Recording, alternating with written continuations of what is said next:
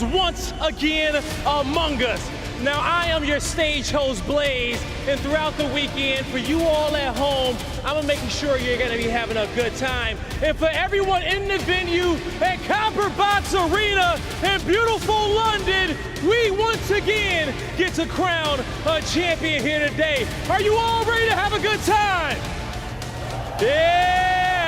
I'm ready to get this tournament started off right, and to do that, I need a little bit of help. Glitter, let's rock. Thank you so much, Blaze. Everyone here in the stadium, make some noise! Welcome to the Apex Legends Global Series Split 2 playoffs. And like Blaze was talking about, we have 40 of the best teams in the world gathered here this weekend to compete for the title of Playoffs 2 champion and lift that coveted trophy above their heads. My name is Glitter Explosion, and I'm very excited to be kicking this weekend off here with you guys and to be joined by the fantastic Spider Tiff and Genome. Tiff, are you ready to be back here and back at it again? Oh, I am so ready. The atmosphere is already electric, and it is just morning time. And as people trickle in, it is going to get even wilder. But this is where dreams are made of. These players have worked through the entire Split 2 to get here and go for glory. And Genome, our resident APAC expert, are you excited to see how the region fares today? Of course I am. I mean, we killed it last time, but you know, it's not just one region, right? We've got 5 here today, and they are all looking to take that trophy. Some have done it before, but some haven't. That's what we're talking about when we say we've got the action-packed weekend. And before we get into it, while you guys are watching all the teams behind us getting themselves set up, first let's talk about how this tournament works. Here's a quick breakdown of what you guys can expect over the next few days. Our tournament will be broken up into 3 stages. We'll start with the group stage, which will be today and tomorrow, then head into the bracket portion of the competition, and then finally close things out with finals. When we take a look at the group stage, it's a round-robin play style, where all of the groups will face off against each other. We'll then end up going into that bracket portion of the format where teams will start to get knocked out. Top 10 from our winners bracket will go straight through to finals, while the bottom 10 will drop down to our elimination bracket. There, the teams will then have to battle it out to keep their hopes of making finals alive. The top 10 from the elimination bracket 1 moving on to elimination bracket 2, where it all comes down to there to get our last 10 finals teams. And then, once we make it to finals, it's of course our legendary match point format. A team will have to first hit that 50-point threshold, and then they'll have to win one more time to clinch the whole thing out. And of course, it's not just the trophy or the pride that's on the line. We have a massive prize pool of $1 million on the line, $300,000 going to first place, Gino. Oh, there's some big numbers up there, all right. That is some big boy bucks on the line here. But not only that, we can also see the breakdown here of the championship points, the points that these teams accrue over Split 1 and Split 2 playoffs that they need to make it to that end of year championship. Because of course we've got $1 million on the line here, but there'll be 2 at least there for the championships. So the top 30 teams that we see go into that, they need to be grabbing those points to make their way to the end of the year. And that's a very good point, Genome, because if your team happens to fall outside that 30 teams by playoff points in order to qualify, your road to ALGS champs is going to get a little daunting. We have the last chance qualifiers that are on the line at that point, where 10 teams from the different regions will advance on, but there are 9 teams that have already secured themselves a position at the champs already. 3 from North America, 3 from EMEA, 2 from APAC South, and 1 from APAC North, and it's Fnatic. All right, well, we keep talking about these top 40 teams here this weekend. Let's take a look at who exactly they are, broken down by groups, and we're going to be seeing groups C and D here in just a moment as they go up against each other. So first, let's highlight groups A and B. Oh, I'm so excited. I look at this alliance immediately standing out. Effect, the man, the myth, the legend has entered the building, and he was giving interviews yesterday, and he was like, I'm just here to one-clip people. Of course, Genome, of course. I'm sure he's going to do that. Some other people definitely looking to be on that train. Fire Beavers, who didn't get a chance last time in Split 1 playoffs. Finally, we get to see what they're made of here in Split 2. Exit is another team I'm definitely keeping my eye on. These guys are just nuts. They've been playing wild compositions throughout this split. It feels like they've been toying with other people, honestly, and they still came out on top. I mean, every single one of our groups has some seriously stacked teams in it. We'll take a look at the schedule now so you guys know exactly what to expect out of the day. We'll be kicking the day off with groups C and D at 10 a.m. BST. Then throughout the day, we'll be getting to groups A and B a little bit later on at 2:15 p.m. BST, and then we'll close everything out at 6:30 p.m. with groups A and C. It's going to be a very exciting schedule for today. I know we cannot wait to get into it, but we mentioned it earlier when we saw those groups. We've got groups C and D to kick things off here. So you think we should start talking about who we're going to watch compete? Look, I think we should. It's about time, right? I'll kick things off, right? I'll go Fnatic immediately. That APAC North team, they won the Split 2 regular season. They also won the regional finals. Now, this isn't the same team that we had saw compete there in Split 1, and I'm really excited, as well as Dreamfire, Complexity, Element 6, kinda. He was an MVP 2 times during the Split 2 regular season. Just a young gun coming in to join the Legend Slayers. And K-Swinny, excited to see what Legend compositions they're gonna be pulling out today, because if I remember correctly, Wig over there with his watch party was actually voting on the Legend compositions that they played in group stage, Gino. Yeah, we saw some fun stuff, Lifeline, you know, plenty of underrated picks, to put it nicely, I guess, coming through. But hey, they made it to the finals lobby, right? Resby! So, yeah, doing really well. I mean, you can see lots of other teams here. Dreamfire finally with their full stack. We do have Peter here as well as 3MZ finally to join Roy, who has obviously made some deep runs so far at the lands. All right, it's evident that there are so many teams that we could talk about here, but let's narrow it down to our individual teams to watch. Tiff, you spoke about him a little bit earlier. You chose Fnatic. Genome, you went with Moist. I chose TSM, but Tiff, I want to hear why you chose Fnatic. Look, they have caught my eye time and time again. I said it earlier, they had won the Split 2 regular season. They won the regional finals. It was just by 1 point though, because North Eption, they're looking pretty hot as well. But the trio of Yuka, Meltzera, Umi-chan, Lovchi, this is really cool, but like I said, not the same roster that we witnessed in Split 1 playoffs. That was Matsutasu, who was previously in that anchor role for the team. But Umi-chan, the longtime IRL friend of Yuka, this is gonna be cool to see how they utilize the camaraderie and bring it to the table. And they were already consistent prior.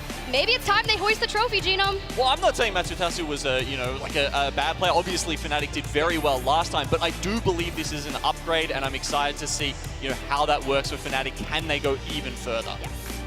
And all right, look, I'm also going to chat about, of course, You have to. Moist. You have to do it. I You do. have to do All right, it. hashtag let's get wet. All right, these guys, they took out the APAC South region.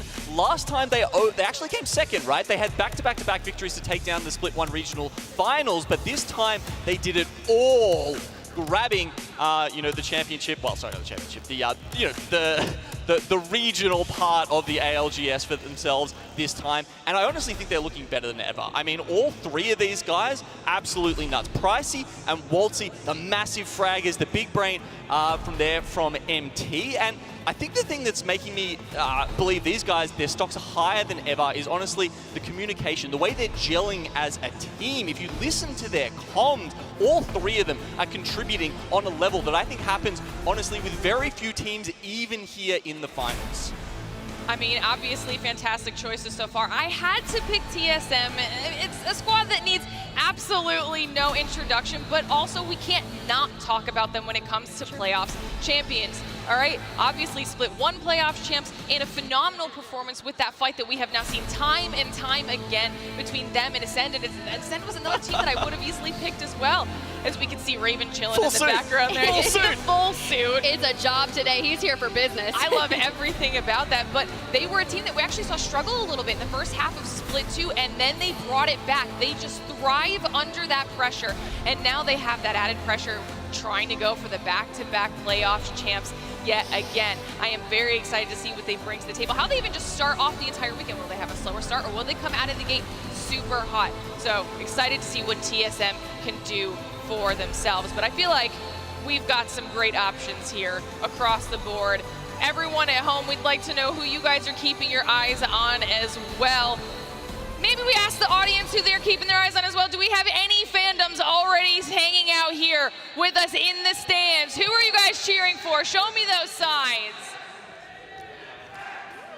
I hear vexed. I mean, let's get vexed, All right? right. They're on a redemption arc. They didn't make the finals lobby. They're ready to do it this time around. It's only up from Here we here. go. We've got Element 6. MDY White MD fans White. have come out in droves here this time. There's an entire section of the crowd for those guys. Lots of Entropic fans up there with the flags on the left side too.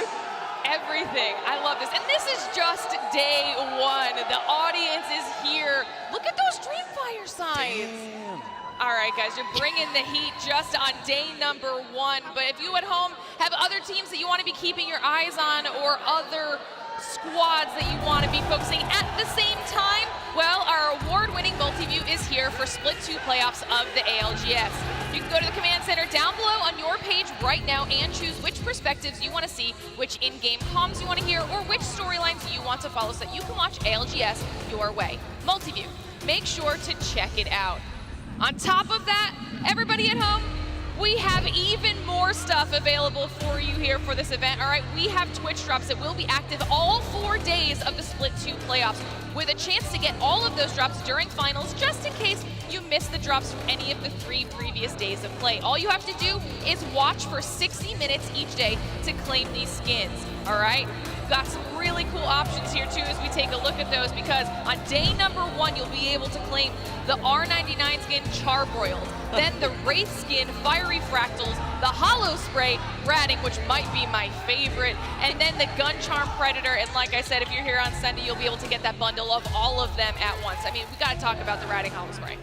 I mean, it feels, it hits home, right? I play a lot of Apex, and I've seen a lot of ratting happen, so I guess maybe if you want to eliminate a rat, you get that hollow spray, you throw it down, assert your dominance a little bit, right? Or you just grab the Charbroiled skin, you sit in the lava, perfect right spot, you know, you put the R99, look up, maybe it's a bit of camouflage. Are you a ratter, Genome? No, Okay, no. I was just making sure. I just want to make sure. I will not be labeled. We'll be watching him, all right, everybody?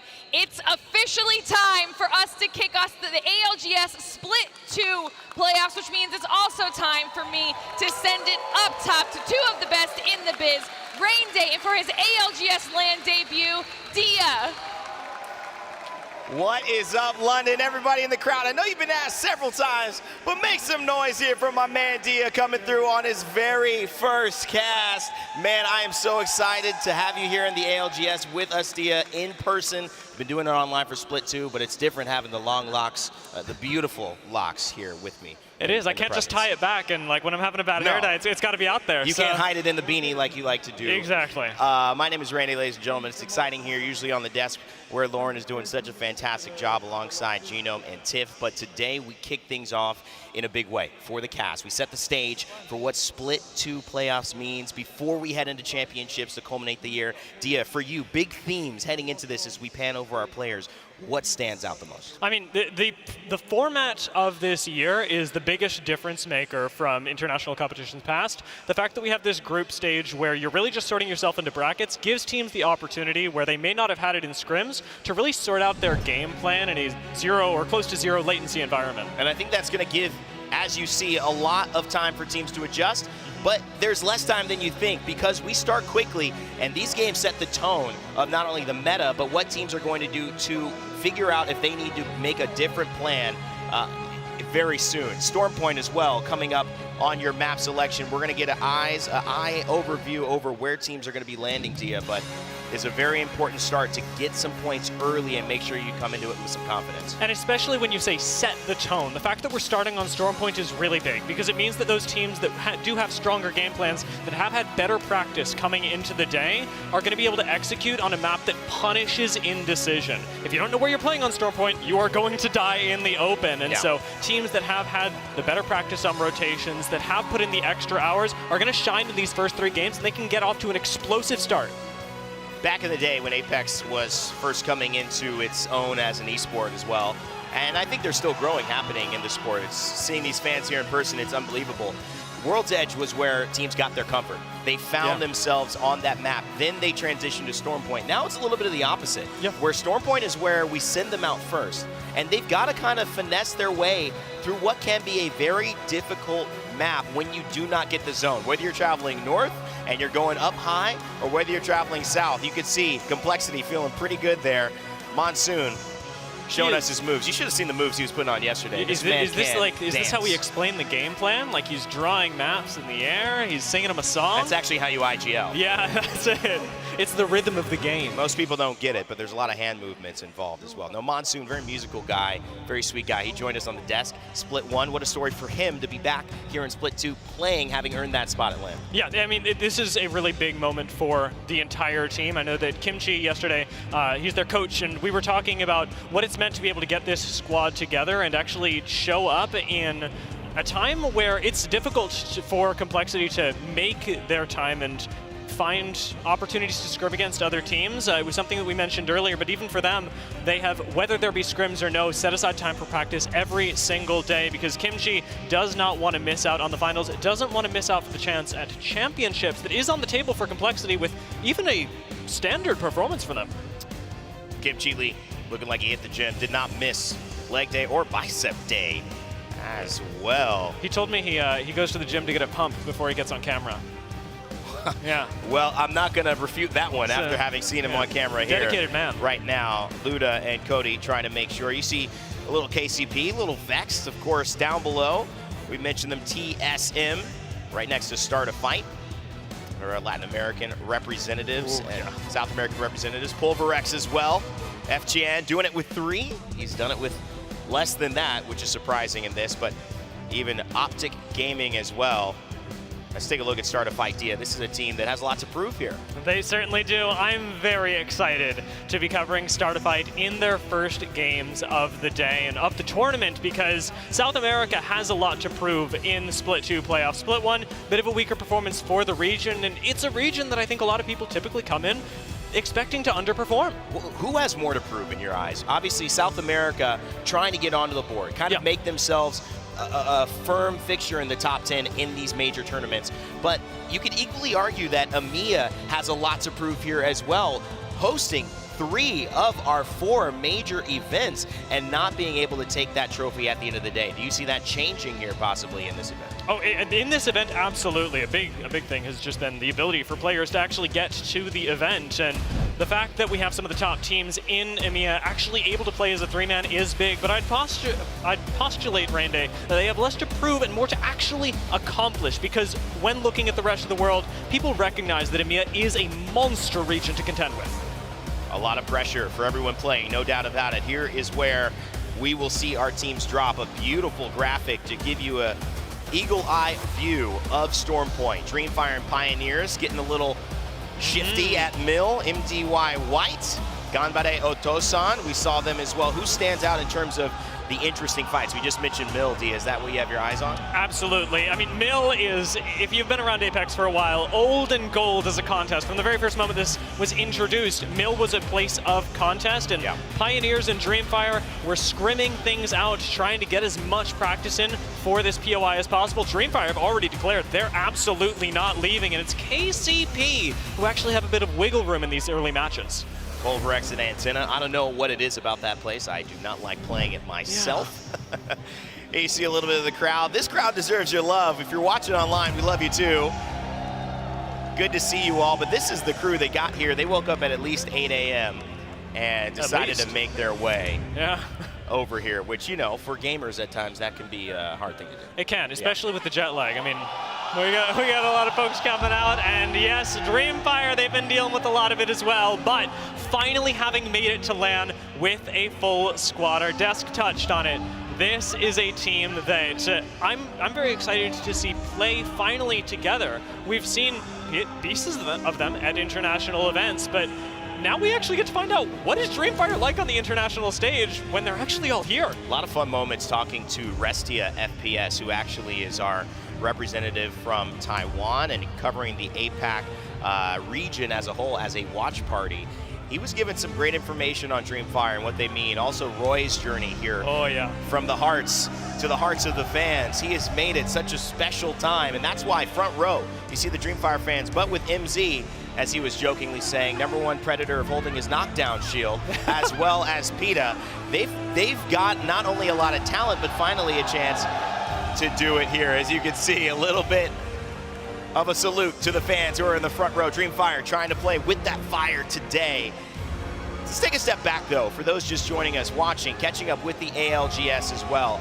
This is what some people kind of considered maybe that start to the group of death. Obviously, you've got repeat winners multiple times over these last few seasons in TSM. You've got Ascend, who were that close to split one playoffs in this building. One fight away. Dia, one fight away, one gravity lift away from maybe coming out a champion. You've got FaZe on the rise for the first time in a while with a whole new resurgence of Snipedown. You've got Vexed having a lot to prove. KCP starting to cook with the addition of Zane, who made his really star-studded debut here, getting that 3-kill that shocked the world. Dia, this is really a tournament that is almost up for grabs for anybody. It very much is, and the adaptation that we typically see going into LAN is exacerbated coming into this one because of the recent changes that we've seen with, of course, the introduction of new legends like Ballistic, but with even the changes into legend balance as a whole, I think a lot of teams have started to take a step back, or some of them doubling down on things like Seer, where Valkyrie has very much faded out of a lot of people's view.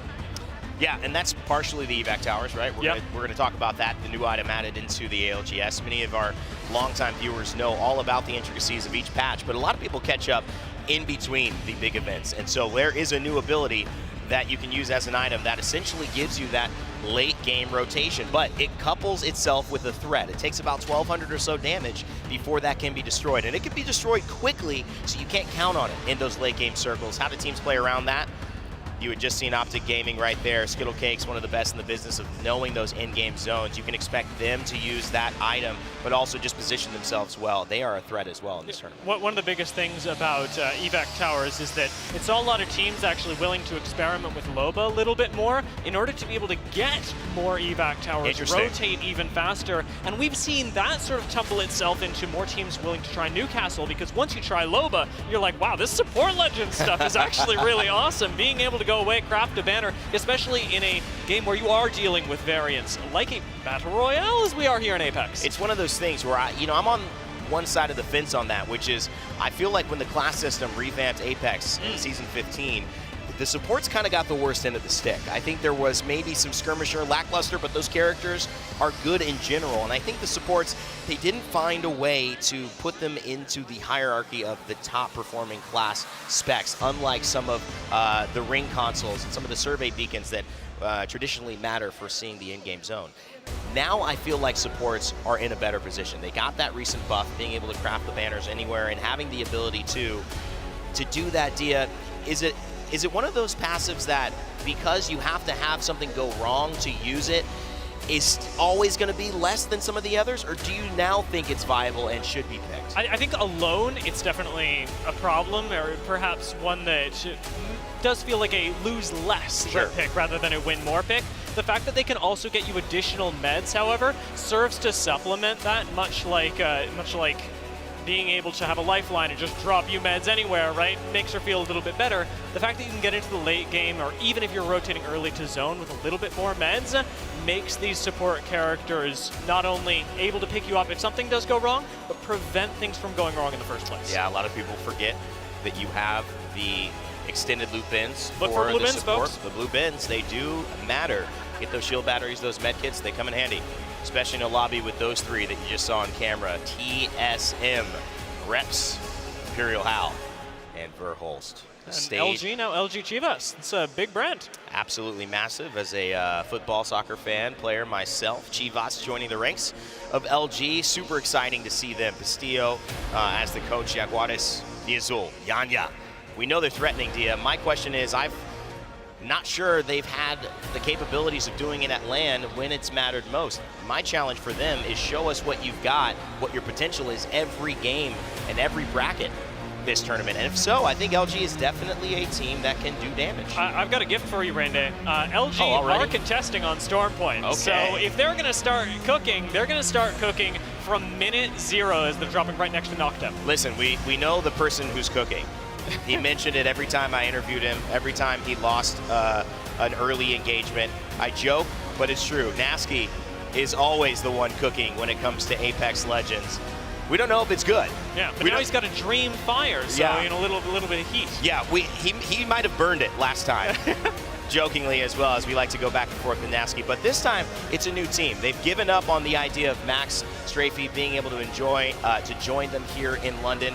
what a trooper, what an amazing player, and just spirit of this team. But right now, picking up Zane, who in many ways, to me, I don't know about you, was one of the, if not the emerging star from Split 1 playoffs.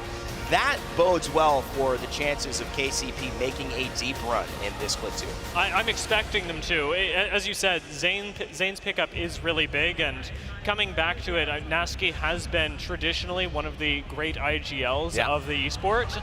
So with his ability to hopefully be able to predict zones, get them some game plans, I didn't catch it. What on earth is Complexity doing? Well, you see MDY White here as well. Look at the support. What is the little brain that we've got here? I don't. It's just great to see it in person. It's a totally different feeling. As we pan to some of the characters getting ready for the game, we appreciate your patience, but sometimes there's opportunity where you least expect it. Moments like this where you might be waiting for the game, I get a lot of information just by looking at the players, because you can tell the different approaches. TSM, been there, done that. Sitting silently, a little smile, they know the camera's on them. Some teams feels like they don't even know a camera's in the building. They're busy doing something else. Complexity, laughing, joshing. MDY White, sitting there, patient. It's a big day for MDY White as well, for first-time LAN appearances, right? Yeah. And that camera is going to be something that can get you really nervous, and I'm expecting it to for anyone that has shown up the first day. Clearly unfazed, though. Some confidence. So is he hungry, or did he eat already? That's what I'm trying to figure out. He ate. Okay. Yeah. Well, we know that there's going to be a food conversation. We don't know which way it'll lean. Another team that you see in the top left corner right there, Riddle Order, coming in with one of maybe Japan's biggest streamers in Yukio. They're looking to crash kind of the APAC North meta that has been Fnatic dominating in their performances again and again and again. They are playing here, so it's a nice clear chance to avoid the #1 seed in APAC North and maybe stand out a little bit more now with Riddle Order coming to play in this LAN. Yeah, they do, I will say, have a lot to go through on Stormpoint, because we already have these big storylines coming from very powerful points on the map as well. We looked out into the eastern seaboard, or no, western seaboard for a little while, and knowing that you've got either Optic or KCP coming from there, you've got Pulverex landing over at Antenna, and then you've got FaZe presumably landing over at Launchpad, although, you know, what's going on with them and Vext, who's to say. Vext, I think, rumored to be moving over to High Point. And I think that was something we had heard backstage as well. We are having some really great talent join us on this event. One of the talent members, Sabs, I know from TSM, people have been rooting for, one of our good friends. She's going to be joining us on the desk and is talking a little bit about maybe why that decision occurred. We'll obviously have to talk to Tyler, Unlucky, and Matafe, but one of the things that she did let on was that they're more comfortable this time around. Vext is a team that has had a lot of fans, a lot of pressure every time that they have showed up. But it was really their first time as a trio in Split 1 playoffs in February, and they didn't get the results that they wanted. They changed their game. They decided to play more macro, more patient, focused not just on the run and gun style at the edge that didn't work out for them. And so now they're coming back experienced, and they're coming back with a better game plan. I have high hopes for Vex, but again, it's kind of like I'm waiting to see it happen, Dia, before I give them any more credit. Yeah, you always get one LAN to figure out what LAN is about, and the other to find out if you can adapt to it in time. Because the tricky thing about LAN is that when you get here, it doesn't play out exactly the same every single time, because you're playing through all these groups and different metas that have come out of each region. And so when you jump in, it's just like an ice bath every single time that you get to London. Well, part of it too is that sometimes these teams do not scrim, and they come in and LAN, and they kind of shake up a plan that you felt was really settled. And I guess for anyone watching, and for us who even try to do the prep behind the scenes as much as we can, is expect the unexpected. Things are always different. They always change as you see more Dreamfire fans rising up. APAC is going to be loud this time around. We're in London, by the way. Yeah. So, you know, APAC is louder than any Europeans I'm hearing right now. I think that may need to change as we head into day 4, excuse me, or Friday, and day 3 and Saturday. Yeah, right now a lot of our Europeans are at work. Dang. You're right. Yeah. This is our work. Isn't that crazy? I'm thinking, why are people not here? No, they have jobs. Okay, yeah. That's cool. They're probably on Twitch yelling they're right watching now, on their monitors. or YouTube. I'm not missing it. They're doing their thing. You get a pass for Thursday and definitely for Friday. But once it's Friday night, Amia, you need to be stepping it up. Oh, yeah. Okay. That's where we're needing the representation, demanding it. Of course, as you see here, guys. I think it kind of leans us to Dia as we look at Moist Esports showing up as well. Pricey, Draugr, Empty, Waltzy, that squad of 4, coach included, allows them to really, I think, have representation this time around that's different. Dark Zero moved over to North America. It's kind of cleared the runway, so to speak, for them to be the dominant force in APAC South. Yeah, it was Moist and Onic that were really just back and forth throughout the season. Moist obviously ultimately come out on top of that exchange, and yet looking at the way that they'll play things out today, I'm curious how their playstyle will adapt into the international stage because they rely on a lot more of an anchor sort of fighting style. They use MT as a way to back up the other 2 members, and while that can be something that other teams have used in the past, we've actually seen FaZe do it previously, using Frex as that anchor. The fact that you have your IGL playing anchor is a very different style than we see from a lot of other teams, and I'm really curious how MT is going to be able to IGL effectively from that position. It actually reminds me a little bit of what we've seen Vexed do and what we've even sometimes seen Alliance do. They're not in this group right now, but Hockey's at times has played more of the Newcastle role. He's played more of these anchor roles in terms of a less aggressive style character, but you've also seen him flip the switch and go onto the Ashes, go onto the Wraiths, go onto something that he can scout actively from, and that's kind of 2 sides of thought in Apex. Do you want, as an IGL, to be doing the move and having your team follow, to scout, have your team back you up, or do you want to have the general's perspective, the POV of what everyone else is doing, and send your troops out into the battle, send the gunners out, the fraggers out, tell them how to micro while you stay back safe, able to adjust. And this was something that in North America, Phony became really good at. As soon as Seer really started coming up and IGLs were like, oh, I want to play this Legend, I get so much information for free. And he picked that up and was able to really effectively communicate to his squad exactly what he needed. With the way that Seer has changed, I know that FaZe as a whole are trying to move back into that old but gold style where they use Frex as the anchor, where they play their own game, and yet with the changes to Seer, I don't know how that'll look for them at international play.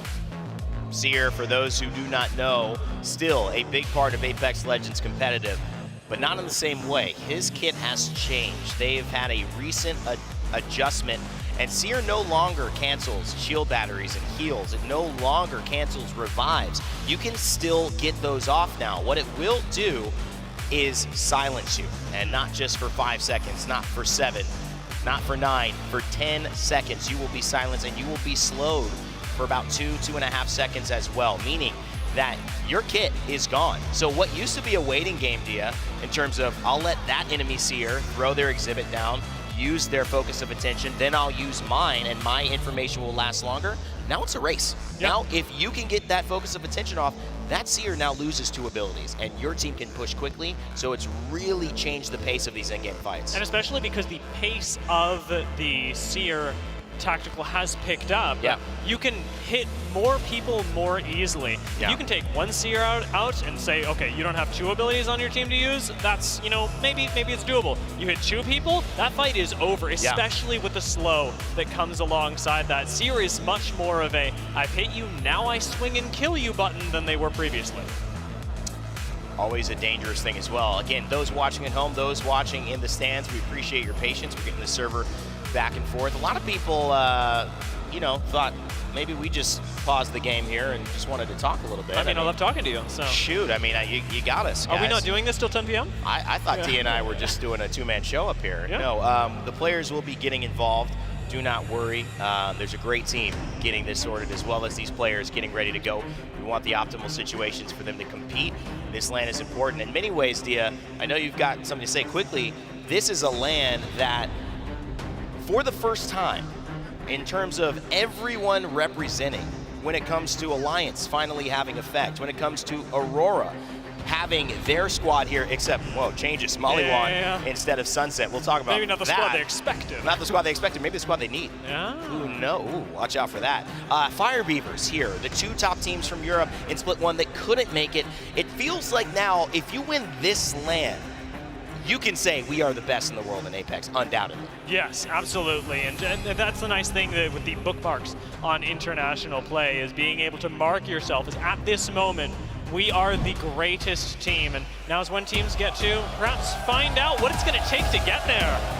And the crowd in London lets you know they're excited. So are we as we head into game number 1, match 1 of our Apex Legends Global Series. Split 2 playoffs here in the Copper Box Arena. Dia, always a pleasure, my friend. Let's get to it. I think Mill, baby. I think we talked enough. It's time to see the players take flight. And by flight, I mean down from the dropship and onto the landing zones here where they have claimed. Will they stay claimed? That's what we're about to find out. We mentioned that the fight at Mill could be occurring, Dia, as we take a look at the map. What stands out here? Where are we looking? Well, mostly it's standing out that the fight at Mill isn't really happening, nor is Thunderwatch and Stormcatcher, where teams have chosen to go their separate ways. Fury is still going to be claiming Lightning Rod, as well as the no-name village just over to the south, but no early blood. You can see this is Noctum already in the mix of a fight, and this is that Mill engagement. 3MZ, goes down. And that's KCP and Zane and Nasky and Serdell looking to take down Roy. Maybe he can get away. Not the start Dreamfire wanted, but these are the things that can happen when you contest. So the Mill early on goes the way of Pioneers, 2KP to KCP. It's exactly what they were hoping for. However, over in Barometer, we've suffered some losses as well. It's a change up from Noctem, taking them out of Fish Farms, where they would have been contesting up against LG, and putting them straight in the center of Barometer. Pioneers, a team we had mentioned at the outset, coming in now with a full squad almost for the first time. It had been questions of if Max Strafey could join them. That question was one they stopped trying to answer.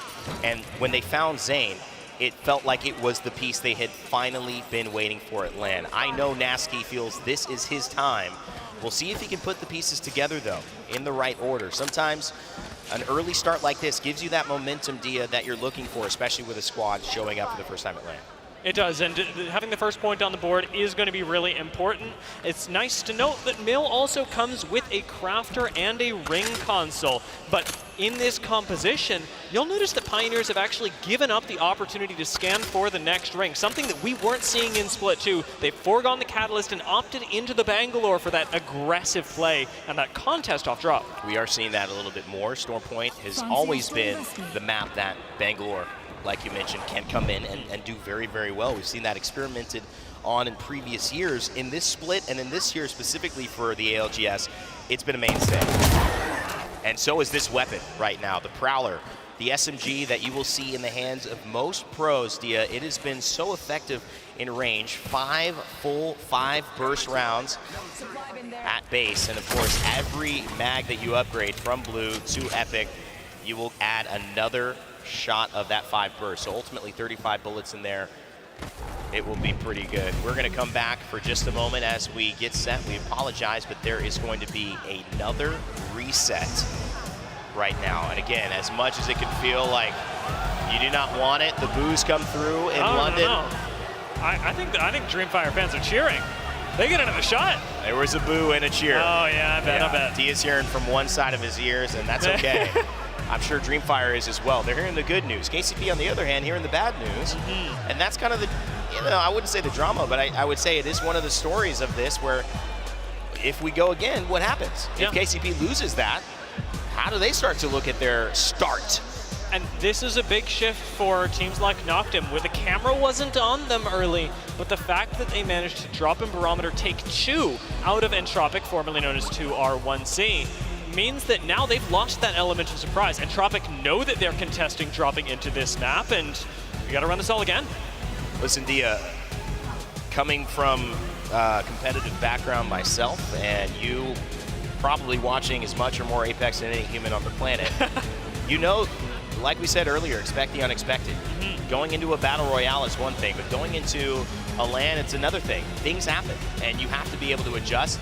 Part of why I focus so much on the mental side of things is because this honestly pisses people off. Yeah. It gets in their head, and the experienced competitors know this is what to expect. Sometimes you have to reset. Sometimes you get a good start and you got to go back and do it again without the lack of surprise. Some of the newer teams, though, they might get flustered, and that's what we're ultimately trying to figure out, who is going to show up and kind of make this moment theirs. It's not easy, but that's the task handed to them at this land. And this is why having a solid off-drop strategy when you are contested matters so much. Yeah. We saw KCP go for that for the far flight to get a little bit more equipment before they had to engage in the fight with Dreamfire, and it worked out really well for them. They've been actually scrimming this contest for days now. Dreamfire know what's coming for them. We're going to be running this again and again and again, because having talked to Dunaski just yesterday, I think he said that there was a snowball's chance that they were giving up. Listen, D, if we ever need to start a podcast, I know we'll be able to do it. This is the first episode. Yeah, this is the first episode. We'll be right back. We're going to get this sorted out and make sure when we come back we are ready to play some Apex. We appreciate your patience. We will see you very, very soon.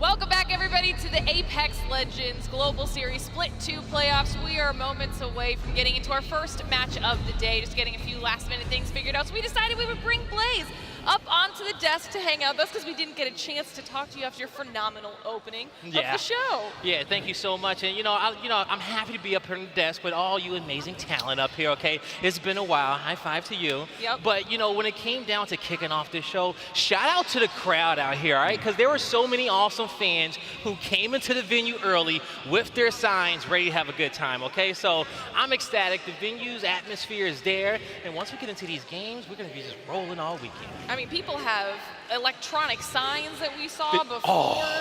It's The insane. Dreamfire signs are sick out there. I gotta be honest with you. All right, now let's talk a little bit, because we got a chance to obviously hear from Gino and Tiff before when we were talking about our teams to watch. I want to ask you some teams that you're looking forward to watching compete here this weekend. Oh man, you know what? So for me, I'm not gonna lie, I'm NA biased, okay? So you guys can get me on that one later, all right? But for some of the teams that I'm looking forward to, has to be Pioneers, LG. Okay, those are two my squads that I would love to come out here and perform well. Okay. Outside of that, I'm thinking again TSM. They'll be great as well. But I did get a chance to talk to Nasky earlier, just because the simple fact is that they had never played Dreamfire before when it came down to contested mills. So once we got that kickoff before, they had already got reps in the day before. So it was interesting to see how all that extra time kind of really paid off in that early contest. And when we get that restart, we'll see what Dreamfire is going to do. Yeah, we heard, we were all talking about before we even came in today, we heard Rain and Dia talking about those contests on those drops. I mean, that's something we're definitely paying attention to. I mean, run it back, right? I'm ready to see. And if it didn't turn out favorable for you for the first time, you kind of just can take a breath, take a breather, like we all are, and then we'll witness it again. Yeah, I mean, we saw it was, I think it was Noctum versus Entropic over at Barometer was one of the contests we were seeing there. Looked like Noctum got run out. They were, I mean, on the map that, you know, shout out to Sven, always helping us out here, NRG's Analyst, posting those drop spots. Had them originally going down to Fish Farms, but it looks like they are going to be contesting Entropic at Barometer. So yeah, of course, with the match restart, they get to have another shot at that. It looks like they got pushed down onto that very southern island. So Entropic, not quite, you know, clearing the 3v3, but certainly coming out on top there. And then we're talking a bit about that, the Dreamfire coming up against KCP over there at Mill. I mean, Dreamfire is someone we've been watching in Apex South, obviously. This split, we just talked before about them having their full roster back, but it's been interesting because they've had a bit of an identity shift over the last split or two. They were historically this immensely aggressive team, and they've sort of shifted a bit more to, you know, focusing on the macro a little bit and making sure they're getting into the circle as well. But just having a chat to them yesterday, we did hear them. There was just a suggestion that Pete might be going back onto the core stick, and he was playing it way back years ago before anyone was, when they were one of the teams who could make that work. So I'm really excited to see if we get that pick back in action. Oh, that sounds toxic. We're going to have to talk to Vicky about that one. I don't think Vicky will be too excited if she sees a Caustic pop up back on this map. How do you feel about bringing Caustic in? You know what? Yeah, when it comes down to Caustic, you know what? I don't mind it too much, okay? It's annoying to play against, but, you know, when it comes down to my crypto, okay, you know, I can get in, you know, use my drone a little bit, use that EMP, get through, you know, easy breaks there. But, you know, at the end of the day, you know, Caustic, he provides great content for the ALGS anytime we see him, even if you like him or you don't. Well, he's definitely better on World's Edge than Storm Point is what I'd say, right? So maybe less likely to see him here on this map. But, you know, when we get down to those late games, is almost just invaluable.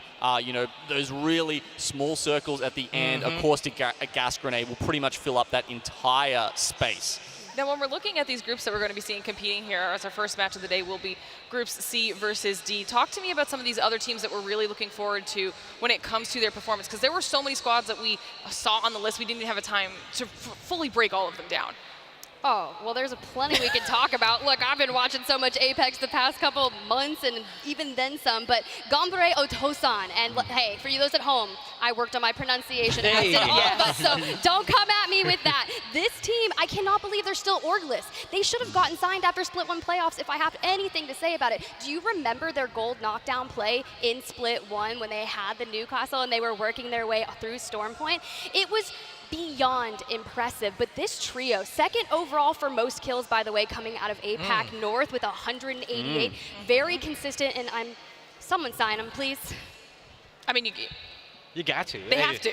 Okay, the stats speak for themselves right there. That's what I'm saying. And obviously we're focusing pretty heavily on those APAC teams, so let's also talk about some of these other regions. I mean, I think one of the teams that jumps to mind when we're talking about these two groups, for me at least, is Optic Gaming. I think we should touch on them here just a bit. Blaze, while we still have you up here, how are you feeling about Optic? You know, when it comes down to Optic Gaming and we see their performance there from their last split there to NA, they are one of the most consistent teams that we have there, especially when it comes down to their average kills per map, okay? Typically in like the top 3, top 5 for mostly all of them.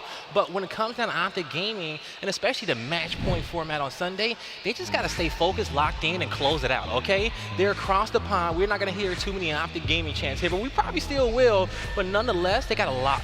Look, I'll chant it. Let me just tell you, I've been watching. They don't stream very often when it comes to scrims, but I did tune into a couple times, and honestly, the comms were a little heated, but the moment they resolved that, turned off the stream, dropped an immediate 16 elimination game. So I think they are so crazy good. All about their business. Yeah, we're talking about the addition, right? They're no longer playing with Duplex. That had already happened. Dropped is on the team. I think he brings an entire another level. I think he's great, and it's been a really needed change for Optic, right? It feels like this lane could be the redemption arc for Optic Gaming. That's where I see it going. Back in Sweden, obviously, they were crazy. There was a lot of people saying they were the best team at that tournament when they were just running through people.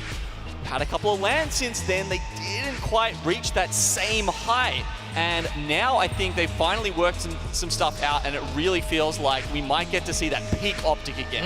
That sounds good. I mean, I would not be mad about it. Like I said, there's so many teams here that we can chat about. We're going to continue doing that for a little bit while we continue to get match number 1 set up and ready. And one of the teams that I wanted to touch on too, see if we could have a little bit of a discussion about specifically, I'd mentioned them when we were talking about our teams to watch.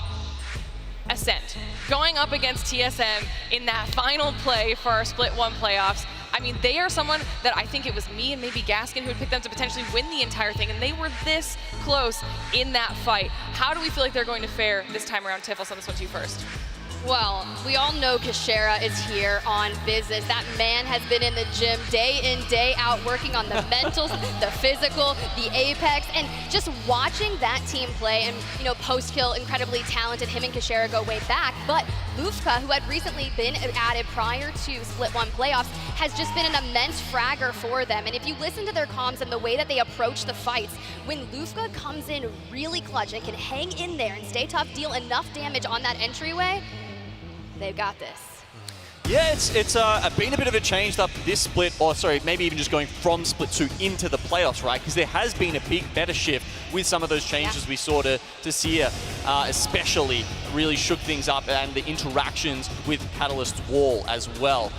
You know, I think it's made how crypto fits into a comp differently. Right. Obviously with Ascend using that previously, that's might change up how, you know, we see them approach this LAN, and that's definitely one of the things I'm going to be looking out for to see if they can adapt to that playstyle, because so many teams relying on the Seer wall and the Seer ultimate, the exhibit, and the catwalk combo during the split. Everything's changed now. We've really had that time between playoffs and the split here.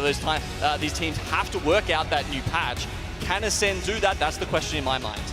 All right, now I heard, Tiff, I heard you mention, and I want to ask your opinion on this too, because we heard Rain Day talking about it before we went to that break here. As a former pro yourself, Blaze, how important is the mental when it comes to situations like this where you have to keep yourself in the zone? Yo, it's super important in these cases, right? And, you know, as you're coming to this event, you're trying to put yourself, especially in scrims, in so many scenarios where it's like, okay, this is going to be tough, okay? We want to have perfect practice right here. We don't want to just come out here and win scrims. We want to intentionally put ourselves in difficult situations, so in case you face it here on the main stage, that you're able to get up out of this. Now, just walking around the back, seeing the players warm up, even getting at the LAN centers, everyone is extremely focused, okay? They know that this is business. They understand the pressure of the ALGS. All right, well, we said it was bound to happen soon. Match number 1 ready to go. Rain Day and Dia, it's back to you. Let's go. All right. Vamos! You sure? You sure? Lauren? Okay. All right. She doesn't know. You.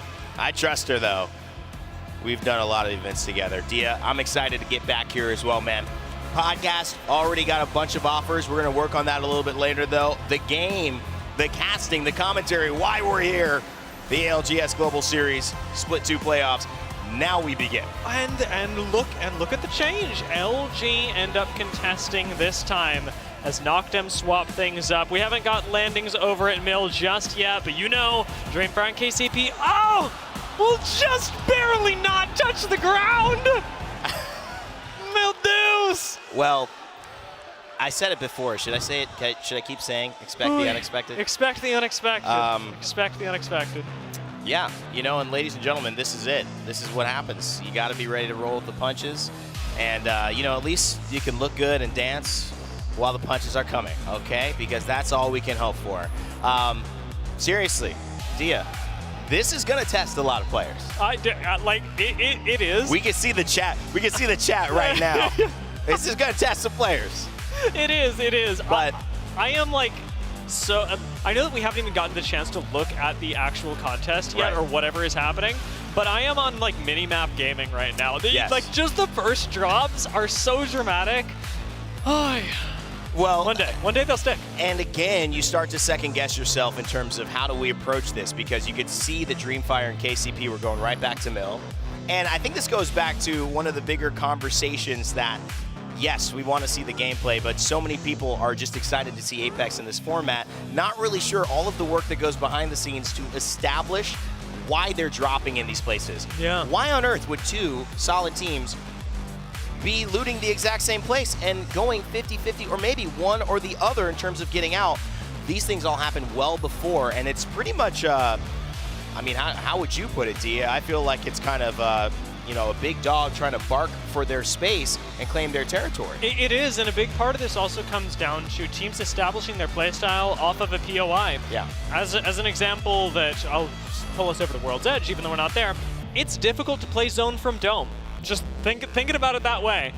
there are POIs and POIs that have specific kinds of loot that draw people and teams towards those POIs so that they're able to play their best game. If KCP and Dreamfire are contesting at Mill, it's because they believe that's what's going to win them the playoffs, not necessarily what's going to win them this game. Meanwhile, let's take it up a little bit more north. If we start looking at teams like TSM, and we wonder, how do you feel with a team coming in, having won Split 1 playoffs, going into day one, game one? Is this something that you almost just roll with whatever happens, it's easy, it's light?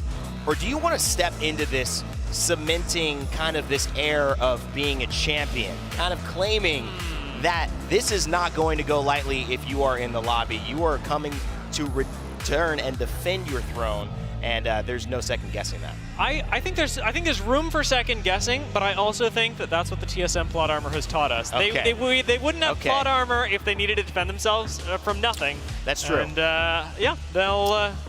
I don't expect a great, like a stellar day one for them. I expect them to be middle of the pack. Okay. And we'll see what happens later. Listen, you know, I happened to speak with Hal a little bit earlier this week. I'm not going to say why, but seemed like he was in a good mood, good spirits. Another guy that, you know, you have to look out for, that we saw an image of, but not necessarily have spoken about here, is Furia. His Watson. One of the biggest names in Apex. Their rivalry, Hal and Watson, kind of got overshadowed by Hal and Sweet over these past few months. But Hal and Watson really had this wonderful moment in Apex where Watson was coming out of nowhere and running the tables of Apex Legends ranks, really showing to other people that he can get 9, 10, 11,000 consistent viewers across Twitch, blowing these numbers up, and also beating Hal. And Hal tried to catch him in that race. His Watson would not let it happen. Ends up showing up and taking second place at championships after qualifying in the LCQ, which we will have the week after this event ends to qualify for championships again, and some teams will be trying to get into that. But what a story to come in out of nowhere and have this happen, and now the team that he's put together with Panders, with Zara Tricky, they are fraggers, and I think the Seer meta with Bangalore, with Little Horizon, this is what they've made their money with. It is, and what really stands out about Furia is the way that they've been able to stay near the top of the leaderboards ever since that big performance at Champs, and in a way that not many teams can do. I got the chance to speak to Zara, I think it was just before Split 2 kicked off, and he talked about the way that their IGLing style works, and it's not traditional at all. This is a very democratic squad, and for a team that is making very fast decisions on edge in a high performance level lobbies, that's difficult to pull off, and Fury are somehow just able to do it. Like they whip him out of ranked and they go, you know what, we're just playing a style that nobody else is. I feel like Hal gave up on a democracy a long time ago. I think he's been trying to be king, and it has worked so far for Reps and Verhols. Let's see if that continues. We'll be right back. We're getting set. We're going into the game in just a moment.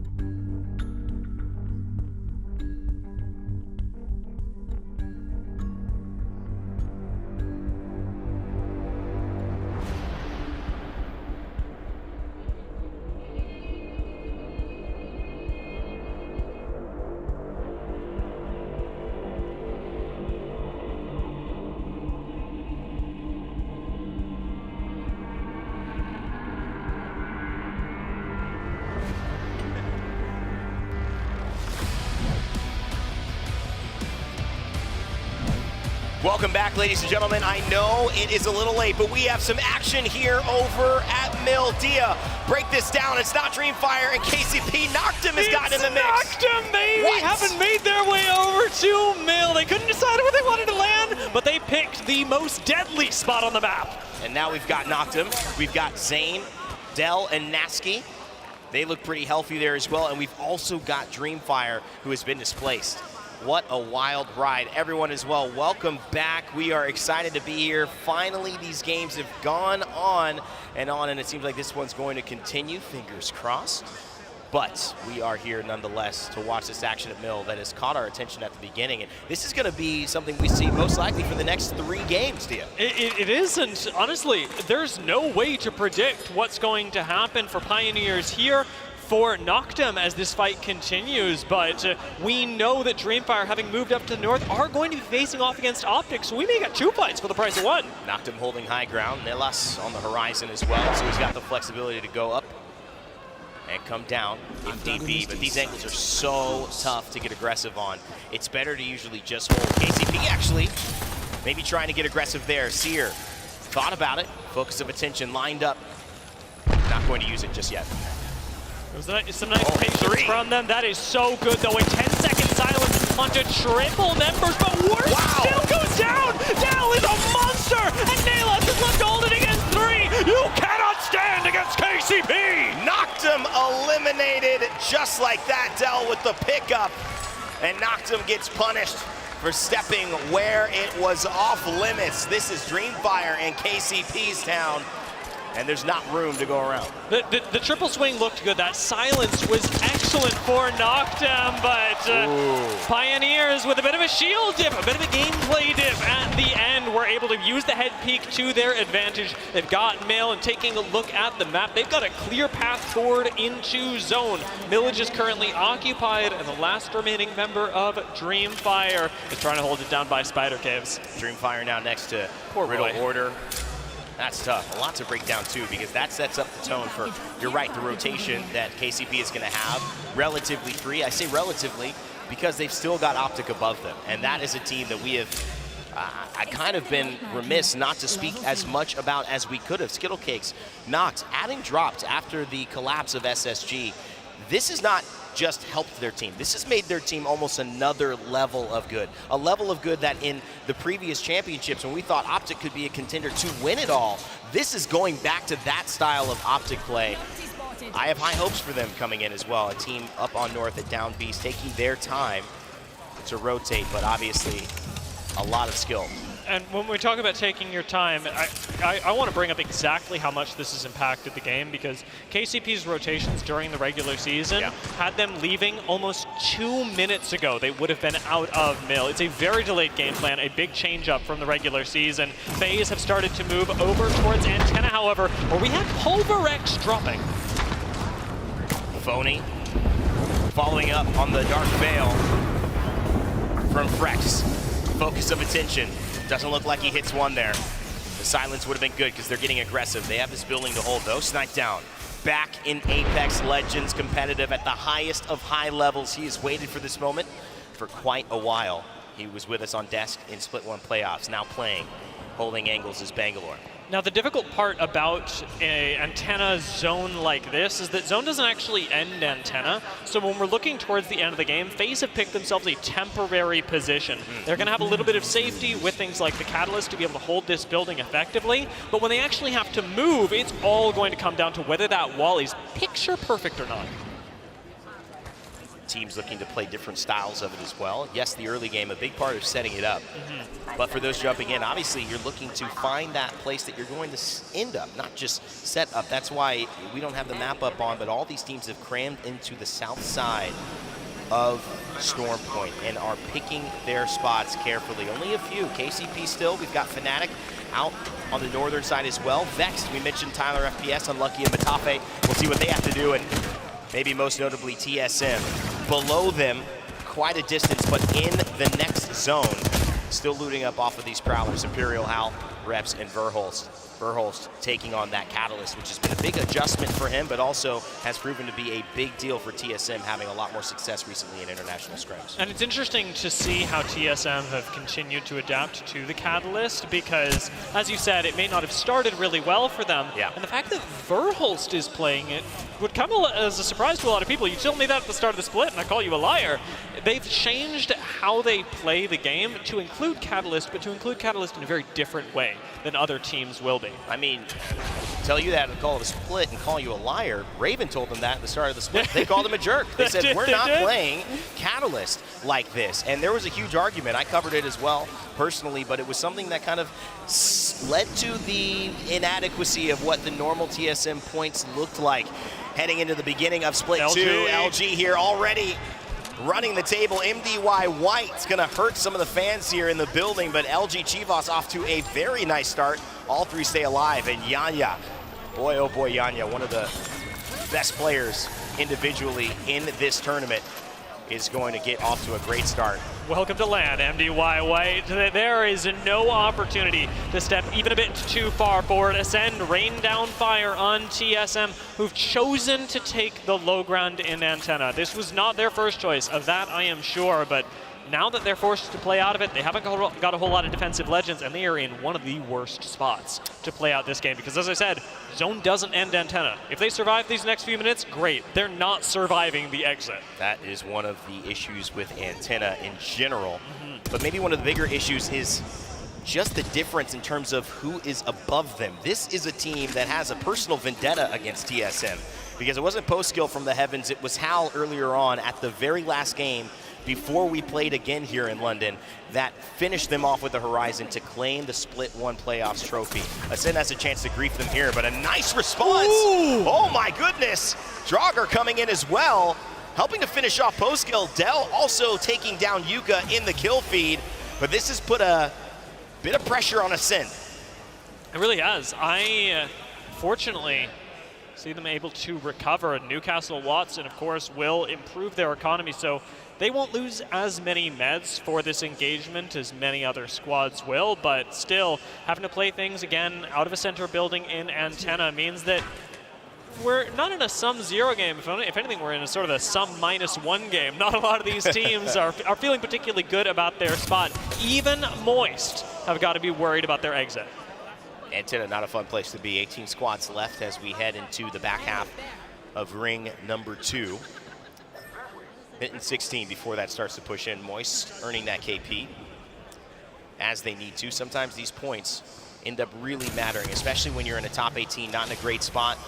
You're gonna have to move from Antenna, like you said, so getting KP here may be the points that they end up with for the rest of the game if they're not able to find a spot late in the zone. I'm thinking as the zone will progress, we're gonna be paying a lot of, oh my lord, okay, attention to the Fast and the Furious. More furious than fast. Maybe fast if you talk about how quickly Pioneers melted the health bars of Yuka and Umichen Lavchi, as well as Meltisera. Pioneers off to a great start, but how could you not? I mean, maybe the only team that's been tested in the same way again and again to start this lobby, now for the third time, able to jump in, have that early engagement, come out on top. They're feeling confident. They are, and they should be. Fnatic is a team that many will recognize from lands previous, and they have an argument for best squad in the world. So as we move in, the fact that they were able to repel that push is good. KCP, I think, probably feeling a little bit of the land sweats. They had a late rotation, didn't want to push that even after they destroyed the shields of Fnatic, and it's nerves for sure. Well, they've got 5 KP, not too bad, nothing to slouch at as well. We'll see if that continues for KCP or if that's just something they'll get off drop. It's good to see them changing their ways though as round 2 begins to close. Optic Gaming rotating in on the northern side of where the zone will end up. They are in zone right now. Fnatic, Vex also not in zone. Vex, the team we haven't seen yet, but they've been slowly creeping their way down south past Cascade Falls, possibly running into Fnatic shortly here. But on that rotation, you're also seeing an interesting one. Dreamfire at Barometer and KCP running into them. Also, this could be interesting because that could force a rematch from the early drop. Yeah, we have a surprising amount of squads that are rotating in from the south, and Optic get to play either side of this equation. They have the option to move in through Antenna and try and cull all of that, or run through, sprint through even the squads approaching from the south. But I'm gonna toss it to one of your favorite teams. LG Chivas are in a great position. Zones like this, as we said, aren't going to end Antenna, and this time we're pulling further to the south, up on the hilltop, right by the respawn beacon, just north of Gale Station. It's picture perfect. It's where LG Chivas set up, and it's where they're going to stay. Optic Gaming and LG Chivas go back a little bit. Earlier on in championships, when we first started LAN, it had been the Split 2 playoffs in Sweden. We had about 960 days or so before we had an Apex LAN, so a lot of people were wondering what would happen. We ended up having the story of Dark Zero start there. It continued in championships, but in that fountain fight, that classic fight that Zero took to help get them that second win in a row and win champs, hoist that trophy, it was LG Chivas and Optic Gaming. LG Chivas on high, Optic Gaming down below. That could have put an end to it. So these two teams have tasted it. They've tasted that moment. They've tasted those big moments. Both teams have had a hard time getting back. I think LG Chivas, if they continue to play zone and be in these smart spots, they've got the firepower to be able to contend with anyone. That they do, and the fact that they're approaching from opposite sides of the map should scare all of the sandwich squads the center of that, because surviving that is going to be very difficult. We've got another squad approaching from the south, however, is up on the hillside by Gravity Cannon. Complexity have set up, and you are seeing the monster that is going to come out of Barometer and the southern rotation, perhaps including, as we said, Optic, but certainly and surprisingly including Dreamfire, who have made a full recovery. Phenomenal resilience from Dreamfire. They knew what they were going to be facing. They didn't know they were going to be facing Noctum as well. And it is KCP doing a little bit more of the griefing, zone hitting, PETA 3MZ, as well as Roy. But they are still alive, like you had mentioned. How long will that last? The longer it seems to go, the worse their odds tend to be. But Riddle Order, a team that is maybe found close to a spot that in some zones you could see possibly got spot, Dia. This one they're going to have to rotate quite quickly, and in a few seconds, it's going to be a little bit of chaos. They certainly will. Big fight breaking out, however, onto the Pioneers as they take the rematch up against Dreamfire. It's an easy dodge up on the gravity lift, and I'll be honest, they don't even make this look difficult. Not even hard at all. KCP doesn't sweat. That is 8 kills, 8 points for KCP overall, 6 kills, I believe, that Nasky has had a hand in. They are looking strong. And when you talk about what does Zane mean for this team, it seems to mean a whole heck of a lot, Dia, as round 3 comes to a close in 5 seconds.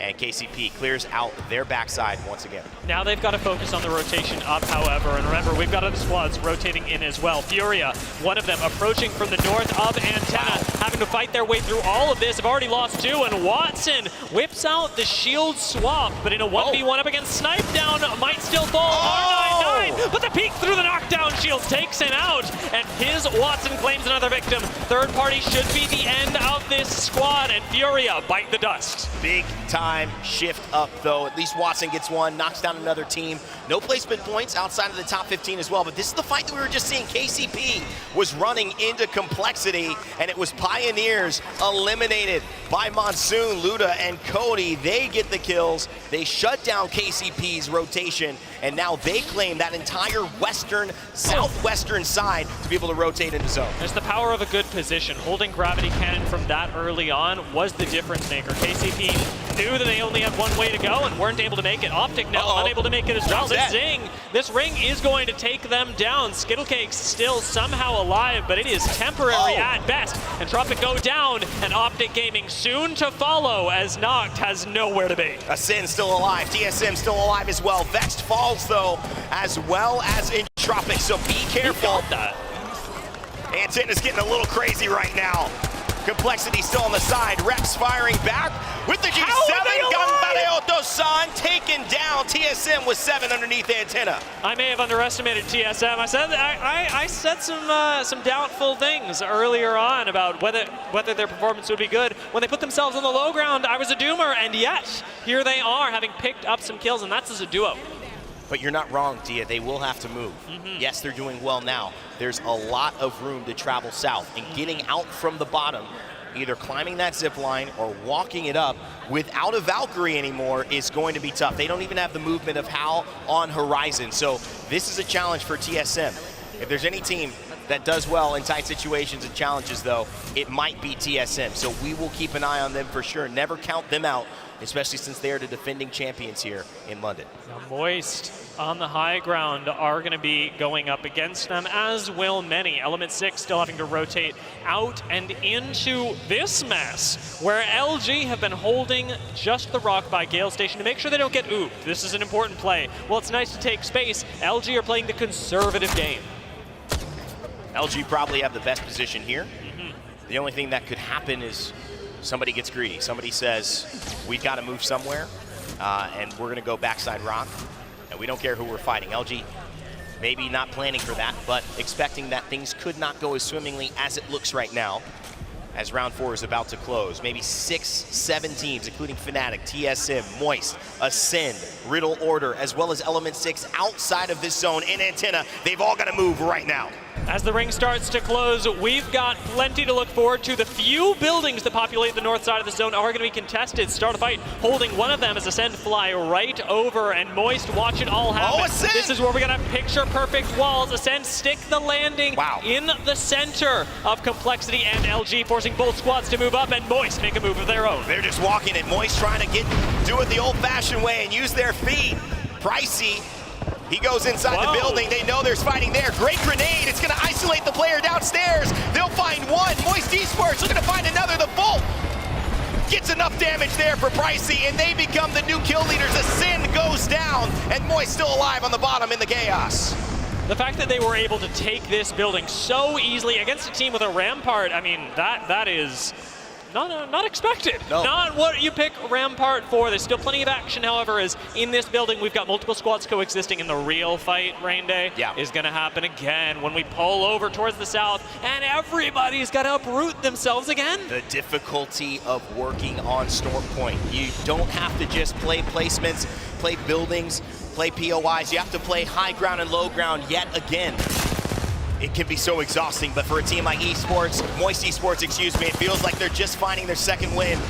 MT low on blue shields, but he's gonna get another purple real quick as he swaps that one out.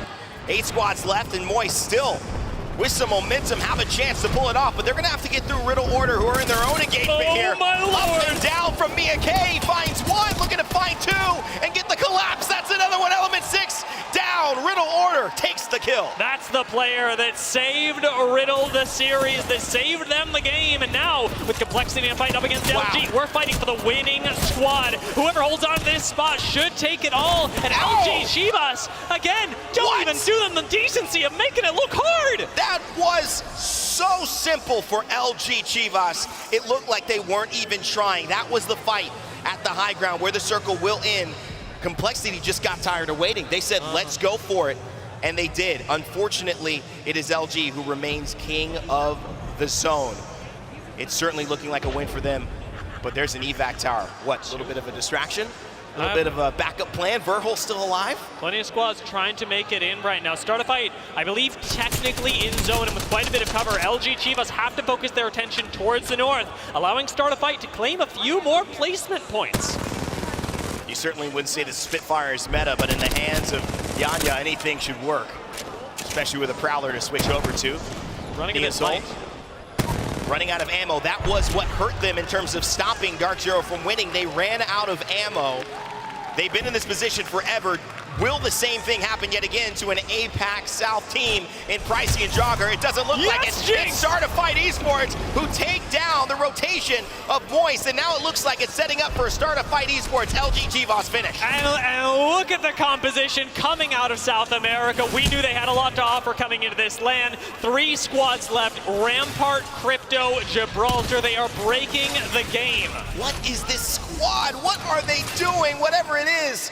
The rest of the lobby wants a little bit because top 3, 9 points already, and a great position, at least for now, has put Start a Fight in the conversation. But Pricey and Jogger, they've stayed alive.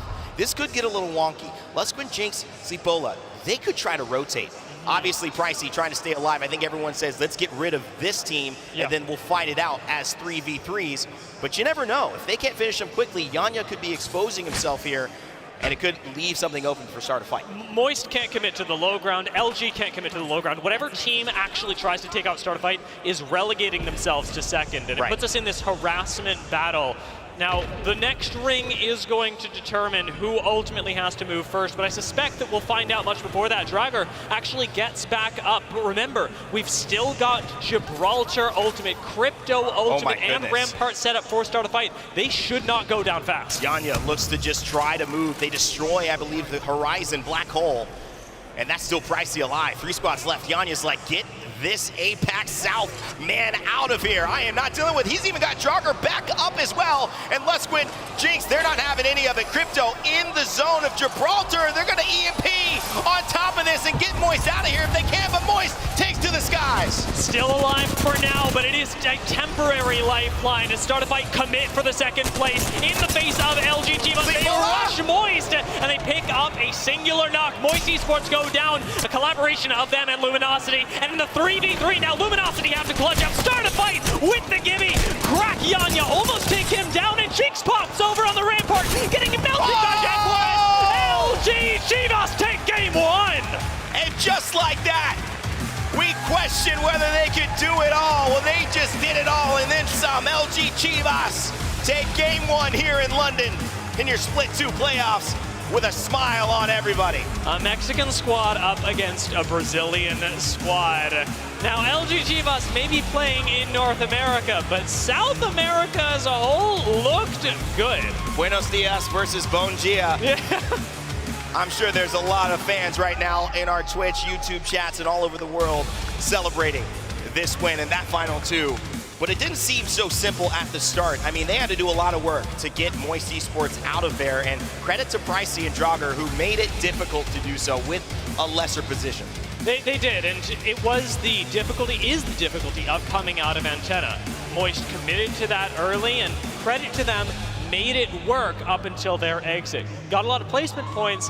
I'm not sure how many kill points they actually picked up in that, because while they cleared out an entire building, there were plenty of squads that fell alongside them. I'm suspecting that they landed themselves top 3, top 4, but it's iffy, especially with the amount of kill points that other teams were grabbing. One of the things, too, Start a Fight probably would want back as we take a look at it in a moment here, but they're playing Rampart, right? Yeah. They have to get in their mind that it's a little bit better if they're the ones teams have to approach. They had to kind of get aggressive, and it seemed like at the moment where there was a choice to be made, they chose to simply push Moist. Was that the right decision, though? Should they have waited, let maybe LG do that? Because if you do, sure, LG could get an engagement, but you risk Moist trying to push Start a Fight. This is where the ring really comes into play. Start a Fight had to go forward, and it was a question of what risk they exposed themselves to. Once you sniff out that it's a duo that Moist are playing with, it's a lot easier to secure yourself second there than gambling on taking out a trio in Luminosity Gaming. Let's actually take a look back at it. Yeah, it's perfect. As we started, LG Chivas bringing in the Chivas to the Split 2 playoffs in London, now also bringing in the style points, 16 to start it off. They probably ended up with about a 22-point game here after finishing off a few, but as you can see, Dia, they're throwing everything, the cart, the horse, everything to try to get these squads out. Doesn't work, but look at the room Jaguares has to play from. There's a bit of an identity crisis happening here. Now that I take a look at the play again as well, start a fight, commit to the Gibby bubble into Rampart setup, and then come out of that commitment after using Crypto Ultimate to uproot Moist. So not really playing to the best of their legends and making calls in the moment. It's what it's going to come down to all the time, but having seen the play, it certainly helps you understand the dire situation that Start a Fight we're in. Well, you know, you do kind of say the fact that they have to use that Crypto Ultimate to get the most out of it, I think it's smart to use it onto Moist. The issue is, do you have to Gibby bubble for that? Maybe Rampart walls were down. They were getting pestered from afar. Maybe they didn't have time to place it. Gibby bubble was just fast. Guaranteed they lived through a few more seconds, and then they were able to get their EMP off. I'd rather have a bad EMP and a bad bubble than no EMP and no bubble at all, because we tried to do too much and get too much value and got peppered out in the open. Yeah, that's my problem, right? When you're in a situation, as these end game circles tend to be, putting too much on your plate can be your downfall, and certainly was in many ways. However, a second place start is really not bad. Luminosity are going to be very happy with their first, but start a fight. Again, coming out of South America, a region with, as we discussed, a lot to prove. This is basically the dream scenario for them. There's nothing more that they could have done to start this tournament than that, to put themselves in the conversation. And I think this is exactly what you want, to be in the conversation of teams we're looking at LAN. South America, undoubtedly, they have the least representation here. They've got the least slots and spots here. I believe it's 4. And they've found a way at this point to try to lift themselves up in the best way that they can. Obviously, LG Chivas, Mexican team, but playing in North America, so not counting as a slot, but certainly Certified Esports. Fantastic performance from them. We are going to a quick break, ladies and gentlemen, but the question is this the tournament that LG Chivas finally show up? I certainly hope it is. They've got the potential. We'll see if they follow through. Game 2 coming up with the results.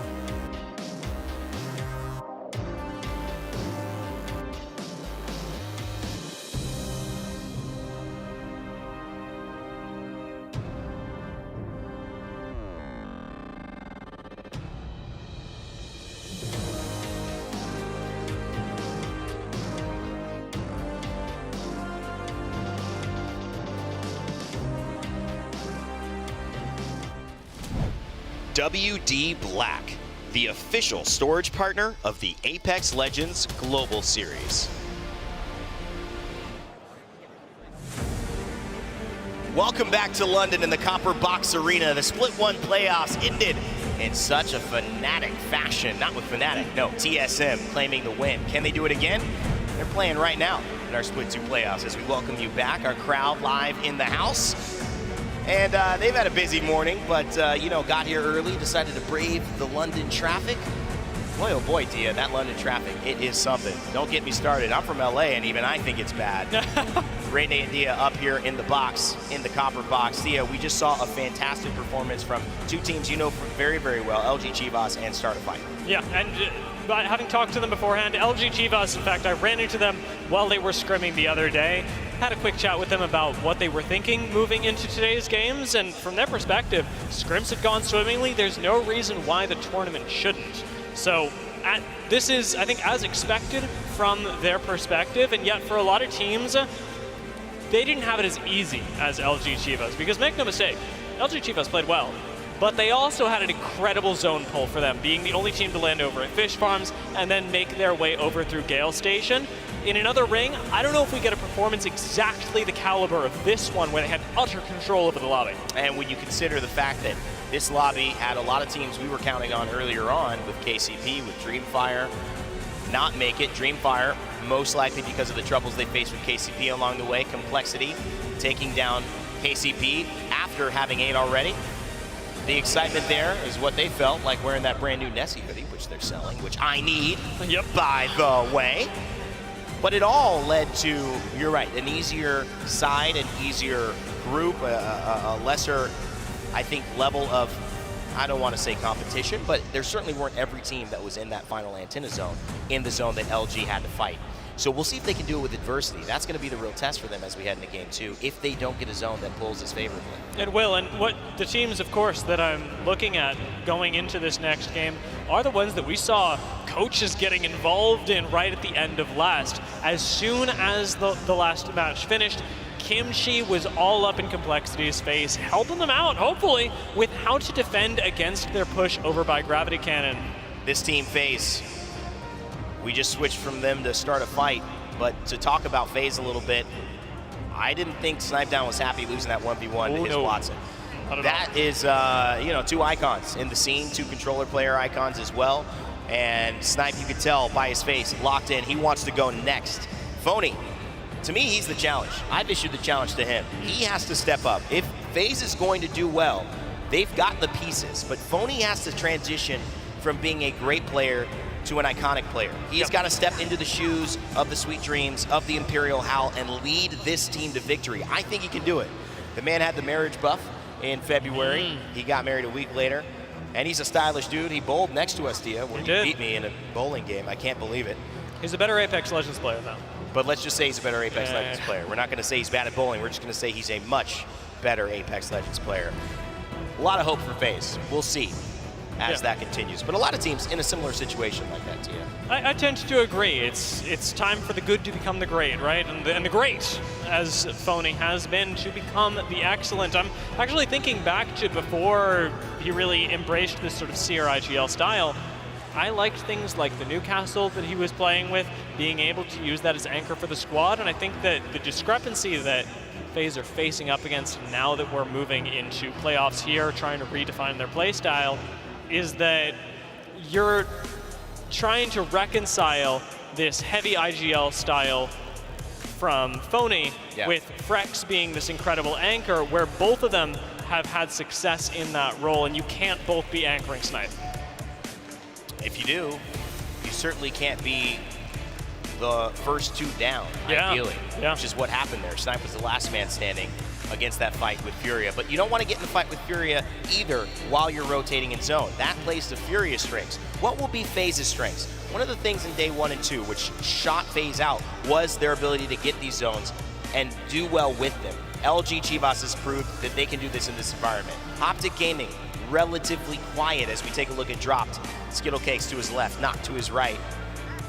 Will they show up, Dia? I think this team has a ton of potential, but for all the teams that I've seen perform today, Complexity's energy has just been top tier. I mean, they're communicating. Monsoon dancing up a storm. Kimchi Lee. I don't know if he's doing biceps with that, you know, bicep curls with that water bottle. It looks like he could. Yeah. 64 ounces or something. The man is yoked. He really is. But they're staying connected to the game. And again, I think that it's about how do you show up. This game 2 is very close to getting underway, ladies and gentlemen. Complexity certainly had good fundamentals, as did many teams, but the second game is where we really take a step forward. First one, maybe you're shaking off the jitters of LAN. Now it's really time to play on Storm Point. As they land down, what will occur? Well, already Noctum have issued the challenge. They went, you know what, LG, you had too easy of a time last game, and we didn't have a great time over by Mill, so that contest is off to the races. This wasn't something that looked good in scrims, but it's already gone on for much longer than it ever did online. Noctum in trouble here. And I didn't even need to see that fight that it was not going to go well. Noctum better off challenging over with KCP and Dreamfire. But for those who don't know, we have a chance to see some of the in-game chatter that's going on. And I can tell you, someone from KCP was very unhappy that Noctum landed near them and Dreamfire. It was being very well known that they did not appreciate it. I wonder if that had to do with Noctum changing, because I can tell you this landing did not work. No, it didn't. And I'll tell you who it did work for, actually, is both KCP and Dreamfire. Although Dreamfire, having said they would not give up Mill, now have done exactly the opposite, letting themselves over by Jurassic instead.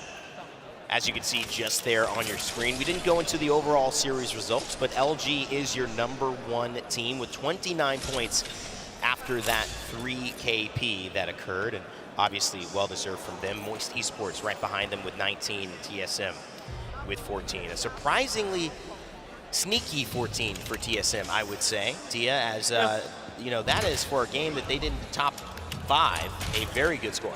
It is. It is. And out of a not great spot as well. Yeah. This is typical TSM, and I'm gonna let them fly, do their thing, because as I said, probably not a great start to the day, start to the tournament, but I'm expecting them to pick things up as we get later on. As we get later on into this game, I'm also expecting a similar situation where in Antenna last time we had a lot of squads grouping up. You can actually do a very similar thing in Jurassic, but Barometer is the place to be right now.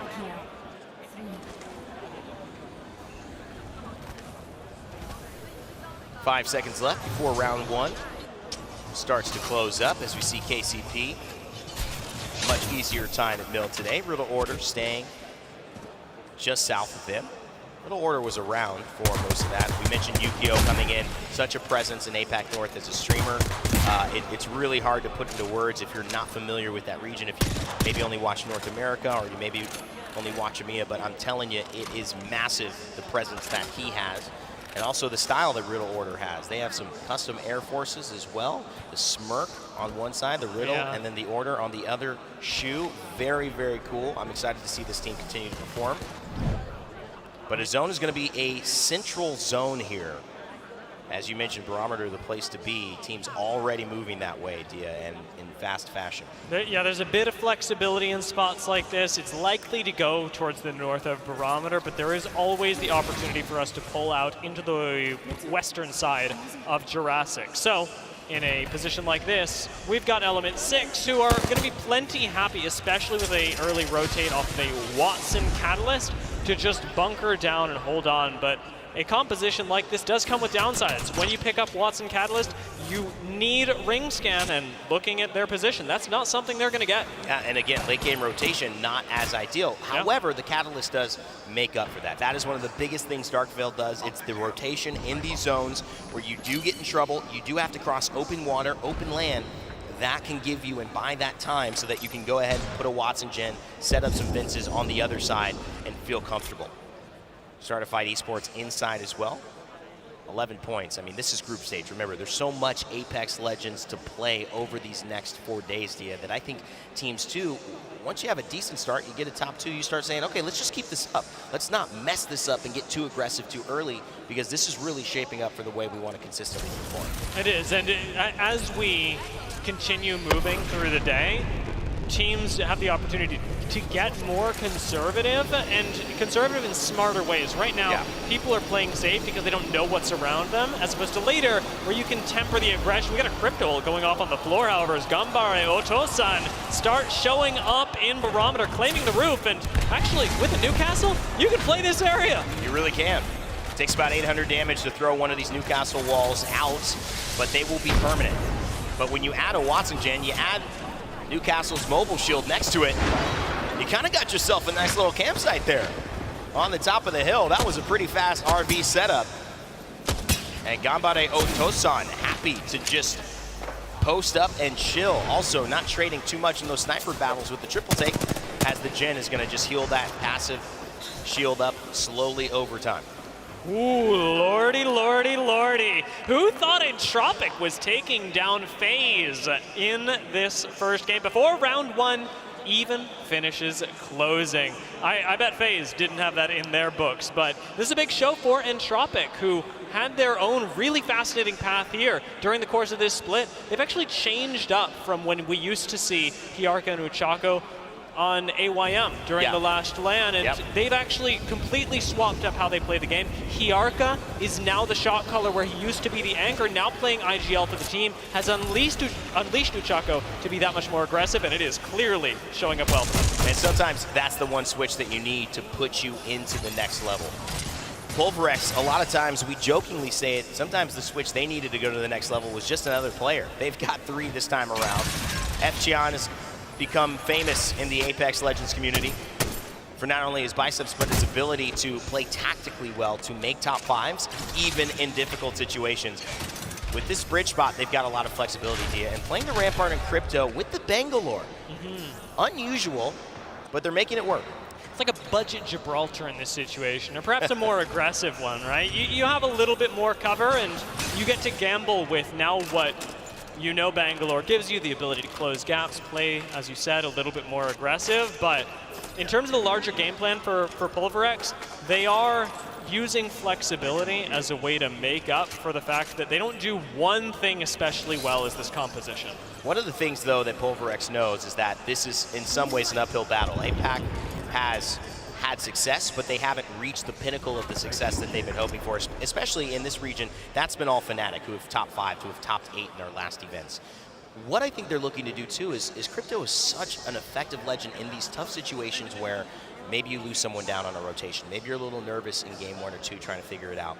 Getting those banners, getting the revives off, it's the safest way to do it. It's the most effective way to do it when teams are not going to let you get anything for free, and you don't want to take major risks getting your feet set in a tournament. Yeah, and when you're expecting to be rotating without a lot of priority as well, maybe one of those early zone teams feels good around the outside of Jurassic, say, but if you're a team like Start a Fight and you're trying to make your way into zone out of Barometer like this, it's not a great spot. You may end up playing a suboptimal position where you can't peek.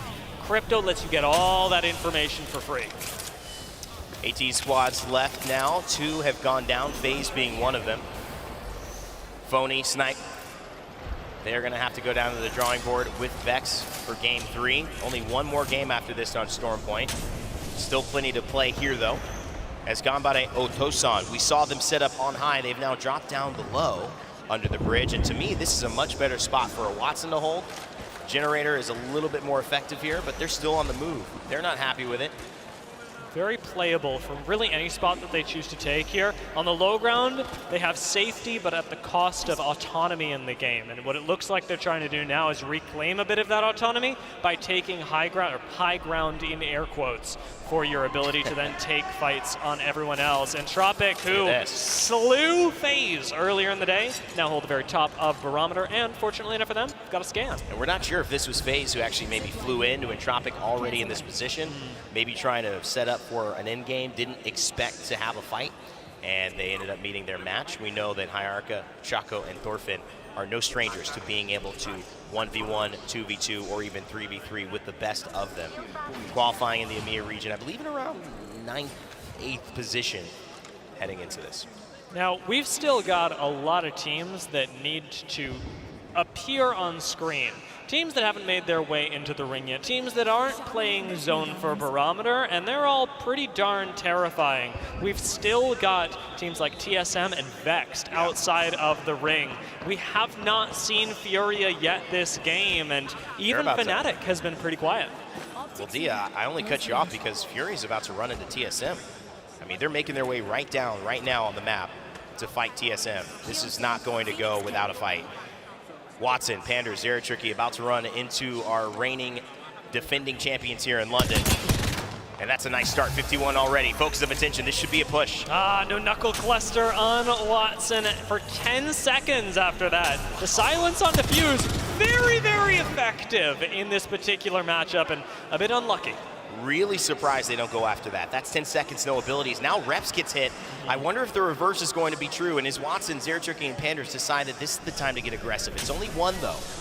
And Verholst, aiming downside, he's got the Dark Veil, he's got the Piercing Spikes. We talked about Big E taking on the task of playing Catalyst. It's different. He's not the Valkyrie. He can't get as aggressive, he can't be as mobile, and all they've done is say, let's hold on to our big toys.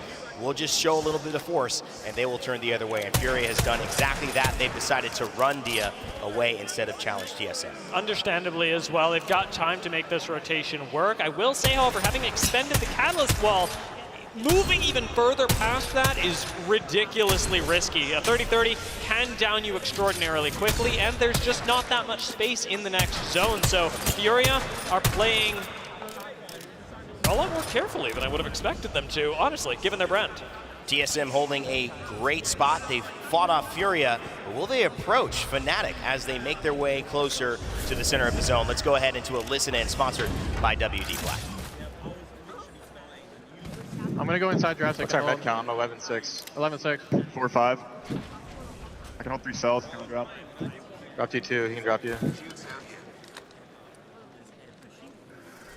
Okay. We safe at all? Doesn't look like it. Not really. We don't have an evac tower here. Be safe I against us mean- in the river over here, but Are we safe over there? Look at my ping. I have to go check. We're When not you need safe. to look Jurassic. Not When you, really safe Devin, there. take my spot Yep. inside Jurassic. yeah, to see where we can play. We can always int that building team if we have to, but Yeah, I we're know. thirded. Wait, they have a longbow in there. I cracked them. Popping a bat.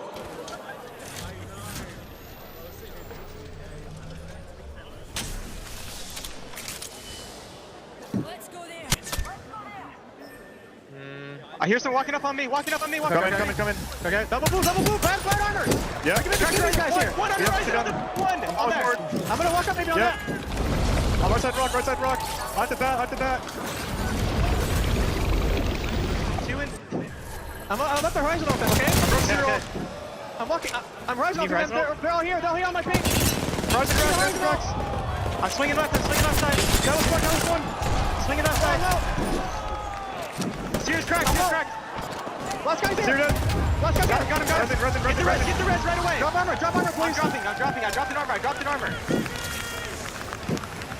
Get back up the hill, get back up the hill. Going Get up back the. up the I'm hill. running. Yeah.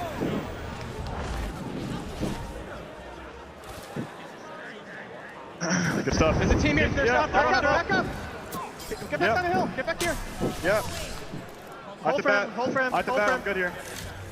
I have 50 light. I don't have any light for you. We I have did zero kill light. this team. We don't drop. We literally have to start killing this team. One's walked up. I scanned him. Yeah, I see, don't have all either. that's fine. It's just wait. We can't push them. It's gonna be. We have no ultis. We have 15 seconds on zone. I know. Think cells. I'm popping Olympic, so I'm gonna get my wall soon. I think we just wait for KP and kill these guys unless they fuck off. We're not. Are they still there? Yeah, Yeah, I'm so- close. Yeah, they're Listen, I'm gonna holding. get my wall soon. I'm gonna like walk up to the left. We have to go right. spider cave. We have to go spider cave. Okay? I think we have to go spider cave here. Okay. All right. I'm gonna see. Is there any way I can heal this purple? Batting this purple. Is there a way actually we can walk up on them? I don't think we can cross on these guys. I think we go spider cave with catwall. Okay? Yep. You might have to preemptively do it, Evan. Yeah, They have a I'm- charge rifle. About to do it now, I think. At the bat. I'm in a bad spot. I might die. You're good. Good wall. I don't know if Catwall's. I don't know if that's even safe over there, but just send it. You might I'm have gonna to kill keep us, me. okay? This is. I'm gonna die for sure. Take it. I'm dead. It's fine. Try to get in the zone. I have white knock. They're gonna finish me for sure. I try to shoot for you. Dead. Break this queue. No, they're beating us. No knockdown. It's about to go away. Come on. I'm just gonna die here. I can't do anything there. I don't know. And sometimes that's just how the cookie crumbles. TSM out in a desperate fight uphill against a valiant opponent in Fnatic and someone else who came around. It was actually Moist Esports who joined the party. Just not enough there, Dia, to survive. And some killer instinct, of course, from Fnatic, really demonstrating the power of high ground outside of Jurassic, right? JSM were able to rebuff Furia, they were able to take down Vexed, and as soon as they lost that high ground, they went out. Unfortunate for them, and in the course of things, unfortunate for LG, who we lost out on. Dreamfire now trying to make their way into the next ring. Huge stand on Seer, and Roy goes crazy! 3MZ as well, fighting alive. No knockdown shield here for him. They're creating them. Pulverex falls. And Dreamfire live again, but oh, there's more coming here. LQD, Peiju and Mingyue trying to get into it. It's MDY going up against Dreamfire, trying to clean it up. They're all new to LAN, and they're going up against one of the more seasoned players of international competition. MDY White have lost one. Peiju on the ground. Quick heal just from LQD. Has Ming still waiting to get back into the game. Well, Pite and Roy bide their time. Pite and Roy, they have the advantage. 2v2 right now, low ground as well. Medkit tossed over to Mingyue, but he doesn't want to do it yet. They've got a knockdown shield on each side to play with. And there's that focus of attention. They both come out at the same time, so no one can silence each other. And they decided to make the move here. Carr singing, but what's the tune? He has to reload. He armor swaps as well. Oh my God, are you kidding me? No way! And MDY White, Mingyue, he clutches in against Dreamfire with one of the best armor swaps we have seen mid-fight. First time at LAN, and they look good in game two. 2. But things are far from over as Fnatic and Moist battle things out. Number 1 in their regions, respectively, but Fnatic suffer losses on the outside. This is starting to get hot. As Fnatic know, the pressure is building. Meltacera still alive, and Umichan Lufshi drops the shield for Meltacera to pick up quickly. Over on Barometer, though, more fighting. Optic, Nox trying to stay alive here, but it's Riddle Order and Complexity who are in the mix. And Complexity from this low ground do still have an advantage in the form of Horizon Tactical. They can engage as they like, and they drop down to finish a squad. Wow. Instead, Optic are going to lose out on this. It's not easy to jump onto Complexity from this point, and they're going to be safe down here. The confidence I'm feeling from Complexity, it's just coming through the keyboards. I cannot tell you how this team feels at LAN. It is just one of those experiences you kind of have to be there to know they're clicking, they're vibing, and you can see with a top 8 finish right now, at least they're putting themselves in a position to take advantage of being invited here, of earning a spot at Split 2 when they had to watch from the sidelines in Split 1. Now Complexity are at a crossroads on the low ground. They are safe for the next zone. Will they choose to take a more active position and perhaps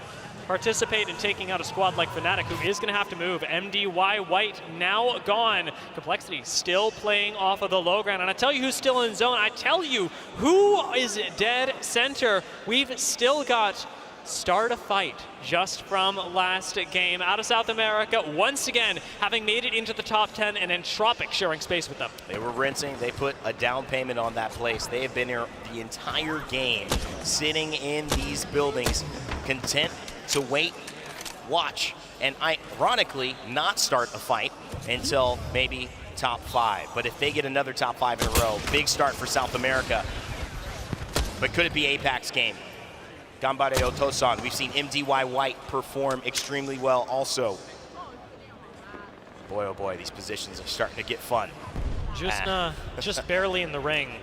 And this spot where they've got Newcastle, Watson, all the shenanigans. Remember, Gunbari Otosan moved here early to make sure that they would have autonomy, and now they are at risk of losing all of that. Rush forward from Fnatic under cover of smoke, mirrored by E6, is going to bring both squads to a head. Riddle Order. We've mentioned Yukio, but now we get to see it in action. Has to reload on the Prowler, also has to reload in terms of the shield, so hits the battery. One tappy, Mia K on the high ground as well. Dark Veil will pause for just a moment, but they don't need to rush anything. They've got the position, they've got the zone, they've got angles to play from. Element 6, they've got low ground, but the pressure has been on. They've been able to stabilize. 17 points so far, 4th place overall in the day after 2. Can they come up with a win? They put the generator down. They're certainly feeling like they can hold this position. It's the hope that this lasts them until next zone. It's difficult, nay impossible, to push E6 in a spot like this, because as soon as you do, you go down. But Complexity, it looks like they're biting the dust a little bit early, not able to commit to playing the high ground, and unfortunately forced to play the low. They lose 2, and it's just up to Monsoon. Found themselves the meat in the middle of the sandwich. Unfortunate not to be in a position where they could shoot from the outside like Riddle Order, like Start a Fight. But they have done well to get at least a top 7 and be in the mix yet again. Monsoon actually still alive and representing for the team. So while maybe team hopes are a little low, in terms of placement, Monsoon can still eke out something here. So another sign for one of our favorite personalities in Apex Legends. Every placement point matters, but Riddle Order also know that every kill point is going to be really nice for them as well. They haven't got any contest towards the south side of this ring. Riddle's big threat is E6, so it's why they're holding off on pushing Monsoon, and it'll let Complexity, perhaps, as you say, eke out a few more placement points. This zone starting to close, though, is going to force 2 big squads to move. Start a Fight and Entropic have been very passive during the past couple of rings. Now they've got to start making decisions. Chaco, Hyarka, Thorfinn on Entropic, as you mentioned, representing Amiya. But there's a lot of APAC around them. Gambare Otosan, Riddle Order as well. Beast of the Hunt activated by iTappy. One tappy, excuse me. He's got 2 kills, looking to add a few more as he loots up. And the Bangalore ultimate just lands. Buys time, doesn't connect for much. Dia, but the round is closing, 1:32 before this is all said and done with these squads. And they're just taking their time. Another scan comes through, and it just lets you know where you should be playing. Unfortunately, not able to access the high ground. Riddle are going to continue playing off of the low, face-to-face with Gunbaryoto-san as a Ryzen ult goes out in front. E6 with a stroke of genius cut this map in half, putting themselves right next to Riddle Order in a 3v3 situation. They should take that fight, but unfortunately Kinda is getting destroyed by Riddle Order. This is unfortunate here, but they still are alive. Whether they had to swap or a bat, Slayer's almost going down also. With 6 squats still there, throws the piercing spikes just to buy time and try to get another shield battery off. Kinda so low, but Riddle Order on the low ground, full 3-man red Evos, while the rest of the fight in the lobby is taking place on the other side. Start a fight, we're split up. They had to expend the Gibby bubble early. They're not going to have this cooldown for when they have to give up high ground, and it may very well kill them. Riddle Order They're still there. have an incredible spot on this low where they cannot be focused. Nobody wants to jump on them. Lusk is going to drop first for start a fight. Remember, no Gibby bubble means no second chance at life. Sleep can't clutch it up, and they go down. Start a fight eliminated. Riddle Order now taking the fight up against Gunbaryoto-san. Riddle Order trying to claim their first win at LAN, and it's split 2 playoffs. They do it in game 2. Riddle Order representing. Incredible finish from Riddle in that end game. Difficult to hold up against what we called out as a very aggressive push from E6. But in those seconds, it comes down to nothing more than the bit of clutch that you've got. Eking out a 50 crack on somebody, forces Kinda back.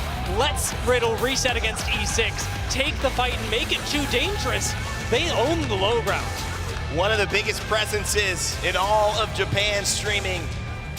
Yukio and Riddle Order find a way to do it in the biggest stage with the most competition, and they take just 2 games to find their first win in the Split 2 playoffs. What a story, what a start for our global regions here as well. We're in EMEA, but it feels like the only teams winning are outside of the continent. It's anybody else's game at this point, and that's through jet lag, that's through scrims, boot camps, whatever you've been doing on the way here, and looking very good for really everybody who's made top 5s today. Yeah. I will say, Entropic with a pretty decent showing there as well, managed to make top 3 right alongside Start a Fight, and both of them playing zone quite well, and nothing more to it for now. This is one of those final circles, Dia, and I love to look at because there were so many little things that could have gone differently. I mean, Element 6 in many ways are the driver of this story because they decide to split the field in half. They say, we're going to take this fight against Riddle Order, but they come up short. They actually end up getting the worst end of that fight, and that allows Riddle Order to have an entire side by themselves. But not just that, the low ground as well, which in many ways keeps them out of sight and out of mind for Start a Fight, who drop down and end up just fighting Entropic. Yeah, and once you know that you have low ground all to yourself and the circle gets that small, it's a matter of saying, well, as soon as somebody drops down, we annihilate them. Yeah. Everybody up top knows that, and nobody wants to come challenge you. What was interesting was the way that Gunbaryoto-san played that as well, because they had an option to get involved in the high ground fight. And I like that they chose to stay low ground, fight it off against Riddle, because if they win, they probably win the game. Well, Riddle still recovering from their fun that they had celebrating their win. We did go ahead a little early into game 2 and skip showing you our results after game 1. So let's go ahead and do our scoreboard, let you know where things stand as well, and get you caught up with the action. It was Chivas who took the first win, and look at that, Riddle Order able to take that second win as well. This is a culmination of all of the games so far. So you can see Riddle Order has 12 placement points. That's a first place win. It's a 19 overall point win. LG Chivas still will be overall in the lead based on a big win like that, but we're going to find the overall aggregated scores in just a moment. Big picture though, LG Chivas, Riddle Order are 2 game winners, and they will be in the lead in the slot. Yeah, the 12 placement points off of a win. Yeah. They are incredibly powerful. Yeah. And it'll keep them at the top of the leaderboard for now, but as we come up on our third and final game of Storm Point, this is where having a game plan is going to start shifting once we move over to World's Edge. We talked about how when we start on Storm Point, you have the opportunity to really, truly take advantage of being better prepared than other squads. Yeah. And we've seen that out of teams like Riddle, teams like Luminosity. We'll actually take a look back at the final circle.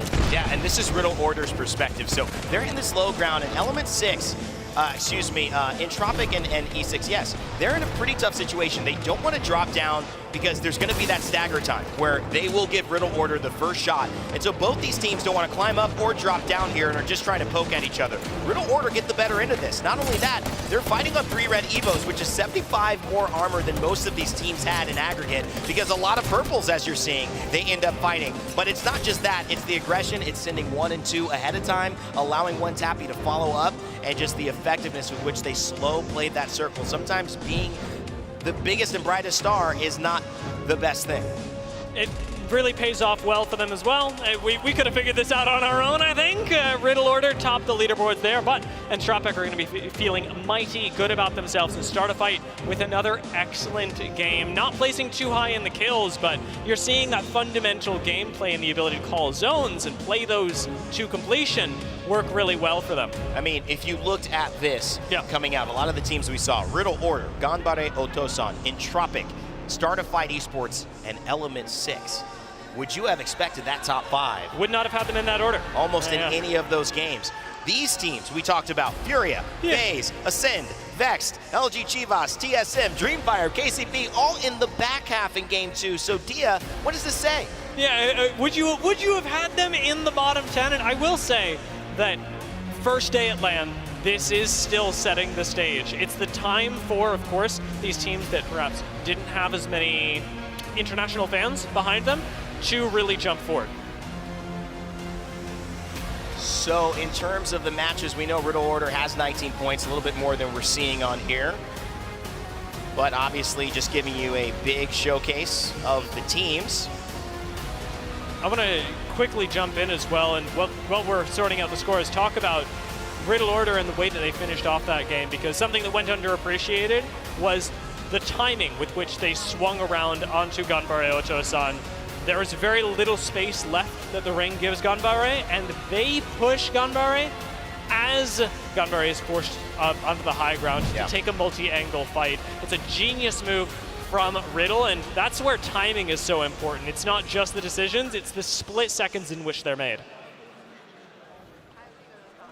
We're still waiting for perhaps their opportunity to showcase that once again. We actually talked about the game plans coming out of these teams, and having seen how Luminosity have played things out coming into this game, it is still challenging to make your way through.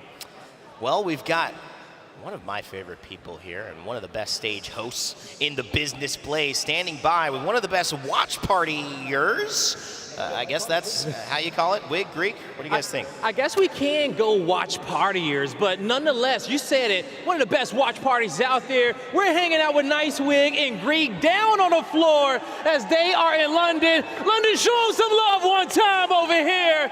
Nice Wig and Greek in the building. Oh man, Greek, talk to me about it. How has it been in London and watching these first 2 games with your boy?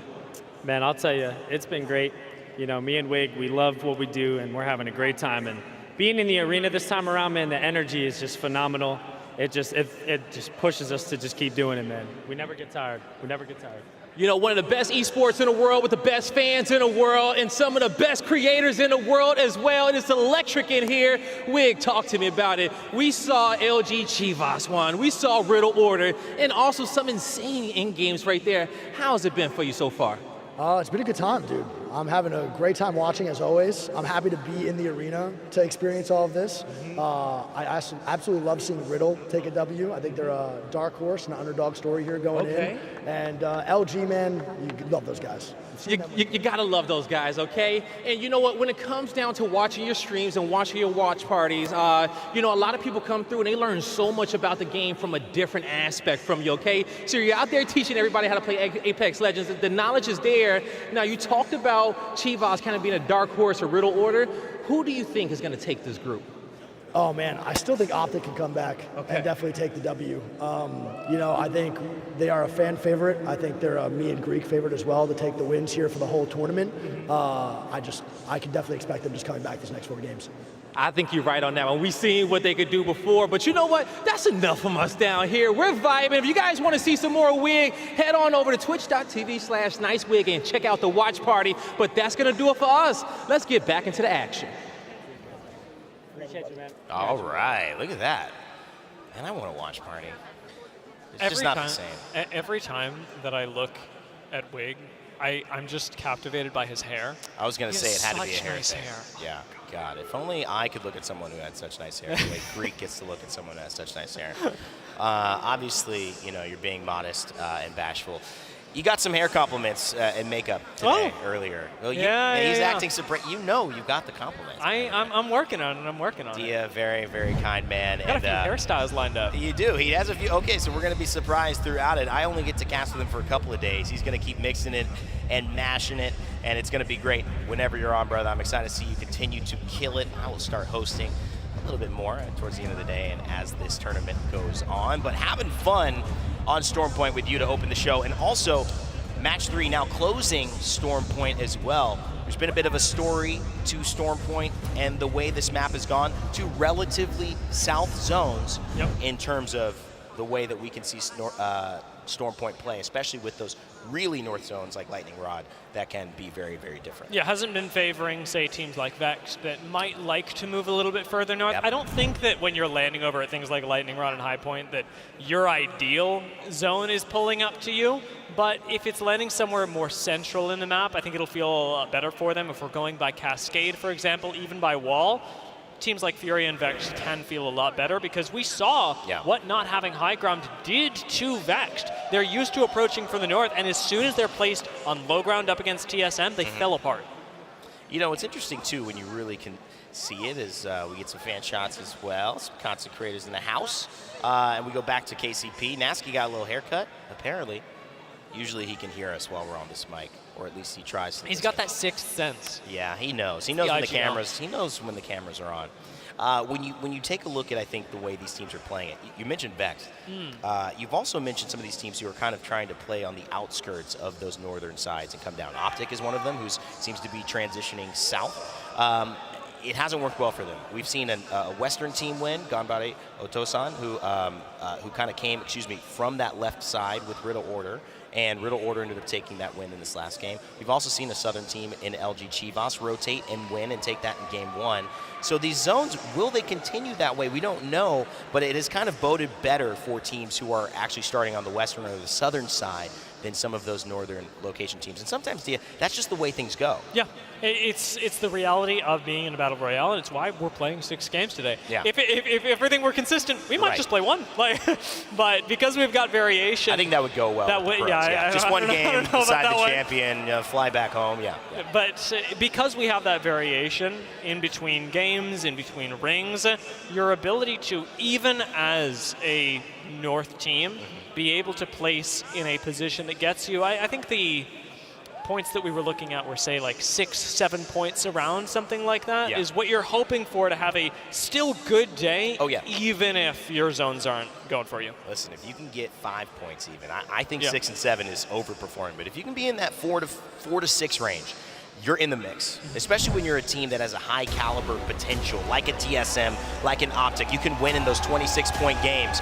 We'll find out, though, who is just heating up at the right time and who is running out of time on our final game of Storm Point before we transition into World's Edge, where things have been done but not dusted yet in Split 2, as we begin our journey to find another champion yet again. Will it be TSM, who have struggled slightly here?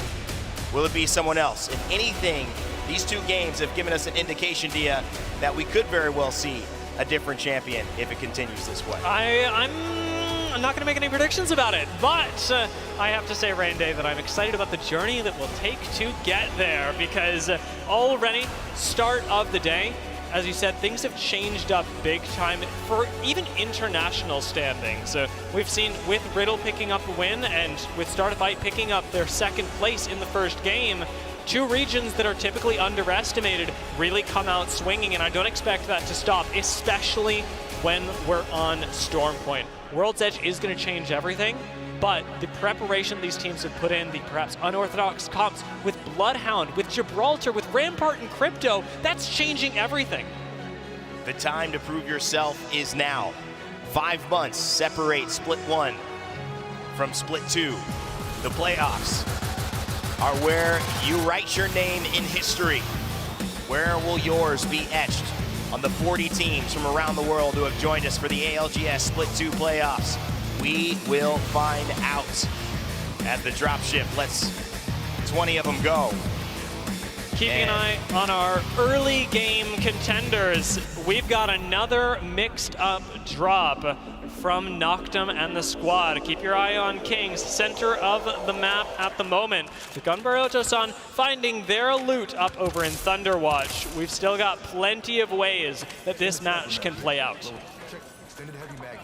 Now fighting near E6, not necessarily engaged with them yet, is Noctum. As you mentioned, changed from the mill. Change went down to Fish Farms. That was maybe the fastest fight I've ever seen. LG, you know, you don't want to be disrespectful, but there was an element of, didn't feel like it was much of a contest there whatsoever. Yeah. And of course, they decided that's not worth our time. Launchpad, a little team known as FaZe Clan. Sniped down Frex, Funny Head. Felt like we haven't talked about them for a while. That's because they died so early last game. And that's a hard thing to mentally stay ready for. Again, trying to be more conservative here, most likely, DS, so they can get into that final zone and pick up some points before switching maps. Thinking of the final zone, we still don't know where we're going. There's plenty of space in here, but oh, with a ring pulling south once again. Reminder, this is not going antenna. That POI essentially excluded from this. We've got very few options. That is wild. So we have seen one and then back to the other in terms of zone pulls. And we were just talking about sometimes that does make it difficult for some northern teams. Sometimes it makes it easier. In this map, the way it has gone, it feels like the northern teams are almost cannibalizing each other. We saw Fnatic get into trouble with TSM. We've seen Optic have trouble rotating. We've seen Vex have to take some crazy pathways. And Dia, what are you noticing here? I mean, Noctum are setting up. This is cruel and unusual, but a team rotating likely out of checkpoint. This would be Ascend, could easily be caught by Noctum. Anybody coming through this, and it's what they're setting up for. Game hasn't gone well for them, day hasn't gone well for them, and they're ratting it up. And it could be Ascend. You see Kashera, oh my. Keep an eye on that map. Oh my they God. are going straight into Noctum. We don't have this right now on your POV, but it would be great to see it because it's about to occur. I'm just like watching the minimap and stunned that Kashera Kashera is alive. And they're fighting. So we're watching Pioneers drive a Trident, but that thing you set up, Dia, great point. We'll see who comes out on it. We can at least follow it along with the map POV there. Looks like it's going all right. Kashera, so dropped, it appears, as knockdown shield, not enough. Post-kill drops in the kill feed. That's to Kings, and we're going to see Noctum picking up their first kill points of the tournament. As it appears, Lufka has gotten away from them and up to checkpoint, but it's a big start and a bit of momentum regained by Noctum. Well, they tried something different. Probably ended up working out for them. Great spot out there as well, as KCP keep making the rounds. And this is off of a terrible landing spot as well. I mean, Noctum didn't get Cascade. They played low ground. It was not excellent by any means. And, well, we've been on the road with Pioneers in the meantime, so we may as well talk about what they're looking for. Yeah. As their rotation takes them up through Shipfall, this is a rotation specifically meant to challenge the position that Complexity and Luminosity Gaming held in game number 1.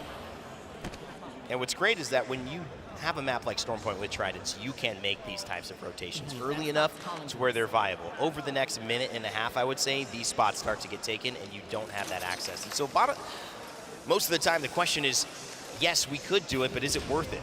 Are we at the right time? KCP, because Dreamfire does not go to mill this time around, they say it's not worth contesting. and obviously we don't have Noctum joining them as well, which they had in game 1.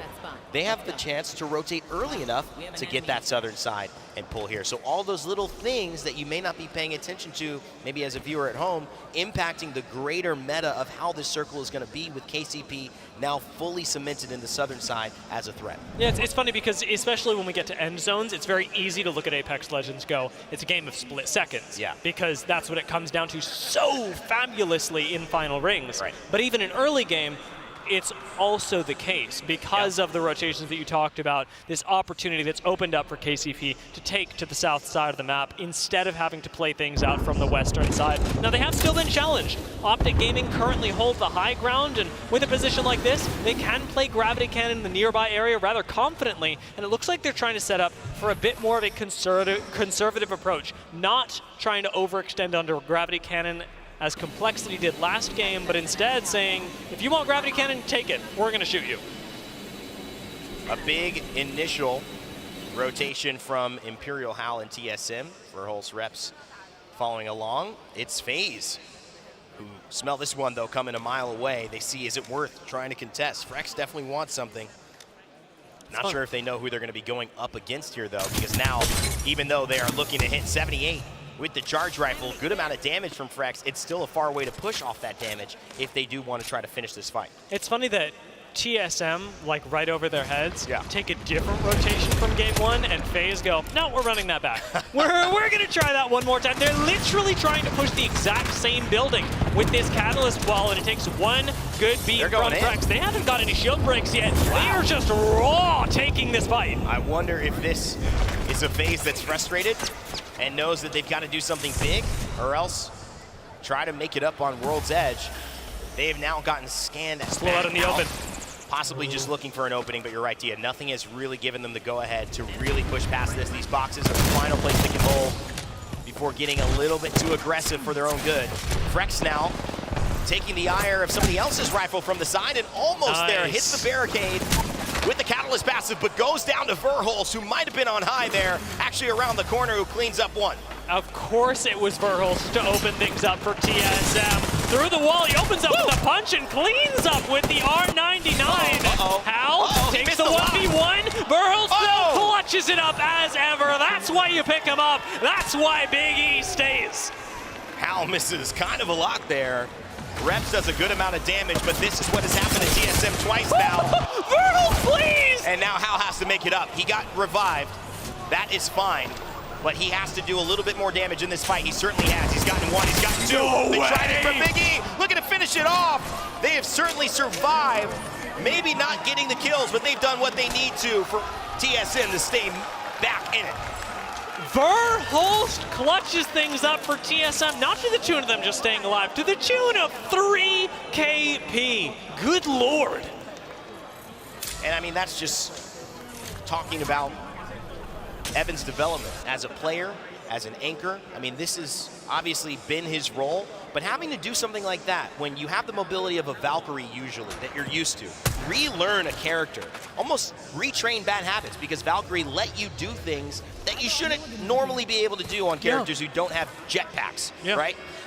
Now being able to take that in stride and then perform at the highest of high levels, it's one of the reasons his teammates like Hal and Reps praise him so much for the effort that he puts in. But it's also moments like this where anybody who's a non-believer starts to say, okay, he's working with something that most players aren't working with. He's cooking with some spices that aren't available to the public.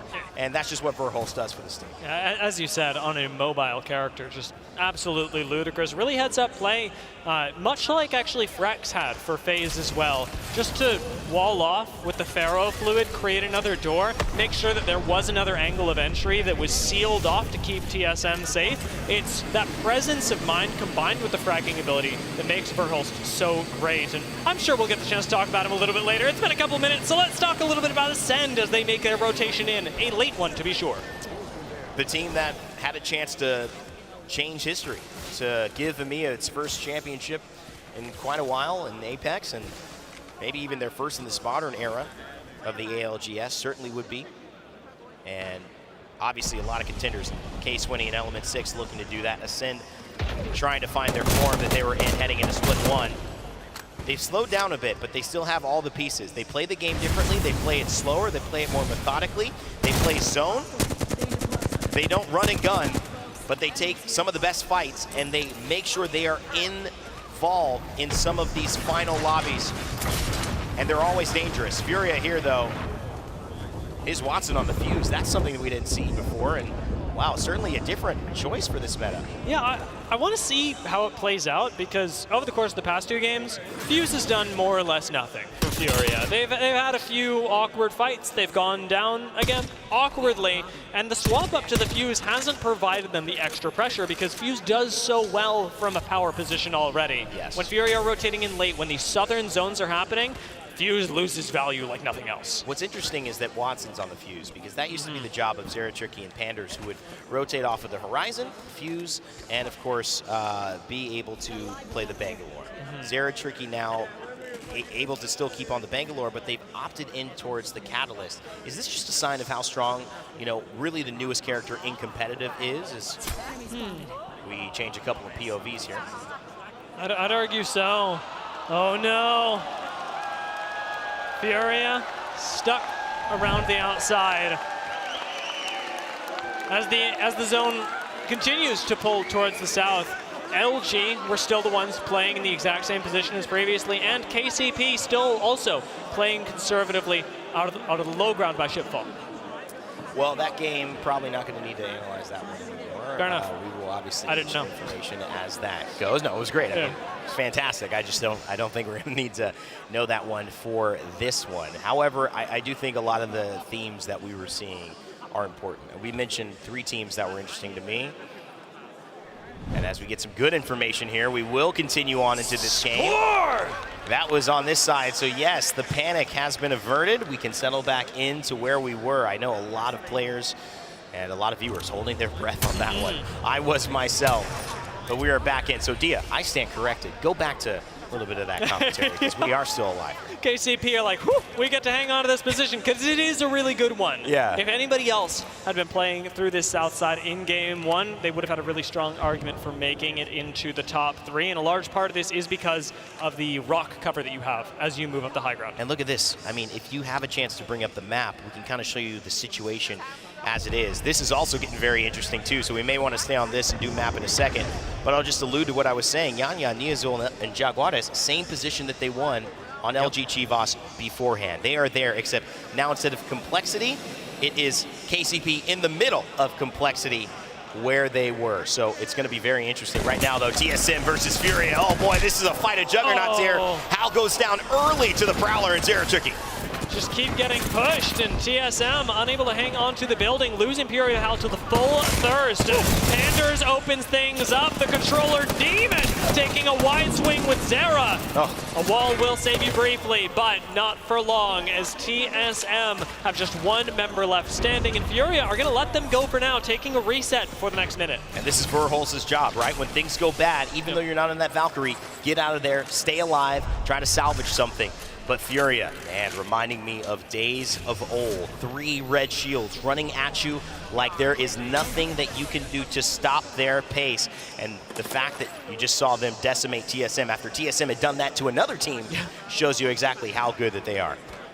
Yeah, this is working really well, or it was working really well for a moment. Now that Furia have this little bit of space to work with, their flight is far from over. They don't have the option, like many squads, to rotate through the center of Antenna, but instead likely have to rotate around the outside, making use of Panders and the Catalyst wall. As a pure rotational tool, it'll work wonders for them, but as we approach the end game, things are still going to be just as tough. Good shots from the Nemesis, a weapon that is, well, ever since its introduction, been one of the go-to weapons for high level.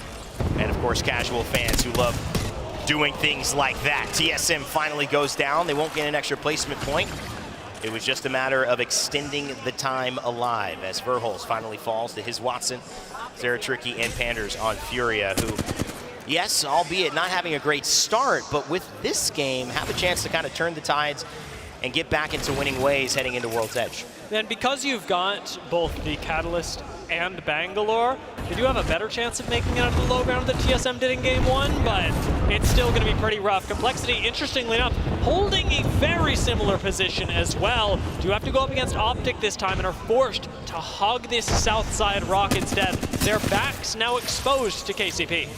Beforehand, Complexity was the team in this type of position that took down TSM on the rotation. Now Complexity looking to do it to an entirely different team here in Optic Gaming. But remember, there's Entropic behind them as well. Dreamfire even behind them. You can see it coming from the little tunnel underneath. And so Complexity kind of sitting on the top of the castle, making sure that they've got vision on anyone who would dare go into their lands. And I think this is where Complexity realizes this is a winning spot as long as we can hold it and as long as that zone pulls, and it does pull for Complexity, but now they're getting even closer to KCP, so the question is, does KCP let Complexity sit underneath them? Everything changes and everything stays the same. With Kashara down, Ascend do have just a few moments to pull off this res, but they should be able to. Complexity, however, go down in the meantime. Eliminated. I mean, that happened so fast. I was going to call for it, Dia, but we didn't have time.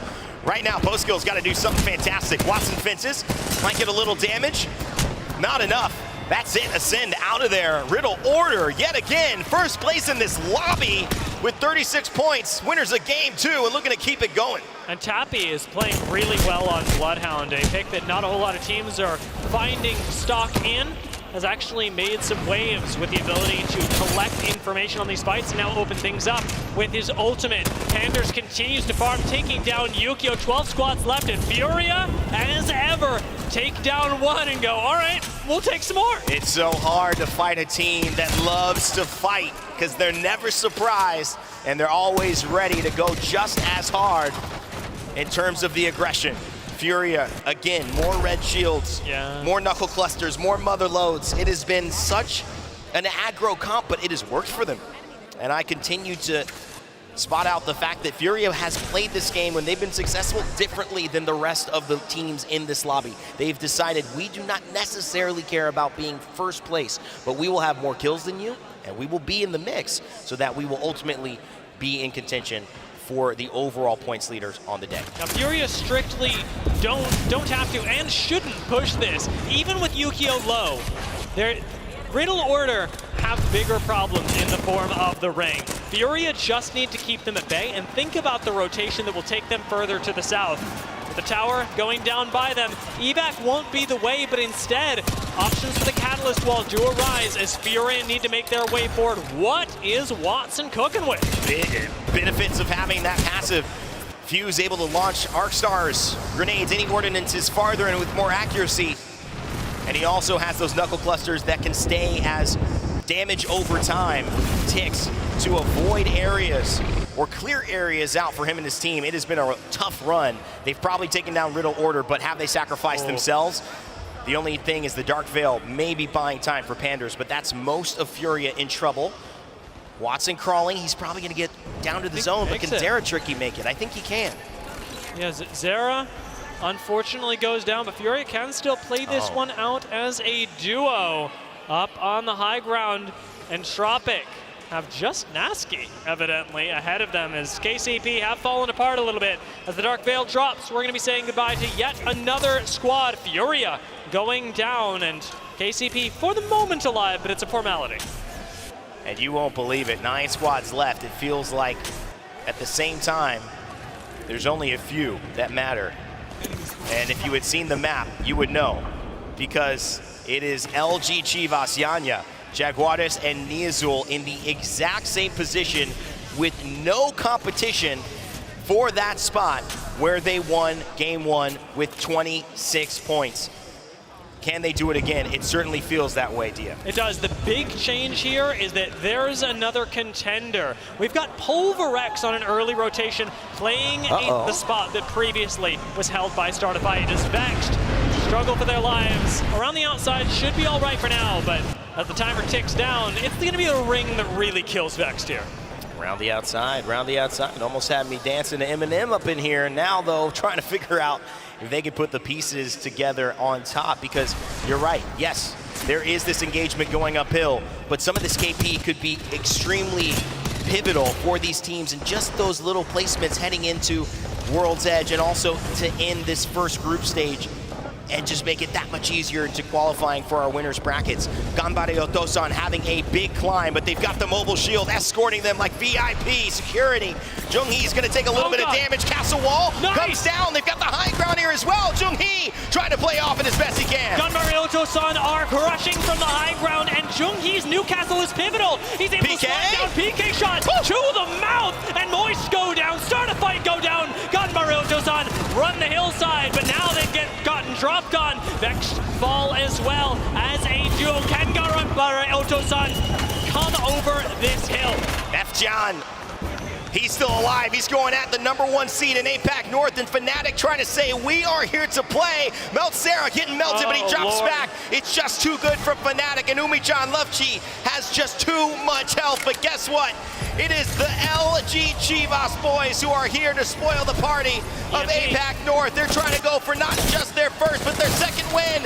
The Azul claims one with the help of Yanya. Can they claim another? Is this Fnatic falling? More importantly, is this LG with their second win of the day in game number 3, Dia? It is! The shield swap is perfect, and the win is undoubted. That was, again, not even close for LG. We go south, and they are taking it every time. I love it. LG Chivas have said that we may be from Mexico, but we feel like we're right at home here in London. We do not care about who is in front of us, and they proved it not just once, but twice. 2 wins in 3 of the opening games, having to deal with the adversity of the restarts and to still have this composure. This is the LG Chivas we have been waiting to see at LAN. This is the team that has a chance to win it all. Clean, practiced, and looking good on this first day and in the first map of the day. LG are clearly consistently above the rest, and I'm not expecting that to change when we move over to World's Edge, because LG never struck me as a Storm Point-centric squad. Yes, they look good, but I think they're going to continue to look better. And the thing is, we do have to be very aware to play devil's advocate, and that's what I like to do with these conversations, because they did get the same zone twice. Yes, that's true. But the thing is, there's also this quality of, there are teams who got the same zone twice but weren't in that position, a la Complexity. They couldn't make it into that final circle. Yeah. Same zone happened. We did not see Fnatic in there as a top 2, right? And so they're able to play the same situation differently.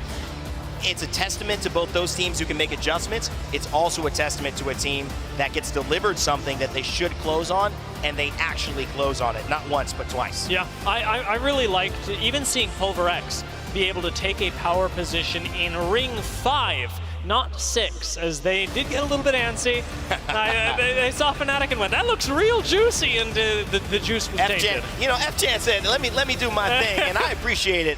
We love some F-Chan here in the ALGS. We also, you know, just love some high energy starts to a tournament that's going to last 4 days. The beauty of this, Dia, is we're just seeing glimpses and peaks of what these teams can produce if they can end up maintaining this pressure. But obviously there's still a lot of drama to unfold, a lot of things, bumps in the road I'm sure that they'll have to face. But so far it has looked good for LG Chivas as well, who are our standouts alongside Riddle Order in the first 3 games. It really has. And with our 2 winners, I'm still looking at Start a Fight and going, well, last game perhaps not that great for them, but multiple top 5 placements is going to be a great start for the team. As you mentioned, Riddle Order looked good. Fnatic had their moments, and we've still got plenty of squads that, while they haven't picked up a win, have been really active in the mid game. I'd even include Complexity in that.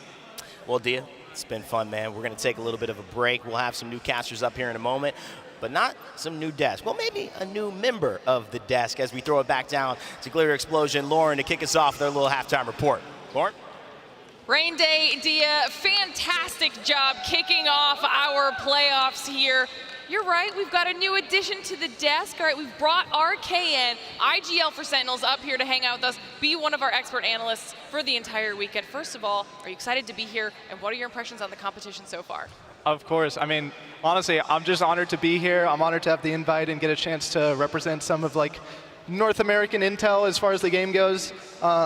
As far as the competition has gone so far, I think we're getting to see a lot of what we've been waiting to see from a few of the regions that maybe haven't performed like as we expected. APAC North and South America off to a strong start with some impressive showings from teams like Ganbare and Riddle and South American teams Start a Fight. Yeah, I mean, phenomenal performance across the board from LG as well. We've seen some seriously strong performances once everybody got into the swing of things. Are you surprised at all with any of these results so far, Tiff? No, not really. Yep. A lot of the teams that are favoring these southern zones on Storm Point, we saw nearly 2 identical ones, and the one prior to that pulling just outside of Antenna. RKN were in the back room over there screaming over LG because they never rotated out of Gale Station. They maintained their position on that rock in game number 1, and I was like, this is their game to lose. I mean, we even saw a 3-way contest in that first game, right? And I guess the weird thing about that is teams aren't practicing that, right? We see a lot of 2-way contests in scrims. You know, you have a very strict game plan about how these teams want to play that, but you don't practice 3-way contests. That's just like pure chaos. These guys, you got to make up something on the fly. Like we said, fantastic way to start off the day, but we're going to jump into the match 3 results first so you guys can see what happened with the points after our first 50% point halfway mark is there. All right, so we'll check in with these kills. Arcan, talk me through what we see here. Yeah, so we see another phenomenal performance from LG. Of course, 2 wins to start their first day of Split 2 playoffs. Of course, another well-done performance by Fnatic. You know, 16 kills. What an incredible showing from a team that's recognized highly for their mechanics. Their ability to fight is almost uncontested, especially in their region, really showing that North America is not necessarily the only team that is known for their ability to team fight. I was just going to clap. Can you say it again, please? No, I don't think I need to. No, it was absolutely impressive. Not only that, but Gombre Otosan, that was really cool. When they started going in map number 2 on Barometer, I was so worried because they were gatekeeping Fnatic. And then a well-executed Catalyst wall towards the end from Element 6 in their engagement actually prolonged the life of Geo, and I'm so excited. Well, we see the second page here, Genome. Even Riddle Order, we talked about them a little bit. 6 kills on the board for them as well. Yeah, I mean, sure, they placed 11, right, but another bag of kills from them. I mean, actually, one of the fun little tidbits from Game 1 was that KCP got 5 kill points from the same team. They took out 2 of Dreamfire's members at the start, and then Roy went to res them over Barometer, and they took the fight again, wiped them out for 3, and it was a nice little bit of respawn farming there from the old KCP boys. All right, well, now we'll take a look, checking in with the series results, see where all of our teams stand here thus far. And after those 2 wins, LG at the top with 46 points, starting off strong here on the weekend, Arcan. Yeah, absolutely. I mean, as I was saying, we can see in the top 4, we already have 3 APAC North teams. Extremely strong showing, and I'm not surprised. Vamos Mexico, you know, LG coming out really strong. I mean, that's my personal pick for the day. I couldn't be more excited for them. I see Fnatic on there. I know that was Tiff's choice for the day. It definitely was, and to no surprise, we were watching a lot of their engagements, especially in the building when they were taking on Moist. Umi-chan able to just take the front edge there, make sure he was dealing all the damage, allowing for a quick reset to happen for the teammates, but that was against Moist, Genome, and talk to me a little bit more about their performance, right? Yeah, I mean, it was a really solid Game 1 for those guys. Obviously, I think it was the top 3, and then we had some great overheads of watching the other 2 teams just completely ignore each other and put a crossfire on Moist. It was a little tough for them. I don't think they could have got any better than 3rd, but Waltzy was popping off. You know, was kill leader at some point during that first game at the very least. So it was a good start to them, slowed down a little bit since there, but, you know, Moist have been someone who have been just so consistent, especially, you know, almost ramping up towards the finals. They're a team that you expect to do fine, just get through to the finals, and that's where they shine when the game is at its tightest. And then on the flip side of that, we even saw on that second page some potential surprises. We saw Ascend on the second half of the page. We saw FaZe down there. We saw Optic Gaming down there. And, you know, all teams that we know can have these phenomenal performances, so we'll have to see how they're able to pick it up. But let's take a look at the story overall for our series here between groups C and D, because there are going to be a few things that jump out here at me personally, and I'm looking at some of the high KP we're getting already out of some of these teams, Arcan. Yeah, I think another big thing to point out that was extremely pivotal to LG's success is Game 1, like we said, Noctem was supposed to be contesting them in fish farms, but they opted instead to try and third-party the contested mill, which ultimately frees up the zone for LG to win Game 1. Anything else that you can see on here, Tiff, as we continue to look down this story here? I mean, you talked about Moist Esports a little bit, some nice games on the board. They did slow down, like Genome said, but GO, I mean, it really is just an APAC and in South American story right now. It is right now, and that's what we needed to see. I said earlier today that APAC North has only one team that has secured a position in the champs, and a lot of the teams from APAC North and these other regions, that's where they're setting their sights. They are looking towards, obviously, they want to split 2 playoffs win here, but it's championship in the picture. And when I spoke to Riddle's coach, that was primarily what they were focusing on for this split, and they're coming in strong. They win map number 2, and one of the coolest things is Yukio is actually such a large streamer from that region. We were talking about it. You know how they always say CEO, Imperial Hal of North America? Well, that's Yukio for that region. And it's so exciting to see them performing well here. Yeah, I mean, look, APAC North doing really well, right? I mean, that second game final circle was something that I had so much fun watching, right? The bank smokes, the Watson fences, everything was in play there, and the architecture of that final circle just made it such a tight finish, right? All these kind of, denial of movement sort of abilities in play made it, go right down to the wire.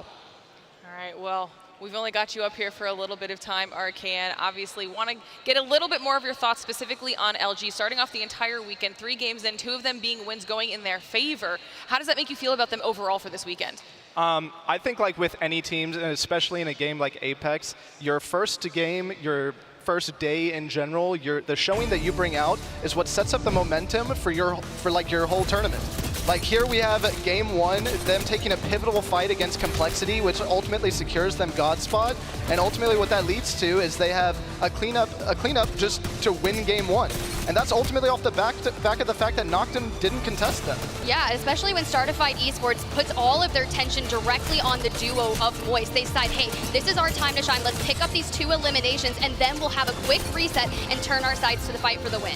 Yeah, well, a fascinating little, turn of events in Game 3 with Noctum was when, they gave up those contests and they actually just started at Spiders, and then we saw them ratting, trying to predict a rotation through that tunnel and just take the loot away from somewhere else, from another team, right? Such a risky play. You're not necessarily, you have to make that call so early. Do you even know where the circle's going? You have to be able to guarantee that someone's going to be able to come through there. And, those rotations, maybe if it's in the middle of the map, you can do that.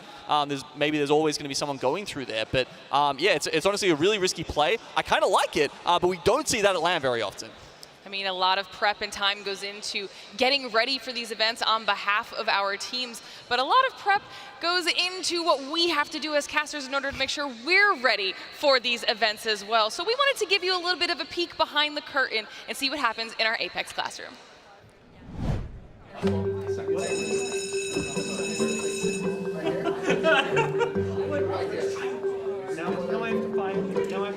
Okay, everybody, listen up! My name is Professor Rainday. And today we are going to be talking about, hold on, that's my night class. Move. Apex Legends. Okay? I'm gonna ask you guys the hardest Apex Legends questions I can think of. I know you punks aren't gonna be ready for them. Start with you, in the corner, goody two shoes. Split 1 playoffs winner. TSM, aka Team Solo Mid. Not bad. Not bad. All that studying paid off. You, Bowtie. Damage points from a wingman body shot. 45. Impressive. All right, you. Like your stick. Not so bad yourself. Split 1 playoffs MVP. That would be Hal. Actually, that would be Imperial Hal, the CEO of Apex. Put some respect on it. She's actually right. Well done, first row. All right, middle row, to the left. How many teams qualified from APAC? Yeah, that'd be... Hey, north and south, okay? 14, mate. Oh. Why are you sitting backwards? Because I'm Australian, mate. Oh, crikey. Had no idea. All right. I know you got my class, but... All right, Miss Lip Gloss, if you could stop applying for 1 second, I got a question. Who's got the best hair in Apex? Effect. He is a good-looking man. All right, Shakespeare, your turn. How many games did the Split 1 playoffs end in? 8. That's correct. You guys are all doing a little better than I thought you would, okay? Keep it up.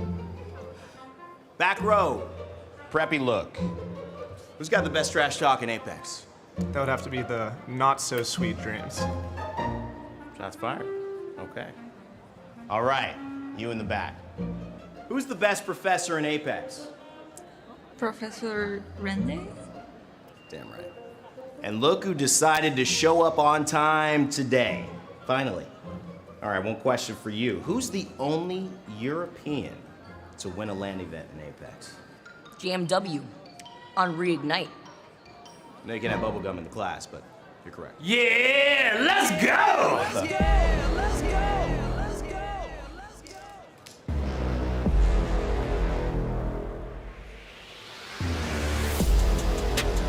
Who the hell are you?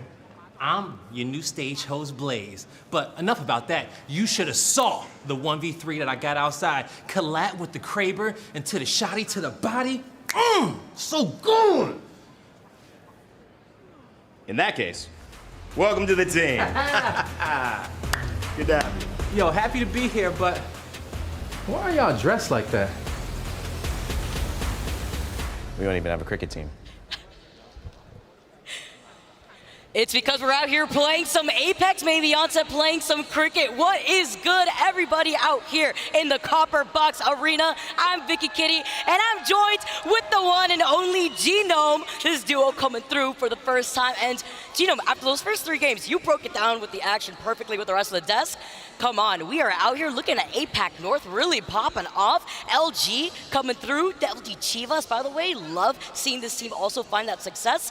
But you know, I may not be able to blow some gum out here on the casting desk.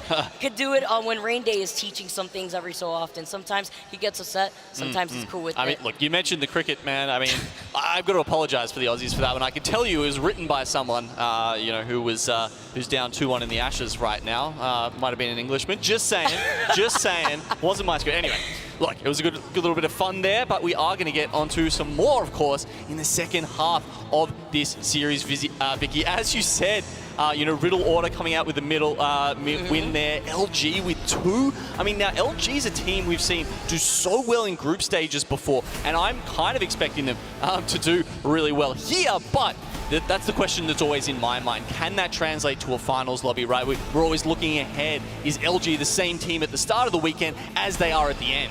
I want to say that it's possible, because let's look back on their performance in the very first split of LAN. They were lackluster and very inconsistent. One day they came out swinging. I think they, one game, had 17 kills alone, almost replicating that in their success in game number 1, where they secured 14 kills. But it's about the consistency, right? But then you have the APAC North teams looking at Fnatic right behind them in the overall score, coming through from APAC North. Riddle Order, the same thing, right behind Fnatic. You got Gambare Otosan. As we take a look at this flyby on World's Edge, we're transitioning to a different map where some teams may have more of the edge versus where they don't feel comfortable on Storm Point. Yeah, exactly. The edge. Maybe they're playing edge, maybe they're playing zone, maybe it changes depending on what they've been able to grab over here as we switch over to World's Edge. You can see there, Mirage à Trois, always a bit of a scuffle between Staging and Lava Fissure, depending on who can assert their dominance over there. Dreamfire, they're at their home over at Countdown. Love that. MDY White looking to take both Monument and Fragment. Nice little pickup for them. And I love the changes that we have onto World's Edge. Getting the flyby here as the arena coming through with their lit up signs. I love feeling this energy, and it's just day number 1 here, Genome. Talk about the times, people waking up, people coming in from work, and I'm excited to see how the work is put down here for World's Edge, because you highlighted some teams that are comfortable with the POIs that they have been able to claim here, but I'm also looking at the northwest side of this map being as congested as it is. I wouldn't be surprised if we see that early 50-50 go down between Skyhook West or even Trials. Yeah, we've got 2 teams by the looks of it over there in Trials. Same with Thermal Stations, got the hot zone, and it's definitely going to be a little bit hot down here with Start a Fight. A classic contest, honestly, as far as LAN go. You can remember Alliance getting it in this into previous ones. Oh my gosh, with the Devo off the rip and the Wingman to start a fight. They get the trade here, knock for knock, as Hiraka is going to get taken out. Just going to be able to solidify that knock. but taking things slowly here too. As also has the blue Evo shield off rip, you love that, but this also transcends into the composition that you're going into with these 50-50 contests. You have the Catalyst out here to make sure that those doors are going to be reinforced if you need to take some cover. As in Tropic, the squad that is going for these 50-50s, they lost on Harako while they're on the high ground here.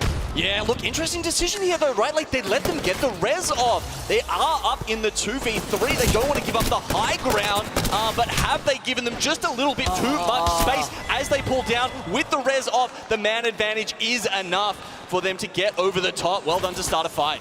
Look who's contesting Optic right over here. It's going to be Ascend in Big Mud, finding the first knock onto Dropped. This is absolutely huge here. Cher not going to heal. He's instead going to try to close in the gap alongside Postkill, trying to find the last straggler, just trying to run away out here. Gets that knock here, and it's Optic gaining out in 19th. Talk about some early game action right now, Genome.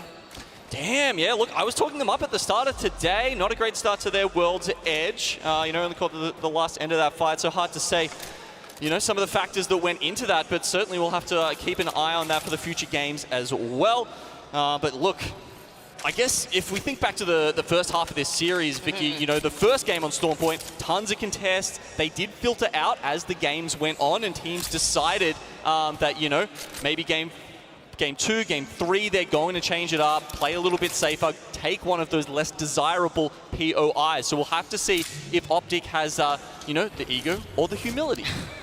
Especially when you have so much to loot by Old Lava City there too. If you don't want to split that big mod area, it's a lot of space. Everyone's like, where did my construction building go? Where? Well, it's over here. No, and we love to see it. I love seeing the changes that we have within the season on World's Edge. You got a lot to work with here. If you take a look at where the circle's gonna be pulling. Exactly, and now that Ascend have cleared that out, they've got priority into this zone. It's a clear run from them. That said, lots of other teams already stacking it up down near launch site, where it does look like the ring could be pulling. Actually insane with how quick, look at this, the amount of teams that have gone right off the bat to make that quick rotation here. It is looking absolutely congested in launch site. Looks like there's a Loba also with the black market right there too, so you could actually secure that final circle godlike position without having to overextend. As this is why we love Big Mud. This is Gold why. Prowler, bro. You got the gold guns that you can work with and the golden Prowler could, I mean, that gun has so much damage in one single clip right now. As far as SMGs go right now, the Prowler is definitely up there. I mean, you can see over here we've got Entropic after winning that contest there. That means they could have gotten to the zone earlier if they had the quick rotation. But Thermal obviously being one of those zones that you sometimes like to play a little bit more slowly, craft up and then move in. They kind of don't have that choice because they had to slow down just to take that early fight. Crazy here, and it's the black market that we were talking about. Pulverix are going to be able to utilize that while also holding down to this building.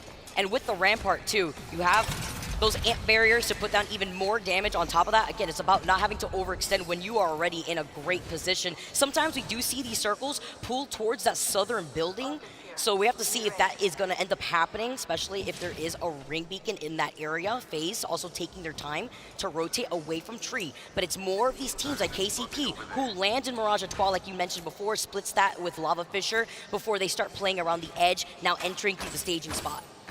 Yeah, just looking around at FaZe there, they're kind of posted up in Tree. If I can see correctly, I don't think they got the beacon over at staging, so they might be a little lost, honestly.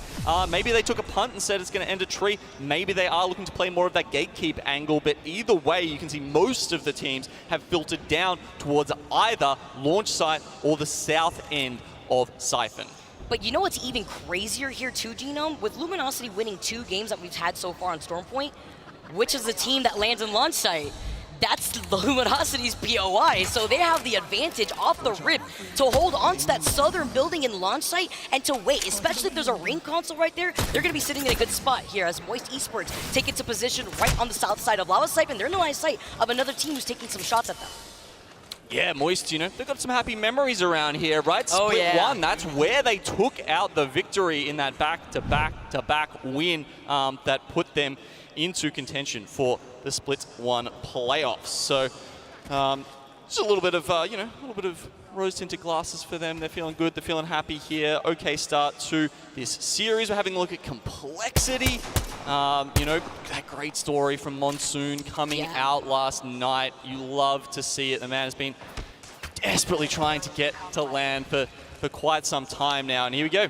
He's made it. Let's see what kind of impact he can have. I love the story that you highlight with Monsoon. Aside from the conversation that we've been able to have with him, it's players like Monsoon and Snipe that I love seeing back here in LAN. Yes, Monsoon was here last LAN, but he was here as a substitute. He's now here with this team. He's trying to get in through that redemption arc as 18 squads are still left here. Complexity trying to set themselves up on the edge of launch site, just trying to take a little head glitch here. Luda not trying to overextend either. On the Bloodhound too, by the way. We've been seeing that once, I believe, on Stormpoint too, so it's been very interesting to see the composition swaps between the two maps. Yeah, I mean, it's a classic, right? Yeah.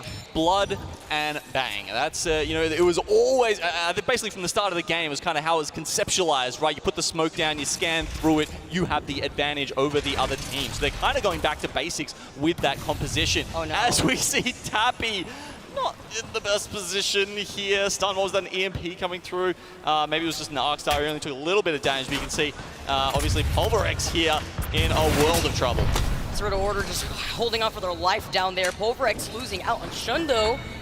Won't be able to help them out. Black Hole called in, sucking him in and preventing the res from being able to pull off if he could try to crawl inside that building. So that's already off the table here. Saku's going to be able to reset with that shield, but not going to overextend again. They're just going to hold on to the building as they should, but they have to look to their back if any other squad wants to try to contest them from behind.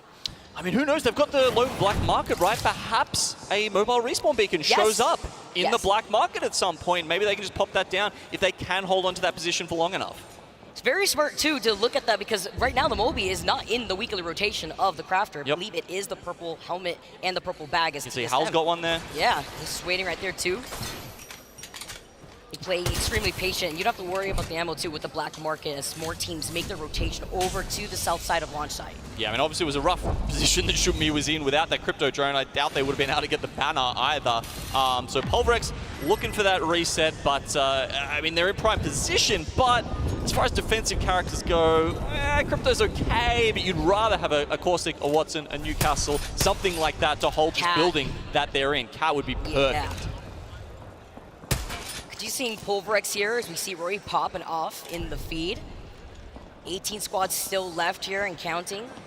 Oh, against MDY White once again. We've actually seen that scuffle a few times already this early in the LAN. The Apex Out teams going head-to-head. And here we go. KCP versus FaZe over here at Tree. FaZe has been here for a really long time. Double Seer ult. Looking like the compare contrast tables that I do not want to see out on my screen, but it's about the information here that KCP could rely on while still holding onto the roof right above FaZe. Taking their sweet time, though. They use their utility, and it's just about the information that they could gather before they decide on an entry point here if they do want to take this fight, because they are by the edge. Well, information on where that next circle is going to be going. Yeah, it's funny, isn't it? The exhibit goes down for Seer, and you always want to wait it out. You either want to get out of range of it or wait it out, right? And it's when both are down, it's like, okay, are we both just going to fight and have that information? It seems like teams often, you know, will back themselves, try to wait for this black hole. Silence and the black hole on top of that. They get the nut. The reinforce comes out. Zay trying to go for the reset. KCP trying to go in and lose out on Serdell. It's the trade here. No shields on the other side. Phonyhead has out the advantage as Omichan now moves in. Yeah, here we go. 8back North coming in for the kill, though. Can they be a part of this fight? They're certainly looking for it. FaZe has gone down. Fnatic now looking to finish up with that. A defensive bang ult on the top of this means Fnatic kind of have to move inside here. Zane just backing away. What can they do? That timing on the third party was absolutely insane from Fnatic. Amazing call right there from them to move in. They have not been able to call out Zane, though, who's forced to walk away. Yeah, Zane's gone for the rat play, absolutely. Other teams were looking for that. E6 coming down from Thermal Station. We're kind of thinking about it. We had Vex there as well. The Amir Pigeons, the Vultures, I guess, you know, just maybe having a look for some scraps. Love how you call it pigeons. I just think about the new Bloodhound bird. It's like pigeon just moving in. That's just KCP right there, just trying to pick up the scraps if they can. Just backing away as they see the Valkyrie Skyward Dive take to the skies and get the damage that they were looking for, you know, with the charge rifle. I mean, I swear, this gun single-handedly put Valk's pick rate about 40% down, because that happens so often. If you've got just a couple there, they will take that Valk out of the sky every time. Man, it hurts even more when it ends up being the Nemesis and you're within that range and you have the 3 scope, which isn't the replicator right now. Gun makes you cry right now, too. Is Fnatic just looking to take some more information of the teams in the area here before they also make their call to rotate from the south side here for this next circle. Oh, interesting. You know, kind of I put FaZe on blast a little bit, right? But every now and then you do see the shift back where the circle does go back towards tree, and this happens, right? The teams pretty much always read it as the launch site zone. Okay, it is. They're correct this time, as we can see, just with that next shift, we're getting the information. But, I mean, it's hard to read. You can see it ping-ponging from one side to the other here. That's a pretty classic World's Edge zone right there.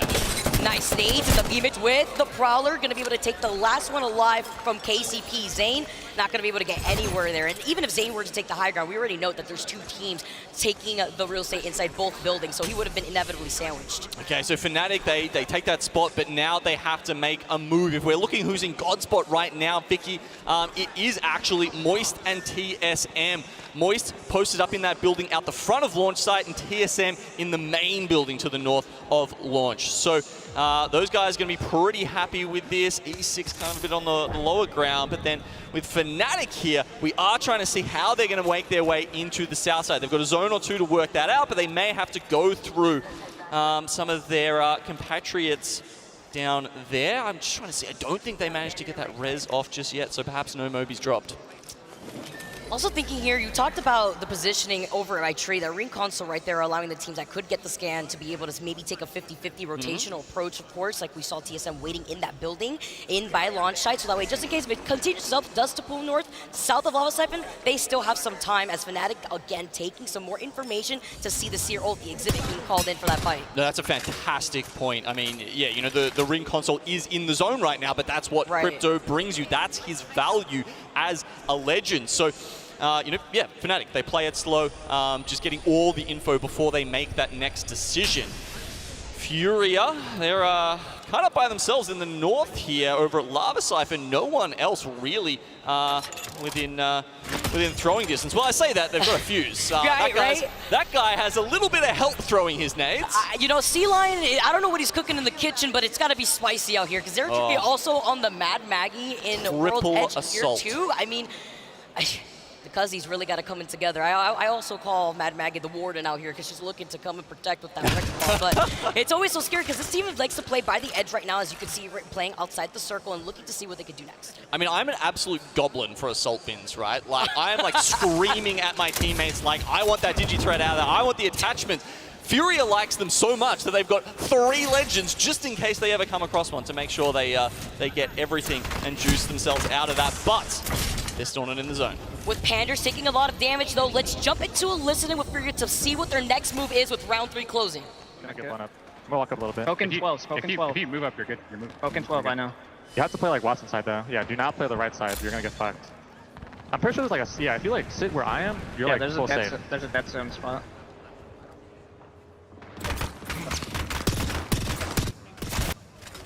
I need a syringe. Up to you. We're big we're in again, we're in again. I'm hitting from 12.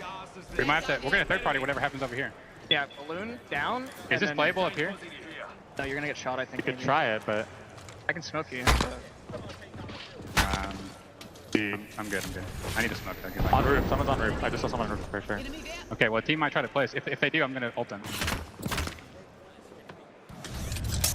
I think we balloon down and ult on the balloon and cover all this area. Yeah, I can. Give me a syringe. Just farm. Another one? If a team starts trying to take this rock from us, you need to bang ult them. Yeah, I will. They got smoked. I might get farmed in the back though. I have bang ult out. I don't see them. You have digis or no?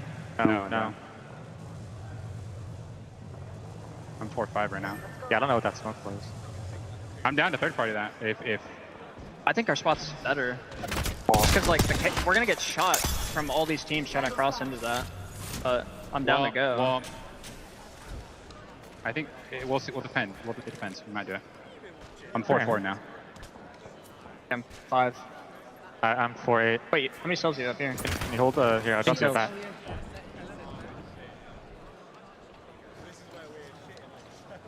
Any ult cells?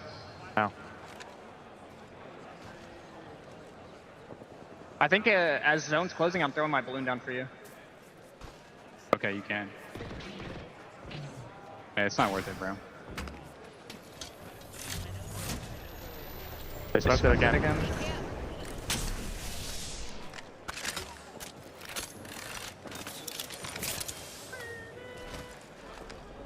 I might go look. I don't know. They're Valk ulting. That's a one team different team. Valking. There's still 2 teams back there. Don't get distracted shooting them. They might. Yeah, I know. They might come. They're landing underneath. That's fine. That's fine. You just throw it back at them. I put the balloon down. I just threw my ball, man. Just I'm good. I'm good. Yep. I'm really low. It's gone. Didn't hit shit. I hit someone for 7 with my ball. Right here. I'm smoking this truck right here for us. I'm cooking right here. Maybe peek a team underneath. Underneath, 3 kills. They're in here. Valk low. I'm trying to see, but Keep watching that, Zare. We're gonna shoot underneath. Keep watching that. yeah, I'm watching right. Careful. 130 on Seer inside. I'm banning him low. I'm low. Stabilize, please, stabilize. These guys have like, there's a guy on top. He's getting shot at. Is it more than one I'm team? gonna queue him. Nope, I don't know. no smoke. Careful. I got Seer scan. Nades. I'm Seer scan as well, but I already threw my abilities. The I'm in Seer is 4 low ground, the seconds. Fang is top, okay? Yeah, I think she ran off and dropped. Yeah, she was getting shot at. Can we smoke here and kill the team underneath? The Smoke on the truck again? Like down here. No, I'm low again. Yeah, I don't know. I'm one bullet. I'm one bullet. You're fine. Someone. Oh, he's gonna kill me. Oh, fuck. Selling. Trying to nade them. I hit him with my ult. You can smoke and rescue maybe. I don't have smoke. I cracked him. Stick him. I'm going. I cracked you. Yeah, stay alive. I have to bat. Oh, we're dead here, I think. Yeah, I mean, not much we can do. I don't know. What a tough situation to be in for Fura right there too. You heard the comms. They were talking about how many teams are behind them. That's going to be Vex Gaming, going to be able to take control over that fight. And at the same time, we saw, I believe it was MD White flying on top of Moist, getting some trades going in there on the other side while that fight was happening on the high ground. Yeah, and Moist have stabilized now. They are ready to go in, but TSM are in God spot. We'll watch the other teams converge onto that main building, but you can see it up there to the top left of your screen as Vex put down a couple of other ALGS pros here. Looking good for them, but they're going to still move in, right? Like, they're getting the kills, but they're still going to get in. You're not invisible. You're not invisible on the other side of the catwall right there, okay? You're in their line of sight. Vex Gaming looking for the redemption arc as Matapify is in. 7 squads left. Catwall is up, blocking the view. TSM looking through the windows, finishing off what was left of Element 6. Okay, kind of mirroring them now, though, is Moist. You see them starting to take the fight. They have to drop off. The hill provides a little bit of nice cover here. Moist primarily worried about Vexed at the moment, who are on the other side of them. But inside there's a fight for Godspot. They have to worry about their back. TSM go up against Complexity. This is a smart fight to take for Complexity. They had no other choice. They have to push in on this, and they have to take advantage of Burhol's catwall that is up right now as Imperial House tries to take the corner. Reps only has a blue extended light mag right here. 62M on the heavy before he can forcibly swap off, gets the hipfire shots as Hell gets a follow-up, finds Cody. Unlucky on this other side though, as Malwati too, the double fight going down as TSM are trying to secure this fight against Complexity, playing around the knockdown shields, but you're the last one alive. But finally, they got the res, and Pulverex are coming in from the backside. TSM, they're trying to get that revive, but they won't do it in time.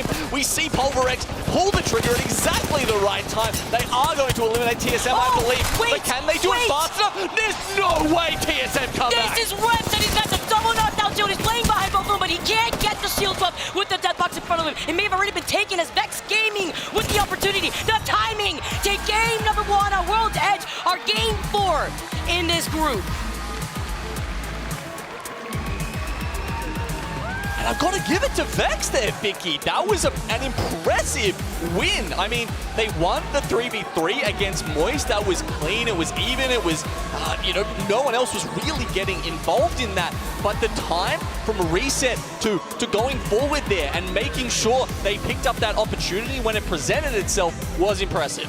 And not only that, rotating from Skyhook with that timing, just as equally important to be able to position themselves right behind Fury to take that fight before they start counter-rotating, take advantage of the fact that TSM was fighting against Complexity for that Godspot building where the circle was going to be pulling. But it's the timing that is the key that we have to keep highlighting here for that game, because that's all it was here for Vex. Again, it's the redemption shot art that we're looking at Vex after the lackluster performance in the first land. They're looking to change the game here.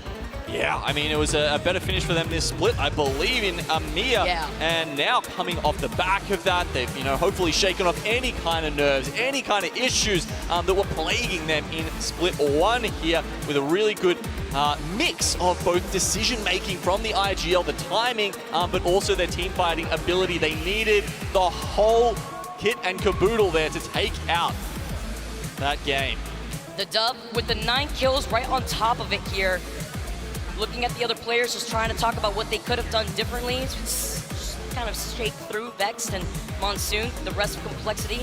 And we're looking to try to take that clean fight. I also mentioned it too, when the play was going on, Genome, the timing before the res could come off was stopped short by Vexed and them pushing into that building while that fight was going on, which that fight between Complexity and TSM rather longer than they would have liked. Even if the death boxes were there to go in for the shield swaps, Vex were able to present themselves to add in that extra pressure, even with the gravity lift for their horizon being right there, posing, being really happy. It's another day at work here for the Vex squad as we take a look at the fans in the arena. Give it up. I mean, look, doing well, doing badly. The Vexed guys were there through thick and thin last playoffs, this playoffs as well. So big shout out to your, your true blue supporters. Well, that's what we call them. They're Australian. Even if you're sitting backwards, Genome? Don't even stop me. He's giving me that face. Don't even stop Now me. I know that Genome doesn't look at the board in the classroom as we take a look at the final circle approach from Vex Gaming. Seeing them having to fight through the side as another catwall had moved up. They were able to wrap around here. Unlucky was so low, but it was the Moist fight that we saw before swapping over to the Complexity versus TSM fight, where they were able to get the reset with Unlucky getting res, and then them being able to move in shortly right afterwards. Yeah, there we go. You can see this all happening at the same time. Vex just get that res off. Tyler's already moving in to try and secure space here. You can see the rest of the team hasn't even made it there yet, and Tyler's already putting damage and putting this fight in their favor. And what's even better is that it wasn't just the third party. You can see Pulverex in the feed also putting in damage and pressure onto TSM there too. It just allowed Vex to not only go for the reset, but then try to clean up everything else that was inside the building, finishing off with 9 kills, 12 points for that dub. On top of that, Pulverex right behind them though, with the 6 kills and the placements away, so they were able to secure for that game. Yeah, I mean, look, shout out to them for picking up the second, waiting it out, and getting that res off eventually, right? I mean, it'd be interesting to see that game from sort of their perspective and thinking about the other teams around them. Did the teams know were there enough seers in the area to scan that there was only 2 people in that building? Because honestly, I would have expected someone to send them had they realized that only 2 legends alive, as we talked about, not particularly defensive legends. Yeah. Should have been an easy cleanup for someone. Are people scared? Are people playing, a little too passive here at the start of this LAN? It could be the nerves that have to get shaken off too. I mean, you're playing on a big stage out here live. LAN vibes are always very different for the teams that may not have the same amount of experience as some of the other teams that have been here for a while. As we take a look at the series results in general for the second page here, struggling a little bit though on this side on World's Edge was KCP. You saw them finish off in the later part of the leaderboard. The overall leaderboards now with Fnatic taking the spot on top of LG Chivas with 48 points. Closer there at the top. Yeah, Riddle Order falling off a little bit. But yeah, after our first game on World's Edge, still plenty of people picking up a half-decent amount of points, I guess. I think something also, important to touch on, Vicky, is that, of course, we're in the group stage here, so it's not like it's a series of 6 and then, someone loses or wins here. It's cumulative points across when you're playing all these other groups. And at that point, you just need to make sure you're putting enough in the bank to try and make it to that winner's bracket, because, of course, that's where the top 20 teams are going after the group stage. And you have some room to breathe, too. Yes. That way they can have some extra time to practice, too, if they have that opportunity, which is extremely important. Fnatic, too, I believe came out of that, even though they were in that top placement, they secured like 8 kills in general, too. So it's still being able to have that complexity mindset of just trying to find your fight, even if you don't get that position, because now they've secured that first place spot overall. Yeah, well, a couple of teams definitely pulling ahead of the pack, but it's not that far, right? And that's what we like to see at LAN, when all the regions come together and you don't have as many, I don't know, standouts, I guess you would say. I feel like the skill level of a LAN lobby is a little bit tighter usually than we see in our regions throughout the split. That's why I love LAN out here, and that's why I also love being able to go through another game of World's Edge. That's going to come to you guys on the other side of this break. You don't want to miss it.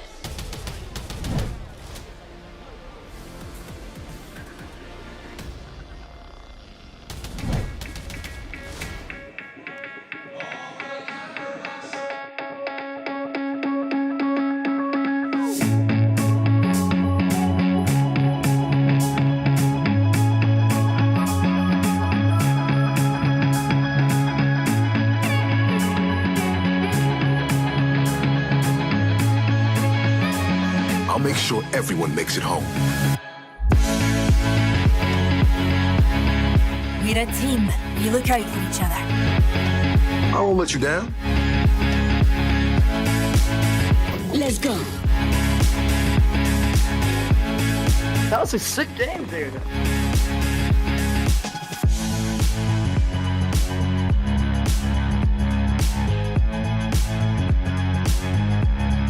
No one gets left behind.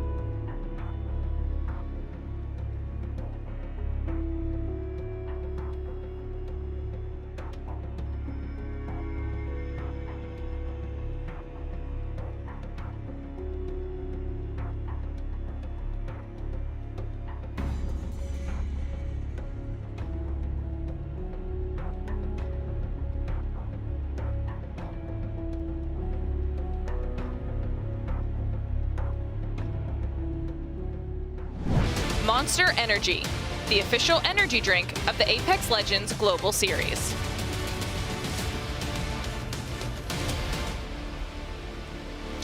Welcome back, everybody, to the Apex Legends Global Series Split 2 LAN live here in London. We just wrapped up a nice little pretty bow, game number 4 on World's Edge. Vex Gaming coming to win with 9 kills to their name.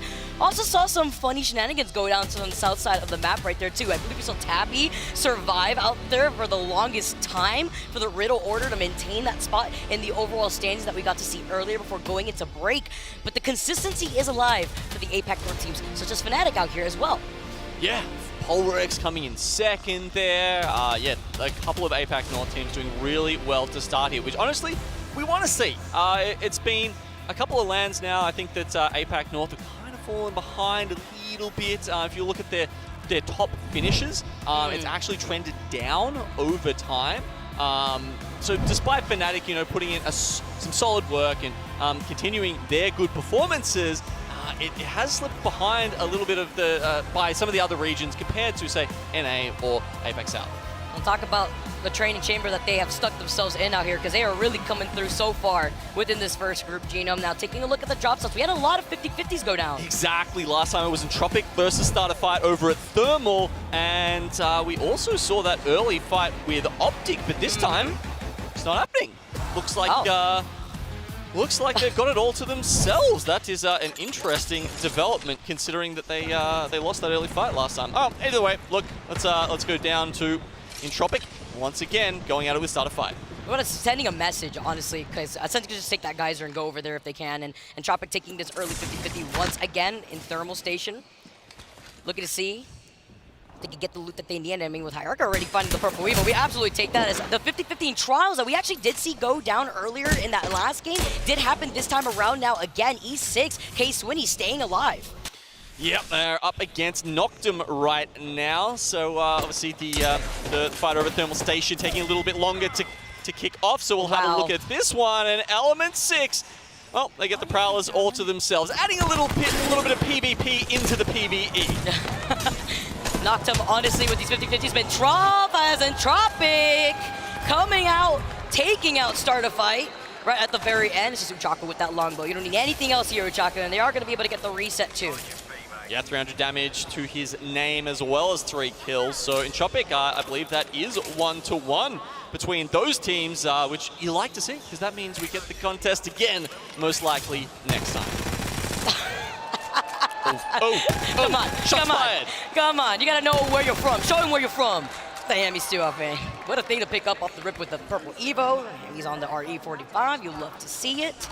Tropic now are gonna be able to get the loot that they need before making the rotation. Looks like we are moving up to the north for this next circle. Nice picking up on the Moby there too. But it's these 50-50s that I also love seeing here on World's Edge. I mentioned that Noctum has not had a good time. We saw that they had that early 50-50 contest with Luminosity too.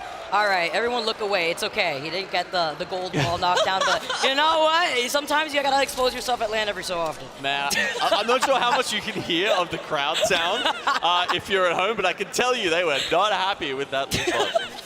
That's why I love live audiences. You guys are fantastic out here in the Copper Box Arena. It's just more of these squads that are going to be rotating to see what they're going to be picking up for their weapon load. I definitely wasn't expecting them to keep that RE, even though, you know, I do love those hammies.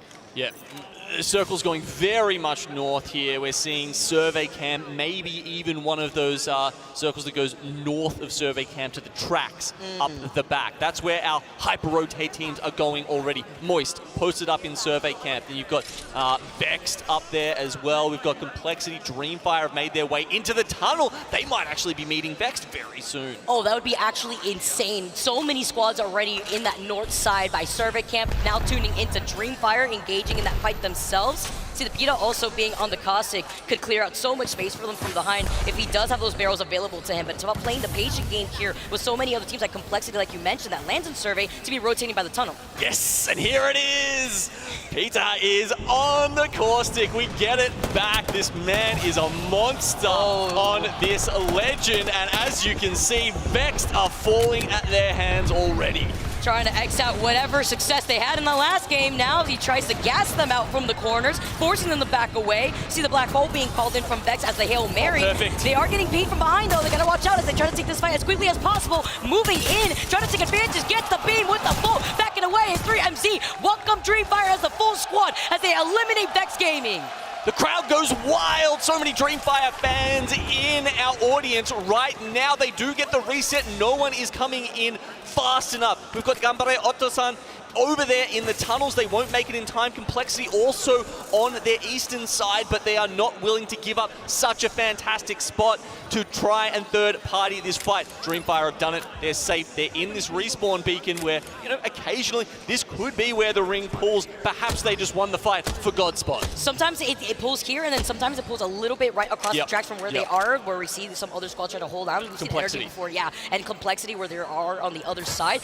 But this still, it goes into that 50-50 rotation approach that you and I were mentioning in the previous game when it comes to either you not having access to a ring beacon or trying to call the hard pull when you do have that information in the previous circle. So I love this position for Dreamfire, especially since they have the bunker down character with the Caustic. I don't expect Gambare to try to contest them on that north side of the tunnel, and if they do, they have to worry about Complexity getting involved as a third party.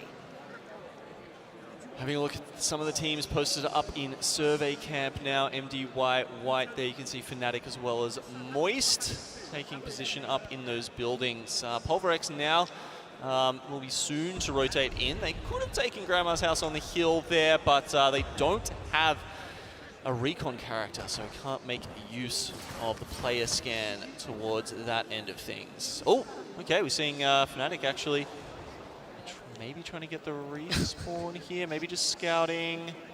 That's Meltzera. Unfortunately, has been removed already. These APAC North teams really have to trying to get a little creative just to have all 3 members on the board. And even if you got that Loba too, it's the Moby isn't in the crafter, maybe you picked one up, but like good luck trying to get that player right back in survey with so many other teams have already made their position, as well as E6 trying to join them too, trying to see if they can try to rotate through the tunnel as we hear the crowd roar up at the name of E6. K-Swinny keeping his name on the board, 17 squads left. They've already secured 3 KP as a team here too.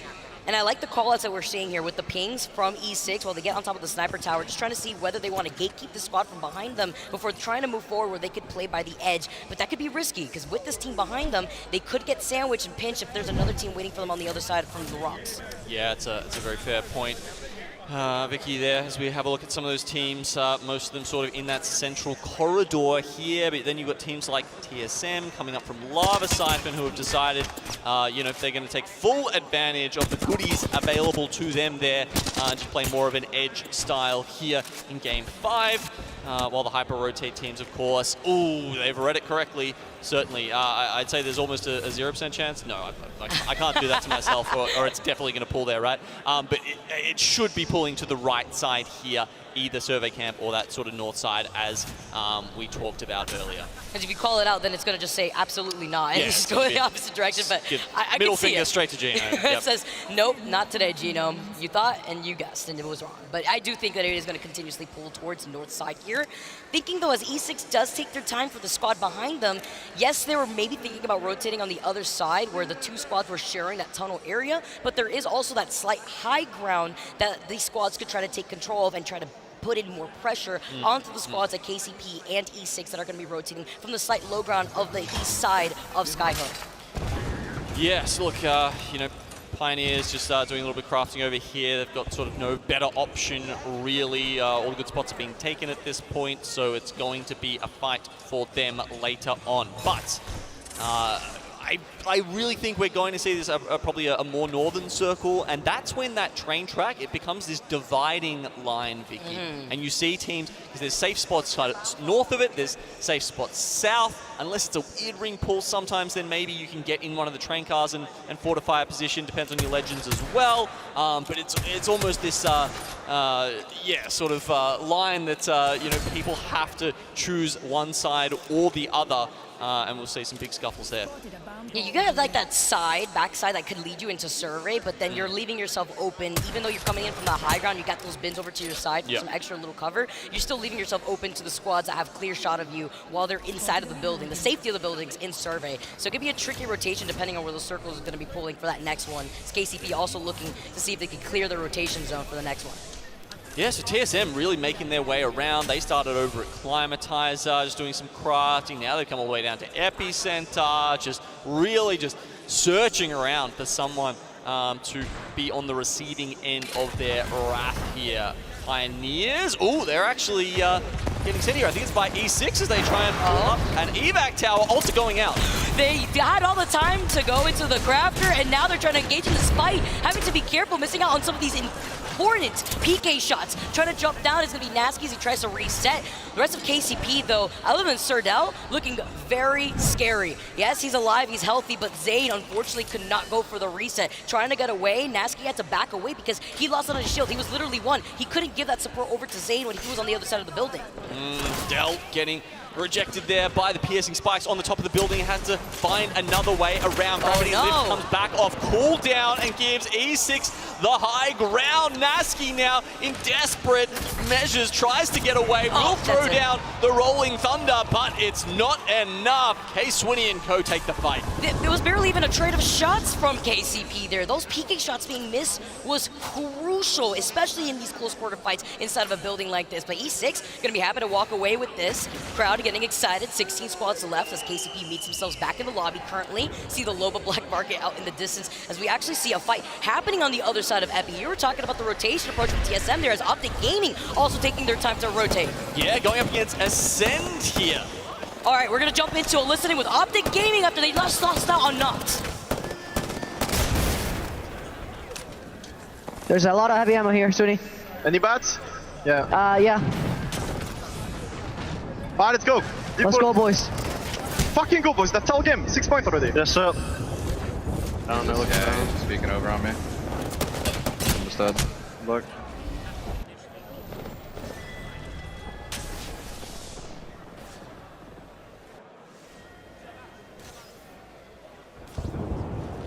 All right, well, Optic just getting forced off the hill there. You can hear them, you know, pretty much just giving up. They have to make a move, and it's going to be Ascend. Is that the...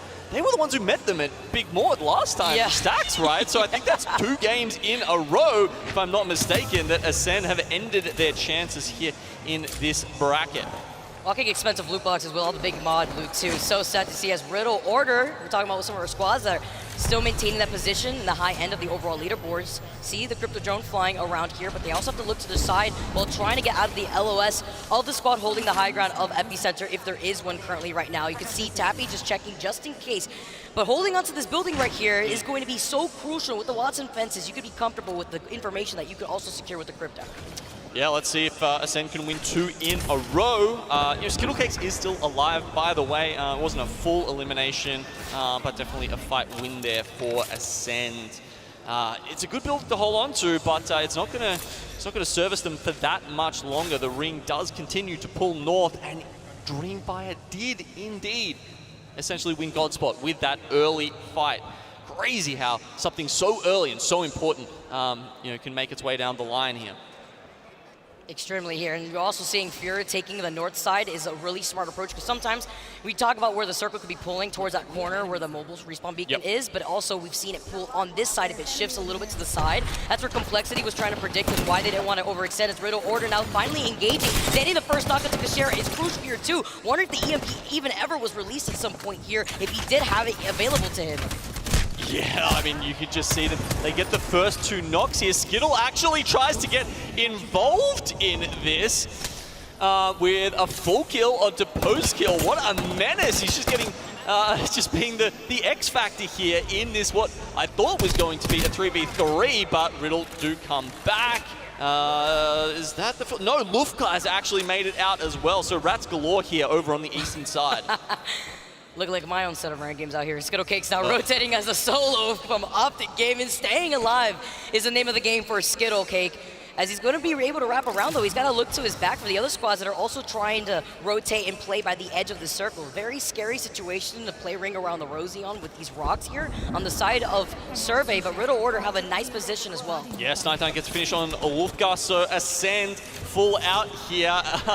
Skittlecakes is probably just having a little bit of a laugh to himself that he did manage to outlive their opponents there. But these teams on the eastern side, they're going to start making their way towards Survey Camp, where we already know there's a bunch of teams posted up. So let's see if they can survive in on outside those buildings. And look at Complexity's position here too. We noted that they were trying to play on the north side by actually where Fury is right now, but with the pressure of Fury over to the other side, and then with the potential threat of their right side, they could have been pinched, and they did not like that. And they have information with Luda being on the Bloodhound. So yes, they get the scan, they have that information, but it's about the position that they have to play to next, because they had a good spot, but now they're just further going away from the circle, maybe trying to take a different angle. All right, so we've got more fights going up here. It's Fnatic versus TSM down on the south side of the map. TSM, they put the Seer ult down on themselves just to try and dissuade any further action.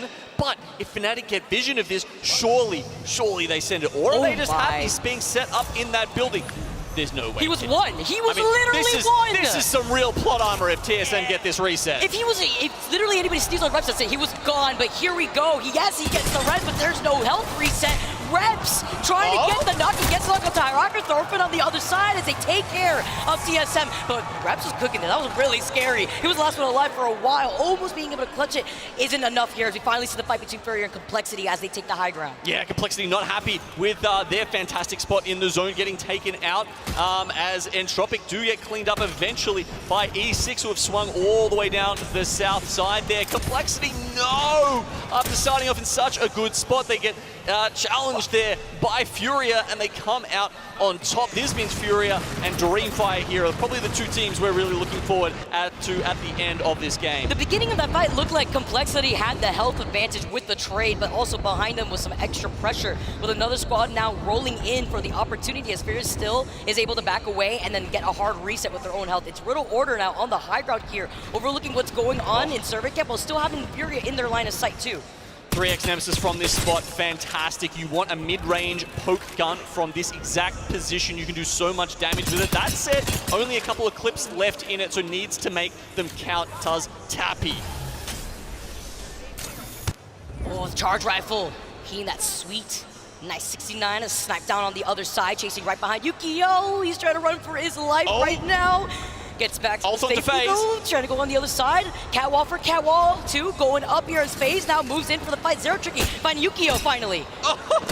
Phony's like, why did you eat my triple take shot there? Unfortunate there as FaZe, the movement doesn't quite work out for them, but the rotation does. They've made it in safely. Roy from the power position is going to put down one here. Dreamfire, like you called out, Genome still on the other side. You see the tick damage coming in with the Thermite. You see the aggressive ping too. They're getting inside, but Rory is reaping all the benefits. He gets the next knock onto his Watson. Snipe down, literally one right now, does get the bat off. Furia, Dreamfire recognizing that they need to shift to the right a little bit. Once again, claim Godspot. FaZe now still alive as Riddle Order falls right afterwards. 8 squads here. Dreamfire still holding on to an amazing spot. Fnatic, by the way, still up on the other side. Yuka still alive and healthy. MDY White as well as Gambare Otosan. As FaZe now try to take out to the high ground. Maybe if Snipedown could get into the angle to see where all the other squads are in the left side of the area. Okay, so we've got so many teams on the south side here with 8 alive. There's about 6 down there, a couple on the other side, but it's Dreamfire who have this all to themselves, and I cannot tell you how good this final position is for them. The zone ends just on the other side, the south side of the tracks here. That means they have so much cover moving into this. They're going to be free firing on everyone unless we see a crazy push towards them. I'm loving their position here. And they knew the importance of holding this spot here too. Not only did they get it within that first circle, getting that information, they rotated from countdown to hold this spot. They fought for it here too. They were able to bunker down with the caustic, and that's super important in clearing up that space. And not only that, they've done it in the right amount of time. You can see they have the Rolling Thunder up there. They're probably going to have their caustic ult as well. You know, maybe some ultic cells in those boxes that they just cleared out from Furia. That means they're going to have every tool at their disposal when this final fight comes down. They have the information that FaZe is on the rock side here too. You can see the circle closing in. Look at this chaos as all the squads are getting funneled outside of the buildings of Survey Camp. Frex gets the knock with the Arc Star. Who else is going to be served on the silver platter for Phony yet to finish? MDY White is a squad to get eliminated. A squad landing right behind them. It is a Christmas season out here with more presents being delivered. Yep, rotation in there from E36 below FaZe. I don't think they've got the vision on them right now. They're too busy firing across at all these other teams, and it feels like it's one of those situations only one team from Survey Camp should come out alive. Who's it going to be? Fnatic? Moist? It's got to be one of those. We see Pulverex on the left side. They're coming out from the tunnel. They finally had to make their move, but the Horizon Gravity Lift here will challenge FaZe. Will it be enough to put them down? They're going to go down to the zone! Not the zone in the corner, and now the reset is going to try to come in. K-Swinny playing off the high ground. No Seer attack can cancel that this time around, but it does stun them for a bit with that silence. E6 now moving in, definitely with the zipline here too. Moist get taken out as Saku tries to capitalize. Another solid game from Moist, but once again, they can't finish it out. Pulverex, while all that was happening, Dreamfire just put their hands around the throat of the other team, take out one there from Pulverex and make it even harder for anyone else to challenge them here. And Dreamfire knew Pulverex was there from the very beginning. That was also another team that predicted where the circle was going to be moving, but slightly late, so forced to wait inside of the train track tunnel here. Dreamfire taking the shots with the R301. Rory cleaning up so many of these teams as Pulverex get taken out. 3v3, the Bang goes down, lobs that as far as he possibly can for EMZ. They've set this up the whole game. Can Dreamfire finish it off? Okay, so we need to take it to the skies with the gravity lift here. He's literally won, but Dreamfire with the Nemesis. 3MZ0 coming through. These final two squads fighting for the life, but Dreamfire has the advantage. They have the nuts, they have the position, and they're about to have game number 5. Dreamfire wins.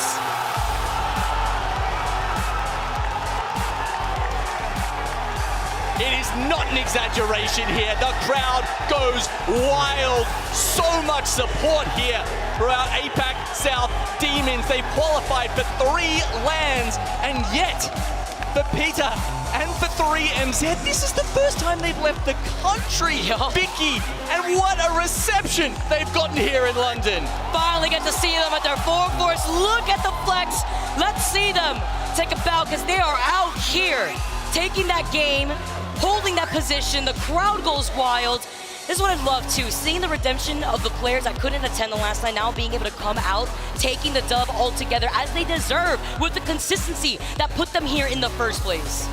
I mean, is it 2021 or is it 2023? Because that is the kind of dominating performance that Dreamfire have been putting out on World's Edge with that kind of composition.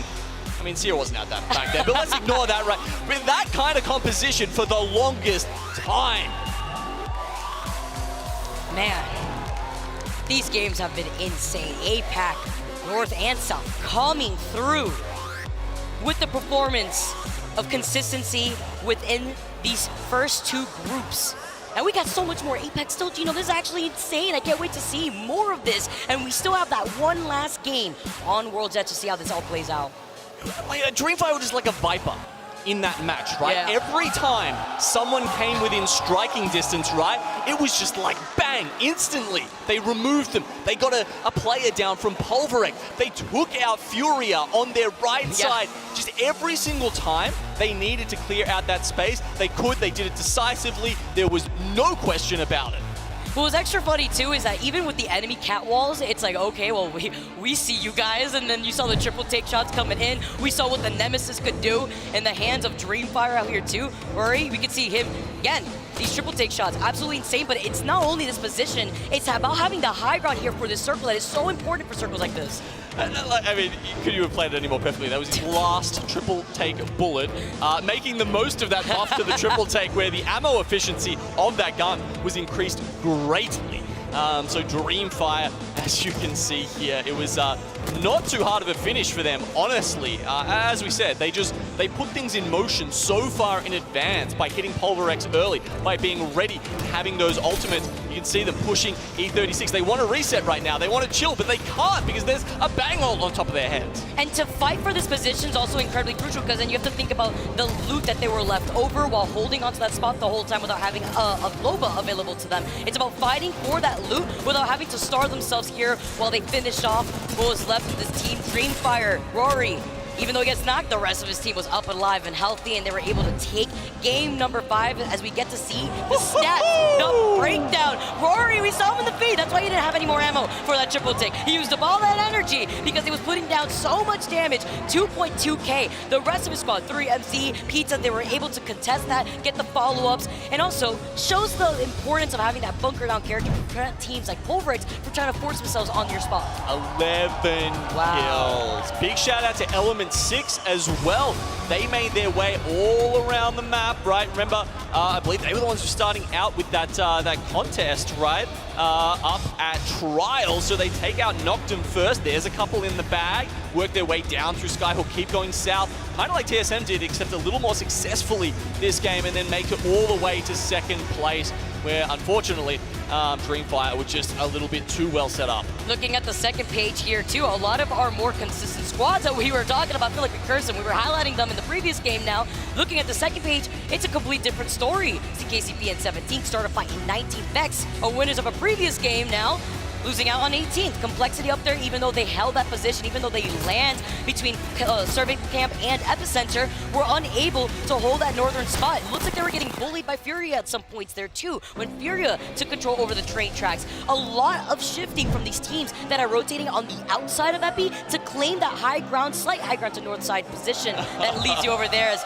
we see the energy, man. It's so difficult. Like, look at this. Finally being able to see them in person, it's always so fun to enjoy the energy that these lands provide. As we see the series results right now, Fnatic still staying on top of 55 points. And those guys are so happy to finally be here. And yeah, Fnatic pretty happy with their performance right now as well. LG had a phenomenal Storm point, but they have to keep that up if they want to keep this and get it in the bag, really make sure they're moving on to that winners bracket. That said, I need to go back and do the maths. I believe it was somewhere around 100 points that you kind of want, generally speaking, to get into that winners bracket. So, you know, with a 50-point performance here, you know, and a game still to go for LG Shivers, that does mean they are, you know, perhaps about halfway, even though they've only played 1/3 of the matches. Yeah, that Good pop-off maths. moment here too. And even though I do look pretty tall here next to Genome, don't let that deceive you, okay?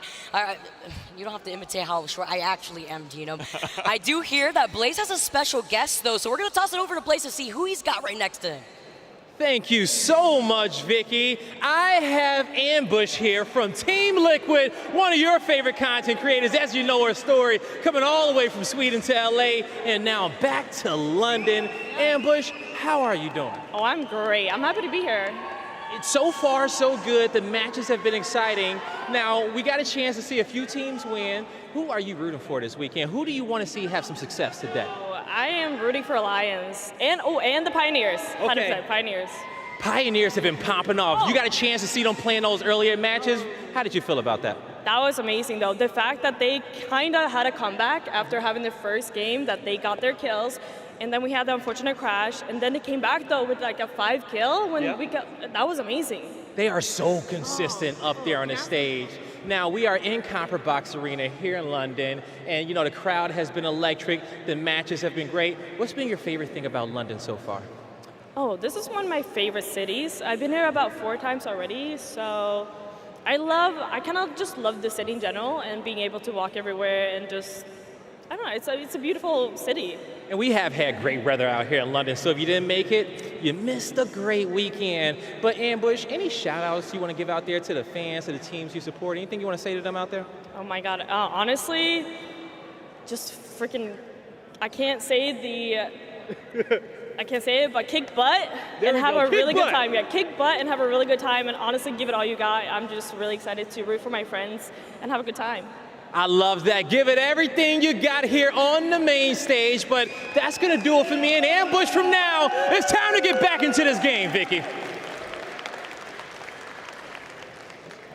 Thank you guys so much. Love seeing familiar faces out in the crowd. Also love seeing our arena being filled up by our beautiful fans who've been bringing all the energy out here. Love it when we get to see some unfortunate things go on in the game, and it's like your reaction when you are the one playing gets to be reciprocated throughout the rest of the arena. And then that also goes hand in hand with the hype. Maybe it's the fan support. I mean, if you think about who's shown up today, right, in the crowd. We've got Vex there, taking out a game, Dreamfire taking out a game. Out here too, doing so well. It's the power of love, Vic. Yeah. It's about the consistency, and I love to see a lot of these teams coming through in LAN and seeing the mix-up of how close our overall leaderboard is too. Fnatic out here still securing a lot of the KP that they need to stay on top. LG literally right behind them after they were able to take 2 wins already. Now World's Edge, I feel like, has shaken things up a lot for those squads that were doing really well on Stormpoint to then now make the adjustment. If it's a compositional switch, is it something that they just don't feel comfortable with, even though, I mean, World's Edge is that map that everybody has played on for the majority of the time here in competitive Apex. It could be something different within these regions. The APAC North and South teams have been putting in the work, Genome. That's how it seems so far, certainly, but we've still got a couple of groups to play. Got a couple other matchups yet, and we've still got one more game left in our first series here. It's been a fun one, honestly. You know, triple assault compositions, our core stick throwback. I'm loving a lot of what we're seeing out of these teams. Can't just say Cossack throwback just casually like that. You know, it's me, all right? I'm right next to you now. You have to get used to this, because when it comes to the Cossack, I get why we see him on World's Edge, but you know what? Nothing gets me feeling a type of way than seeing that Seer, even with the changes, man. That silence, 10 seconds, that physically pains me. And then we get to see the work coming in. Literally, Genome just leaning back as if he's feeling the pain in real life. That's how I feel when I also get beamed by the Nemesis. Seeing the current crafty rotations too. For those of you guys that just haven't played in a little bit, the R9 and the Rampage have been in it, and we've been seeing the R9 being utilized so much with the teams that have the crafter. Yeah, even getting a look at good old August Brinkman there, or at least, you know, how he looked before he was turned into a silver fox. That was a bit of a younger version of him there. Kuben Blisk as well, so shout out to Titanfall. I feel like he's the one that comes in and he's like, get off my turf. And he's like trying to teach all the Apex legends. Was that your English accent impression? Absolutely not. I wasn't even trying, actually. Okay, I just feel like that was the impression I get from his personality, just trying to teach the young ones just the what's vibes. up. Yeah, exactly. He's just trying to make sure that everybody's in touch out here, all the younger legends that he feels like he's got to take in charge of. But we haven't seen any of that here in these lobbies. Instead, we've been seeing a nice mix-up between the compositions that we're witnessing in Stormpoint into World's Edge. But there's one factor that has not deterred, and that's going to be Seer and Horizon. And the Bangalore, too. Bangalore Enjoyers, I know Shiv is having the good time about that. He had tweeted about it earlier, that he can't wait to see some more Bangalore action. And you're definitely getting what you asked for out here. It's honestly nuts that he has been playing Bangalore for that long, and we saw, like, no changes. A lull, and then suddenly... Well, I just was like almost no changes or almost no changes to Bang for the longest time, but then has come back into the meta, right? I love that there's still those things hidden in the game that the pros can come up with, can experiment with, because sometimes I feel like even the best players in the world do kind of succumb to that groupthink, and they're like, oh no, we are the slaves to the meta. You need those fun teams. Furia, right? They've done it before, and maybe they'll do it again here, just breaking the mold. It's always about being trendsetters too, you know? Yep. I mean, we saw it with Furia, like you talked about when you think about his Watson. He was like one of the first ones to really put Seer on the map, and then a lot of other teams started seeing the importance of having all that information, even with the changes, still just as important. And then I also think about Aurora too, when I think about like comps coming out of left field, always coming through. And then, we talked about it earlier, but Sea Lion cooking with the Fuse and the Mad Maggie that we're witnessing on World's Edge. It's almost like they took Seer, which, as you said, his Watson popularized at the Rally Champs, in the year 2 of ALGS, and they were like, how can we make this character, how can we make this legend even more suited to his Watson's play style? All right, we'll just make him a bit more aggro. We'll just give him a silence, a stun. We'll make it quicker, easier to hit the Q. It's kind of crazy how strong that legend is right now and how well he suits the play style of a hyper-aggressive team like Furia. When I think about like the slow and the stun combined, I just think about like Revenant with this 15-second slow right there on the other side, just crying in the corner. You get to see some more fans in the arena, but I mean like the silence that we see too from some changes here, and he's got to rep the Gen Ridden sticker with the product. Okay, I see you. See some of the drip out here in the crowd as we get set up for our final game. Well, they'll be on soon, Vicky. Yeah. Well, you're a Duck Zero fan. You'll be getting some of that as we see the eyes of a killer there. Roy, the man who just put that team, I'm not going to say on his back, because honestly, it was a team effort. It was 100% a team effort, but always leading from the front, damage-wise, 2,200 last game. Fantastic effort from him. But yeah, I mean, that's the, I don't know how much the audience or the crowd at home is, aware of the changes that we've made for this Split 2 playoffs, Vicky. But every match is now on the main stage. So, you're here in the audience, you've got that favorite team. You're going to see them every single time. The crowd getting excited, going wild out here. Looking at some more familiar faces, getting set up, and I love how you highlighted that. That was the one thing that I noted that was my favorite, seeing every group being able to perform on this big stage, which means, if you feel comfy in the backstage over there, for Stream B or in the other corner where you could be playing, well, sorry, you can't find that comfort anymore. You gotta feel the lights beaming down on you and the crowd roaring your name, because this is where the action happens. This is where the pressure is really felt by these teams. Yeah, we get to cast more games too. Yeah, as well, which, I mean, I'm game for it. Yeah, I'm game for it, especially. Man, Gino, we are out here. You already know. I was talking to Genome, nerding out a little bit, showing him. I had to also show Genome some clips. You already know how that works, too. Just letting him know, all right, I'm set up for the rest of this weekend. We're excited. I love the Dreamfire fans out here in the crowd. Always love seeing Rory's personality, and now that he's alongside his teammates to perform, it feels so nice. Yeah, all those Chinese and Taiwanese fans coming out here. And we actually had a story earlier that we saw pop up on Twitter that someone had driven 20 days. I keep thinking 20 days. I keep thinking, was it hours? I don't know. Some ridiculous amount of time. But it's a drove, right? Drove from China to London. Am I crazy? I don't know. That was the story. Either way, they've come out. They went through a journey. Yeah, exactly. They're holding it up right now. It's the very Apex sign. Big shout out to them for making it across here to the LAN and supporting their boys here over on MDY White, because of course it was Feiju who's been playing for a very, very long time. Finally made it to LAN. We saw a great clip of him saying, you know, they came in fifth, right? Only just, and we got to hear the live reaction at the end of Split 2, being like, oh my God, I finally made it to LAN, the promised land where everyone wants to be on if you're an Apex competitor. Such amazing stories to see with these crowds. Again, just getting set up here as we pan through the rest of the crowd. There you go. That's what Gina was talking about. Shout out to Very Apex. MD White right below them here too. Just looking at everybody that have made their way.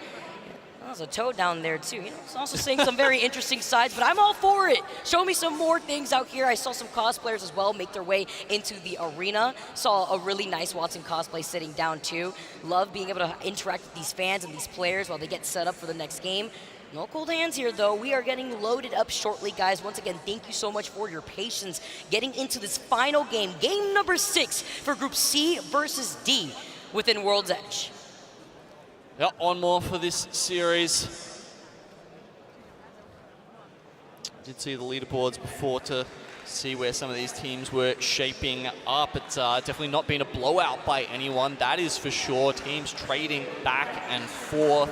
LG with the 2 wins is solid, but as we say, you know, has been a little bit of a fall off for them on World's Edge. So who knows, maybe there's a comeback in it for them as we shortly, hopefully, getting into Game 6. More lovely fans out there in the crowd. Shout out to Japan, shout out to Entropic. Oh, we saw a send down there too. It is like mosh pit. I mean, so. if they really want to go out here, oh, the wall of death. It's not going to be headbang of it. Absolutely. I mean, did you see what happened in the classroom segment? Come on, Randy was tired of it. That's Had true. to get the dogs up on the desk, you know. Thinking about the wall of death, but this time it's not the catalyst. And also wondering, you know, Gino, going into this final game, are we still going to see these 50-50s? What are these teams that haven't been finding the results here going to have? So by the looks of it, I mean, sorry, yes, we are. We're 100% we're going to see it down the third. Right. I was looking elsewhere, but what the? Punch, knuckle cluster, come on, using everything in the arsenal there. And yeah, look, Entropic will defeat short of start a fight very, very quickly there. That said, up on the north side of the map, E36, they've actually gone for the western side of Skyhook, so they didn't land directly in trials. Not sure, maybe they messed up their flight pathing, and that's why they didn't want to take that, you know, very early 50-50 against Nocturne this time. Because it's kind of weird not to do that after winning the previous one, Yeah, right? and also a little scary too, because then you already know that Vex is on the other side, so you're putting yourself in a sandwich position if you don't have a get-out-of-jail card here too. So a little scary, and also something, ooh, nice picking up on the purple here for Slayers, and that means that there is that extra blue Evo that they can work with for K Swinney. But I was going to highlight, seeing these 50-50s, you usually see the fuse coming out, because that knuckle cluster could help out so much in these early fights if you don't have a weapon, like we saw previously with Entropic. Yeah, it's always a fun contest. That one down at Thermal. Do you take high ground? Do you take the bins, the guaranteed weapons, wherever you can get them? It's a little bit tough. As you can see, E36, I think that was Matafe actually just taking a few shots. And there we go. We get a look at the ring, very much on Lava Siphon there. Don't believe it will pull to Harvester. I'd say that's North Lava Siphon. You know, probably about 90% I'm given the probabilities of that one. And you can see that TSM, not only with the best loot in the game, get the best circle in the game for them. They get the ring console, they get the survey beacon. What more could you want? Volcano los dos, I mean, they're going to have everything up at this point here in Lava Siphon. They are definitely eating, and it's also about trying to take out some of the squads that may want to try to play outside that next ring. Pretty sure they already have that information as we see some of the squads rotate away from Skyhook, trying to get the counter-rotate from Vex in case they are taking their sweet time and looting more of these buildings on the east side of Skyhook. But looking at all the other squads and looking at where they're positioned currently for this next circle, I'm looking at Complexity, who's going to have to start making the rotation from Survey Camp. They could try to circle keep through Monuments, since these squads have already rotated out of there. Thinking about MD White, who's with the quick rotate already. Now they can try to contest and beat Vex to that area, so that way they can fight these squads that want to rotate from the east side into that next circle, instead of rotating around through Harvester, where they could get circle kept from a low ground if there happens to be a squad that wants to hold that area. Yeah, lots to think about there, and definitely teams already setting up in Lava Siphon, as well as a bit of a cluster over towards Geyser, which is interesting, because from what I can see, Moist did get the ring console over at Overlook, so interesting that they didn't get in there a bit faster, stopped at that Geyser choke, and now maybe are worried about Ascend or some other teams stopping them while they're trying to move through that choke.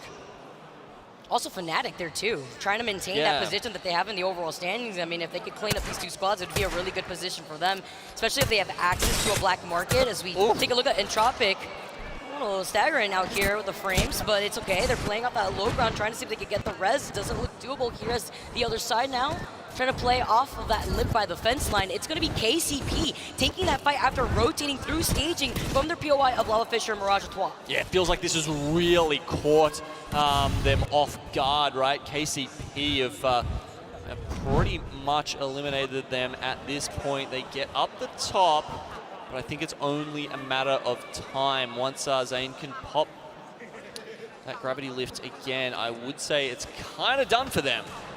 Wait a minute. The height though? Ooh, the banks will helping them out. At least try to go for reset here. KCP playing off the low ground. Looking like they're in the Matrix, honestly. The way that they're trying to navigate through this. Nasky literally won on the other side, but it's about preventing Entropic from resetting. Thorfinn is trying to run for his life, but how does he get there if he doesn't have access to the balloon? His only route, which was right in front of KCP, now has been cut off. And Hayako, with the suppressed fire on the 30-30, has been able to find those shots. I mean, Nasky almost went down twice. A couple of questionable Charles here from KCP. Red. I guess they're hoping. Oh. Okay, so Thorfinn's dropped here, and now just Piaka up the top looking out for him. A little bit of trouble for those teams. I would have expected that to go KCP's way a little bit further. I think honestly just full send it at that point, right? The ring's coming in. Honestly, even if you lose someone, you've got a respawn beacon nearby that you can make work. But yeah, with Element 6 also being eliminated, we've got most teams situated within Lava Siphon now, with just a few, as we mentioned, out in Geyser, and then a couple other teams rotating in, like Vex. We've got Furia, as well as Noctum still hanging around in Skyhook. All right, guys, just so you guys know, I know it's been staggering a little bit, but this is not affecting the players right now. It's what we're currently seeing. We're getting it sorted, but the game is still going on currently right now.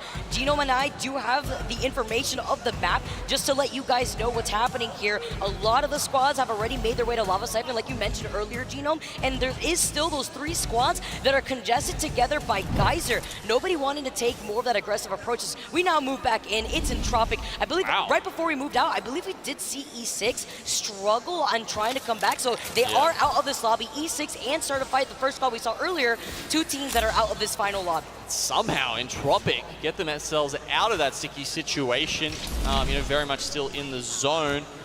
Might even be thinking about pulling back towards some crafting at some point, just to give themselves, maybe some more med kits. I'm trying to look, does staging have one? I don't think it actually does right now, so they might just have to get out of there with the loot that they do have. A couple of syringes still in the bag, but you can see Hyaka there only with 2. Oh, he does have 115 materials though. Okay, so good. Time to replicate here. Might have to pop those syringes first just to be safe, and then we'll see a lot of med kits coming down, I am sure. That's a smart option. Unfortunately, they couldn't get the banner, and they won't be able to get the respawn. There is no support character right here, too, for Entropic to work with, but this is something that America's used to. Thorfinn as well. They're going to be able to get the craft that they need. He's going to go down, but it's fine. They're going to get the res. He's got 55 materials, but that's why they're here in the first place, right? He didn't have any more syringes, so they desperately needed to get these medkits up for the circle. Yes, if anyone's wondering, like, why did he let him die there? Why did he go down? Because look, you get some health back from the res, so I think they're really just trying to min-max this here by doing that. And yeah, look, it's going to be a long way back into the zone from them. The circle has shifted to the north of Siphon, like we were expecting, but I think there's still some question whether it will be sort of directly on top of like within the Siphon POI or across that valley to the north. Budget Siphon. which would be so chaotic too, because then you have to think about the squads that had tried to avoid Harvester to get through the south side of Lava Siphon, who are going to have to now deal with the squads that are going to be rotating from the Harvester side through that little area, the little alleyway area here too. We could see the action that was going on in Geyser earlier, where we're still seeing that squad loot up with the Crafter, with getting some extra med kits here. Moist still taking control over that other building though, on the other side of Geyser, to make sure that Ascend doesn't have an easy time in dealing with this rotation. Yeah, I'm going to be interested to have a chat with the Moist boys later, actually, to work out what their thought process was for this game. Because from Overlook, I feel like they should have priority into a Lava Siphon ring here, but they chose not to. And was that we're going to try and gatekeep, which isn't their usual style, a departure from that? Or was it, they didn't think they could get in there quick enough? Maybe they don't think there's enough playable spots within Lava Siphon, with the distance they are away. Either way, does seem to be a little bit different from what we usually see from the Australian team. I was also thinking, like, is it also the pressure that we saw from the other two squads that were there as Ascend is rotating away? Yeah, because Ascend could also rotate from the hilltop, then take the high ground, and then since no other squad has been rotating away from Fragment, we really noted that MDY had rotated quick. You could hold the high ground, overlooking a lot of the teams in Lava Siphon. But then, with the circle pulling away from there, if they have that information, which they can, they could see that if they does pull away, they're going to be out in the open on that hilltop in the line of sight of 4 other squads that have already taken control over those buildings north of Lava Siphon. Right, so maybe a bit too risky for them to make that play that early. Either way, now we have a look at Ascend here, who are pulling up. So the choke just to the left there, that's where Moist essentially were having to make that decision that we've just been discussing, and that will make them the most northern team in the game right now, with the 18 squads left alive. It's been a pretty chill one, actually, to start off here, Vicky. Most squads kind of just finding a home, but of course, you know what that means. It's going to be bedlam. It's going to be chaos at the end of this one. And that's my middle name when it comes to seeing a lot of the action. It's my favorite part of Apex Legends here, as long as I'm not the one on the receiving end, of course. And Ascend holding onto this hilltop, I like this, but again, it's about the information. If you know that the circle is going to continuously pull away, is this the risky spot that you want to hold with other teams that do like to play the edge to fight you for that next circle once it rotates out, which is actually something that knocked them. If you saw that side by side, they were holding that choke point on the other side of where you currently see Ascend, over to the left side too. So let's see how the Ascend plays this, maybe expecting a squad to try to slow rotate on the other side if they want to try to gatekeep, but it's about holding this high ground that it looks like is their game plan, because then they can also rotate from the left side, take a little bit of circle damage if they want to try to overextend through that entry point. Okay, we've just had the next circle pull up. It is going dead center. And as a result of that, I believe it's going to be finished somewhere under that crane that you see to the north of Lava Siphon. Of course, that means at the moment, Gambare Otosan, they are in prime position. That said, I mean, it's not the easiest spot to hold. It's not like you've got some real fortifications there. So we'll have to see if they can stave off all comers from all sides, honestly, because there are going to be people posted up all around them at the moment. It's like literally living off the land in that tiny little building over to the north side of the Lava Siphon area, but then you're also in the line of sight of the squads that could take roof, where you actually see Furia in. You can see Panders taking shots at Ascend from the hilltop, but it's so risky because you're still putting yourself in the line of sight of those squads and the squads coming behind you from Lava Siphon, where TSM is rotating from. Exactly, so you've got to worry about all these different angles, but they have pretty much the best composition to deal with that. Newcastle, Watson. Sia, of course, chuck him in there, always pretty much. It'll be great to see some of the overall legend picks at the end of this, but certainly as the core of that composition pretty much is that Watson Newcastle that allows them to set up on positions like this. We've seen it a couple of times through this series already, where this APAC North team has been setting up on roofs a lot of the time, right? So they'll take the top of a building, which usually people would have too many sightlines on it, but Newcastle Watson allows you to fortify that better than most other teams. So let's see if that works for this crane as well. First, looking at what the game plan is here, wondering for Ascent, because this is a situation that I was worried about for them in this rotation. We knew that there was already so many teams as the Nemesis tries to blast through the Seer, it's Furia. who have been in these two different buildings, just trying to hold these two different angles, which is great, because Sarah has a very slight angle over the hilltop, but who has a better angle than him is going to be his Watson and Panders, which, by the way, also seeing the swap up, it's not going to be the Fuse this time around in this final game, it's going to be the Bloodhound for his Watson. See you later, Moist, by the way. Oh, goodness. Yeah, they posted up. That Arc Star. They posted up in the bridge here that you can see right ahead of you, and yeah, it wasn't the best choice. It was like a shish kebab. Like a moist shish kebab. Yeah. Kind of sounds disgusting. I don't know if I want to eat that, but... I don't think so. Fury wants to feast, though. I mean, shooting it to the cat wall, it may not be the Rampart with the Sheila just beam him down, but you got the Nemesis. Works very similar out here, as he's got the height, he's got the advantage, he gets the crack, but there is a gold Evo shield right at his feet there, so the reset could come quick with the shield cells. Is he going to let him happen, though, as his Watson has the information from the Bloodhound scan here. He's also got the Beast of the Hunt active. Nice. Umi-chan has not had a break. Just looking at his Watson has costed him so much material when it comes to shield cells and the syringes. Yep, resources are low right now for Fnatic. Options, honestly, I would also say are kind of low at this point because, Furia, they're in the power position. They've got the roof there. They're going to try and make the most of that, grab some KP while they can, because they do have to cross that bridge as well. It may as well be Khazad-dûm. Like, who is actually going to make it across here? Well, it's going to be a tough call. As they were able to look at Fnatic here. Oh, looking at the side by side. Okay, I got a little hint at Nice Fig actually getting really excited. Also talking about Fnatic, which is important. By the way, talk about making up your own cover here with these amp barriers. MDY White also have the Loba Black Market over on the other side, so that way they can get extra loot, because they've been holding on to this spot for a bit on the low ground, because if they were playing on the high ground, well, what's happened in the Roto Order would happen to them, because there is that spot on the height that will know exactly where they are, and there's another spot by the tunnel area too from Lava Cycle. Not in a great spot here, Yukio. It was all good order at the start of this series, honestly, but it feels like, even though, look, they're still in third spot, so they go out with 47 points. I think they'll be happy with the series overall, but it might be a little bit of a sinking feeling that, they started so well and then really struggled to finish it off. That said, Furia, they've only got 22 points, so they are looking to just max that out here in this last game, and you can see them pinging. Here's some people. We want to go in and grab the KP right now. Vexed will be one of their victims. Thank you for that, but the Horizon Gravity Ult is going to at least try to block that doorway, forcing his Watson to go on the other side of the doorway. Sees that the gold knockdown shield is right there, but he's holding onto the doors while the rest of his teammates take different off angles. Zero Tricky is going to try to give him some surprise fire. He loses out on the shield, and so does Panders. Panders cannot reset here. They know that he's playing off the back of the gold knockdown, and Knockdown get taken out. Furia now looking to go for the reset. Just to put it into perspective, we got 11 squads left, and it is so split up in this next circle. It's actually insane, because there's a good amount of open ground that would expose these teams if they try to overcommit around these corners or the natural cover that these buildings have provided for some of these teams. Furia, they've stormed into that circle, and they need to do it again here. Goodness. Have a look at this. You got so many teams getting posted up here. Watson fences everywhere. That's a lot of space that Gambare Otosan have built out for themselves here. But the circle isn't actually pulling to the crane here.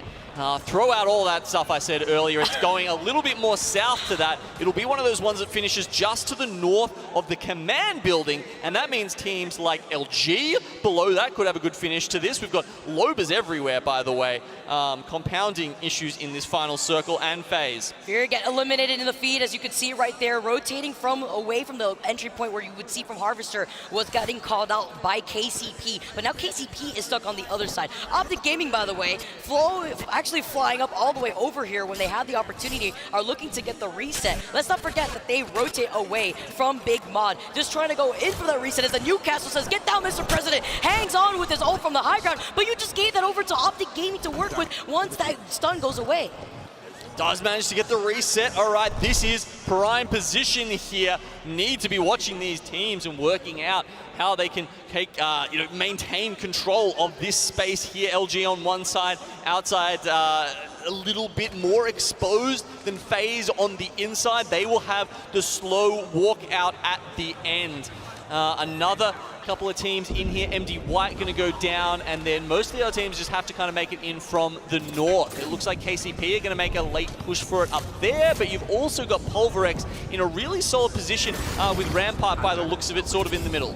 Yeah, that Pulverex was the team that was holding onto the tunnel from the other side of Lava Cypher. That's why MD White was forced to hang out on the low ground for the longest time until eventually Pulverex cleaned them up. So now Pulverex was able to move up, get that KP. LG on the other side is going to be able to put some beamage down on the team inside too, as F-Chan gets the knock onto Nasky. KCP desperately having to play from around the circle, taking some of that damage, and now into the line of sight of Complexity and Pulverex. Yep, see you later. We see Complexity trying to make their way up this hill. Hopefully we don't get Pulverex turning their attention to them too quickly, or Sheila could start doing some serious damage here, but they have to pull out against Gambarayotsu-san. He could have clipped him right there. No, the big head's coming in from Complexity. Having to be careful as Drop gets taken out as well. Complexity fighting for the life. It's Monsoon, the last one alive. He's beaming with the R9. He's got to reload. He's got the knockdown kill playing off of it. They're literally one. It's extended away by Pulverex on the other side. The Sheila coming in as well as LG Chivas looking to take the opportunity to avoid TSM in their line of sight with FaZe right behind them. Okay, they try and isolate the fight here. TSM goes in, catwall down, black hole in. They're doing some good damage, but FaZe, they realize this is their time to clear out their side. They move out earlier than they needed to, and it's not a conservative play from the North American team. They want to put both of those other teams in the ground. Still with this performance right now, Fnatic not being here, this means that LG probably is now taking that #1 spot in the overall standings for this group. FaZe now shooting right through the Catalyst wall, having the Prowler in hand as LG do get taken out, but they get taken out in 5th. Let's see how this is going to affect the outcome of the overall standings as Snipedown looking for position but doesn't want to overextend. You got some extra loot here, maybe want to put down a black market if you're suffering, but at the same time, you don't want to just be stuck here while so many other teams are trying to rotate through. F-Chan with the Kraber shot onto Lufka. Yeah, that's going to be a nice little package weapon for him to use on the top side there. 4 left alive, and FaZe, they kind of let TSM live there. I'm surprised they didn't peek over and cause some real trouble for them, but that means they are still a factor in this last one. Pulverex, they swing around the corner. #1 in the group right now, but can they come out here? F-Chan is going crazy this game here. They take care of TSM, but they can't live long enough. They give the win to FaZe, taking the final game in this Group C versus D lobby. But did you see the amount of KP F-Chan alone was able to secure for the rest of his team? Say hello to my little friend. He pulled up that Sheila real quick from the tunnel side of Lava Siphon and cleared out that entire west side of the exit zone that would be forced into the line of sight that they were holding with the amp barriers, with the Sheila, with the Kraber on top of it all, because they also had the fact that they had the black market available to them with F-Chan being on that low bar. Yeah, 14 kills for Pulverex. I think might just net them first place in our first group matchup here. That was, of course, Groups C versus D. And that's the 6th game there. They're going to FaZe. It was I mean, look, they had the position, right? They played command. We got that south zone, south relative to where it was starting off. And yeah, they really played that well, especially their timing of taking out LG. That was critical. The fact that Pulverex got that KP, they got that placement over LG. We talked about LG real quick about how that spot alone could have put them in the first place, but Pulverex doing that final game better probably put them up in first place by like 5 points. I wouldn't even be surprised. Again, that KP alone probably accrued enough points. It's not even just a placement. Yeah, it helps here too. But just with the KP, they would have elevated themselves to probably take that first place spot. Amazing looks with how close head-to-head it was for those top 5 squads before going into that final game. And with FaZe ending it with a little cherry on top for them. Yeah, it's nice to see, isn't it, when it's close like that?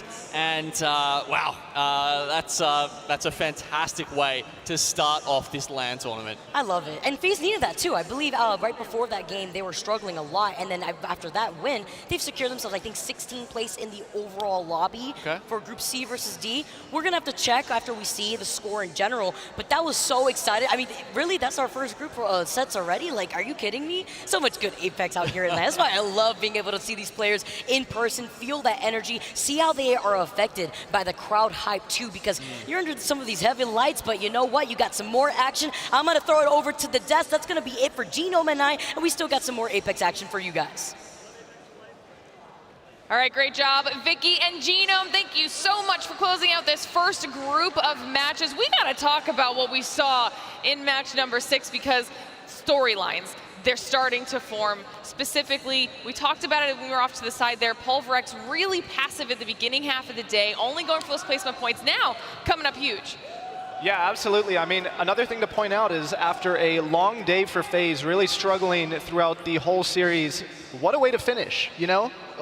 It's not about how you start, it's about how you finish. And they came into map number 6 with 7 points. 7 points, Dia. Now, you know, who only knows what they finished after that, because they needed that win. Yeah, I think that, I think you can probably speak to this, RK, and the ability to reassess your game plan as the day goes on, especially swapping between them, and stay focused on, especially like your IGL and the game plan that you've developed before the series really helped them there, because honestly, that end zone wasn't anything crazy. It's nothing that we haven't seen before. It's nothing they haven't seen before. Yeah, of course. Like, I think one of the biggest things about Battle Royale in general is that every game is a new game. It doesn't matter where you're at on the leaderboard. It doesn't matter how the last game went, the game before that, the game before that.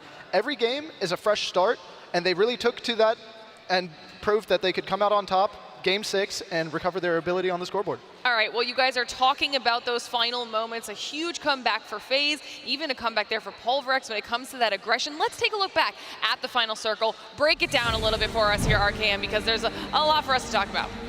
Yeah, this is just a pretty classic kind of execution by FaZe. Pulverex is in a position to just clean up free kills. FaZe is on the other side, controlling the vast majority of the zone, not having to do too much. Really, they're just in the kind of position that they can just sit around, wait for other teams to fight, and then slowly clean it up. And sure enough, like, as they're controlling the height, they're picking off free kills. Pulverex engages on a fight to try and, you know, gain themselves a primary position in the zone, and in doing so, they open up an opportunity for FaZe to move up and ultimately just third party and close this game out. Well, what's really cool about Pulverex here in this moment, we were talking about it, their drop spot is tree. So they were able to quickly rotate, utilizing the legend comp, including Loba and Rampart Crypto, getting information, grabbing loot along the way. You see that FGen has the Kraber. He's running Kraber Volt here, and he's just able to pick off frags, do damage while pushing through. As soon as they take down TSM, FaZe, yes, comes in and cleans it up, and it was textbook from there, but very well done. And to speak to the composition as well, it's interesting watching Loba be integrated into this, because Loba's almost taking the place of Valkyrie, just better here, because you can use the ult in order to gather evac towers. It's a big game for them. It's a big day. Glitter? I mean, looking at these scores, 14 kills go the way of Pulverex. They get the second place finish and still have more points than FaZe, who take home the dub. This consistency is going to be massive for Pulverex moving through the rest of the competition. See TSM up there as well, couple other squads. Second page though, Arcane, any surprises here for you at the end of this first series? Yeah, absolutely. So something that we talked about in the first half of the series is Startifight's performance. Due to their contest on Thermal, they did not close out World's Edge possibly how they would have liked to, losing 2 out of the 3 fights to Entropic at Thermal, and that probably put them much further down the scoreboard than they would have liked after their first half performance. Yeah, definitely not the way they wanted to bounce back, but lots of teams had some pop-off moments. The 2 wins on Storm Point for LG. We want to see who came out on top in this first series, and it was consistency followed up by aggression, because the winner of this series is Pulverex, coming out on top after a phenomenal match 6 performance. We'll take a look at the full series results, but that has got to feel good, Dia. It really does, especially considering how Pulverex entered the world stage, right? They, as a duo, played throughout champs. They looked really good, and to see the team here and able to roll up as a 3-person squad and actually take the first the first block of the day is really big. Yeah, it was really big actually because their storm point was anything but special in my opinion, right?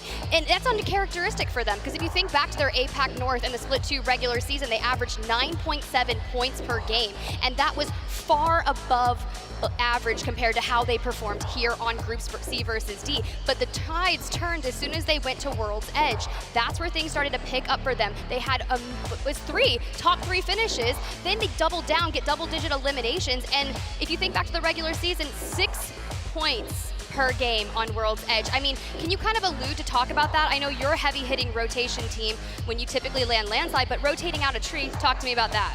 Yeah, absolutely. So Pulverex really showed their strength and their ability to not only master their macro, their ability to move around the map and hold their positions, which is kind of what they're known for. But they also showed there in Game 6, like we saw, that they are able to clean up and get the kills where they need. And that combination of being able to get the placement and get the kills is ultimately like what leads you to the top of the leaderboard. All right, well, we keep talking about them. How about we talk directly to them? Because we have Blaze standing by with F-Chan for an interview, so let's check it out. Thank you so much, Glitter. Apex fans all around the world, give it up for Pulverex as they come out on top in our first set with 61 points. And I got F-Chan with me. And F-Chan, the first question I want to ask you is that going into World's Edge, what was your strategy there? And talk to me about that final circle and what was the game plan on coming out on top? おめでとうございます。F ちゃんはこちらにいらっしゃってくださっています。まず最初にワールドエッジに戦略のことをお願いしたいんですけれども、お伺いしたいんですけれども。ワールドエッジ全体の。OK です。ありがとうございます。ワールドエッジではランパーとクリプトローバっていうちょっと特殊な構成を使っていて、で本当に中に入ってポジションをキープしてローバーウルトで本当に装備を集めて、そこから最後戦っていくっていうちょっと姑息な戦い方でやっています。Well, I'd say that my strategy was rather sneaky. That like I used the rover wolf and なんだっけ? Crypto. Crypto. Yes. So it was. I'd say that like I strategically used some sneaky strategy. Nice. Now, F-Chan, talk to me about Pulverex and their journey coming to London. How did you all prepare for this tournament? このトーナメントにいらっしゃるにあたってご自身もそうですけれどもチームとしてもどのようなご準備をされたんですか？そうですね。今回のスプリット2始まる前かなに大きなアップデが入っていろいろ本当に環境がガラッと変わったので、僕らが扱えるなんかいい戦略を本当に考えて、ここまでやってきました。はい。There was a drastic change in our environment right before the Split 2 started. So we worked out strategies that would work best for us, and we got here. Well, you guys worked out some very good strategies out there, and it showed in the first set. Any last words you want to give to those fans out there supporting you all around the world, F-Chan? すごく戦略考えてここまでいらっしゃると思うんですけれども、その成果がよく垣間見られる戦いだったと思うんですけれども、最後にファンの方たちとか皆さんに何かおっしゃりたいことはありますか？はい、正直ロンドンこの大会が始まる前は割と自信がなかったんですけど、最初のこの1セット目で1位を取れたので、このままの勢いでもうできる限りのことをしたいなと思います。これからも応援よろしくお願いします。Well, to be honest with you, before we got here, we were rather inconfident if we could make it. Because lots of things happened. However, that we are so glad that we made it in the first round with this outcome. So thank you so much for your support, and I appreciate all your support and the continuous support. Thank you. It was a pleasure having you. One more time for Pulverex and F-Chan, everybody, as they come out victorious in that first set. But that's going to do it for us on the stage. Let's get to the next one. All right, thank you very much, Blaze. I cannot believe they said they weren't feeling confident. They are a team that we talk about time and time again, but they turned it around. Even if they weren't feeling confident, if they turned it around. Well, it's tough. You heard them talk about the change in environment. Typically, that's going to be the landmarks or POIs that they're going to be shaking up, right? In APAC North Split 2 regular season, they were landing Survey Camp and Stormcatcher. So now here in Group C versus D, they are rotating in from a completely different side. And talk about some of those things, Arcan, how tough it can be. Last minute, switch up your major POI. You have to learn loot patterns, relearn your macro, and try to approach it that way. Yeah, you often have to think about the pros and cons of whether you actually want to contest for your POI on LAN. There's a lot of risks that come with it, and if you're a team that is pretty substantially based in your macro and you're confident in your ability to play from other POIs, sometimes it's just not worth it because it puts those 0-point games. So you just adapt and you play from different POIs and you make the best of it. All right, Dio, that's pretty much done for the day for us. Final thoughts from you on how this first series went? I really enjoyed it. I'd keep my eyes out on Ganbaryoto-san. I think they had a really good day. Ooh, I like it. Who are you keeping your eyes on, Tiff? I mean, still Fnatic in any of the APAC North teams, but I want to say North America, it was a little lackluster for them in Group C versus D. So when I think about our next group that will be C, Groups A versus B later on, I'm going to say, hey, North America, what you got?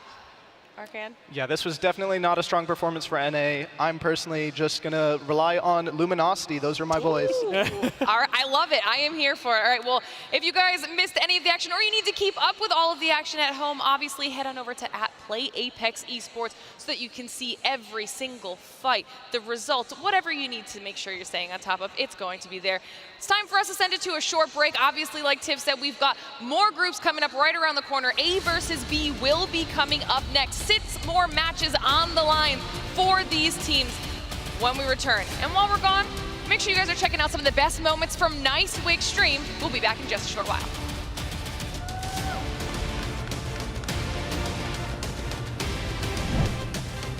Here we go again, the Apex Legends Global Series playoff. We have 40 of the best teams in the world gathered here this weekend to compete for the title of Playoffs 2 champion.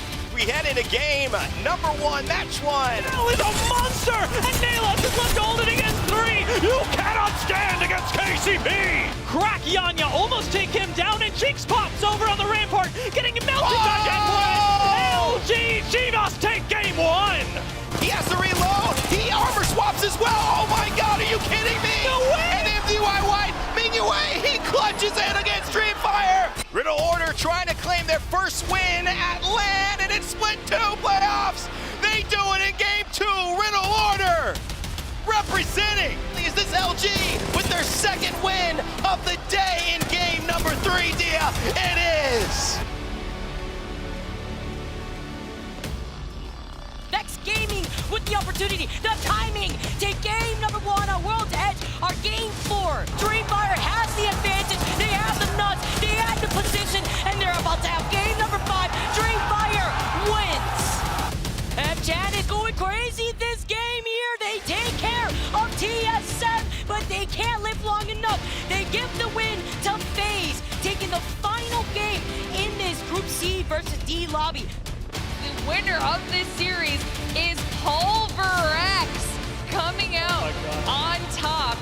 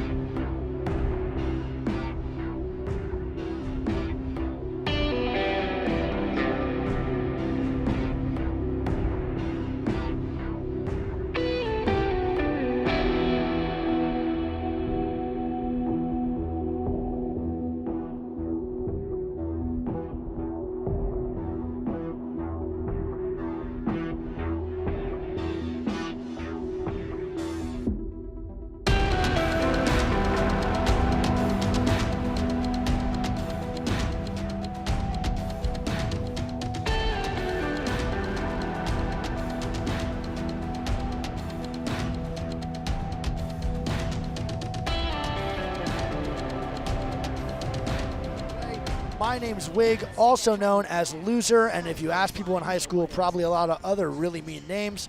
And this is Greek. If you want to ask me, probably the most athletic person you've ever seen on the B stream.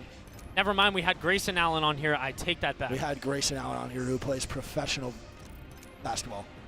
All right, let's see if anyone's landing anywhere or on anyone. DF looks like they're going to Jurassic again, so that's going to happen for sure. Sir Dell and them are going to be landing over at Mill, and it looks like LG is not contested this time, maybe? Nasky and them are free. Dreamfire going Jurassic. Yep. I think they're all good. I don't think there's going to be a contest here right now. I don't see where Noctum is at. I don't see where Noctum is either. I'm very concerned. They landed outside of Cascades. Oh my God. Brother, that loot is egregious. Yeah. That loot is almost impossible to operate with, bro. That's tough. That's really tough. If they get 2 blue armors, I'd be surprised. If they get, well, I'm surprised they got 1 blue. I'll be completely real here. Holy shit. All right, this is looking like low-key, maybe an antenna zone, maybe? Off zone 1 call here. Press the equals. You can do that? Bro. Oh my God, we can do that. Greek, we've been doing this for how long? You didn't know we could press equal sign? I've been waiting for teams to hit the beacon. Dude, we learned about this in Raleigh. Professional and professionals. I'm not dapping that up.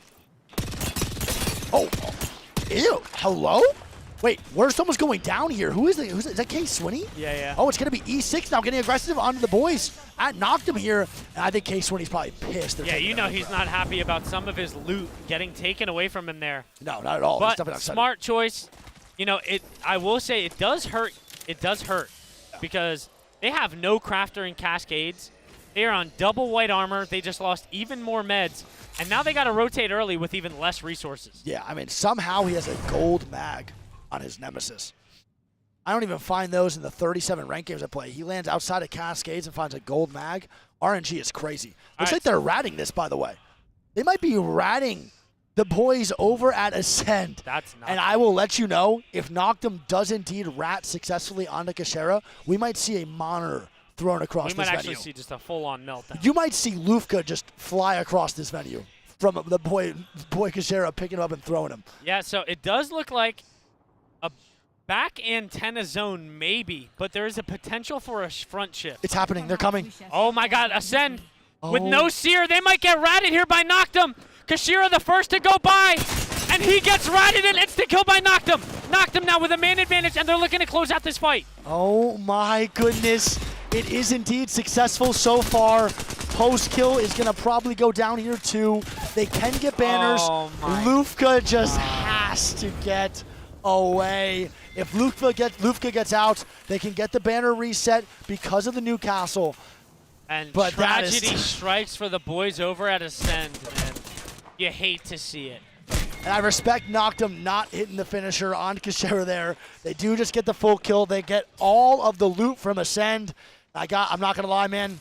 It's a good play from Noctum, bro. It is a really, really good play. We don't like ratting. I know a lot of people don't, but I got to admit, recognizing that the boys from Checkpoint are going to rotate in, recognizing they have no seer, remembering that, and committing that play. Yeah, and it's I really mean, smart. That's just one of those things, chat, where, you know, you got to obviously prepare for the unexpected, but something like that, man, you can't really prepare for it. You know, they played 2 games out, didn't have to worry about a rotation like that, as this is our 3rd South Zone, so you know Ascend has done that second time now. And how could they possibly expect that? No, they can't. What the hell just happened with that Trident? I don't know what's going on. The Beamer, Benzer, Bentley is just going crazy here. And I'm not going to lie, I got to say this. It's our 4th South Zone. That one reset, bro, was a beam zone. So it's 4 South Zones pretty much in a row here, which is crazy. Yep, we see Starterfight taking yet again another good position in the zone. Pulverex, the antenna team, in a good zone. And we see Optic here whipping the 4 into the top cannon. I actually really, really like this spot here from Optic. You do? I like it. I think they can hold it. I think I've watched them play this in scrims, and I don't know if it's just because of how scrims pan out, but this is hard, bro. Yeah, I mean, they got good armors. They got good loot.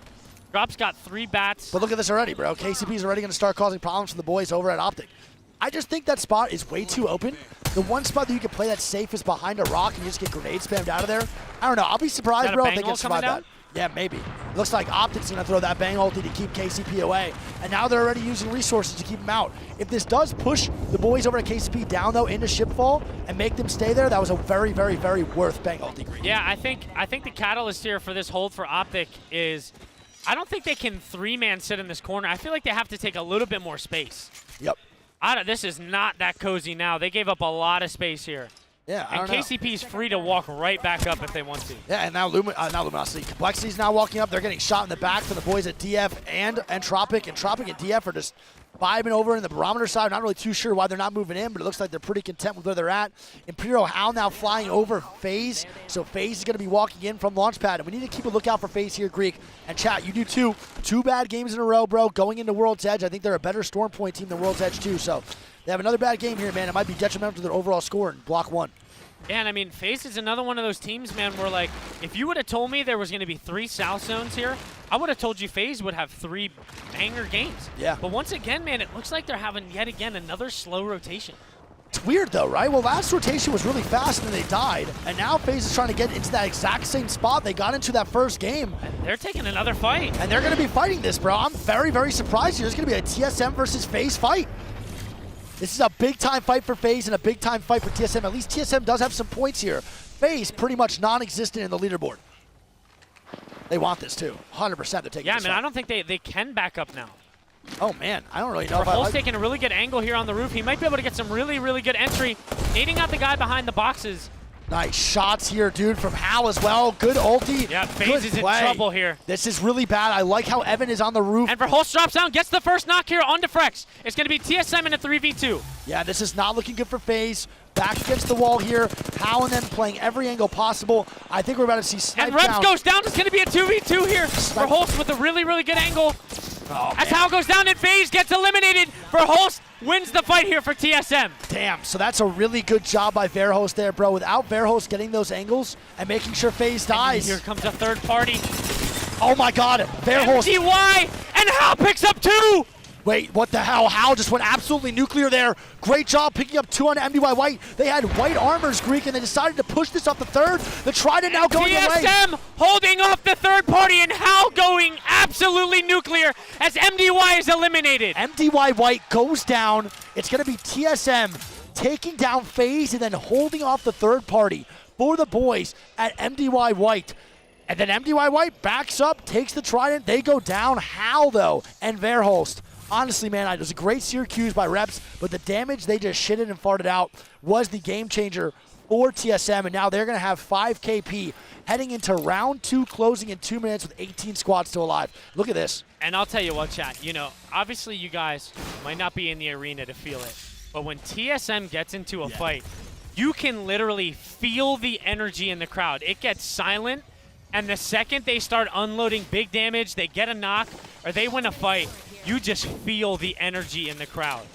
Everybody's like inhaling, and then just they hit the exhale when TSM's okay. And now You can Ascend just gets the feel full reset, by the way. So they're all the way in down Beast. We got the boys at Nocta, man. I mean, they are going through it every way, shape, or form in this first scrim block, and I think this is going to be what they're going to have to do this whole land in order to make finals. They are all the way in North Pad. That is bad. Yeah, rotating from three North teams Pad. in Storm Crafting. Yeah, this is pretty wild. They have to go literally Lewis and Clark across the fucking spot. What up, big dogs? We got Ryan here for 100 Thieves, bro, and Logan, literally fucking goats. Ryan is the manager, Chad, that I always talk about, bro, that brought 100 Thieves really healthy snacks and made Scurry not eat McDonald's. That was really good, so he's the goat. All right, well, multiple teams now, Greek, inside of Antenna, and we see that zone pull here, too. Another very similar zone here that we saw LG win on game 1, but this one is going to pull away towards the cannon side. I'm not going to lie, bro. I think there's another LG W here, depending on how they play it. I think it's going to pull towards the rocks here, right outside of the respawn beacon. And if it pulls a little bit more in, I think they lose. But if they can actually hold that exact spot they did in that one game, I think they'll be good. And look at the fucking orgy we're having over here. We got Furia, E6, and TSM all next to each other, bro, with a 2-way catalyst wall, making a plus sign.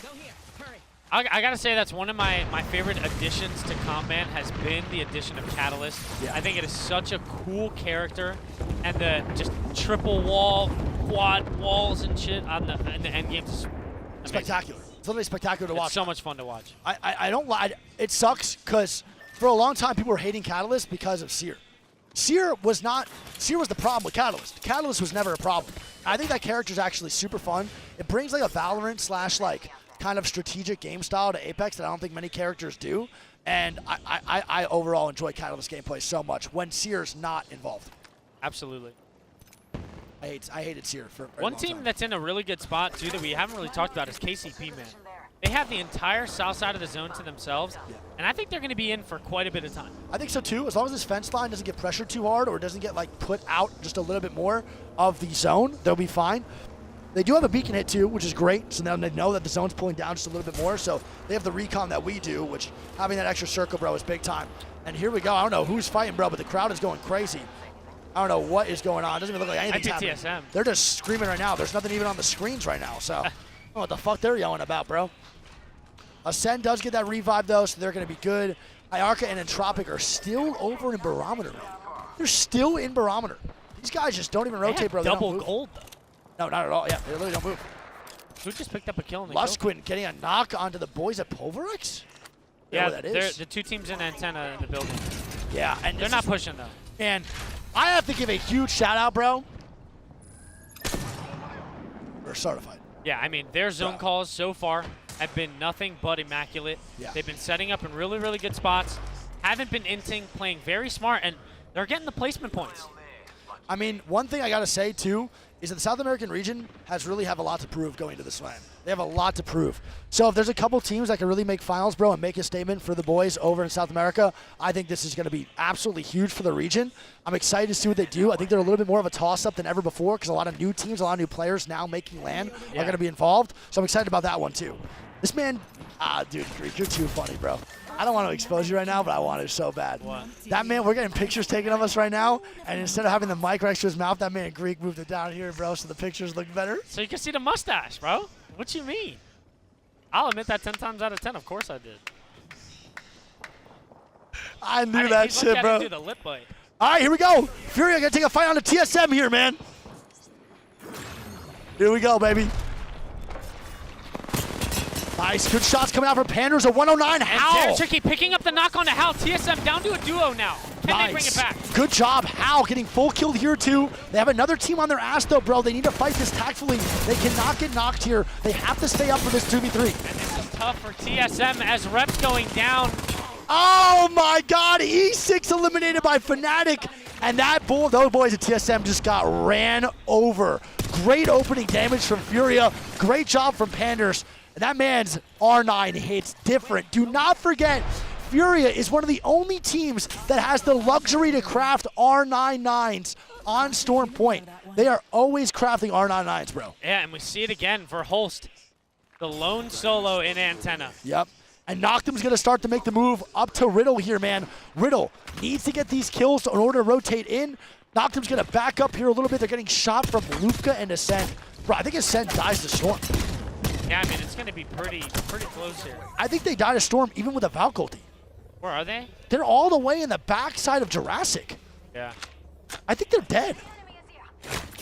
There's no way. It's going to be a tough Valk ult to get over, and they don't even make it over the wall.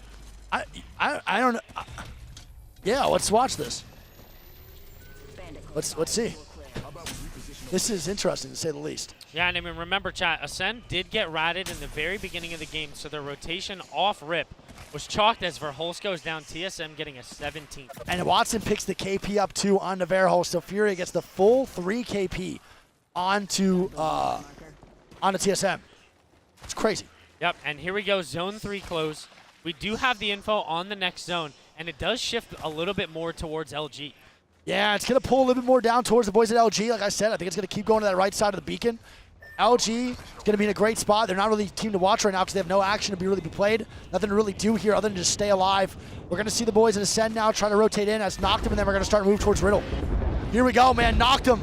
They need some light, man. They need something to give a little spark, a little fire under their ass to make them keep moving forward and keep pushing forward. But this might not be the one with Riddle in zone and them just completely not in that building at all. Yeah, I mean, Riddle looking to pick up these kills. They have the height. They have really, really good angles. I'd be surprised if they died here. Yeah, this is really rough. The Horizon ulti coming down. Little nade spam. Yeah, and there it is. That's a huge therm, and that's going to be worse going down there. Riddle now with man advantage. King's going down. Yukio stays eliminated. up. Yukio stays up 2. There is no third-party opportunity. Oh my god, good shots there from Mia. And picking up the knock on Kashira. Holy shit! Mia K with a great knock. Kashira goes down. It's going to be a 2v3 here for Ascend, and they're wide swinging this building. They take the first floor angle. Oh my goodness. What a gross hip fire, Greek. Yeah, and huge shots there from Mia K. As Complexity's going down, Riddle getting the full reset here, and now looking for 2 more KP. And they're getting aggressive, bro. They want to get this KP. They want to wipe this quick. The G7 hip fire. Oh my god. And that's going to be Ascend going down. Dreamfire eliminated as well. Oh my god, now Furia fighting, getting fuse ulted. Oh, it's going to be Vex. My apologies. Going down now. Oh my god, Tyler with some great shots. Unlucky Andre is going to be knocked here, dude. And they're going to be in a rough spot. It's going to be Vexed along with Furia still alive. They're now taking shots on the Riddle. Yukio going down to Panders. Oh my god, and Furia somehow making this work, fighting off 2 teams, one on their front, one on their back, as Optic is now killing KCP on this backside. Brothers, what are we watching? This is a great set of games right now. And game 3 is off to a phenomenal mid-game. Yeah, and I mean, there's 33 seconds here, Wig. And Furia, you know, they're holding out a team, but let's not forget, they still have to make their way to Zone 2. They're in the middle of a shit sandwich right now. Yeah, it's a shit sandwich, Greek, and it's in the middle of that. Bread is just diarrhea all over. And we're going to have... You can't laugh when I say that. And we got KCP now on the front side of Optic, and they're getting the sucking fuck. As the boys at Riddle are going to be in a tough situation. A tough situation. Zane almost going down. Riddle potentially putting down a tower.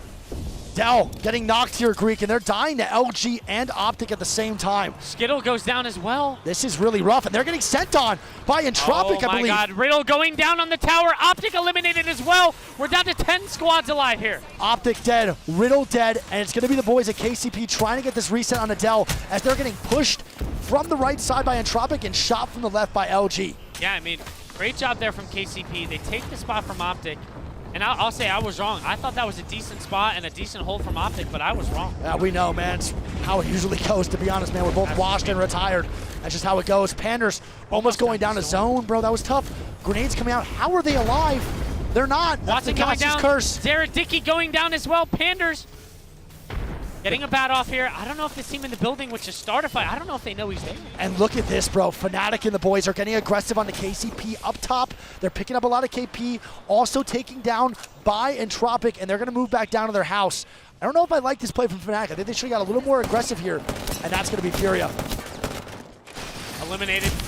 Umachan, the boy, picking up 2 KP onto Furia. His Watson and company is eliminated as they have Entropic on their top right, KCP trying to stay alive on their outside building, and Fnatic is the team to watch here, Greek, as KCP's eliminated. Yeah, Fnatic with a very good game thus far. They do have to rotate up the hill, as we saw Umachan Levici as kill leader with 5. And as we talked to Yuki yesterday, man, he said it. You know, he's a very, very big vocal pillar on the team. Yeah. He keeps their momentum, and his comms are probably his biggest strong suit. Yeah, we actually found out from Yuki yesterday, bro, that, I'll say it again, Yuki, yeah, that apparently Umachan's like super vocal, has like really passionate, powerful comms in his words, and like he is really, really an important asset to the team. He also said he's his best friend. So Umachan's also Yuka's best friend, and they can play competitive Apex together professionally. It's really hard. If I play with you, bro, I'd fucking maul at you. Gamba right now getting Gibraltar ulted. I don't know how they're surviving this, bro, but the Watson gen is huge. Juicena with the super glide tap strafe.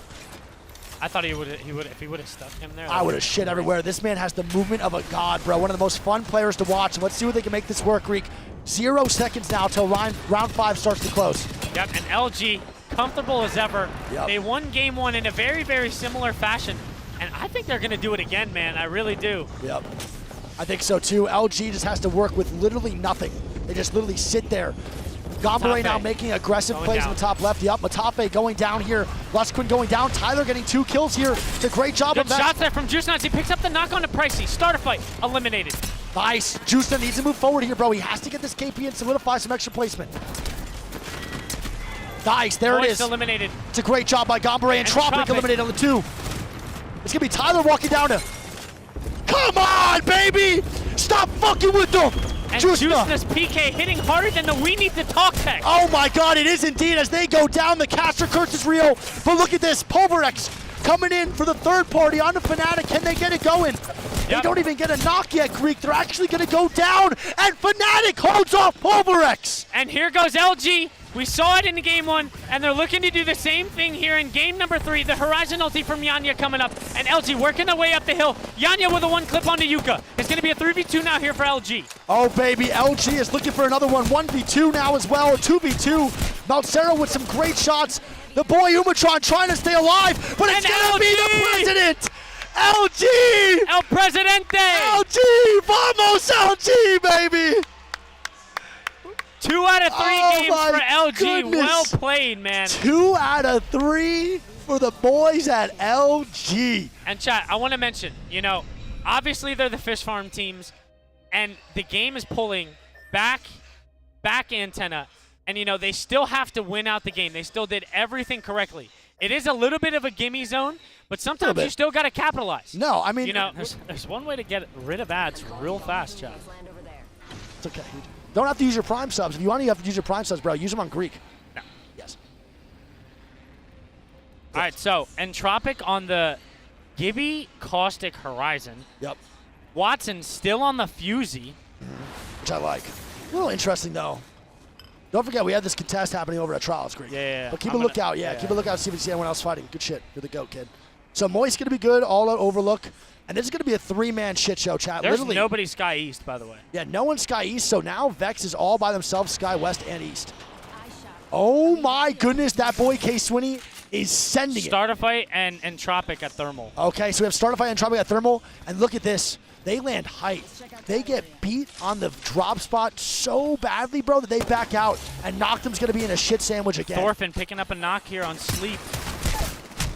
Nice Lustwin trades it out. It's going to be a 2v2 here. It's a great job. 2v2 here with the Caustic and the Horizon, though. They have 2 really good characters. But then, Start a Fight, bro, is playing so good. I want to see them take this W right now. That's so bad. Yeah, Entropic does still have the Caustic and the Skittle Horizon. knocking Kashera? Oh my god. Ascend landed at Mod. Ascend landing Mod and taking down Skittles. They get the res here, too. Optic gets caught out of nowhere, bro. Holy shit, what is going on? Wow, when did they decide to do that again? Another random-ass landing, Greek. Yeah, and now Ascend 3-man up here in a 3v2 here against Optic.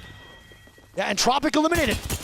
Start a fight, bringing it to him. No audio on that Crypto at all. Drop's gonna get go dropped. down. It's up to Noct. And Noct is not gonna get knocked. He's gonna run away here. And Optic is not up to a good start, Greek. That is a caster's curse, to say the least. Noct is 1 HP, an absolute hair.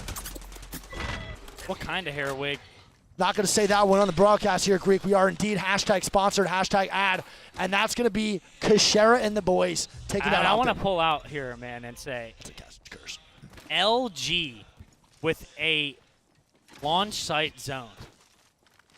Our 4th South zone here, and LG could potentially run away with this one, man. They're going to hold their signature back building here, and I think this pulls to the platform. This is written in the stars, Greek. 5 South zones out of 4 games because of a restart. And now it's going to probably pull towards this backside launch. As a team starts to rotate in here, it's gonna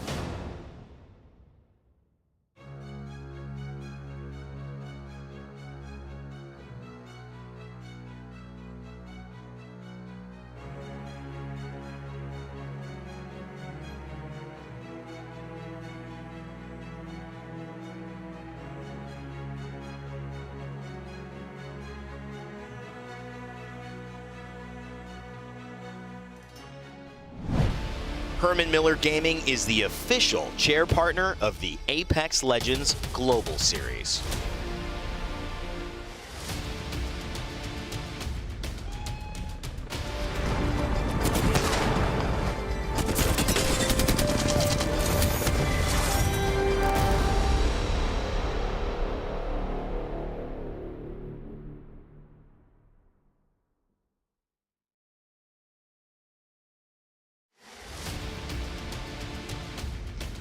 Welcome back, everybody, to the Apex Legends Global Series Split 2 playoffs live in London here at the Copper Box. Already, we have had a phenomenal day of Apex Legends action here so far, and we're about to keep things moving and continue in that same vein. My name is Glitter Explosion, and now we have the phenomenal Vicky, Kitty, and Genome down on the desk with us for the second block of games on the day. Phenomenal job casting. Vicky, you ready to be down on the desk now? I am. I'm super happy to be alongside you guys. It's like my first time being able to be with you guys on the desk, and I'm so excited after having that action, Genome. I can't even believe that we're already done with Group C versus D, and then we got some even more heavy hitters coming in for Groups A versus B. There's so much to look forward to here. Yeah, you got to do a little bit of both now, Genome, down here, analyzing the star, up there, casting to finish. How's your day been so far? Yeah, look, back and forth, but you know, I'm happy to do it all, and there's definitely a couple of teams who are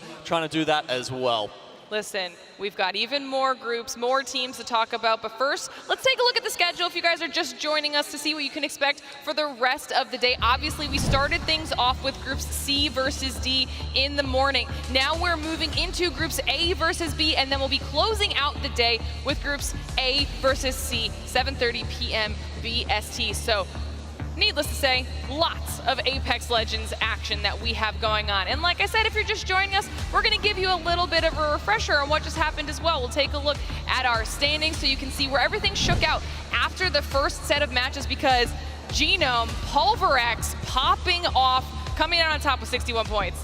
Yeah, I mean, they had some incredible endgames, didn't they? The fact that, you know, we saw that reset when there was only the 2 of them, but they were just constantly making it there. You know, in contrast to LG, right, who were coming up with the massive games and then a couple of quiet ones. So a big contrast there between our top 2 teams. Yeah, it's kind of crazy to see the difference between the teams that feel comfortable on Stormpoint versus the teams that feel like they're at home on World's Edge, such as LG that didn't really have the performance that we were expecting on World's Edge after they took 2 games on Stormpoint. Meanwhile, Pulverex coming through with F-Chan not only with the Kraber shot, but at the very end, holding that position in the tunnel train area, north side of Lava Siphon, all came in clutch. They were running the Loba, they were running the Rampart, they had the amp barrier set up, they had the Kraber because thanks to the black market with the Loba. It's crazy to see how close though our top 5 squads were in that lobby alone, and I want to see a repetition of that here. Yeah, I mean, even after we got a chance to hear from F-Chan with Blaze in that interview, they said they weren't feeling that confident coming in. Well, now they're at the top after that series, so that's got to feel good for them. But like we said, we've got groups A versus B coming up right around the corner, so let's start talking about them. Okay, we alluded to them a little bit at the top of the show. Now we have an opportunity to highlight some of these squads. So who's jumping off the page for you here, Vicky? Oh, there's so many, Glitter. I mean, okay, let's get started with Alliance. Alliance coming through. Get the cheers going down in the crowd. Effect, welcome out here. Crazy top fragger. Only 18 years old, by the way. These young bloods, man, they really put me to shame. Aurora's another team. Are we going to see the redemption shot? I want to see this team come through. Dark Zero, of course, it is a miss if we do not mention Dark Zero. Again, there's so many amazing teams. NRG, obviously, all the fans watching them from home. 100 Thieves, my Texas boys, always got to see how they do in these events. But Genome, I'm curious, any team specifically to you that you're looking forward to seeing? Yeah, I'm really curious about NRG as well. I mean, these guys, they got the most points in the finals of our Split 1 playoffs, and you know, they were sitting out here making tweets being like, yeah, well, we were the best team on the day. So will they do that again here? I don't know. I don't think they've looked as good this split, but it is one of those kind of teams you can never count out. Then you got Onyx, you know, perpetually in the shadow of Moist Esports. They came 7 just behind them, 1 place in the Split 1 playoffs, and again, 1 place behind them in our Split 2. So they're always liking to sort of, you know, they want to be the best team in APAC South, and it feels like they have to break that out before they can break onto the world stage. Yeah, I mean, so many points can be made about all of our teams playing in this next group.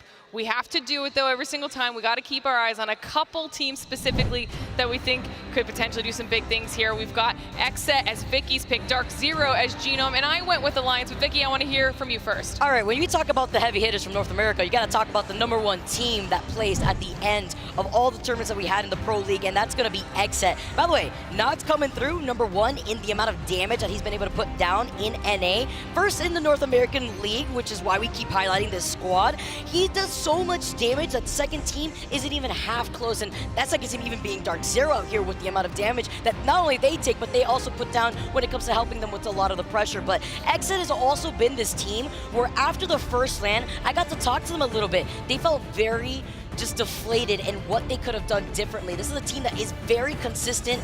I love Hot Stick. He's an amazing coach. He really sets this team up for success, but we have to see that transcend from their performance in the Pro League into LAN. They don't usually have LAN jitters, at least from what I've seen. They seem very tuned in to what's happening in front of them. Basically just another day at the job for them, and they know what's important, and I think that's something that you need to highlight when it comes to looking at Xset and their approach in this group. Maybe not LAN jitters, but they have struggled on match point. Right? Yes. And that is in stark contrast to Dark Zero, the match point specialist. 2 LAN wins to their name. They've just taken out the Split 2 NA regional finals again in match point. But of course, if you hadn't seen them last time, there's been a change-up.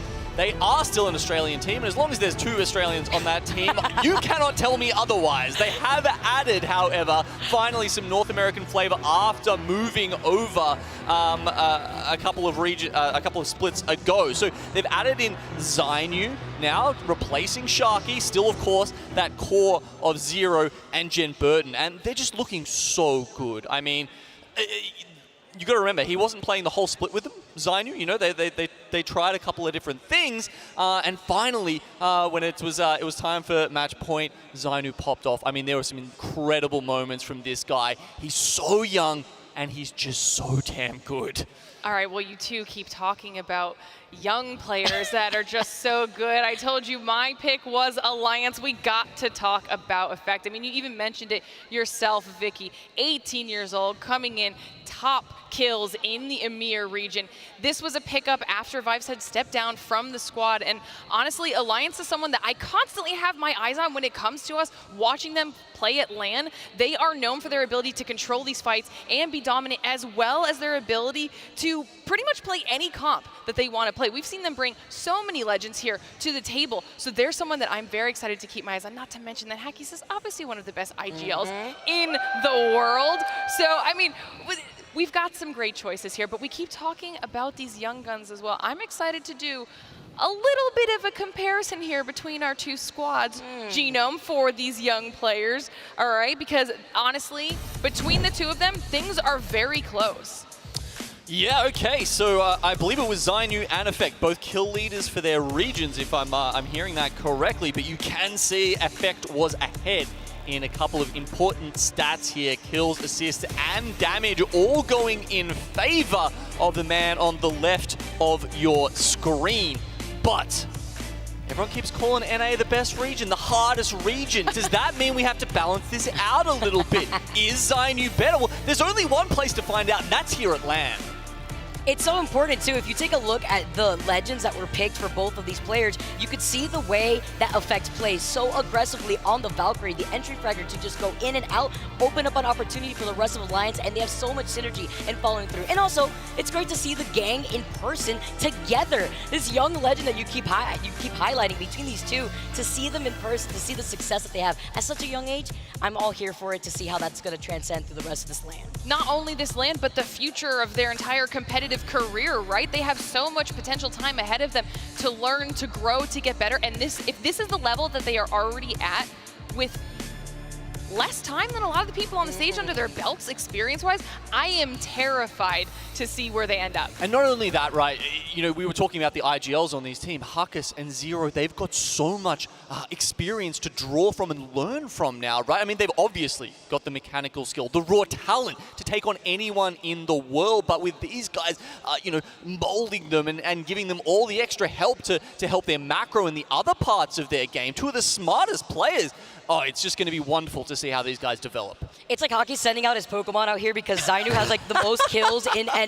It's like, go get him, Zainu. And it's like what you said, having that short time to build that up together, it's like, all right, he did the D, now we all go in together. And it's having that communication in that synergy transcend into this in-person experience that is going to be able to have not only the most fun throughout this LAN, but then the experience that you could apply in the future. All right, well, we are just moments away from getting our game going, but while we're letting our players finalize their setups and get themselves ready to go to kick off our second groups of games, we have some more fun content your way. I mean, obviously, we can't bring all of our players out here to London and not test their London knowledge, okay? So we had Mark and Dan sit down with some of the teams and teach them some London lingo. So let's check it out. Hello, fellow Apex enjoyers. It's Onset and Gaskin. And, of course, we are in London here for the Split 2 playoffs. Now, no better way to welcome the teams by, you know, teaching them a little bit of the London lingo, a bit of UK slang. So what we're going to do is we're going to have some teams through here. We're going to give them a phrase. They have to guess what it is. We'll give them a sentence, maybe, for them to guess. And we'll see what they come up with. Oh, we've got some excellent teams as well. We're going to be talking to 100 Thieves, Dark Zero, Vexed, and LG Chivas. First up, we've got 100 Thieves. 100 Thieves. Hello, 100 Thieves. Hey, guys. How are we doing? You want to get straight into this? Let's get straight into it. Let's do it. Go into it? Okay. Your first word is chinwag. Dan, put it in a sentence. Man. Zone's closing. Sure you didn't want to start with Charlie. Need to have a chinwag about that. I feel like talk. I feel like that means you gotta have like a talk, you know. Like context. Okay, la zona está cerrándose, necesitamos como un chingua de a dónde vamos a ir. It's like maybe an idea, like maybe an idea where to go next. Converse, deliberate, talk. I'm gonna have to push you for an answer. Can I get language of origin? No. UK. London. Make sure. Converse, deliberate. It's pretty good. I'll give him that. Yeah, we'll give him that. That is correct. Give me something. Oh my God. Next one is going to be faffing around. I'll give you a sentence. Stop faffing around and watch this spot for me. This is a good one for you, Matafa. Messing around? Trolling? Yeah, messing around. Messing around? Yeah, we'll give you that. Messing around. There's a little Yeah. nod there of confirmation I'm looking as well. forward I to like Vex that. listening now, by the way. I'm just going to hear them tapping saying, hey, stop faffing around. Full of beans. Mark, can you put that in a sentence for me? I can put it in a sentence. You have 5 kills already. You're full of beans today. Oh, that's rubbish. No way. That's its own word. Cheating, maybe? Is that your final answer? Is that final answer? Just like No, good, no. like feeling good. Dude, no. Hear me out. This is a sports reference. You know how they say you ate your Wheaties that morning or something? I don't know what that means. Trust me. It means you're going Alright, crazy. let's get an answer. It Let's means get you're an answer. popping off. Okay. It means you're popping off, you're going crazy. High energy. I think it's pretty good again. I will give you that. It's like high energy, you know, you're kind of like bouncing around the You're place. confident, you're feeling good. Yeah, we'll give it to you. We'll give it to you. Next word. Next one is minted, or as I would pronounce it, minted. I've got so many heals this game, I'm minted. Rich. Jack. Like Does he live in England? I think he might do. might. Yeah, Rich is banging on the money. Nice on this one. That's a good one. Next one is Rosie Lee. Oh, this game's making me thirsty. I could go for some Rosie Lee. Beer? It's like wine or something, I think. Just drink anything. Total confusion. Sure. I'll allow you to play this round if you want. I don't even know. I'd say wine or something like that. Wine. Do you want to trust your Englishman here? No, I forget. It means cup of tea. Cup of tea. Cup of Rosie Lee. Cup of Rosie tea. Lee, Cockney slang. Rosie Lee, Cockney rhyming slang for you. Damp squib. Okay. I'll put it in a sentence for you. Put a sentence, please. 10 teams alive zone 2. This game's a damp squib. Ok. 10 equipos están vivos en la zona 2. Este juego está como damn squid. Es como está como arruinado. It's chopped. It's chopped. That's awful. Bad. Awful. Bad quality, waste of time. Yeah, come on, surely, come on. I can see you. I'm not sure. It means like disappointing, a little bit, you know, not really great, not a lot of excitement. Next one is load of old tosh. Just finished looting. I'm leaving with a load of old tosh. It could be with no loot or with no And what would you? That'd be like garbage. Looting? Is that another rubbish answer? Yeah, he like just finished looting. You know, you're leaving. You got nothing good. You're like poor. Oh, the time. How would you feel if you left with like bad loot? Broke. Broke, like rubbish. poor, Rubbish. Poor. Yeah. Yeah. Bang on. Dan's trying to be really harsh on you, and I don't know why. Like, Just a rules man playing the game. Next one is bants. Sentence. It's just a bit of bants. Just a bit of bants. Can I say it? Like, you might have pushed someone 1v3 and died, and then go, oh, it's just a bit of bants. I do it all the time. Like I'm always. Push 1v3? I'm always like, no. Oh. I mean, when I push, I always come, but. Like messing around. Messing and joking. There you go. There you go. That's pretty That's good. just definition of banter. Next one is mug. You died so easily, you mug.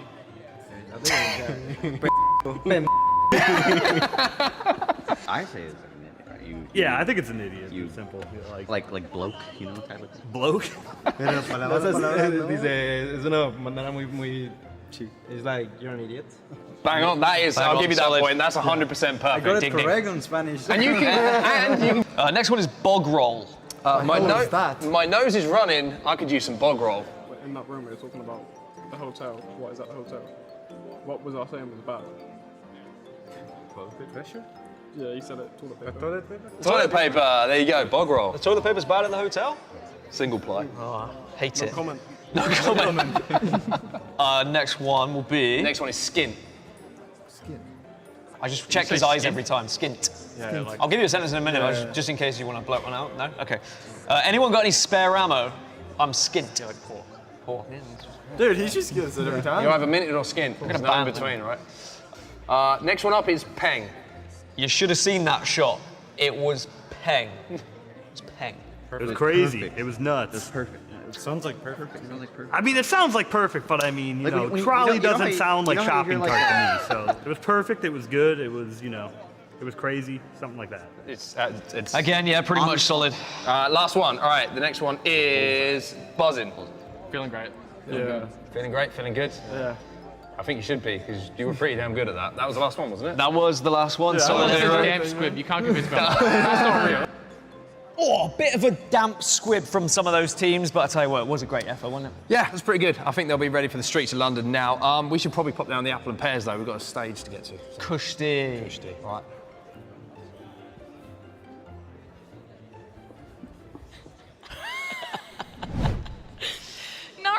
Not really sure about those apple and pears, but why were DZ and 100 Thieves so good at that game, Gino? Zero knows, man. Whether it's the lingo, whether it's where the zones go, he just always knows. No, hold on. My favorite had to be Luminosity. Luminosity was not having it. They were like, what the? I felt them because when I went through the notes and I saw something, like, I have no idea what I'm reading right now. And then Mark and Dan just seemed like in their normal, just like environment. Like, what do you mean? How do you not know this? I'm like, what? Well, a bog? Is that a frog? Like, wasn't even. I probably would not have even done any better. I think that one applies in Australia actually as well. Oh, so really? All right. They really should have got that one. All right, well, we had to have a little bit of fun with our players before we go into the seriousness of everything. Our match is just a few minutes away, so it's time for us to start talking about a few things before we jump into it. Obviously, we've been talking a lot about these teams, a lot about some of our favorite players. Well, if there's anyone that you at home want to be keeping your eyes, whether it's on an individual, a team, multiple teams, maybe it's the map feed. Well, our award-winning multi-view is here for Split 2 playoffs of the ALGS. You can go to the command center down below on your page right now and choose which perspectives you want to see, which in-game comms you want to hear, or which storylines you want to follow so that you can watch the ALGS your way. Multiview, make sure that you are checking out because this is just one of the coolest things that you can watch when it comes to the ALGS. Talk about customization, but also talk about stuff that you at home can be getting for yourselves. We have Twitch drops, all right? Twitch drops will be active all 4 days of the Split 2 playoffs with a chance for you to get all of these drops during the finals just in case you happen to miss those drops from any of the 3 first days of play. Obviously, all you have to do is watch for 60 minutes each day. You can claim these skins. First, we've got that R99 skin, the Charbroiled, the Wraith skin, Fiery Fractals, the Hollow Spray Ratting, and the Gun Charm Predator. Or you get them all together on Sunday as long as you hang out with us in that chat. Get these added to your account. I mean, Vicky, what's your favorite on there? It has to be the Wraith skin. I actually am really excited to see how that plays out because, you really do stand out, and I like to be obnoxious in my own games and not blend in with the environment, so you know how that goes. No, honestly, also the weapon charm. Can't wait to see how that plays out. I always try to watch in the back so that way I can always get the prizes so I can flex in the game. I also still have that Hollow Spray from the second playoffs last year, so you always have to be able to flex in any way you can if you get any of these drops on Twitch, and it's always nice to see, too, so you can represent your favorite team if you let anybody else know that you also watch ALGS. All right, well, hopefully everyone has gotten a little bit of a rest in.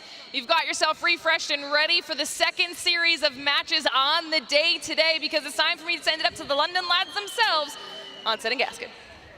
Thank you very much, Lauren. It is an absolute pleasure to be back here, Dan. We've been waiting in the wings all morning long, watching the games, enjoying everything that's been going down. Good news for everyone at home, I've actually managed to find some trousers. I completely forgot yesterday when we shot that I had shorts on. But how are you doing? You excited? Fantastic. Yeah, I've been waiting for this a long time. I mean, it seems like a little while since we went from online. Now we get to land. Players are just about ready. And I feel like these two groups, there's just so much tension between a lot of the teams. We might see some contests going down. And also, we've got regional champions going to be competing against each other. We certainly do. I mean, this group is looking like a little bit of a bloodbath, to be honest with you, with some of the names that we've got in here. Of course, there's been talk about Alliance, understandably, with Effect making his LAN debut. Finally, Alliance getting to play with their full lineup. But speaking of people making, a little bit of a return, we've got Fire Beavers who are going to be in this lobby as well. They're welcome back onto the main stage, and they're going to be looking to upset. But then, like you mentioned, you've got the likes of Xset, you've got Dark Zero in here, you've got Northeption, who have been absolutely looking so solid in the build-up to this event. I mean, you can kind of just take your pick of a team at the moment, and there's a story behind them. Yeah, I think the fact that we have so many regional champions means that we've got teams who are very good at match point. Now, of course, we're not in match point just yet, but it might give us a little teaser of how things are going to be when we get to that championship Sunday. Are we going to get an idea of the squads that are good, getting those victories in, can get those match point victories? I mean, we saw Dark Zero there. They are the kings of match point, it seems, at this situation, and I'm sure they're going to be there or thereabouts when Sunday comes around. But it's all built around today. In the group stages, when you get those initial points on the board, when you start to mow your way towards getting into that winner's bracket, and hopefully not going down to the elimination bracket. Yeah, I mean, there's obviously a long time to go. We've got 4 days of action here from the Copper Box in London before we get to that finals lobby, and seeing how stacked this tournament is. And as we see Genome just taking center stage there as he walks across. Give us a wave, Genome. Too late for you, unfortunately. But I mean, it's going to be a real battle to get in. This is the first time I feel that we've seen teams in their full kind of lineup, full capacity, everybody here, everybody who deserves to be here on this main stage of this event.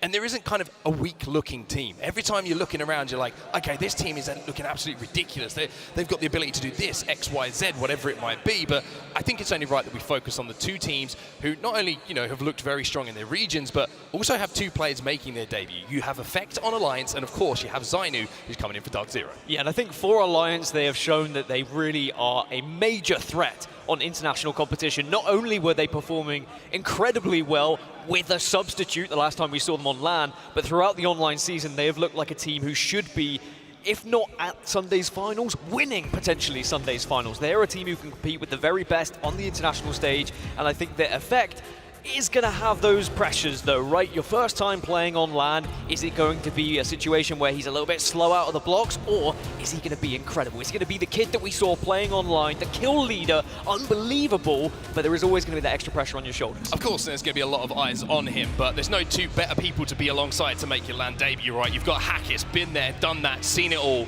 The only thing he hasn't managed to do so far is lead the team to an international victory. This team has been kind of the beacon of Europe, and as you can see, Effect on your screen there, giving us a little bit of a smile and a wave. The man in the middle there, alongside who was one of the clutchest players out of the entire tournament in the Split 1 playoffs, Yuki.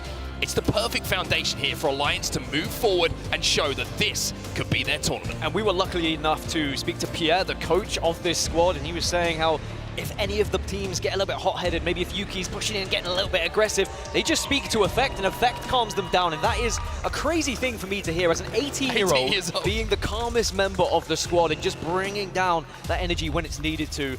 I think this is going to be one of our teams that we have to watch, not just in these groups, but throughout this entire tournament. I would be shell-shocked if they don't make Sunday. So a lot of expectation, understandably, on the shoulders of Alliance, but then you have other teams in this lobby who we haven't even mentioned yet. One of them came 2nd place back at the Split 1 playoffs, and that, of course, is going to be NRG. Always the bridesmaid, never the bride so far. Maybe here in London this time around in the Split 2 playoffs, it's going to be their time. Yeah, I think the amount of times we've seen NRG get onto match point and have that opportunity to win, but then just kind of not really get over the finish line, really struggle over that final hurdle, and I think it has to change here.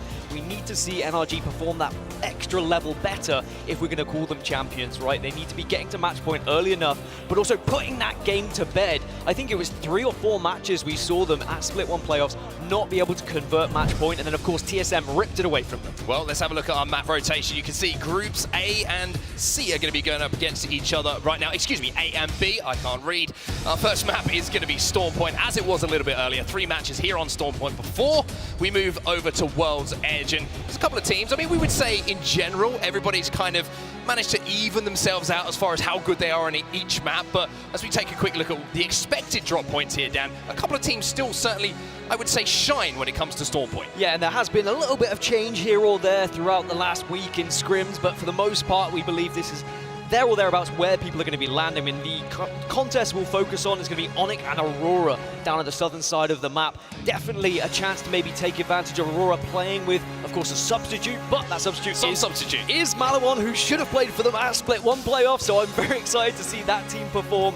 Everyone else has kind of dished out these POIs quite evenly. There will be one player kind of dropping off away from the rest who might, be contesting a 1v1 just to try and get a beacon, maybe try and get a little bit of extra loot, so we'll also be keeping an eye on that. And of course, I gotta say, I'm very excited to keep an eye on Sonoto Cave and the crazy rotations that come out of a certain team called Fire Beavers, because they are unpredictable, they are a lot of fun, and they certainly can get on a roll. It's going to have to be interesting to see how effective that is in this lobby, Dan, when we've got some of the best in the world taking those 3v3 engagements. Well, we saw how impressive it was from the likes of Pulverix earlier on today, playing placement, not worrying about kills, and then suddenly in the last 3 games they just burst to life and they become a squad who's able to top the table.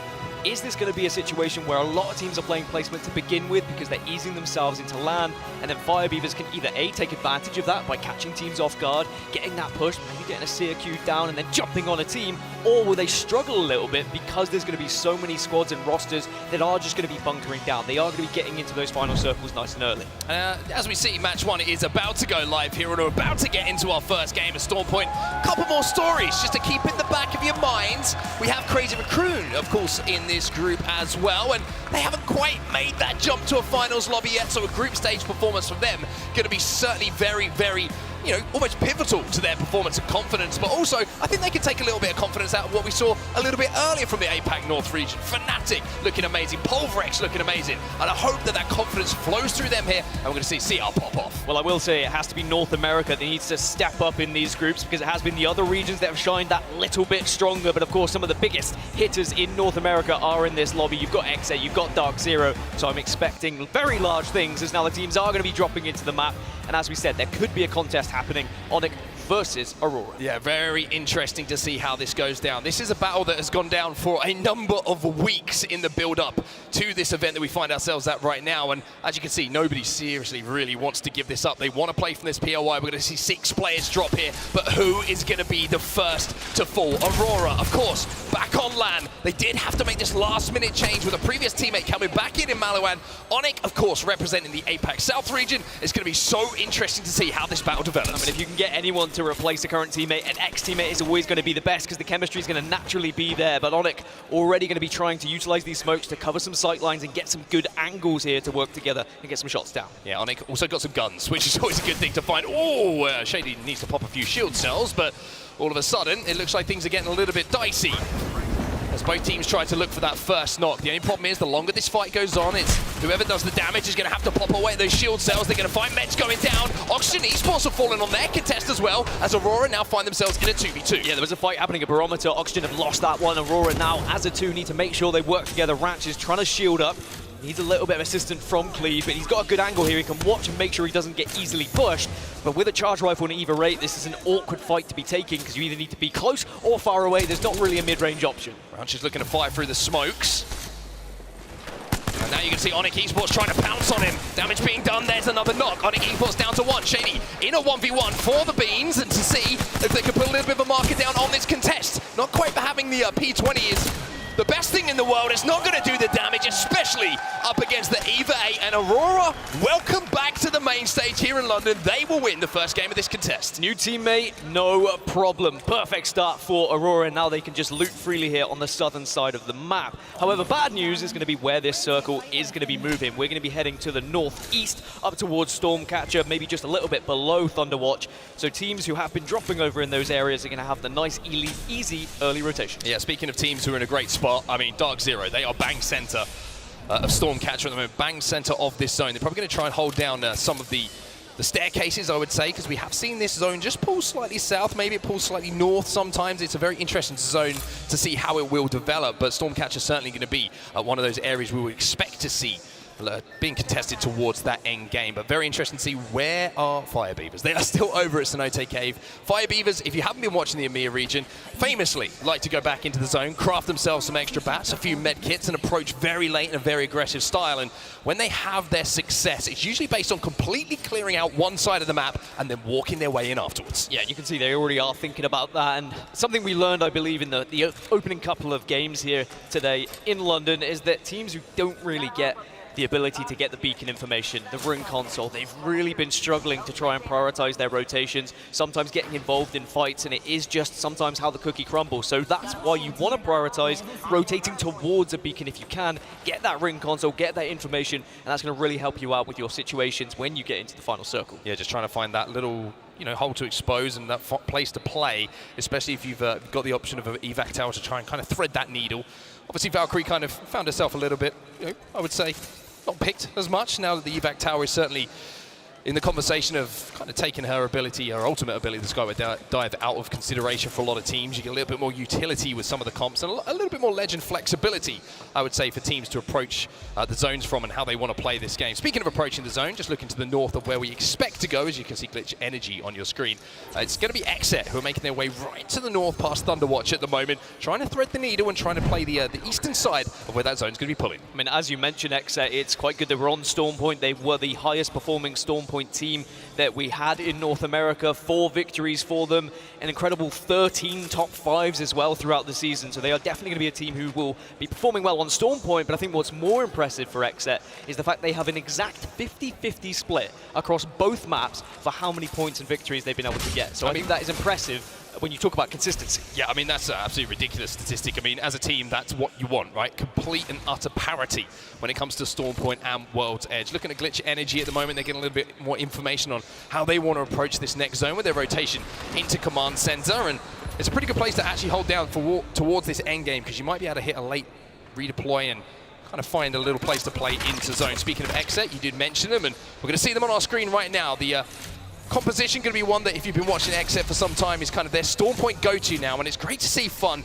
in my opinion, one of the most mechanically elite players in all of Apex Legends, being able to flex his mechanical muscles, shall we say, with Pathfinder in the pick. Yeah, he was unbelievable in the Split 2 season, and it's been very impressive for this Exet roster. In the moment, they're holding out Alliance, by the way. Of course, Alliance dropping over towards Lightning Rod. They were trying to make their rotation down towards this circle, and Exet denied it instantly, and they've walled up, and they will be more than happy to now hold this choke. For the decision on Alliance's side, do we try and get round this? If we do, we're going to be running into even more problems. We're going to have to try and get all the way around, maybe through Command Center, and then we've already got a few teams posted there. So it's about delaying the inevitable or just trying to push the aggression here now for Alliance. Yeah, the good thing for Alliance with how they drop and the time they take, to loot is usually they're going to leave the northern side of the zone in a pretty good position to fight. Exit now, they look like they're ready to fight. We're going to see Thermites going down. We're going to see them trying to block the doors off at the moment, but the walls are going to be met with a couple of Watson fences. You can see that Sheila was warming up the lungs, getting ready to sing, but no shots fired quite yet. Well, Exet obviously noticed that there was a few teams starting to set up behind them and said, well, the choke's not going to do us much good when we get to endgame. Let's try and prioritize the position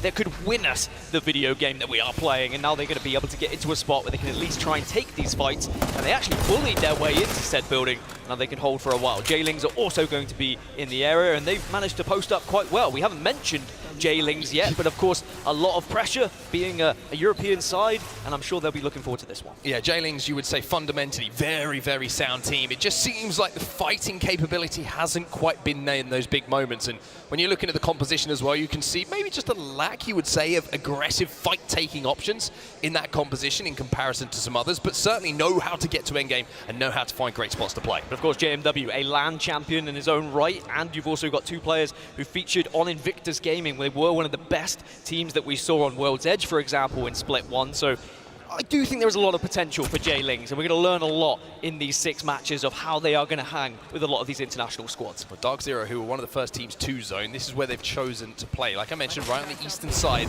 of where this zone is going to be pulling. For now, though, it's a little poke battle, a little prod battle, and a little expedition to see if they can get those Evo shields leveled up a little bit. All on blue at the moment. You want to obviously try and get those up to purples for that end game to give yourself a fighting chance, but you can also see the team that's going to be above them, and the high ground is such a difficult thing at all times to try and fight against, especially when you get smoked off. And NRG just holding out as well. A lot of teams now who are on the outer side of this circle are starting to be greeted by the late rotators, and we know which teams traditionally do rotate late. Fire Beavers and North Eption still in the red, by the way, and I'm not really surprised that's what they like to do. They'll be joining the game a little bit later. Sometimes it gets you those extra placements, but of course can get you that extra loot as well. Yeah, so it's a playstyle that becomes more difficult to be effective and I would say consistent with as you move through the lobbies, especially with the quality of fighting teams that are usually holding down spots in zone and kind of looking out to gatekeeping you, but with the talent and the mechanical ability that is on Fire Beavers. Plus, I would say, I'll use the big P word, passion, that they show in those team fights. It's always a lot of fun to watch them. But Alliance, they're trying to do a little bit of watching themselves right now. As NRG, who are poking away at them a few moments ago, for now they're just trying to hold out this north side, clear their backs and make sure their path towards where that zone's going to be going is going to be clear. I think there's only 6 teams who are outside of this current circle, so in 49 seconds they're all going to have to make their way in. There might be a couple of rotation clashes. I mean, Fire Beavers are making their way through, realize they're going to be ahead of them. Blackhand are going to be trying to go for a sneaky rotation on the eastern side of the map, and Aurora are still going to be moving in late. I cannot stress enough how important it was that that Aurora won that initial fight because they pretty much hold the entirety of the southern side of the map because of it.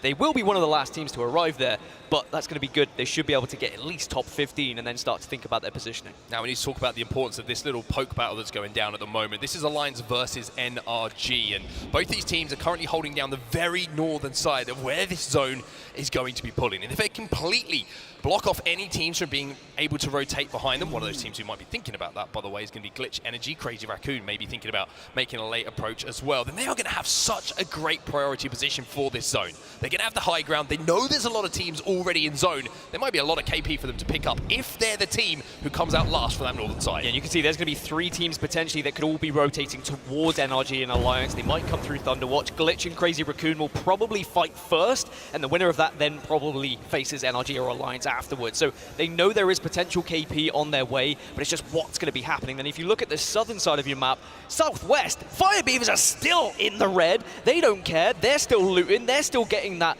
information from the ring console as well. They are more than happy to join the fight a little bit later on, as also Aurora have done the same. I mean, it's just crazy to see, right? Fire Beavers, they play the game their own way, and it's been effective for them in the EMEA region. They were in zone a few moments ago. They decided, hey, let's go back out, let's get a little bit more info, and let's play for this late game in the way that we want to, with everything at our disposal, right? Not only able to craft on their way in, but also, like you say, with the information from ring console to give them the best spot, that, or I should say pathway, that they can see to try and fight their way into the zone. The difficulty with it, though, Dan, we still have 18 teams alive, and finding a way into a zone with 18 teams looking at you, it's pretty tough.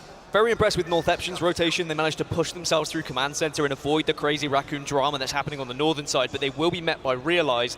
Now, I said earlier that North America has Exet, one of the best Stormpoint teams. Realize are the best Stormpoint teams. 7 wins they had across regular season, and I'm sure they'd like to put some on LAN as well. Well, let's have a look at Dark Zero then. They're still holding down the exact same spot that we saw a few moments ago last time we were on board with them. And as you can also see, still quite some way off of those purple Evo shields. So it's been a little bit of a game of hide and seek from them so far. Speaking of fights actually taking place and a little bit of damage being shared, we can go over to the northern side of things now, and we're going to see a fight starting to break out. It's going to be Crazy Raccoon. We've got a lot of fans here in London, of course, hoping they make their way towards a final. We've got a lot of fans, of course, sat back at home as well, hoping the same thing. Yeah, and we knew this was gonna happen. Glitch versus Crazy Raccoon on this northern side, but it is gonna create a lot of commotion. NRG and Alliance will hear this happening, but because NRG and Alliance have been having that poke battle, neither team is gonna want to step away from where they were residing. Yeah, also, you know, if you step away, then you might be the team who ends up getting fourth party if you try and go in and you don't clear that up fast. But Crazy Raccoon made the play off the back of the EMP, and here is Raz. This man, don't miss too many bullets. He's gonna take down Renner Tricky, stays alive after doing the damage as well, and now says to Parker and co, it's time to push in, boys. My job here is done. Having a Crypto and a Seer, it's 2 initiating characters if you get that Q, but it is going to be 2-2. No, forget it. Glitch are eliminated. Incredible play from Crazy Raccoon, really utilizing the fact that they have got those initiating characters, and they could just get those fights, get the EMP down, get the Q from Seer down, and just delete teams quickly, because you want to be effective, you want to be quick, so you don't get third party. Yeah, you can see NRG not interested whatsoever. Just to give you an idea of the story we were telling a few moments ago of what was going on with NRG and Alliance being somewhat close in the vicinity to this, the fact that that fight was ended so quickly, I don't think they would have even had the time, to be honest, to even get into a position to look. The res was in, the shields were swapped, and Crazy Raccoon, good KP on the board for them.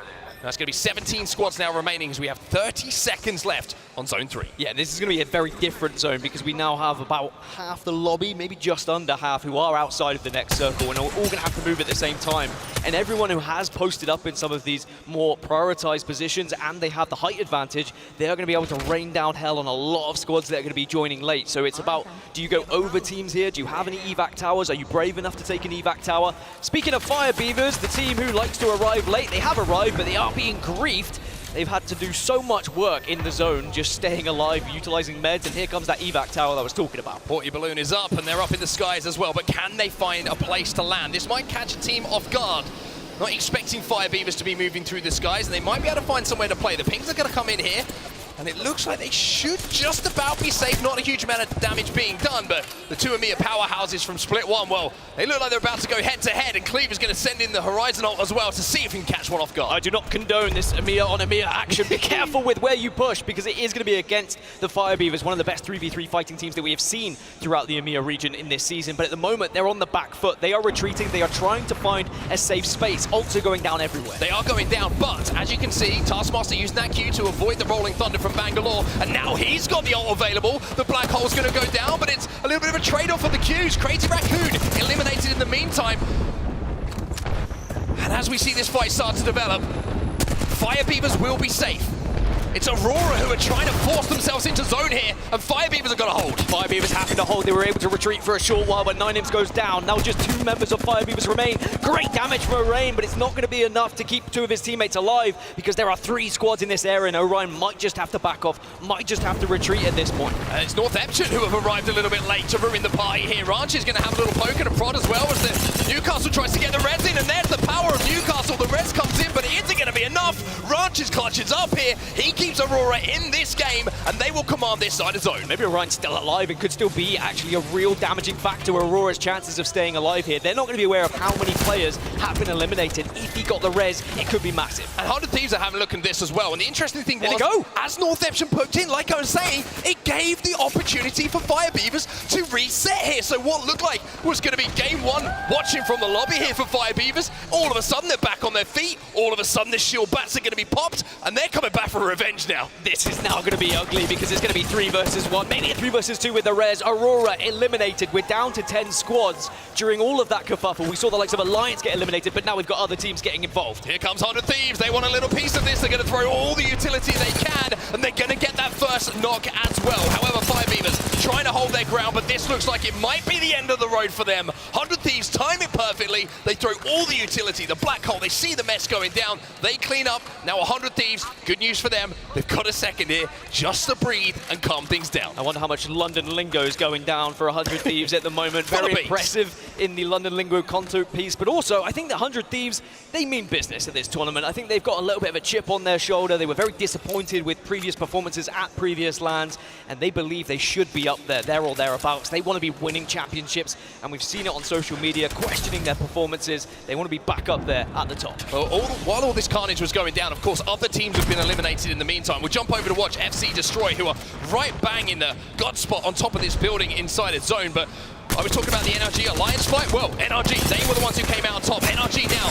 trying to push, but you can see the FC Destroy are doing exactly what their name said. Nathan down, Sweet down, NRG all up to Gildersons, but with all players healthy here from FC Destroy, they're holding it down, and NRG is trying to watch from the lobby. FC Destroy and Dark Zero both got to this far eastern side of the map, and they have been able to lock it down, hold it down, and they should be the 2 teams with the most likely chance to win this game. But there is still squads who could put a real threat on everything that's happened on the western side. You can see Jailings and Exit are holding this building together. Now we see 100 Thieves start to push as well to leave no witness who are going to be in the area, but they've already taken a lot of damage. Need to be careful. Wingman headshot's going to be good, but now the push is coming in, and all of a sudden you can see Exit say, this is an opportunity for us to get a little bit of KP. Vaxilon left on his own, taking zone damage. He's got Arc Stars in front of him. He's got frags to deal with as well. It's ATH who are trying to fly in. 100 Thieves eliminated in the meantime, but can they survive this barrage inside of this building? Because of the circle and the way it's pulled, everyone now is jumping in on this free KP, or at least a chance of KP, because they know it is going to be such a struggle to get onto this eastern side of the circle that has been locked down by FC Destroy and Dark Zero.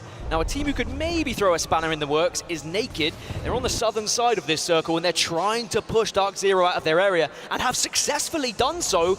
They may be able to push Dark Zero towards FC Destroy here, and if FC Destroy can get some damage, it could open things up for Naked. Big news, though. Big good news. Big good news. That kind of works, right? For Dark Zeros, they got that Catalyst wall down. The Dark Veil is going to keep them alive. You could see on the map overhead there, the third person, that both players, I think it was Zainu and Jem Burton, barely any health, just about stayed on their feet there. And the Dark Veil keeps them alive for now, and most importantly, keeps them in this game and keeps Naked back. The fact we have 3 teams on this eastern side is good news for all that are on the western side, because they're not going to be focused as heavily, because everyone's going to be contesting each other on the eastern side, so all the western teams can kind of worry about each other as they move across to the map, and it is going to be really about keeping an eye on that kill feed, seeing when teams are eliminated. Are you going to have a chance to maybe take a spot?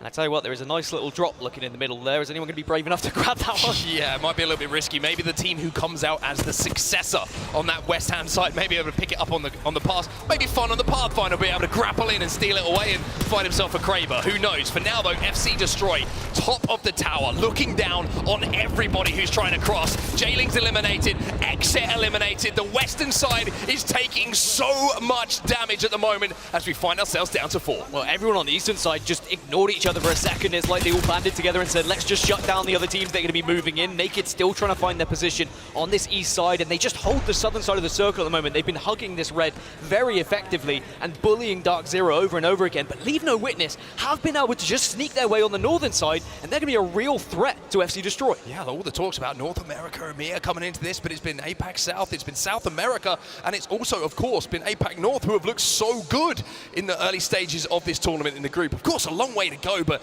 as far as the regions are concerned, a lot to celebrate for them as we see Dark Zero making their way into the bottom floor. This is what they do so well. Zero, one of the best in the world at navigating these tight end games. At this point, I think North America very happy to kind of have Dark Zero as one of them. It counts. You have to fight Genome for that one. Those hands are going to have to be thrown a little bit later because FC Destroy have been controlling this spot for so long now, and Pinky's going to get a knock as well. Naked. They've kind of slowly, like we mentioned, approached from the southern side, and they can have an influence on this game. The difficulty for the teams who are trying to fight from the bottom right now is that FC Destroy up on the high ground, they have the Watson. If they have a gen down, any utility that comes down from a Bangalore or someone similar is just going to get eaten up. Yeah, a lot of these ultimates are going to make a big difference in this final circle, and especially if you are on top of it, you need that protection. So Watson gen is going to be extremely important indeed, but also being inside the building here for Dark Zero means that they can prioritize just staying alive, putting damage out the windows, out the doors, and let everyone do the damage to each other, and then just wait and try and pounce on those teams who are a little bit weaker. But because it's 4 squads, it's very difficult to try and navigate who to prioritize in this position. And you would say, maybe, just maybe, Naked with this rotate to the bottom of your screen, as you can see it right now, they're going to have zone. Everyone else is going to have to leave. Everybody else is going to have to come out of this building towards them. And if they can play this patiently, wait for that damage to be done, and can execute as people leave this building, then this might be their game. FC Destroyed, they are eliminated. As you can see, Naked now still in this position as a roofer becomes a kill leader in the game as well. And I like this cross that they're holding as well, holding these angles so that they can just eliminate a team from both sides or eliminate players from both sides, but they could be exposed a little bit by some ults. And yes, okay, we see Bangalore Ultimate come down now, and now it's going to be a chance maybe to get a little bit of extra damage as both teams who are on the building are eventually going to have to force themselves out of these spots. Yeah, all eyes on a roofer here. If he's got the ability to hit the Horizon Q up into the sky, the grab lift to get over all the utility and hit a black hole as these teams trying to leave, then he could change this game. But Dark Zero escape. They use the Dark Veil to cut the zone in half, and Dark Zero navigate perfectly once again. Dark Veil's so important in these final circles just to escape the sightlines for a little while, but then as soon as it comes down, you need to be ready, you need to have utility. And now they're going to be forced into this fight, Dark Zero. Having used the Dark Veil, now they've got to be careful that zone isn't the one that takes them to the grave. They're doing a great job, and they take down Leave No Witness as well. They've still got the Dark Veil down to reset, but Naked still holding the line, still holding strong, and it's looking like this will be yet another win for the region. Naked are your champions here in game number 1. And it was such an impressive rotation as they bullied Dark Zero on the southern side of the eastern tip, and they slowly worked their way around to the wall, and as soon as they saw where that circle was going to be pulling, they knew they could just hold off. They knew they just had to be patient, and the way they executed it in the final circle was impressive at the very least. They made sure they were watching those angles correctly. The ultimates came down at the right time, and I do think that both teams coming out of the building struggled, and I might be a little bit frustrated if I was Dark Zero because they kind of got sent on, but I think it kind of had to happen. With so much vision that's being impaired, it's going to be a situation where one team just has to commit to a fight. Yeah, 100%. I think Dark Zero did a magnificent job of just getting out of that building towards that open ground with the Dark Veil. It just shows how that ability for me is one of the most vital in endgame for numerous reasons, but being able to cut off sightlines, cut that zone in half, find your way into a position and leave one of those buildings that's so highly populated, very, very impressive from them. But I mean, it's the rotate from Naked. They showed such little presence up until that endgame, just sneaking around the southern side behind Dark Zero, forcing them back and almost forcing them inside of that building. That was the game-changing moment for me when they took that position away from Dark Zero, who only had those blue shields. And looking back at it, Dark Zero might say, should we have been a bit more aggressive at holding that position and keeping Naked back? but when there's 6 or 7 teams remaining, you are very unlikely to actually try and take that fight because you don't know if there's another team that could be moving afterwards to third-party you, so they're more likely to step back, take a safer position, take a top 3, which is pretty much what they did, and just hope that maybe you can be the team that gets the zone pulls towards you. But I think that Naked, we just have to be very impressed with how they made that move and how they bullied one of the best teams that we have in this lobby. I mean, we can take a look at that final circle from the point of view of Naked as well, so we can really kind of encapsulate exactly what went down in those final moments. And I mentioned how important it was going to be for Arufa in those final moments on Horizon. Well, he almost did his job perfectly, but Dark Zero just about managed to kind of skate past just as the black hole went down and used that Dark Veil to avoid it, but he still did a pretty good job of getting up into the skies, doing damage as teams left, and then being able to clean things up. Yeah, when you see there's 2 teams in or around a building and you have a black hole available and the grav lift, you're feeling in a pretty good spot and you can communicate that to the team. But the Dark Veils here, they just cut off so much vision from Naked. They've been setting up that angle, they've been setting up that crossfire for quite some time, and they had to back off and they had to accept the space. But it was the damage that Rufa was able to put down initially that forced the team over towards Dark Zero and just meant that Naked could hold the majority of the circle for this final circle. Yeah, really good CQ there from Pinky as well, just making sure that everyone was silenced on that side of the wall, meaning that, you know, Leave No Witness really didn't have much choice other than to try and navigate around, because if they climb over that wall, they're dead. They're toast, guns are down, and it's just going to be easy pickings, and then having to step through the Dark Veil, the zone helps them out, and it's easy pickings at the end of the game for them. Very, very well played and very well manipulated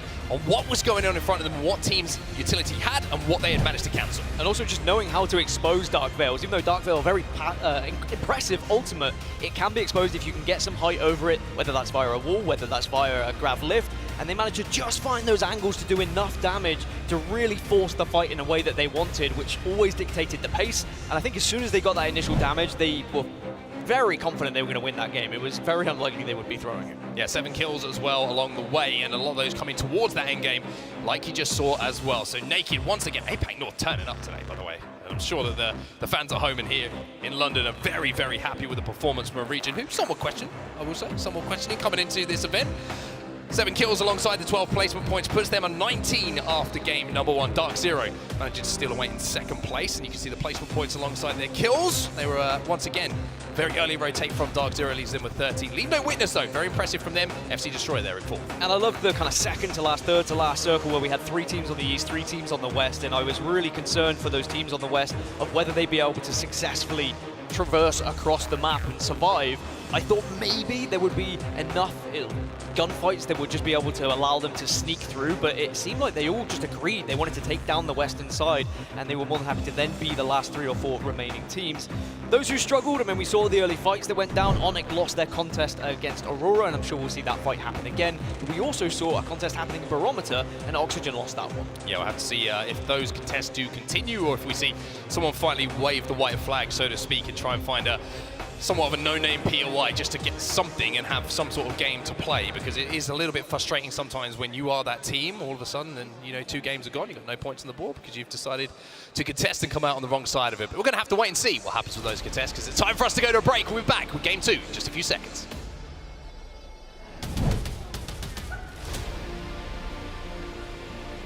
Circle was going to be pulling. They knew they could just...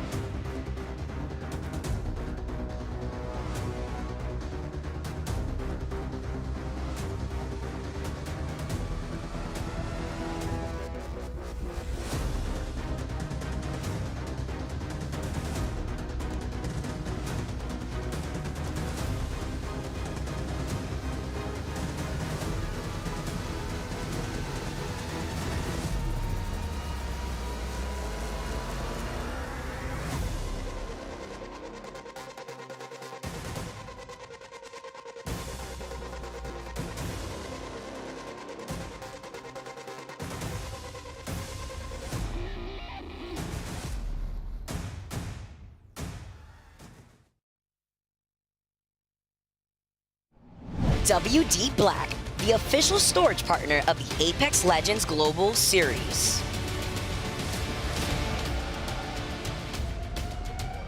Welcome back, everybody, to London, and welcome back to the Copper Box. Game number 2 is about to get underway here in Groups A versus B. And as you can see, that beautiful trophy is what everybody here in London who has made that journey wants to take back on that plane, or maybe keep it here, who knows, in the UK, when all is said and done on Sunday. We've got a lot of action to get through, of course. Game number 1 being taken away by Naked, and now we're going to have to see if there's going to be another challenger coming in our game number 2 as we head back to Stormpoint. The first time Naked have won a game on Stormpoint throughout this entire season as well, so it does show that the transition from online to LAN, we can see a few statistical anomalies that do float through, and teams just really progressing, learning from maybe a lack of success in some of these maps and making sure they push on. Now, I would say I'm one of my guilty pleasures. It's a good redemption arc, right? I love it when you come into a tournament, there's a team who has a perfect opportunity at a redemption arc. Now, Aurora, you're going to be that team for me during this tournament. Reason being, they qualified for Split 1 playoffs. We know that. They couldn't, unfortunately, make it over here, but they are here. Well, they should have been here as a full team as well, but then, unfortunately, they had to bring Maliwan back in. It's been a whole thing, and, you know, that would have been the team that we have right now in the Split 2 playoffs that would have been playing at the Split 1 playoffs. They win that contest in game number 1, and I just got a funny feeling, right? They've been contesting pretty much for the entirety of the scrims in the build-up to this. They haven't looked great. They haven't had a home, Dan. There's been Harvester, Dark Zero. That's been difficult as well on World's Edge, but they've won the first one.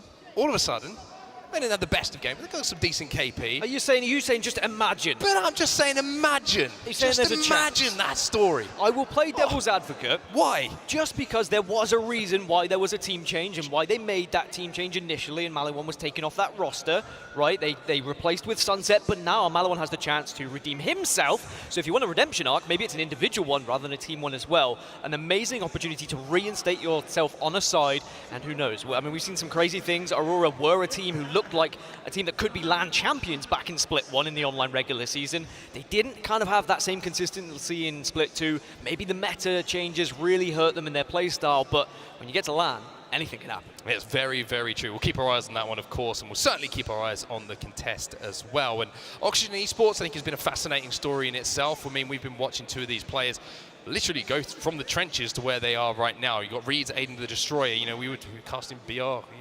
arenas, tournaments with these 2 guys in, and all of a sudden they went through challenges. They've been, on a lower tier roster, really fought their way into this position now to be here on LAN. And that's another great story, right? Teams coming from nowhere, putting the time in, putting the effort in, and finding success. And you see Vayne in the middle there. I mean, it's a great team, and I just feel like this is a team that you've got to keep your eyes on. Maybe right now might not be perfect time for them to go and lift the trophy, but in a year's time, 2 years, who knows with this roster? I mean, it's the kind of Verhol story, isn't it? It's very similar, just individual AIM stars that come together that were really good at playing in those arena tournaments and have slowly transitioned into BR and have been teams that have been amazing in those 3v3 fights, just sometimes lacked a little bit of the macro, sometimes lacked a little bit of the positioning and just learning. But with the fact that we have such a stacked lobby, the fact that we have such impressive teams throughout these regions, they've been learning very fast.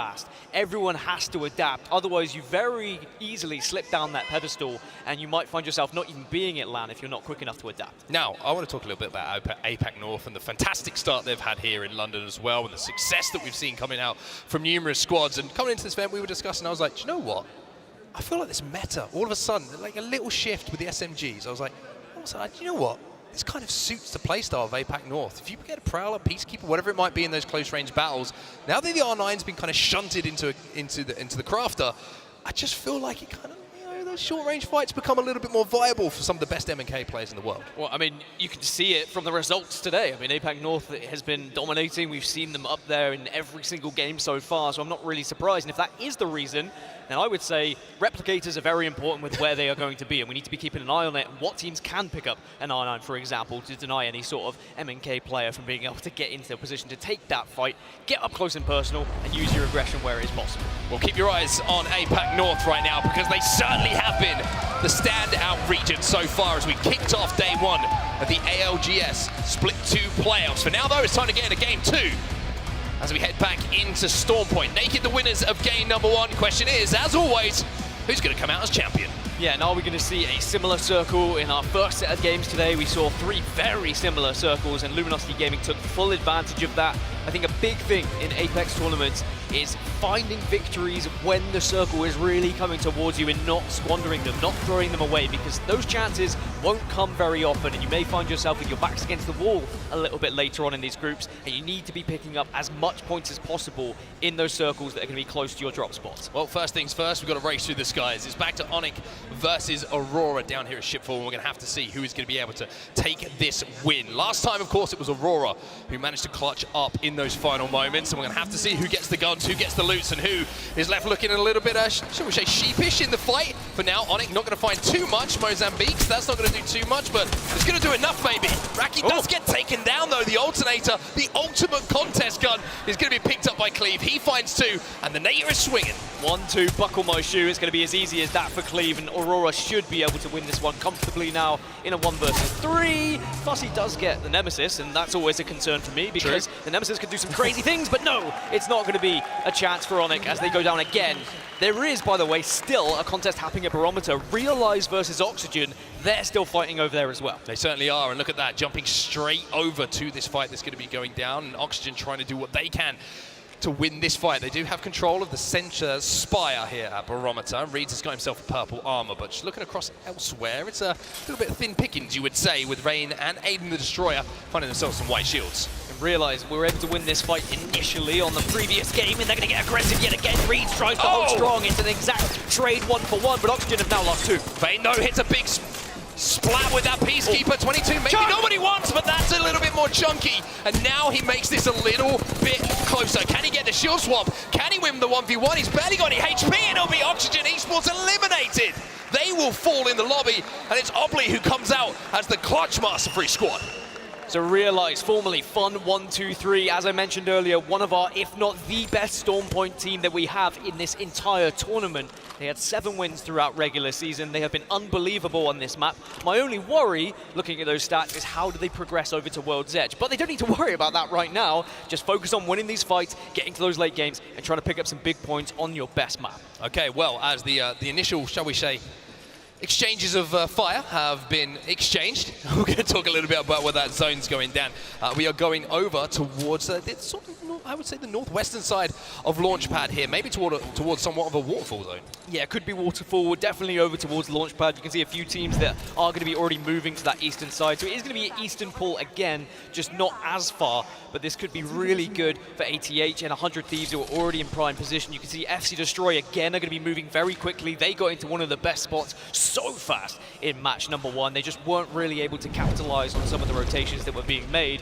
Another team that moved very fast in the previous game and got into an amazing spot was Dark Zero. This isn't going to be as comfortable a rotation because there's a lot of uneven ground to cover. There's going to be a lot of different heights that could be held by squads that maybe Dark Zero could be peeked out on if they're not careful. Yeah, it's an interesting zone, this one, and they've got to be careful here, Dark Zero, because they might be in a little bit of a pinch here because Exet were having a little bit of prod at those spiders, and if they're not careful, all of a sudden the reticles of Exet players can move from the spiders towards the body of Jen Burton, for example. Zero's given responsibility here to just make sure he's holding down that choke. But of course, this could well be an end zone that we see as well, pulling up towards that launch cannon. We've seen that many, many times in and around the Pro League of Dark Zero now. They say, hey, let's have a little bit of fun shooting some spiders ourselves.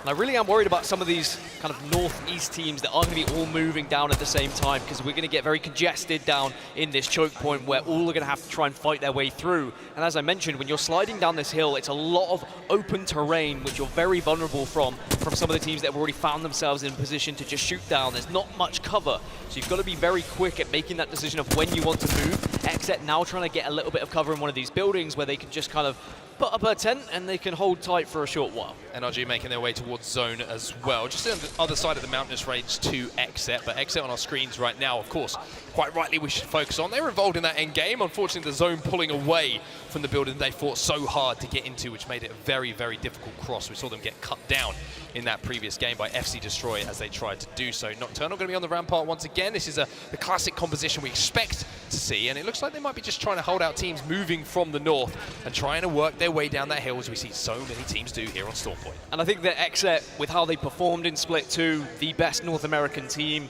Nocturnal, I mean, a lot of the reason why was because of him and his IGL ability and how impressive this squad has been throughout the season.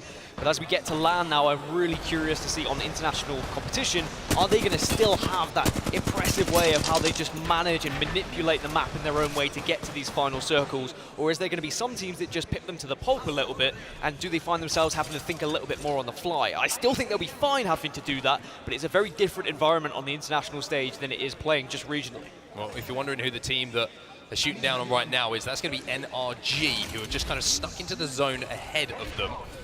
They did have the Sheila out, the ultimate coming in from Rampart to try and do a bit of damage, maybe pick up a somewhat of a free knock, but NRG too smart for that. They don't get cut down, and now NRG will hold down the bottom of this zip line building. Elsewhere, I always find it fun to look at the map overhead and find out where Fire Beavers are, because it takes me about, well, I would say a good 20 seconds or so. I expected them to be somewhere, and then they're just somewhere else. But they're actually in a pretty where you expect. I mean, the same with Northeption as well. They are a team who will going to be moving late, and again, they're going to still be in the red as our Fire Beavers. So we'll worry about them a little bit later when they start to join the action. As for the teams who have been able to move into good spots, J-Lings, ATH, FC Destroy, Crazy Raccoon, 100 Thieves, all in really good positions for where this next circle is going to be pulling. And the next circle is going to be a big one for a lot of these squads, because it's quite an open space at the moment. If it pulls towards some of these buildings on the southeast, it's going to be great news for those who have moved quickly. If it's more of an open area towards the waterfall that you were talking about, this is far more difficult for any squad that's going to be moving from the northern side, because there's not going to be any positions to play. So instead, you're going to have to fight your way into those spots. You're going to have to bully your way, similarly to what we saw happen from Naked in the previous game. Yeah, and I wonder if Exit and NRG are going to have a little battle over map room scan that was kind of near to both of them, just to the south of where they find themselves, or if they've already hit it and have that info on where teams are setting up. But sometimes that can be a little bit misleading, especially if the zone does do something a little bit funky towards that end game. We can see the Dark Zero on our screens right now. They're using a few abilities to pick up a few kills as well, and they're going to get that kill onto Pyrrhus as well, which means that they should be able to hold down any teams now moving over towards their position. But Zainu, I mean, a lot of talk about him down. We've got him on our screens right now. He's on the sit. Yeah, and I think this is a really good position from Dark Zero as well. Very clever that they're not trying to force their way into zone right now, because they know that if they hold this position, there is potential KP they can pick up. They'd be very vulnerable if they start sliding down this hill. That being said, they were in a similar spot in the previous game. They saw an opening, or they heard an opening. They might just be waiting for a little bit of gunfire to go down before they move. One of the most important things in Apex is just getting your ear to the ground sometimes and listening to what's around you, because you can use it as a distraction technique to get one moving, and maybe Dark Zero are looking to try and take one of these spots a little bit shorter. See the bow check being picked up as well by Zero, so he's going to be able to ping a few arrows into any flesh that walks past from any legend, and certainly let them know that he is in the vicinity. NRG now making their move down to the northern side of this zone, and I think everybody is starting to realize with that zone pull down that we are probably looking at the zones that we were thinking a little bit earlier on towards the start of this game. Naked though, they're way outside of zone right now. They are making their transition just past Barometer at the moment, to past the island, and they're going to be trying to move their way into position to win game number 2 after their big win in game 1. But also you can see these teams stacked up here as well. This is a potential end zone location, or certainly where we will see a lot of teams fighting to try and rotate into, and Glitch Energy, they're having to hold down this, I would say, a very transitional place right now, and they've also not got a lot to work with. And this is where the practice, this is where the scrims really comes into fruition. This is where teams who have learned what are going to be the spots where teams are technically and temporarily going to be, or are they going to be prioritizing them often? Do we see any patterns when we see these circles? You know which teams usually you're going to be coming across. So Naked, they might be just trying to avoid the likes of Realize, but they will then know, I know Aurora are going to be down there because of their rotation as well. And you have to be very knowledgeable about comps. You need to be knowing what you're pushing, who you're pushing, and that takes a lot of research, a lot of prep, and a lot of that can come down to the coaches that are going to be stood behind these players as well. A little bit more freedom at this event for the coaches, I will say. I'm great to see no tape for them, and I'm very happy for them. No more squares. Especially, no squares to be sat in. I'm sure that we've heard a lot of coaches that were happy about it, but J-Lings are going to be holding a position that I mentioned earlier. They're going to be more than comfortable here right now, but they will have to slightly shift across when they see the next circle. Yeah, this is a zone which J-Lings are probably thinking we have great position for KP if we can find lines of sight with this extreme high ground and also the scout and the weaponry to go alongside it. But the problem is when you have to leave, right? If you can't clear a couple of these teams out that are playing these low ground areas just under those piers that extend out here from Launchpad, then you can find yourself kind of having to fall and really not having a soft landing, so to speak, with everybody keeping their eyes on you as that zone starts to close. So Jailing's going to have to manage this end game. A lot of pressure maybe on JMW here, up on the high ground, to level those Evos up, so when they do have to drop, they're going to be in a position to at least get as good as they get. And right now, I mean, they know no different to Jailings. They've been just working the map and looking at where it's going to be pulling without a ring console to work with. They might see a couple of teams start to move across, and it will give them an idea of where the next circle is going to be, but they might think they're in one of the best spots right now. They have high ground, the circle seems to be coming towards them. I think it's going to be a little bit later on where they're left scratching their head saying, okay, how are we going to try and get across? Is it going to be the Valkyrie ultimate? I'm wondering whether we're going to see Valkyrie start to come a little bit more into the meta as this tournament develops. It was a very quick and sudden meta shift that a lot of teams had to adapt to, and comfort is everything in Apex Legends, and I think that there is going to be a couple of people and teams that are playing on Legends that maybe aren't comfortable for them. Well, very interesting to see here. I was going to say 100 Thieves were the team that were forced back to wrap the zone, having seen Jailings up on that high ground, but they have now run into Dark Zero, NRG, who are all in the vicinity of each other, and it's very interesting to see on our map overhead at the moment. Everybody is scattered from the teams. Nobody wants to take this fight. However, look at the kill feed. Nags has gone down from Jailings, so all of a sudden, they find themselves in somewhat of a shambles. But this was the horrible bit of terrain that I was talking about, where you are just so vulnerable, especially if now Dark Zero were to be pushed from the northern side. They were holding out teams at the top of Stormcatcher for so long. They've done well to actually get back up this hill and now re-engage with what a potential fight this could be at the choke at Stormcatcher. It looks like Alliance might try and avoid them, but Northeption could throw a spanner in the works. They're going to be coming down and flying down towards these teams on the northern side. Great from 100 Thieves to force Dark Zero back and just hold their ground there. Yeah, you can also see that good from Dark Zero to recognize, and maybe the audio cue was enough. Maybe it was just looking and expecting a team to Valcol, or maybe just try and take the high ground from them, just to force them away. A couple of extra shots there in that position, so vital just to force the team away, Northeption, from the position that they are holding. Where that circle is going to be pulling, though, that you can see on your map overhead, interestingly, is going to be towards those kind of mini waterfalls that we were talking about. So teams that were set up on the high ground are going to have to leave as well. Aurora in a good position to approach late, as you can see from the southern side of the zone. But you were pointing out a fight that's taking place right now, and it's going to be NRG and Exet, and I'm pretty sure that Exet just lost to NRG. I think it was Alliance actually who took them down in the end on the northern side. And unfortunately for Exet, they ran into an Alliance squad who were avoiding Dark Zero, rotating around, and Alliance taking them down in a very quick, effective fashion. Did not mean to use the word effect, but I think they'll be very happy that now they dominate that northern side, as Northeption have been able to make their way over the top of so many teams. And we spoke about Jailings earlier. They were going to have to drop. They weren't in a spot that they could stay, and they've been forced out of their hidey hole. They get eliminated. Yeah, they're out of here, and Northeption are bullying their way in, and Satsuki is so fun to watch as a player as well, and I've really enjoyed watching Northeption in the build-up to this event. Their ability, especially on Tyler, to find some really, really funky spots to play in that end zone, using that walk from Newcastle, the ultimate, to force teams out and around them and kind of navigate through and just say, hey, we're playing here right in the middle of everyone, and we're going to try and take this fight in the end game. Is really, really fun to watch, as I say. So Northeption once again trying to do it here for APAC North and show that this region is coming here to play in London. Yeah, now they've got the high ground and the weapons to grief teams here as well. This could be really tough for the squads that are going to be down below them. There is going to be smokes going down just to cover them ever so slightly. You're going to be vulnerable to a lot of damage, and Northeption could start to take a push here. That is enough damage to generate a push 100%, so they do think about it, but they're just going to try and reapply their angles to try and get into a better spot. Yeah, Tyler just taking a little bit of an off angle here, but you can see that Satsuki, he wants to fly in. He wants to really deal some damage, but he does get scanned, so he's not going to be able to use the smokes. However, he'd already got some down. He has the Digi as well, and here comes Tyler to try and follow up on that damage. But I tell you what, Tyler, even though he's hitting the shots, they're not hitting very hard. He's having a problem with this black hole as well, and Northeption, who got that initial damage, now find themselves really struggling here. There's going to be a last chance, though. Reezy's still alive and still has a Prowler to work with, but has to work with two teams and two players around him, as Blackhand have done so well to hold off this squad. But ATH are in the area, and they're going to definitely try and third this. I think this might be the end for Northeption, though. Blackhand trying to be involved, trying to pick up KP and trying to hold down this spot as we find ourselves with 16 squads alive. The Nemesis, once again, a troublemaker for these teams. Northeption will go out, and it will be Blackhand who hold. Naked also very close as well, and could make the life very difficult for Blackhand because they're not able to get third player back up. Yes, they've got the banner, but at the moment they're just going to have to hold as a 2, and you can see, even though they've got the chance to maybe get a respawn beacon down, are you going to be given that opportunity? Will Naked allow it? Because Naked do have eyes. I think they're going to be safe. I think they've found a position for that respawn to be called in and deny the line of sight. NRG, though, Big damage coming in, and it's a perfect time to jump into the comms now with NRG as they take this fight.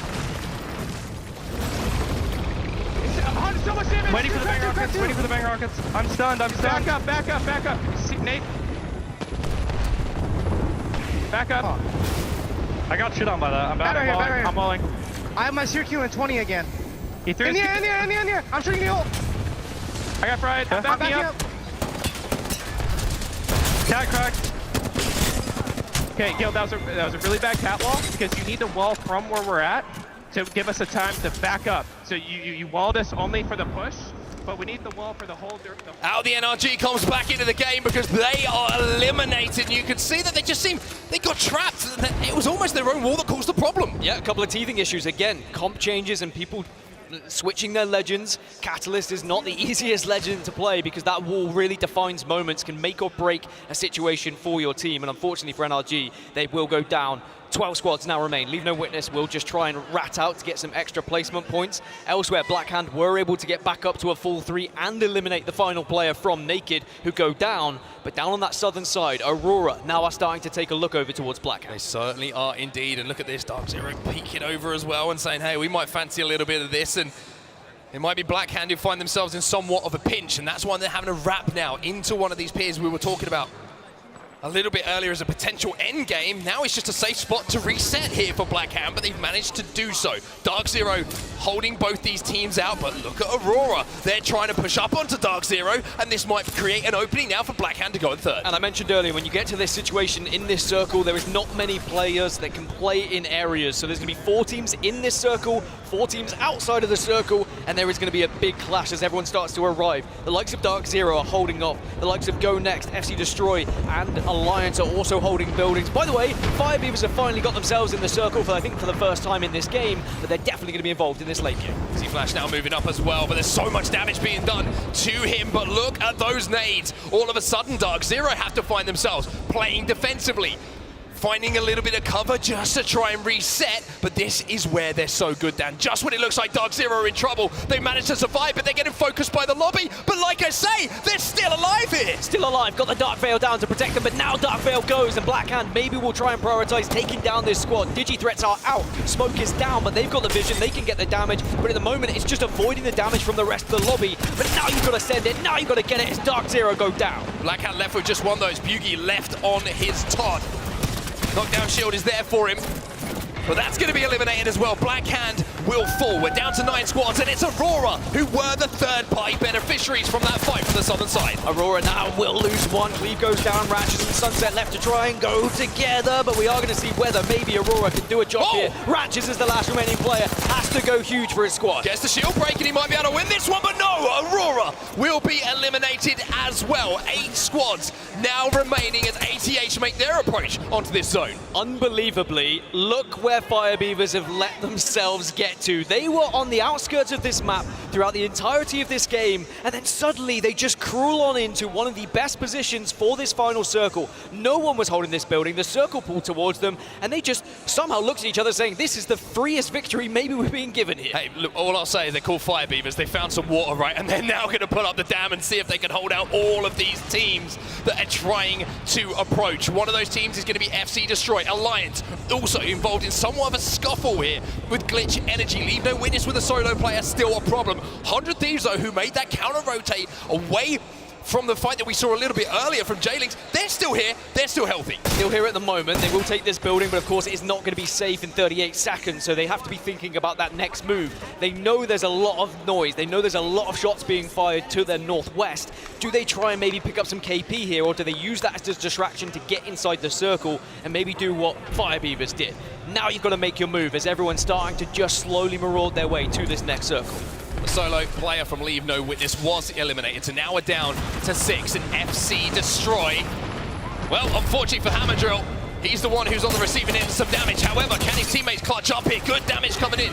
As Pinator now moves in, it's ATH eliminated. FC Destroy now once again using Newcastle to the fullest to get the res, but now can they hold off 100 Thieves? Thieves! 100 Thieves push in, they heard the damage, and that was the exact time they needed to move from their spot, take this position. Now they own the eastern side. As you can see, Alliance now go up into the skies to try and avoid the Dark Veils. They send it over towards 100 Thieves. They get over the Dark Veils, like you say, but they are taking damage. Have they won this fight? 100 Thieves trying to take advantage as well. Alliance win the fight against Glitch Energy, but now the Beavers. The toes are a little bit wet in the water right now, and they're maybe thinking about a little game win here in game number 2. They just need to be careful because they don't want to push in too early here. They don't know how weak some of these squads are, and also may not know if it's a full 3, but they get a Q, they get that info, and now they can full send and they can do the damage. But this is maybe an opening for 100 Thieves as well. Oh, Ryan has to stay alive, and he manages to do so. Is this just starting the fight here from Fire Beavers? Do they want to now reset? It looks like that's the call, but are they able to do so? They get the bats down. Are they able to finish off this fight? This is carnage. Alliance, 100 Thieves, Fire Beavers all spread out. Everyone scattered around to try and get some initial damage. This is going to be a potential 1v2v1 right now. Taskmaster desperately trying to get back to 9 Impulse and does so. Can they get the res? Can they get the reset? That's the real question. Hold on. All of a sudden, though, the Nemesis is doing damage and Taskmaster cannot finish this kill. The piercing spikes on the floor are going to cause damage. Taskmaster's in all sorts of struggles, and the sticky stuff on the floor is causing all problems. Manages to get a shield swap, though. He was at 6s and 7s, but temporarily can just reset. 100 Thieves maybe have taken the priority position at this point. Omnu manages to get away, joins Vaxlon, and now we have a 2 versus 3 versus 1. As Yuki is just going to be hiding away and maybe trying to escape. And we'll push on to Taskmaster. He's going to try and take second place. He'll do so. Yuki does it for Alliance, but it just opens the door for the full, healthy squad of 100 Thieves to move in and claim that champion banner. They will be your winners of game number 2. And 100 Thieves just left shrugging their shoulders a little bit, saying, all right, we were given an opportunity, and boy, did they take it. As soon as Fire Beavers sent in on that initial damage, 100 Thieves then said our priority has to be getting the high ground, getting to a position where actually we can dance around and maybe get some shield swaps from the teams that have been eliminated early. It was a good effort from the likes of Alliance, and Fire Beavers maybe will be a bit frustrated with that one, but what a hectic final circle we had. Yeah, I mean, it was crazy that final circle as well, because it was the piercing spikes left by certain players on the floor that were causing all sorts of problems for everyone to try and navigate through. Fire Beavers certainly finding that themselves. We also saw how important it is to have knockdown shields, and very juiced up knockdown shields as well. Being able to hide behind it was absolutely massive. Taskmaster, even with a Nemesis, could not penetrate said knockdown shield. Very frustrating for him. And I tell you what, hats off to Yuki at the end for just full sending it and saying I'm more than happy to take the 1v1, but Yuki has always been that kind of guy. He likes taking the 1v1s. It certainly does indeed, and that's another thing you have to recognize in those crazy endgame moments, right? Is this a 1v1? Can I get the jump on my opponent who maybe doesn't realize that situation and not only get the KP, but get the extra placement points for getting into second place as well? But I think it all came down to those final moments. 100 Thieves winning that fight on the southern side of the zone, really being the team to hold things down. And Fire Beavers, I think the idea was right, but maybe just a little bit of overextension in those final moments, just took a little bit too much damage and weren't being able to reset. We'll take a look at that final circle though from the winner's point of view, and of course that's going to be 100 Thieves. And it was an impressive rotation from 100 Thieves as they were just, as I said, ears to the ground. They were waiting to hear what noise was happening. And then when they got themselves into the final circle, you always want to be the last team. I know I always say it, everyone knows that you want to be the last team to engage. They lost Omnu, and at that point you may be a little bit worried, but looking at the kill feed, they knew full well that other teams were going to be a little bit weak. And what they did well was getting onto the high ground and also sticking together, not scattering around and separating. We saw it for Fire Beavers. All 3 players at one point were taking different fights. You want to be focusing the same players to do as much damage as possible. And the fact that 100 Thieves were given the opportunity to res Omnu was of course massive. Yeah, very interesting game as well. It was a little bit messy, a little bit of a scuffle, you know, multiple teams finding themselves having one player go down, having 2 players go down, and then 100 Thieves kind of the beneficiaries. I think they had the most space between them and the other teams who were fighting just to maybe get that res in. Yuki wins the 1v1, like we say. And then 100 Thieves come in and just manage to mop up. But what a fascinating story 100 Thieves is coming into this tournament, right? We'll see the results of match 2 in front of you, and you can certainly enjoy those at home. But 100 Thieves, it take me back to Split 1 players, did not make that finals lobby. They missed out by 1 or 2 points, I think it was, if I wasn't mistaken. And my memory serves me right, which is always worrying to say, because we all know that my memory's not the best at times. But I remember the tweets going out saying, I can't believe, I feel like I've let everyone down, and numerous players just showing extreme disappointment. But 100 Thieves coming into this event, there's nothing like a win.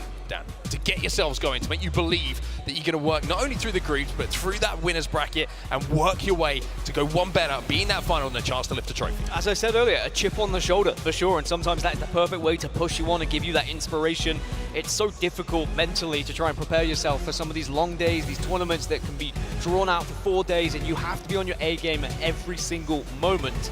You can see again the teams that struggled at the bottom, those who lost those contests, will they get a chance to do it one more time? Yes, they will, because we have Storm Point again, but this is how things look after the first 2 matches. 100 Thieves will be at the top with 27, closely followed by Naked and Alliance. And what we didn't mention from that previous screen, Alliance, with the amount of kills they had, technically they actually won that map because they had the most overall. They certainly did indeed, and they're looking strong after that game number 2. It's always fascinating to look down at the other end though, no surprise the Onyx and Oxygen losing those contests at both times. The question is, will they give up that spot? Will they say enough is enough for now, or will they continue to fight and scrape and claw to see if they can claim it as their own? But Alliance is going to be very interesting to watch, especially with the confidence that they're going to come out of that game with after a bigger KP game. But enough from us for a few seconds while the players get set up and they get ready to get into game number 3. Blaze is down on the floor with Sabs. What have you got to say? Thank you so much, Onset and Gaskin. Yes, I am down on the floor with Sabs as we have been watching these awesome matches and enjoying you guys out there in the crowd as well. But Sabs, how are you doing out here in London watching these games? I'm actually so excited because I would say it's my first time, but I would lie. I was already on the desk, I was talking a little bit, and I'm actually excited so much for seeing the finals. Yo, the finals are gonna be absolutely crazy, okay? But now, as we've been watching some of these matches on the stage, like, the first set was awesome, but even thinking about that last round right there, okay? Because he's here, he's there, he's everywhere. Yuki coming out on top, getting his team those 20 points. They got second, but they were still on top at the end. How did you feel watching that crazy moment? I think Yuppie helped a little 100 Thieves to win the game. Fire Beavers almost had it. They almost got it. He just stole it away from him right there in the end. I had hope. You can hear the size in a home crowd. Yes, I was actually, no, 100% Fire Beavers winning this game. Then last second, Yuki is literally like, oh, hello guys. I'm here too. I'm just hopping for a second. With some of the quickest armor swaps we've seen there all year, getting it done for his squad. Yes. But now, my next question for you is, what are you looking forward to next, okay? When it comes down to this group, what's another team that you think can come out on top? I think Energy will come on the World's Edge. I think XSET too. Yep. I think like that's my 2 bets. All right, NRG and XSET. We'll see what they can do, all right? But that's gonna do it for me and Savs for right now.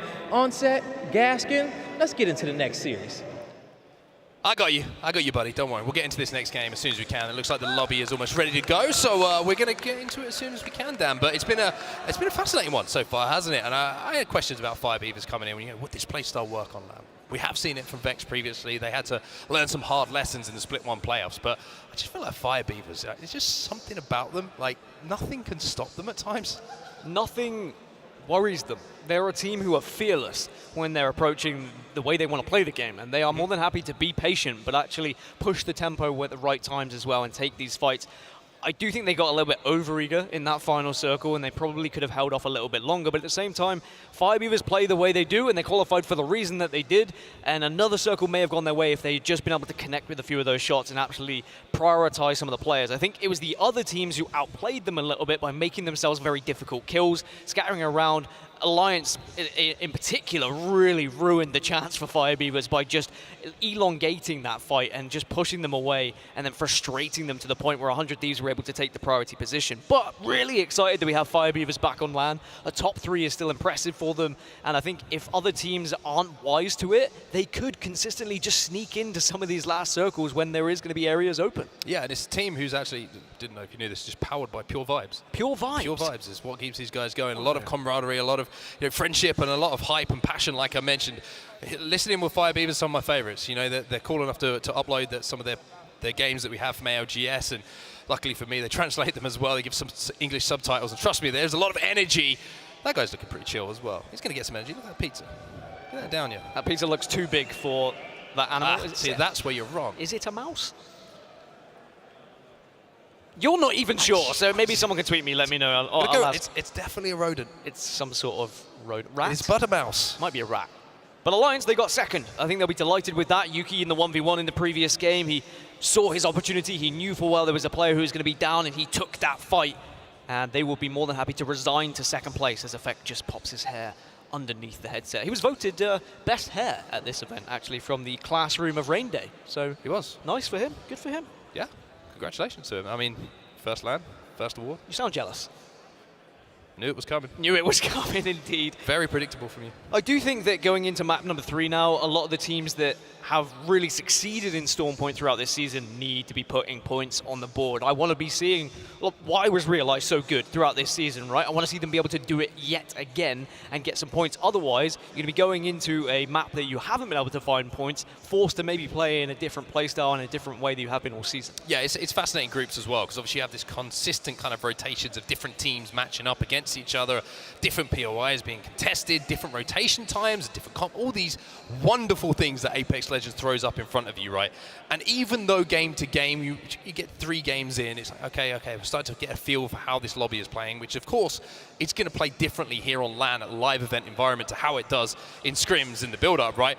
Then you flip over another map, so it's just this constant test for every team of every facet of your gameplay, how you want to play it, how you read these zones, and of course, how you execute in those final moments. Well, speaking of final moments, this is the final time in this series we are going to go into Storm Point. The game is live, the game is ready. Who's going to be top of those leaderboards when we flip over to World's Edge? And of course, we are expecting the early contests again at Barometer and Shipfall, and I do think that we have seen 2 teams really struggle. Oxygen, by the way, are going to be so frustrated. They thought they were going to be able to own Barometer, realize were meant to drop over towards kind of mill area, but avoided it because of Dark Zero, and realize we'll be saying, well, we're going to stay here because we're winning these engagements. We are winning these fights.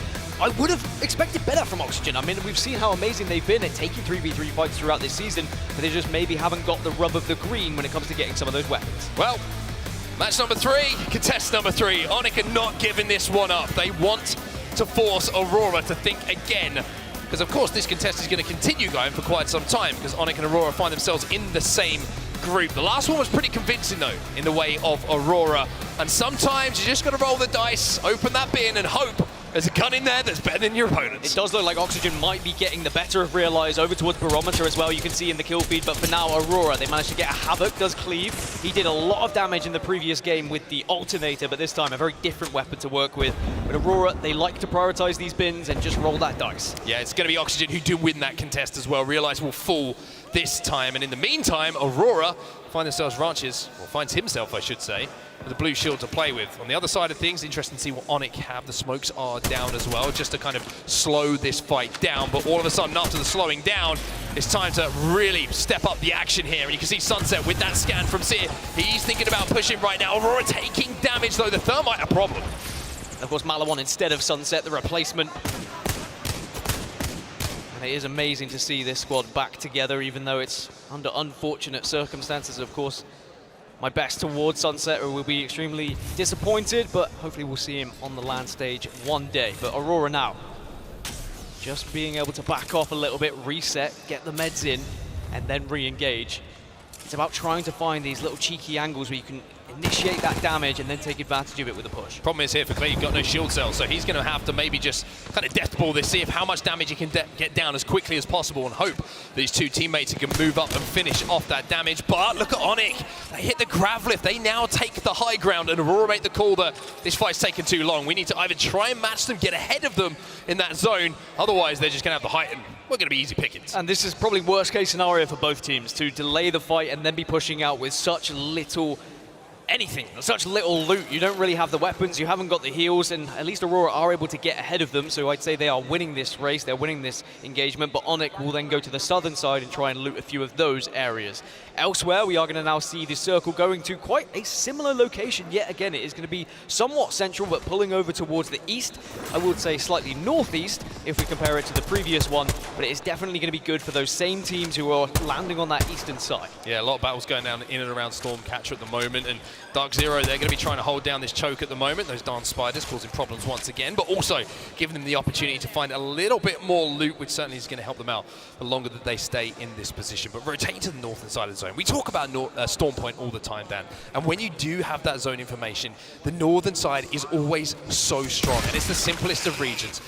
You have that height advantage, and you can hold teams out, you can harass them. And I'll tell you what, Dark Zero, a little bit blessed by these spiders. Dark Zero have been a little bit blessed with where the circles have been pulling, but they've not necessarily been able to capitalize on it, but they get a third opportunity here. But there is going to be a lot of teams that are around Stormcatcher, so this is where you've got to be careful. Not only are you trying to loot up with the spiders, but then you've got to be thinking about where you're going to move and where can you actually hold. Someone's got to be scouting, someone's got to be looking. You can see now other teams have got the survey beacons, the ring consoles. They can have more information than you have, so are you going to be able to move and maybe mirror some of the positions that they're taking? One interesting thing just to highlight about the group as well is it's pretty tight between not only our top spots, but kind of as you go down place by place, there isn't a huge difference. I mean, when you're looking here, 100 Thieves leading the way at the moment, 27 points. Just behind them, you've got Naked, 23, then 21, 17, 17, 17, 17, 15.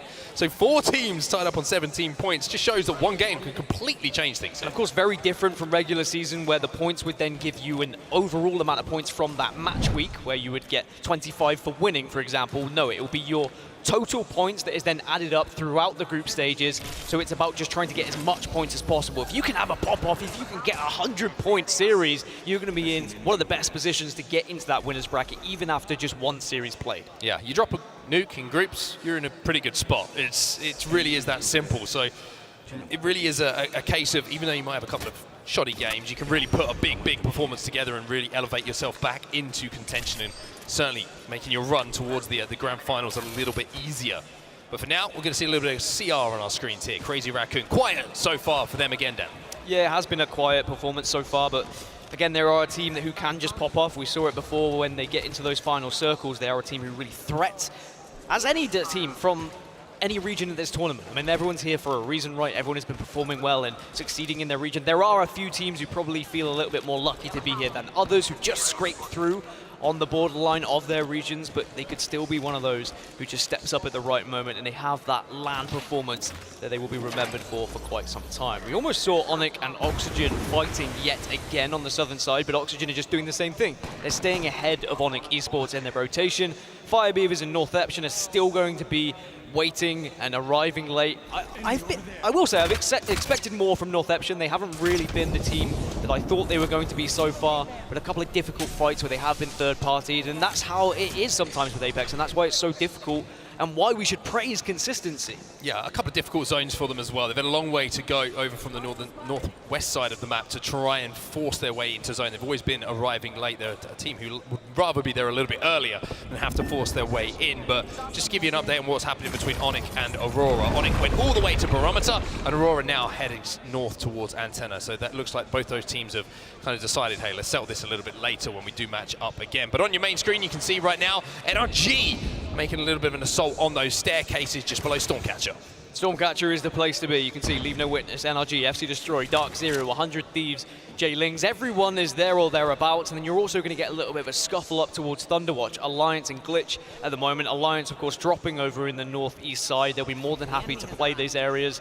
It is their home, it is their turf, and they will know how to navigate that accordingly. So Glitch just need to be careful with which position they are going to be taking. Now, Glitch, with where they are, they can, of course, take the different choke, and they can go down through Command Center and avoid Alliance entirely, but then you might be throwing yourself out of the fire pan into the fire. Interesting to see Xset's approach to this one as well. They're currently up at wall, getting a little bit of extra information, trying to see if they can force their way into the zone, but kind of just avoiding making a quick rotation over from Cascade Falls towards the zone, which is always interesting to see when that decision is made and what the theory is behind it. Speaking of Alliance, like you were mentioning it, here they are, just on the edge of zone, and they're watching for that zone wrap. They're expecting this maybe from Glitch Energy. Yeah, they've seen it not only before in scrims, but they would have seen it earlier on today, and you have to be aware of those teams and where they could be pushing you. Otherwise, they could make your life a massive nightmare, and I think that Alliance, it's very smart that they restrict themselves at the moment, because as soon as they push down south, they're going to have eyes on them for a lot of these teams, and they know they would have been beaten to Stormcatcher.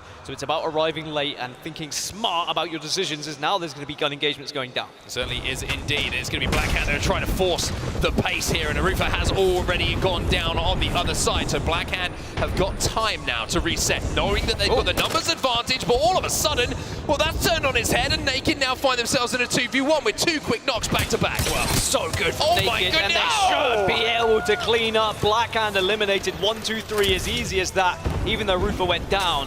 Pinky and Lyco were able to just band together there and make sure they got the crossfire. And now they should, hopefully, if they can hit him back, get all the way back up to a full 3. But there is going to be eyes on them. There is no purer kill in Apex Legends than a wingman. When you're hitting every shot like that, it just is so satisfying to watch, knowing the skill that goes in, knowing the mechanical ability of these players just to go bap, bap, bap, and really drop a player in almost no time. So Naked survive, Naked win that fight, it's 3 KP to their name. I mean, I get dopamine just from watching them hit the wingman shot, so God knows how it feels for them to hit them as well on LAN on the biggest stage.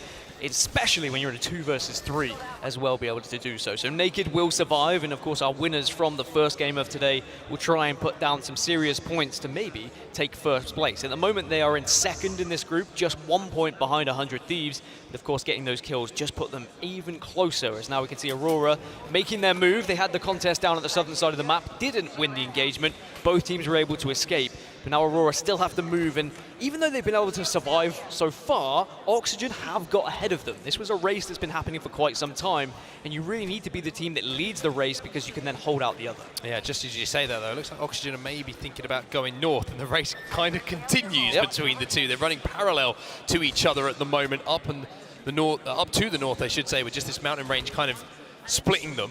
But Aurora will be safe.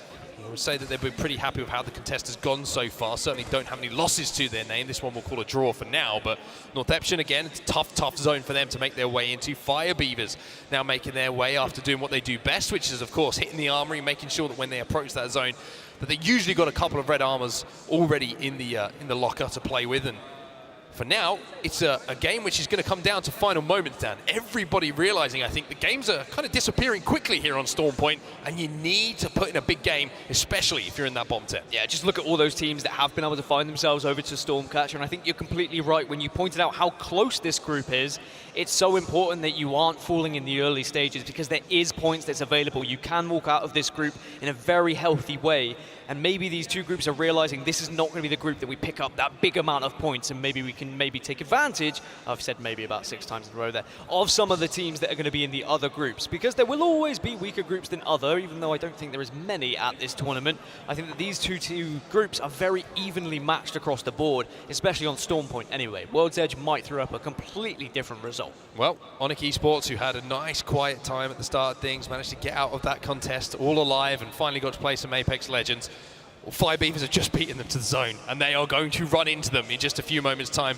Even worse, Northeption are just behind them as well, so they could be in a horrible, horrible position if they're not careful. For now, though, on our screens, we can see Oxygen trying to kind of posture up against Aurora. Nobody really in control of this fight for now, but Aurora, they don't need to be asked twice to push if they get damaged. Yeah, they're just waiting as well for this next ring information as round 2 closes, and now they know where they need to be moving. As I look across the map feed, I can see that Dark Zero and Alliance find themselves in some of the better spots. They might be a little bit vulnerable from certain areas, but they are certainly within the next circle.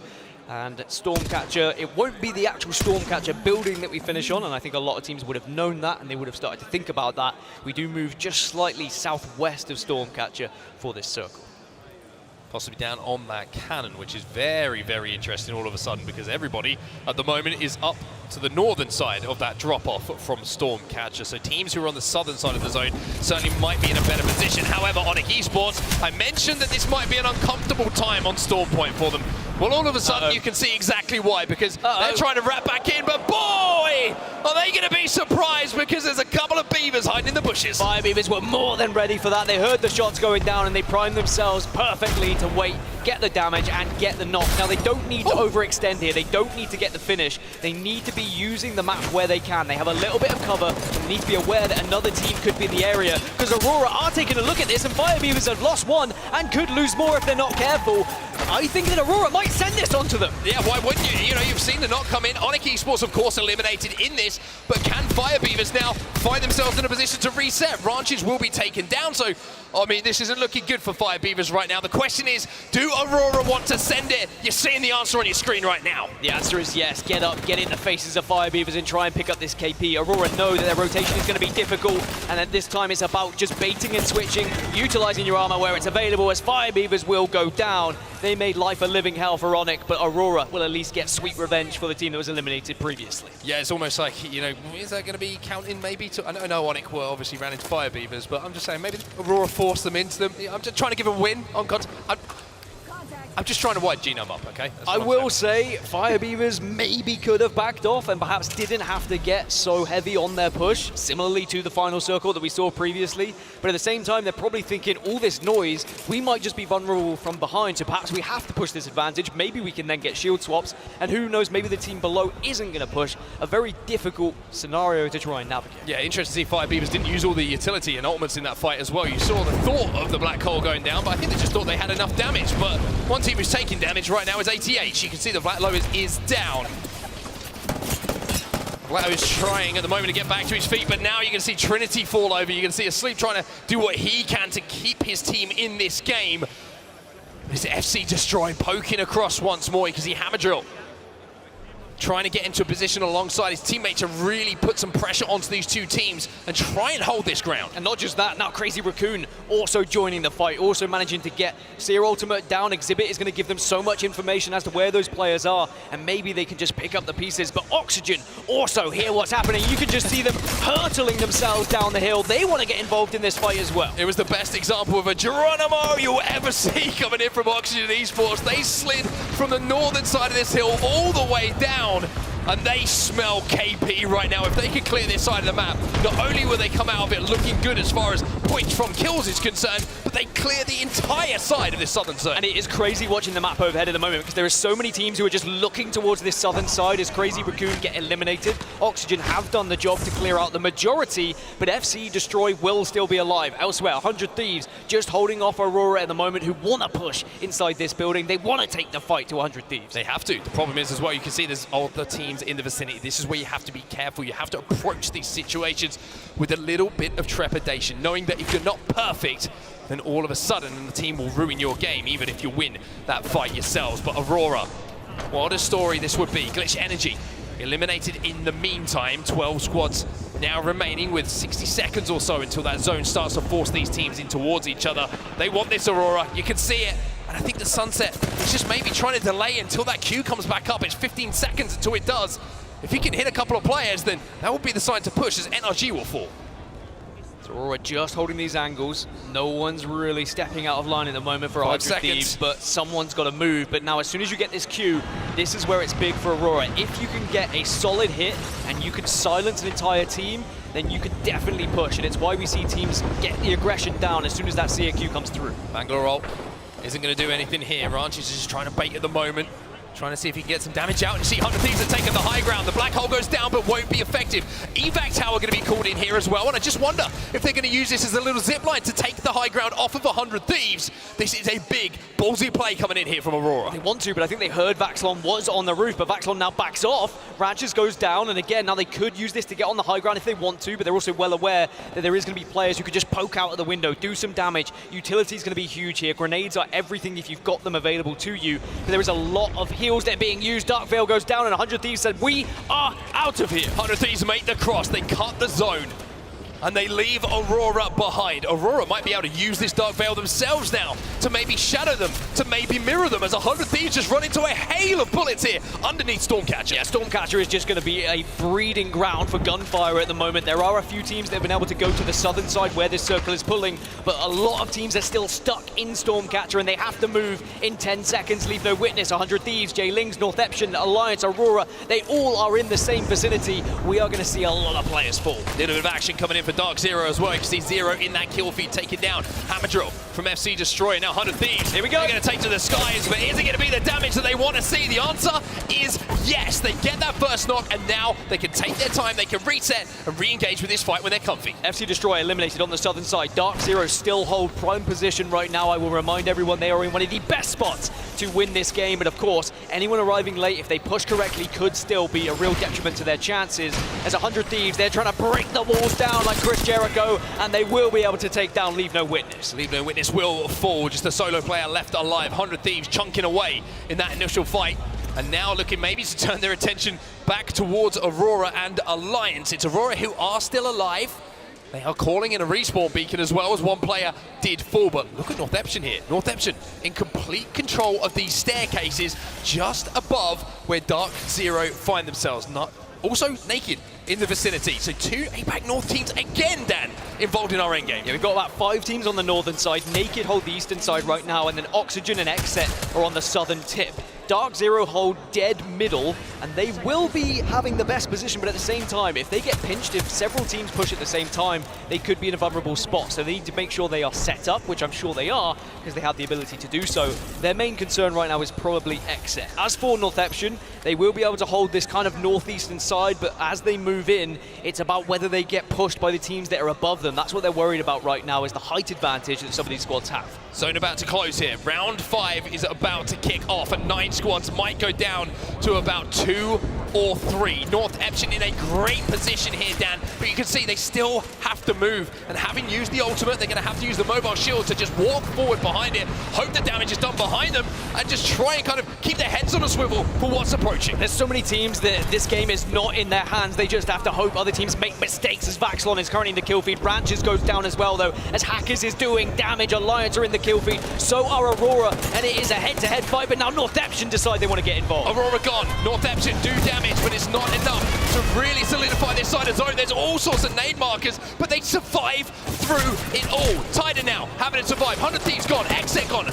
Also, Jailings will fall in these final moments, and Suzuki will go down as well. Northeption eliminated, Oxygen eliminated, 3 teams remaining. And it was Naked again. Naked's fights have been incredible today, but now they've got to go up against Dark Zero and Alliance. We have 3 of our giants from each region at the moment, all going toe-to-toe. Dark Zero have held this position for so long in the game, and now they're trying to use the positions that they've been able to hold down. They can just seek out Naked here as we see the sight line cut off by Alliance. It's brilliant as well, because Effect went down. Now they have completely cut the zone, even though they will be able to get Effect back to his feet.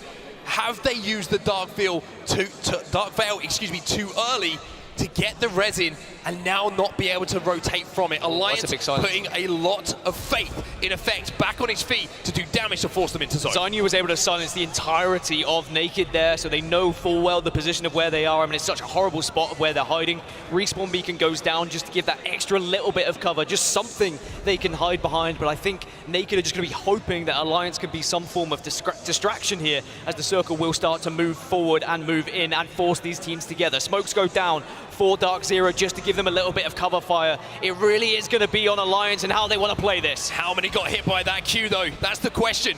Dark Zero, they know they've got to hold. Alliance, they know they've got to be aggressive to get out of this position. And Alliance have taken center zone, but used so much to do so, but now they can reset. Dark Zero still hold the western side, though. Naked now have been able to swoop round to the southern side and actually have angles on some of these players, but Alliance are so healthy and they have the walls. This is what's important. As long as they just hold this one area and this one choke, they should be in one of the better positions, but another Dark Veil to cut off some angles. As soon as that goes down, though, we could see very exposed players. Well, you can see the calls being made right now. They are game-changing calls. Who wants to wrap on who? It's a 3v3v3. Alliance, they're in center zone for now. Dark Zero know that. They want to play and try and force these 2 teams in towards each other. CQ is available for Zainu as well. If he hits this, it's going to silence the lobby. Yeah, Effect gets silenced, and maybe that could be a chance for them to push up, but they're well aware there's another team down below them. Naked are waiting, baiting, hoping that damage is done before they can push up, but eventually this circle is going to force them north and force them into this wall. You do not want to be climbing when you take this fight. Alliance really hold one of the best spots in the game. 100% Alliance. The longer they hold this, the better, but now all of a sudden, you're seeing Naked make the play. They take to the skies, but there's Effect in the kill feed. There's Hackers as well. But having the attention taken away, has it opened the door now all of a sudden for Dark Zero to make their game-winning play? Dark Zero will push in, and they do so much damage, but there's still a chance in this one for the other teams to be able to just reset, get a shield swap, and get back into it. Alliance have lost one, but Effect gets a shield swap. Down goes Naked. Here comes Dark Zero. They push in to get the final damage. It's gonna be a melee as Dark Zero find themselves taking match number 3. Easy peasy for DZ. It's as simple as that in game number 3. But boy, did they navigate that end game well. You could see they knew that they had to stop that wrap from Alliance. They held that head glitch for as long as they possibly could and the attention away. Yes, the game might have been made a little bit easier by the move from Naked to try and take that grav lift to cause problems for Alliance, but you have to say, again, credit to Zero in that end game. the trust of his two teammates alongside him, to trust those calls he's making. That's what wins DZ these games. At some point in those final circles, you just need to trust your IGL and where he's going to be positioning you to try and delay that fight as long as possible. If you can be the last one to engage, it's as simple as that. Sometimes you should be winning that fight, but it was a little bit more complex from that from Dark Zero. They held the best position, but they had to give it up just so they could encourage a fight from the other two teams, and they were more than happy to do so. It was big brain plays for them, but then also not missing their shots when they did get involved in that engagement. Yeah, Zainu, obviously, that's going to be his first win on LAN as well for DZ. So, smiles on the faces. We wondered if it's going to be Effect who comes up first with the win. Is it going to be Zainu? Now we have our answer, but Effect certainly having an effect in that end game for Alliance. Alliance, again, with another very good game. They're clearing out that north side. They certainly will have some KP and certainly some good points once again for them and their tally so far. Yeah, 100 Thieves, Naked, Dark Zero, Alliance, they are all within 1 point of each other at the top of the leaderboards right now. This lobby is so difficult to try and just get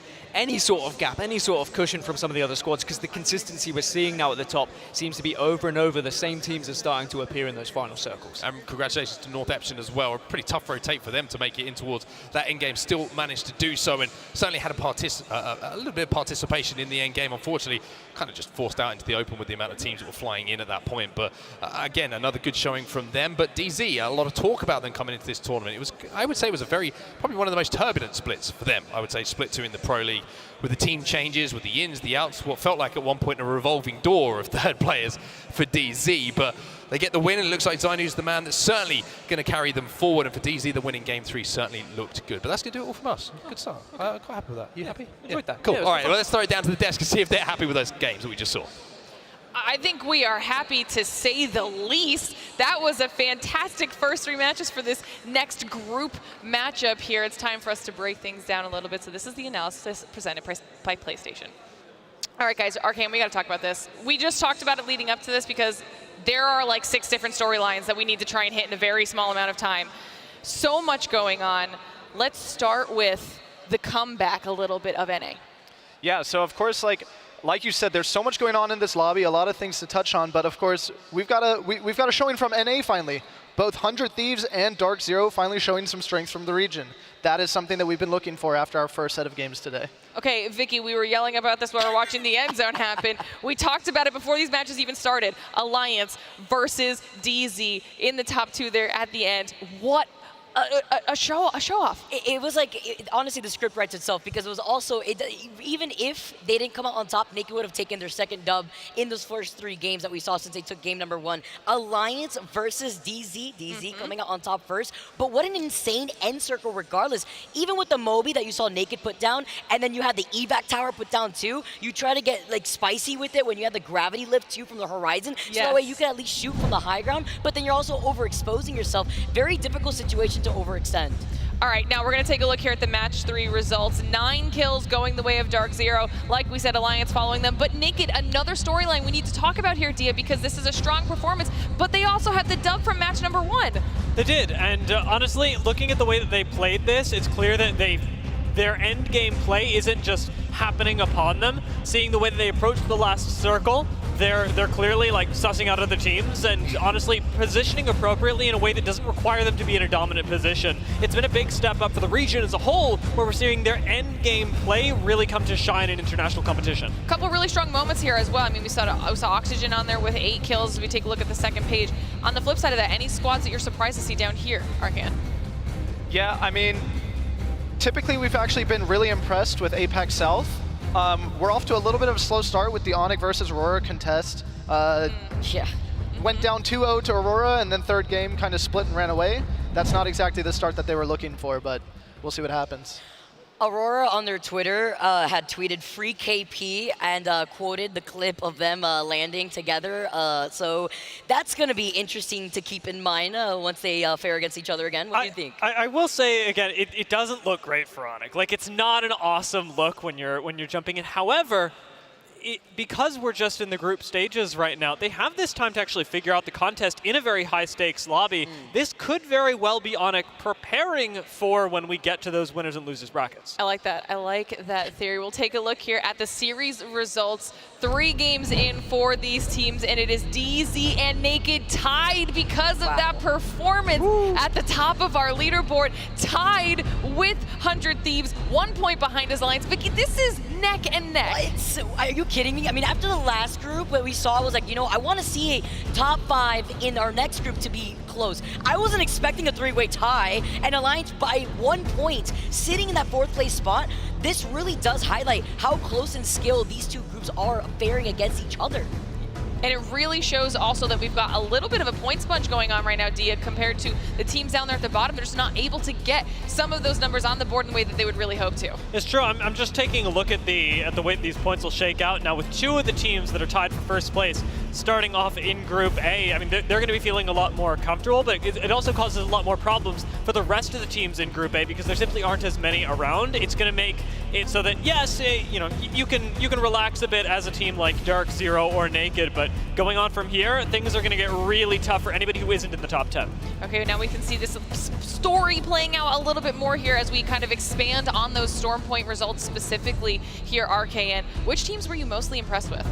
Yeah, I mean, this is the story of Storm Point, right? We're going to see a lot of success from the teams that love to fight. Dark Zero, big NA fighting team. Naked, leading APAC North fighting team. Alliance, leading EU fighting team.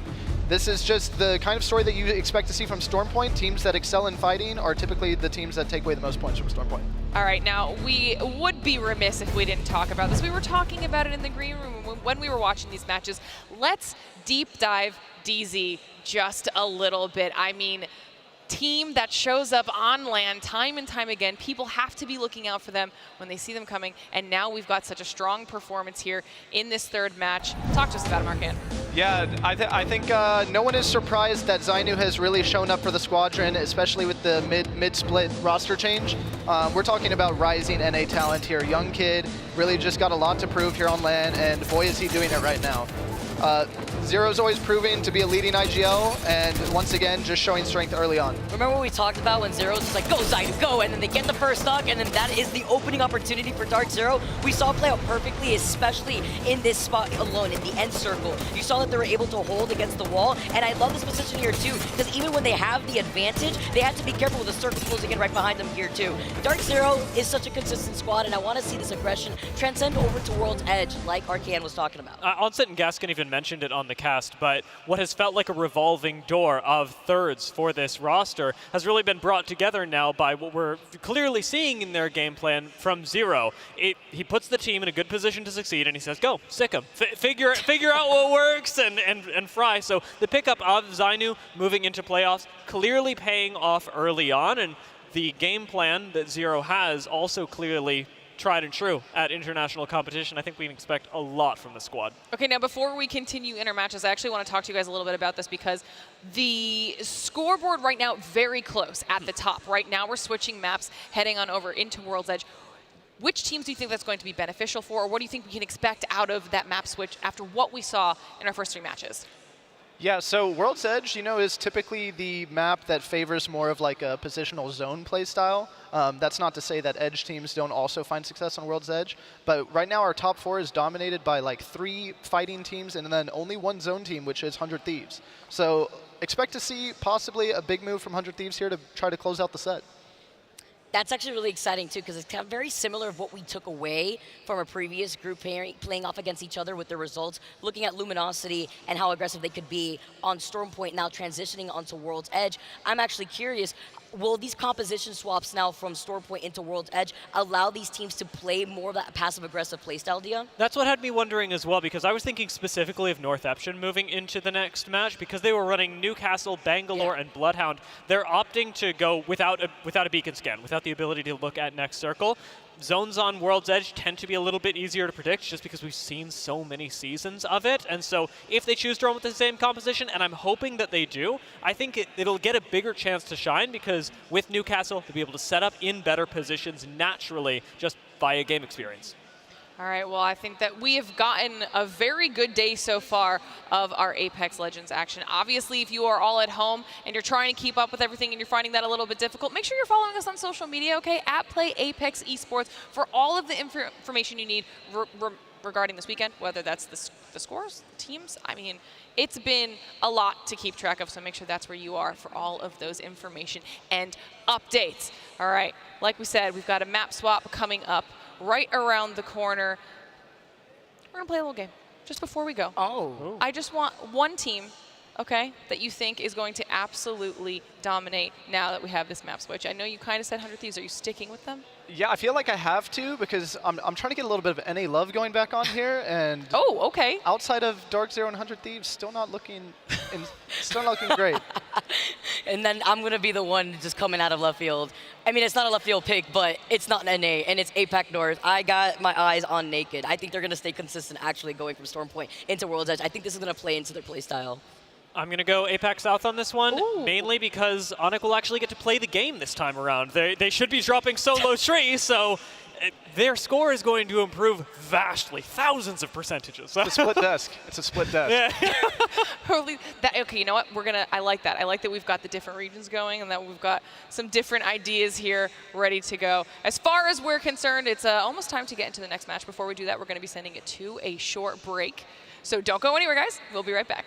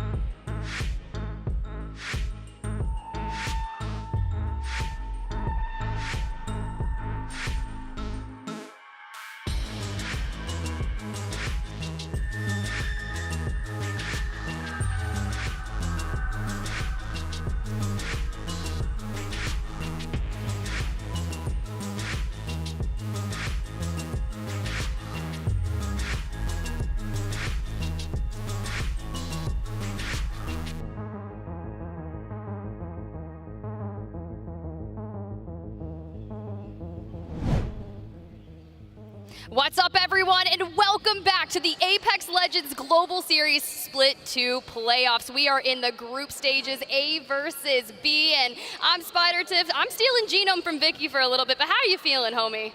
So good. I mean, we just came off a Dark Zero win. Obviously, I'm a happy man after that. And yeah, look, another 3 games to go. See if they can back any of that up on World's Edge. I'm definitely keen to see it. I mean, you know, Vicky was calling out Naked early on. They were match 1 winners, 100 Thieves. That game was absolutely wild. For the moment there, I thought that the Fire Beavers were going to be able to take it until Yuki completely decimated that from them. You mentioned Dark Zero, but going on forward to World's Edge, Vicky said she's keeping her eye on Naked, and I really love to see that because statistically, Naked got a lot more points on Storm Point in kills than they do on World's Edge, but you saw how strong their Storm Point was. Exactly, and you know, yeah, now that we go across the World's Edge, everything changes. We get different contests, different legend compositions, so much. And as we can see going across the map here, we don't have, I believe, quite as many contests in this group as we did in our first series of the day, Tiff. but we do have some. Down here in the southern side of the map, it's all okay. Northeption, they get Stacked and Big Maud to themselves. You can see actually maybe a bit of a contest. Well, I feel like it's not quite a contest, but it's just like who gets Mirage Etoile, right? Yeah, you're not wrong, but my eyes are going to be on Onyx. Dia said it right there. They get uncontested. They don't have to deal with Aurora, at least off the rip for World's Edge. But Aurora, no stranger to contest. They're doubling down in Harvester. Yeah, that's the one that we want to have a look at, because Dark Zero are going up against Aurora. We saw them really put paid to Onyx in those first 2 matches, and then, they kind of went their separate ways in Game 3. Now, they're warmed up, they're ready to go after those contests, and they've got to take that to, I'm not going to lie, a harder opponent in Dark Zero. They definitely will, and I know we were sitting back there in the green room just amped up, ready to go, and as that contest was going forward for the first few matches, I'm sitting there screaming for Aurora, and you were like, what is happening, Onyx? And I don't know if that's a regional thing or if you were sitting backwards and missed a couple of things, but maybe we need to go back to class.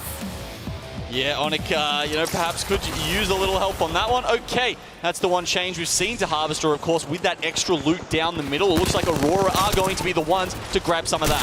Hey, sometimes you just gotta get an alternator and get in on their melee for a little bit of a help, and just like that, you said it, Genome. Dark Zero was gonna be a little more hefty for them, but Aurora come out in style. That loot in the middle is quite important. Had a little bit of a chat to some teams who've used Harvester as a POI before and tried to get a sense of how these contests do play out at this POI. And as you see, the emotes come out here from Aurora. Yeah, you can see them getting that, honestly, is a big factor in the fight. That said, also heard it can be a little bit random at times as well, right? It's not... it's 50-50. We call it that sometimes. I think it's actually more 50-50 on Harvester than it is on some other POIs. It definitely is the case. Well, Maliwan, switching on over to the Caustic, we've seen a few people elect to utilize the Caustic for World's Edge in particular, and it's not a bad choice because Maliwan is such a strong player on the Caustic from what we had witnessed from Aurora, especially back into Split 1 when this was actually the trio for the team, and too bad Sunset, PK, MK, they can't be here, but still very strong as we get a good look at the map. Genome, NRG, that's not a bad one for them. Not too bad at all. Having a look at that, it seems like Oxygen might have got Mirage Etoile to themselves this time, but NRG not too worried about that when they are dead center of this circle, as you say. I wouldn't be calling this one straight away, though. I think there still is a chance it pulls down to the southern side of those mountains there into Thermal, but most likely, I think, maybe up in the staging kind of area. So I look for teams like J-Lings Esports to kind of hit the head going. They're rotating immediately fast, but Alliance, who lands Thermal Station, they're not necessarily going to be leaving that POI anytime soon. I think you're right. They may elect to play those houses just north of Thermal, but I'm keeping my eye on Onyx, who did not have the best performance in Stormpoint. They have to make up for their points here, right? I mean, yeah, 2 games they essentially didn't get to play, just straight out 20th place or thereabouts with the contest. So yeah, it's really up to their World's Edge here where they do get Tree uncontested. Oxygen as well. You can see they were able to grab Mirage Etoile relatively uncontested as NRG basically went to their normal positioning there. Guild the only one with a purple shield, and Nathan and Sweet stuck on Napkin, as Nice Wig would say. I love when he does those armor checks. He's like, napkin, napkin, purple? All right. Looking a little further afield, we've got plenty of teams here. Some of those more edge, style teams, Tier Fright, like Northeption, still hanging around stacks. I've got time to come in. Leave No Witness, they're set up pretty early. Realize Glitch, Aurora, all coming in now. Now that they've won the contest at one of the best rotating, if not the best rotating POI in the entirety of World's Edge. That's why those 2 teams are fighting over it. We've been seeing a lot of Loba here today, and it's been really impressive utilizing the black market to be able to grab attachments for your weapon. The Nemesis comes stock with 20 bullets in it, so if you can grab yourself a purple mag, it just makes such a large difference. And we did just have a crafting rotation change as well. It's going to be the Skull Piercer and that purple sniper stock, so I can imagine a lot of charge rifles in the hands of some players. Yeah, Chargy, look, they took 2 bullets out of the chambers, and it's still, honestly, I don't think it made that much of a difference. You know, players still keen to pick it up, still does the same thing, still hits hit scan, and from that point on, you're going to be happy to have it in your hands. I was about to say, especially when there's less Valks in the lobby, but of course we're having a look at one of the teams who still is opting to play that that legend. Obviously not really going to come that much into play this game, or at least I wouldn't have thought, considering the circle's right on them. 0 rotation really needed for NRG, just the setup, but they also have the heroes, the legends for that. They've got Rampa, and they've got Nathan on the Loba.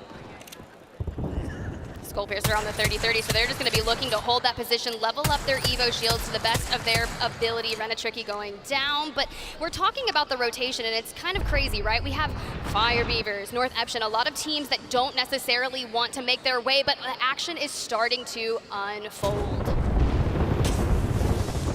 So you leave no witness here, just getting pushed out a little bit by that bang ult, but they're happy in Dorito. This is a really good spot to hold for at least probably 3 to 4 circles here on a staging ring. So they're going to be very happy that they've gotten one of the, you know, maybe not God spot, but it's a very defensible position. Gives you a lot of options late into the game, even if we get one of those switches to a thermal zone that I was talking about. Well, it's going to be really tough, right? You got Sweet Dreams on Rampart, inside staging, just kind of throwing up the amped covers all over the place and bringing out the Sheila when he needs that defensive positioning and just kind of keep the people away from him, which I like. I saw him in passing, and I was like, hey, dude, I really hope you get enough ring consoles. And he was like, excuse me, what did you say? And I was like, ring consoles, my man. We had a whole discussion on the regular season broadcast about your spawn rates, and I was just hoping for that to happen for you. Yeah, you know those IGLs that love the rotates. Exactly, that's what they're looking for at the start of every game. It dictates how they think about it, where they're going. You know, we saw, yeah, like there was one game in that first series I was casting, right, where you know, I thought Moist had a ring console. They didn't in the end. That's why they were making such a strange decision to stay in Geyser. So that kind of stuff just changes your game plan entirely if by, you know, RNG, BR, you don't get that ring console spawned. Can make things really tough, especially on rotation. You'll just be running into teams that you didn't really expect to have been there, but as we get a good look, our teams are still occupying this. They don't necessarily want to full send it, and you want to maintain that high ground. And stop laughing. I know you're laughing at North Eption. Stop it. Stop it right now. Oh man, I'm watching the whoever's controlling the observer feed be like, oh, it's time to zoom in. Oh no, wait, North Eption's like way out in the hinterlands. North Eption still in big mod, electing to come in whenever they so please. Naked still alive as well. Fire Beavers, though, electing to stay in that north side of the ring, but leave no witness. Inching ever so closer, they were able to grab that hemlock, and that can deal significant damage. They just have to find their opening break, and you can see they can deal it, they can do it. But so many people utilizing the Prowler. The R9 went into the Crafter, and the Prowler has just been the mainstay. Yeah, it's fantastic, honestly, isn't it? I mean, it's scary when you come up against those edge teams because they have had the ability to craft R99s, and you definitely will see people spending the 30 crafting mats on that. It's a solid weapon, but yeah, as you say, you know, the Prowler is still kind of nuts. That said, that one had no heavy mag, and that's I would say the one big weakness of the Prowler is a stock Prowler. Yes. It kind of falls off. Definitely does. Leave no witness, maintaining their position, still utilizing the low, but a loop back up. But I mean, man, you got 102 charge rifle ammo. What more do you need? Oh boy. Well, Black Market, as much as you want, infinite almost sometimes, it seems like. But yeah, look, Leave No Witness going to be solid up there for a little while. The ring pulls again towards staging, seeming to confirm that it will be somewhere around there. I wouldn't be surprised if it's one of those ones that sort of cuts off the that little the front section of staging, and you get the high ground, low ground cutoff. It's often interesting to see how teams play with that. Anyone who's got a horizon on their side might be doing well.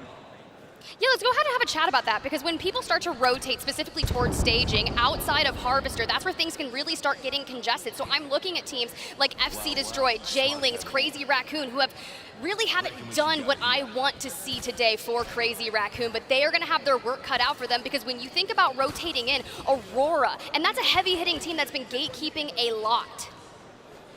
Yeah, that's kind of their game plan, right? Their game style. Oof. Seeing Gonex taking a CQ there, coming out. Thermite's blocking them off. 10 seconds, you know, where they can't use those abilities, so they are going to have to reply in kind. This is a hell of a stay away from me kind of sign. Doctor's popping the shield bat wants to get back in the fight, but he's going to get knocked from the back. Flattow with the 30-30. Now Bambino and O-Slap, they're going to have to fight forward because at this point you do not want to get sandwiched, but Thermites are holding you back. Seer Exhibit might be only up for just a little bit longer, so let's see what they can do here. Well, the Knuckle Clusters may have bought them a little bit of time here, maybe even enough to get the revive off. Okay, solid. That is a reset here for Go Next. And with 4 points halfway through the series, they needed that, Tiff. Look, the only time that we've seen something similar to this was in our C versus D, you know, phase. They had 0 points for quite some time, and then finally 7 started putting some things together, but FC Destroy, they are in trouble. Yuka, Binata, Hammer Drill, last alive for the team is gonna have to make something big here. At this point, you need to play your life. Good thing we are only in group stages right now and not bracket play, but this is where you start to get a feel. 7th place going down. 17 squads remaining though. Yeah, Crazy Raccoon, another team who hasn't really performed yet this series, but there is still time. Harvester, seeing a few teams struggle to make their rotations through there so far. Northeption, they finally made it. Well, one of them. Okay, no, they've just gone back out. They've gone back. I'm not even gonna. They'll get here eventually. Sometimes you're just late to a party, but Naked. Are we there yet? Maybe. Just wait till we get there. But it's going to be Alpha from Naked, your first place team on the day with 38 points. That's running into a little bit of trouble as they're trying to just survive a little bit longer in that ring on the outskirts of Harvester. Nags and Noises, Jailings, they're going to be gatekeeping essentially these teams. It'll be the first kind of boss that you go up against on your rotation towards staging. Yeah, it's not looking good. Fire Beavers are actually coming in through the ring behind them as well right now. So I'd say Naked are in a pretty rough spot. Very hard to get any kind of reset here. Maybe if they can get down to Lava Siphon, there's some crafting meds down there, some respawn beacons. But yeah, look, low percentage chance, I would say. Crazy Raccoon though, you know, they get the scans, I believe, on Firebeaver there with Maney's drone. They're actually pushing in for this fight because they've realized they hear the bullets when Naked goes down, and that just allows them to get the easy CQ and push this. Hey, focus of attention coming in. Clutch is going to stun him for just a little bit, but when those arc stars and that nade spam starts coming in, it can make things so difficult, but they're going to get flanked from the Fire Beavers. The Beavers, they want to build a dam out of Harvester. No shot, they actually come out on top of this. They were caught completely off guard. Their position revealed to Crazy Raccoon, and somehow they still don't win the fight. That's honestly something that Crazy Raccoon are going to have to go back and look at. At this point, if someone's going to be alive, let it be your Crypto player. We have seen more Crypto resets than anything in Alliance, running into some difficulty. Hackis, Seer, IGL for the team, typically in an anchor position, but Effect doubles down and takes out Northeption. Look, they arrived to the zone and Alliance denied them entry. I mean, you talked about how long Alliance were going to take to leave Thermal Station, and you see it there where, I don't know, 10 minutes into the game already, and yeah, Northeption, as soon as they get out of the zone, are met with that. Man, that's gonna feel kind of bad. Look, we were talking about the Wingman being with the Skull Piercer in the Crafter. Effect has one in Stowe, and the last time I saw him utilize the Wingman, it was absolutely disgusting. But as we get a look at where that zone is typically more pulling, we are still going to the front of staging. So all the congestion that's going to be happening here at Harvester is going to be tough. Nags, Noises, Jailings, they have such a good position over Fire Beavers. They just need to maintain the high ground. So if I'm Fire Beavers, how am I going to approach this rotation? Yeah, it's an interesting question, right? I mean, they will be in on top of this for the next zones. They don't necessarily have to make that decision quite yet. They could see if Jailings go out first. You know, do they have, is there an evac tower somewhere on this team? Perhaps that'll get them, you know, over towards the tunnel choke. Yeah, I think there's definitely a couple of options yet. And I think the next 2 minutes will give us that answer. Ooh, hear me out. We have Bangle, we've got Horizontal, we pop a evac tower, we throw the black hole onto Jailings and let it erupt. Yeah, I think that's a perfect plan, honestly. Yeah, now that we can see they've got that evac tower, they have the option, right? It's not like, oh, we have to force this fight or we're just stuck. Here we go, Crypto ult to get in there. No, that's from Maney. Maney was able to get the reset because he got knocked. There's no way. That would have been a full send on to Crazy Raccoon, so he was able to keep the team alive. It's like, no, Ron, no, you're going to sacrifice yourself. All right, looks like game is still going. Just having a look at the map feed down here. Firebeavers and J-Ling still having a bit of a crack at each other. Several members of the Crazy Raccoons still up as well. So I don't think this the fight has kind of resulted in any permanent damage just yet. Look, as long as Crazy Raccoon, the 2 members that they just respawned, can get in, grab a gun, and go forward, but who's going to do it first? It's going to be Firebeavers, 9 imps, taking a little bit of damage, trying to throw down, get that entry fragging on, look for an opportunity to keep barreling forward. They are just outside the next zone, but the question is, they can still wrap around. All right, so many teams here still in contention, but looks like we are going to get a little bit of a disengage from some of these guys, right? Like J-Lings, Firebeavers seem to be pulling further and further away from each other. And might be someone else that spells their doom in the end. The ring has actually moved just slightly south of the main building and staging, so NRG, they've just been holding on to you know, the sort of basic building there from staging for the longest time. That'll do them pretty well right until the end. Xset's behind them though, and they are very much focused on them. But J-Lings, yeah, look, these guys are going to have to worry about their next rotation. Well, Tony, speaking of rotation, Firebeavers did actually decide to wrap around. They ran headfirst into ATH, so I can only imagine what is about to go down because Go Next was occupying the tunnel just ahead of them, so it's going to be an all-out brawl.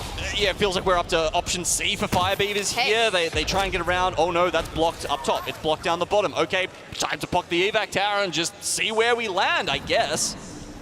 Take to the skies, find something free. Will we get another bout of Aurora versus Firebeavers? A little Amiya on Amiya action. Okay, well, the train car is unoccupied at the moment. Well, now it's occupied by fuse flames.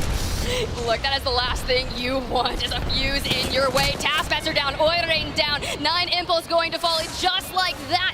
Firebeavers are eliminated, 13 squads remaining, and J-Ling still occupying the high ground, throwing down damage, looking at this from afar. But there's no need, they have that gatekeeping ability here. It's the exact opposite story for J-Lings, right? They just got to walk in. You know, occupying that space up the north made this such an easy rotation for them, as opposed to the nightmare that we just witnessed for Firebeavers. Well, you start to think, why didn't Firebeavers just choose to send J-Lings? And then they could have fought for this position and rotated in accordingly, but they didn't do that and see just how much chaotic it got. But think about this. 34 bullets left in the charge rifle here for Noises. This is a team where I'm just like, you know, a black market would be nice right about now. Who knows? Maybe they can take out NRG and just pop in and take theirs over? Hey, maybe. Aurora, though, eliminated off-screen. Sweet Dreams able to pick up 2 of them. Now, 11 squads remaining. The calm before the storm. As we hop on to Noise's little iPad here, we want to get a little sky-high view of the chaos that's happening inside of staging.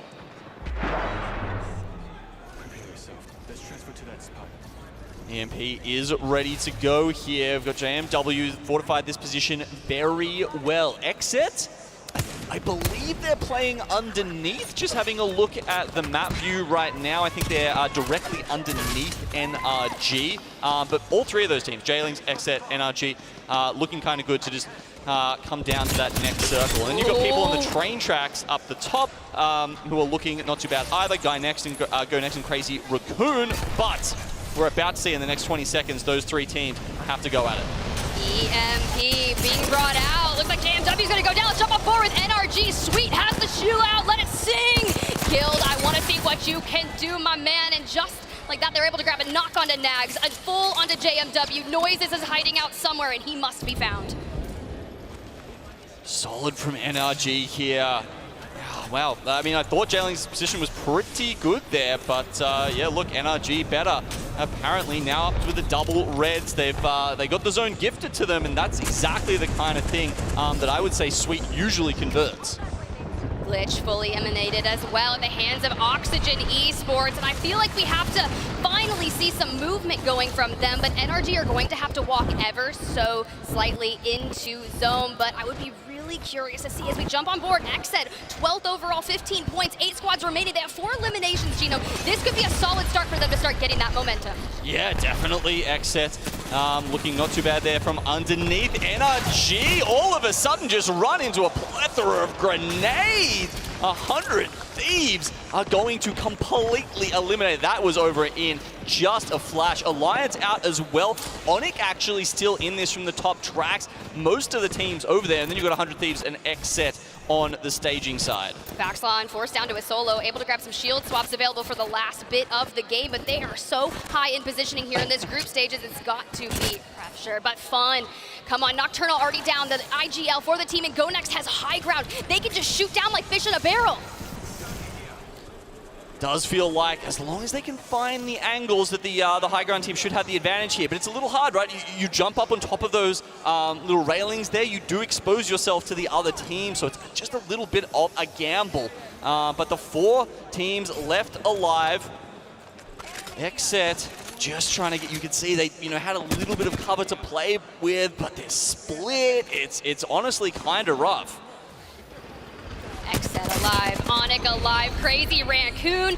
Hey, let me just tell you, that Crypto Res really let them go, but Go Next. This is their game to win. If you can maintain the high ground, keep shooting down. That's another one. Raki down, Xset eliminated, and now Onyx is once again in trouble, Genome.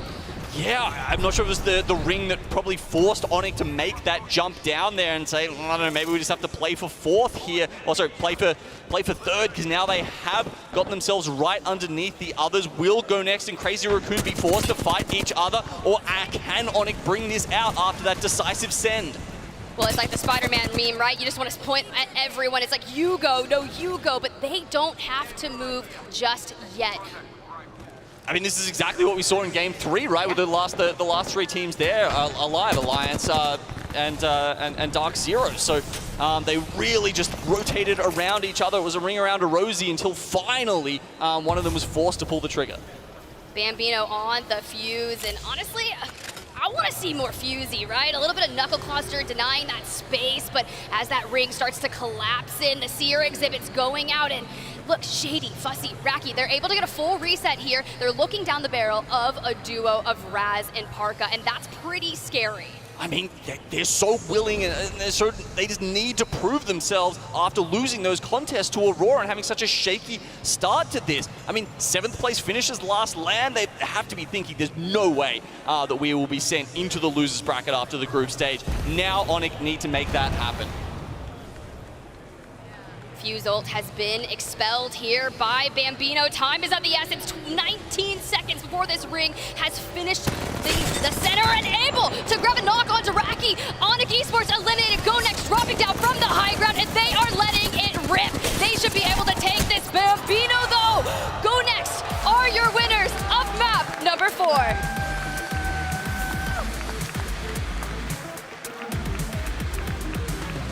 Love that finish from them. I mean, I was about to say this could be a heal-off, right? I mean, most zones have been eliminated where you've got, buildings stacked on top of each other, and, you can even possibly have that sort of zone where, a team could have stayed up the top there, a team could have stayed in the tunnel, and they could have just tried to heal off, but no, Go Next say, okay, we're just going to go for it. They go straight through the piercing spikes, through the Dark Veil, and still come out on top. Look, this is really tough, right? They just announced this is the former Eternal roster on June 29th, got signed by Go Next Esports. So getting that initial victory on land just has to feel so good. It's a big moment for them, I think. Any win, doesn't matter, with group stage, brackets, whatever it is, it gives you such a huge amount of confidence, and it makes you feel like you're, on top of the world, frankly. I am on top of the world, actually, Gino. I'm standing next to you. I'm actually 6'3". Who knew?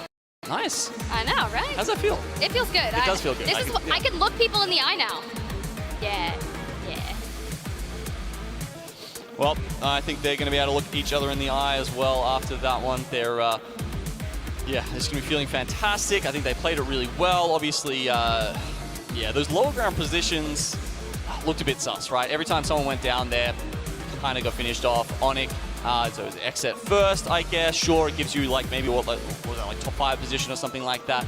And then as Onyx goes down to finish them, maybe you grab 1 or 2 extra placement points at that point. But you've also kind of signed your death one. You really did, and to be fair, this World's Edge, the first time we're seeing it for Groups A versus B, was rather difficult, right? We saw a lot of initial rotations and then backtracking from that and trying to find another way, and it just seems like their macros are being tested.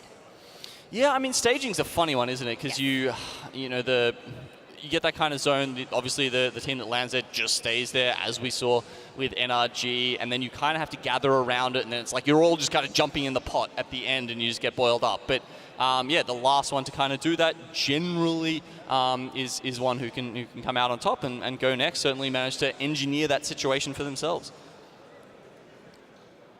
Doing everything that they need, and as we get to see the ends of the celebration, we get ready to go for the next game, and I can't wait to see how that goes. I mean, do you have any predictions, Gino? What do you think? What do you think we're going to see from map number 5?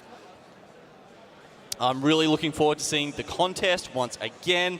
DZ taking the L this time. I believe the coaching rules got changed so that you're allowed to talk after your team goes down. At one point, you couldn't talk until the end of the match.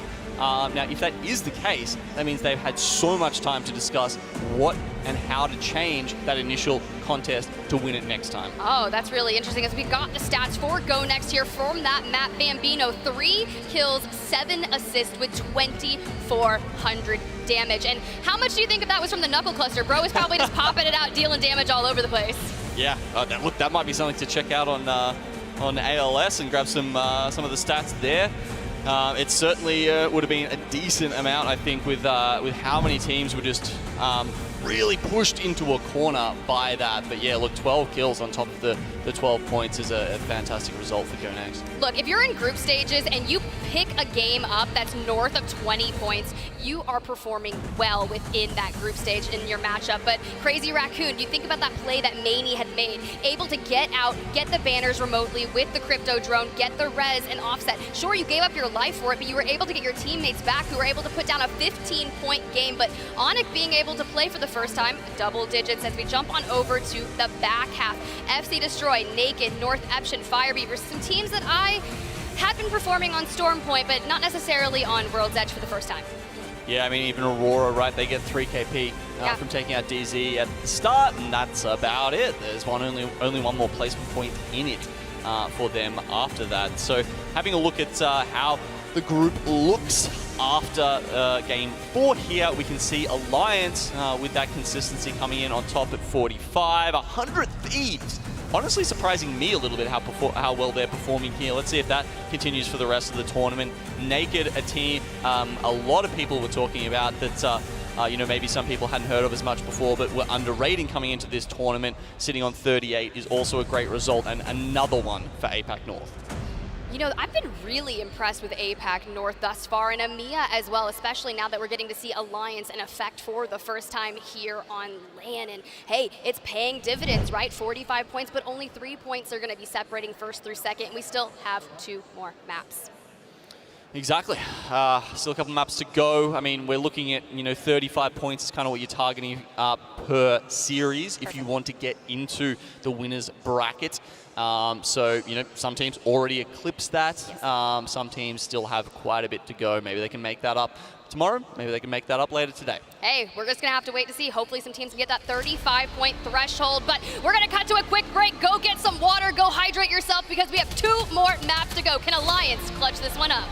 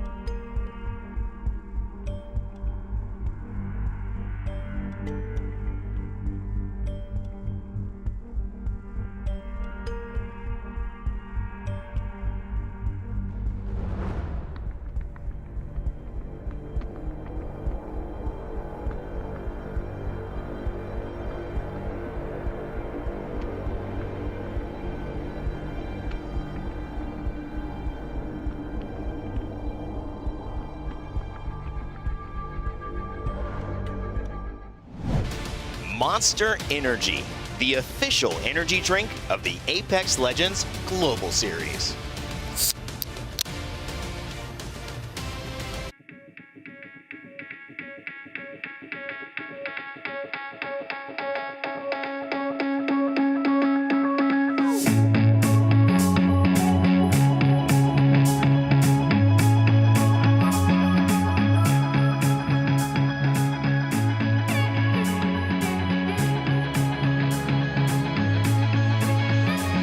I'll make sure everyone makes it home. We're a team. We look out for each other. I won't let you down. Let's go. That was a sick game, dude.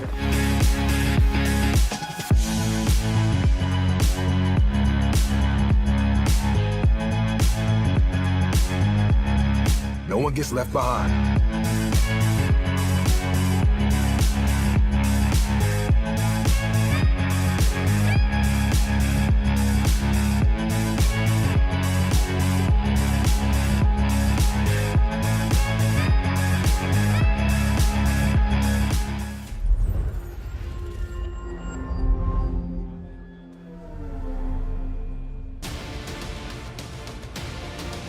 Welcome back to the Apex Legends Global Series Split 2 playoffs. It's the first day. Group stages are underway, and we've got A versus B. 2 more matches left. But Genome, we just saw a little bit of action where it was talking about EA's most positive player, and I'm like racking my brain of who I think that could be, and honestly, the only one that comes to mind right now.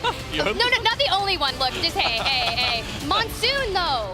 Monsoon from Complexity. He joined us on the desk for the Split 1 playoffs, but he has qualified and he is determined to seal that ticket to champs. But man, he's just got such good vibes. Always happy every time you see him. Yeah, that's actually a fantastic pick. You know, I don't know if it's just the bias. I was thinking of Jem Burton, another guy who just stays lovely, stays positive all the time. Doesn't matter what's happening. You know, honestly, always a great guy to talk to. He really is. Every time I tune into one of his streams, it just seems all around just Yeah. fun, right? And we always see Papa Jen out there supporting him, and that's just Yeah. really good to see because that's the funnest part of LAN to me. Not only are the players interacting with each other from all the different regions, but it's the families that come out to support their teams. Yeah, it's really nice to see that, and there's, you know, some of those fans right now. Fire Beavers, of course, you know, a team that we've seen some cool things from today. One of the fastest armor swaps, not just in this tournament, that I have ever seen in Apex. Oh my lordy, I think it was game 2. It was. And Taskmaster, I believe this is what happened. I think he hit the armor swap literally like during a jump animation. So there was like a death box at his feet. He jumped over it. By the time his feet landed on the other side of the death box, he had a new armor. It was like a Spider-Man move. He's like jumping over it, like webs the armor like onto himself, and then like, oh my God. He's really known for that, right? It's just super mechanically gifted when it comes to situations like that. And during the regular season, it paid dividends. We saw just how impressive it can be when you're navigating those fights and you need to clean up or clutch up. You're the last one alive and you need to play it forward, especially on World's Edge. Some of those clutches have been there, and I want to see more. I need a Fire Beavers victory, and if you're here in the crowd in London and you're a Fire Beavers fan, make some noise. There we go. I see the jerseys out there. Look, those jerseys were on social media, the font on the back that says Fire Beavers, and I was like, hey, are you guys going to be selling those? Because I definitely need to pick one up. Oh, look at that. I see some friendly faces right there. Oh, the beautiful original Nessie hoodie there, the yellow one. I'm definitely keen to get my hands on one of the purple ones that they've jazzed up for this event, but looks like match 5 is on the cards. Oh, we're gonna get that contest again. Aurora's certainly at Harvester, and I think someone's joined them. Look, I don't think Dark Zero is going to back down from Aurora in any way, shape, or form, but if you have a P2020 in the hands of your fragger Zainu, that's not what the... Double thermite hit, let's go. Okay, that changes things. Oh, it does, but not able to push, right? 20 bullets in a P2020. This is what they're trying to do, anchor that space. Jen Burton on Caustic, Mollywan on Caustic as well, but Wig, welcome to the mainstream, baby! Oh, but Zainu's so scary that even a P2020 keeps them at bay while they manage to get the revive off. Ooh, focus of attention misses. That ability is so important in these interactions. But as you said, both teams with the caustic going at it, that gives them some ability to keep the opposition away. Well, let's talk about it, right? If you're going to have a caustic on the hands of Molly1 and it completely changes the cusp of your contest, are you going to jump on board with that? As we see Sweet right here running it back at staging. We look to what we have. A ring console is available for them, so they'll be able to get that next zone information. Okay, it looks like Dark Zero may have disengaged. I'm seeing one of the members actually come up towards NRG's position right now, so I don't know if they're ratting. Oh, actually, that's him. You just saw in the X-ray there on the lower half of the screen. I'm not sure if Sweet actually got the vision. Maybe he wasn't expecting someone to be there, but you can see with the pings, they're probably thinking about third-partying this contest. Look, but it's not done. Branch is able to grab the knock onto Zainu, and Jen Burton last alive for Dark Zero, keeping it moving, able to grab Zero's banner, so that's one recovered. Can we get Zainu back up? But he only has 14 bullets and an RE45. Such a terrible situation. Needs the other one. You know, in the other resets we talked about, you've got a Crypto, there's a support legend, you know, maybe a Loba there that you can craft the banner. That's not going to happen here if he doesn't grab Zainu's banner. It's done and dusted for him, but Jen is going to get out with his life just barely. It looks like actually NRG, I thought that was a ping to say, hey, because you can see the kill feed, right? Like you can't see who's in it, but you see if a team goes out. So if they don't see that Aurora or Dark Zero has been eliminated, they can, you know, deduce that there's still going on. There's something happening over there. Maybe we just pull up and try and grab some of the extra KP ourselves, but they haven't done that. They've gone for the full rotate. Look, I don't think people realize just how much goes in those players' minds. They manage everything. They know just where every bit of the rotations will be. The moment this res goes off and they didn't see a team eliminated, this is going to signal to them there could potentially be 1 or 2 members from either Aurora or Dark Zero that we should take notice to. But maybe, hey, NRG playing their game because they've already made their way towards that next zone, prioritizing their rotation. We'll get someone else potentially doing that. We've got Ath down here to the southeast of Lava Siphon, and they're occupying the building in front of that vault. Sometimes you do get the Lava Siphon, you know, pulls that will go down a little bit more south. We saw one earlier that was sort of the north side of Lava Siphon, but they will pull in front of that vault tunnel occasionally. So if that happens, of course, Ath in such a great spot. Yeah, those actual zones are very tough to play, right? Especially for the teams that maintain their position in Lava Siphon. If they have to jump off the ledge and go down towards the low ground, you will typically get eaten alive on drop. Very, very true. NRG, they're going to look towards Command Center here. They've taken up a central position, gives them some of those options themselves. Of course, they did get the ring console spawn over in staging. That's probably one of the reasons why they made that quick choice. Did you get to see when they pinged? Yeah, they would have pinged that earlier on, of course. And so, yeah, anyway, gets through to Lava Siphon and just having a few pot shots here. That's Crazy Raccoon, who've got the cat goo everywhere over the command center.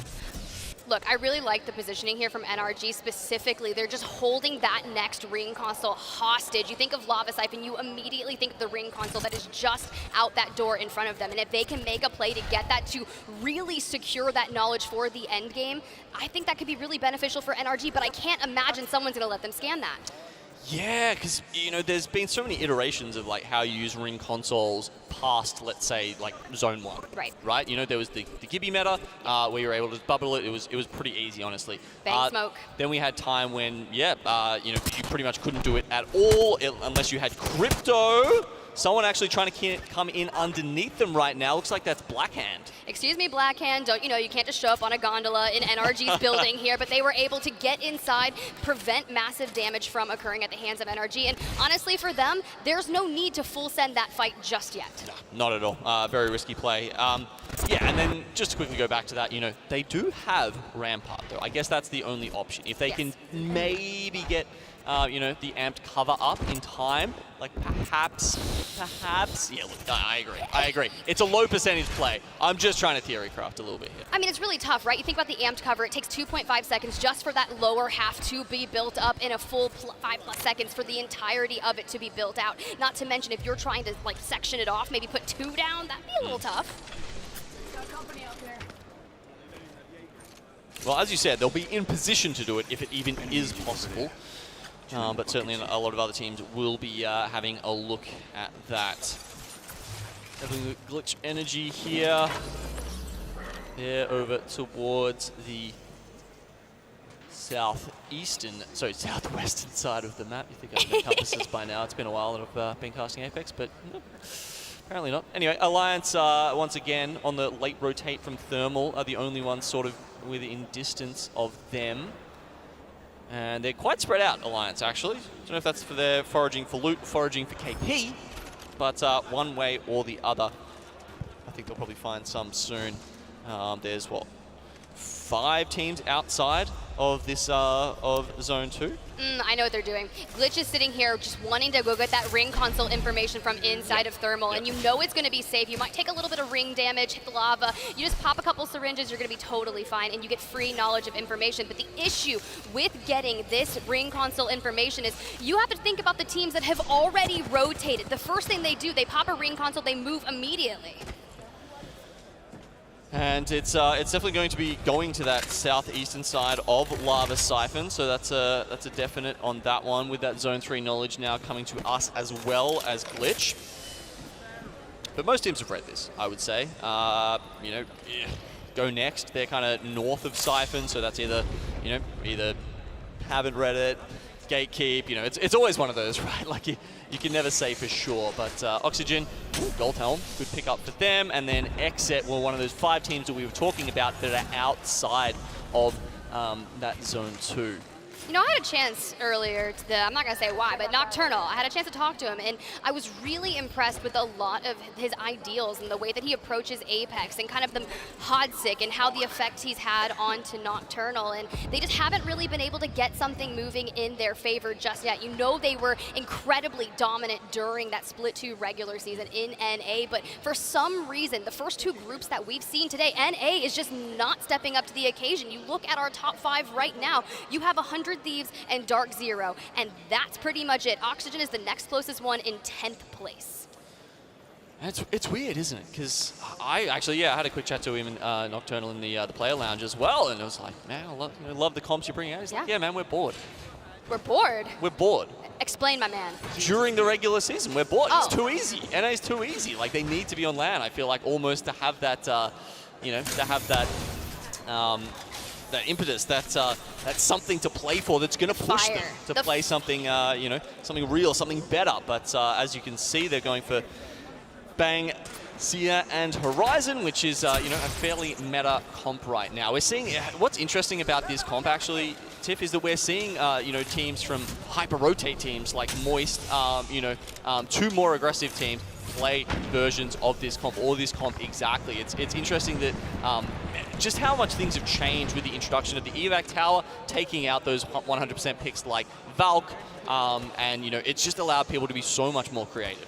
It really has. I mean, so creative. We had a Pathfinder in the lobby on Stormpoint. Fun was playing Pathfinder, and I love that for the movement, right? The zipline buff that they had at the end of Split 1 playoffs. One of the final things I said was buff Pathfinder, and we kind of got a little bit. Wish. I did. Man, what should we ask for this time?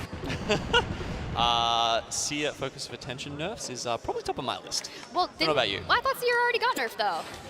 Nah, that's a funny joke, right? Seer got stronger. You just have to utilize it a different way, that's for sure. But on board with Xset, Fun on that charge rifle, just looking for something to kind of poke at. Still, 20 squads remaining. We think about Dark Zero. They were able to get Zero back into the lobby. I don't believe they were able to recover Zainu's banner, though. Yeah, right. Okay, so that's only the 2 members up for those guys. But like, yeah, I mean, you know, who needs NA anyway, right? Just stick with the Aussies. That's how they win. Well, actually, I lied. They had JMW that time. How's Onyx doing? Last game was okay? Yeah, no, it was good. Last game was okay? It's Yeah, good. okay. No, honestly, I'm not going to talk anything about APAC South because the last time I met the boys from Moist, I was actually frightened by Waltzy. He's a big man.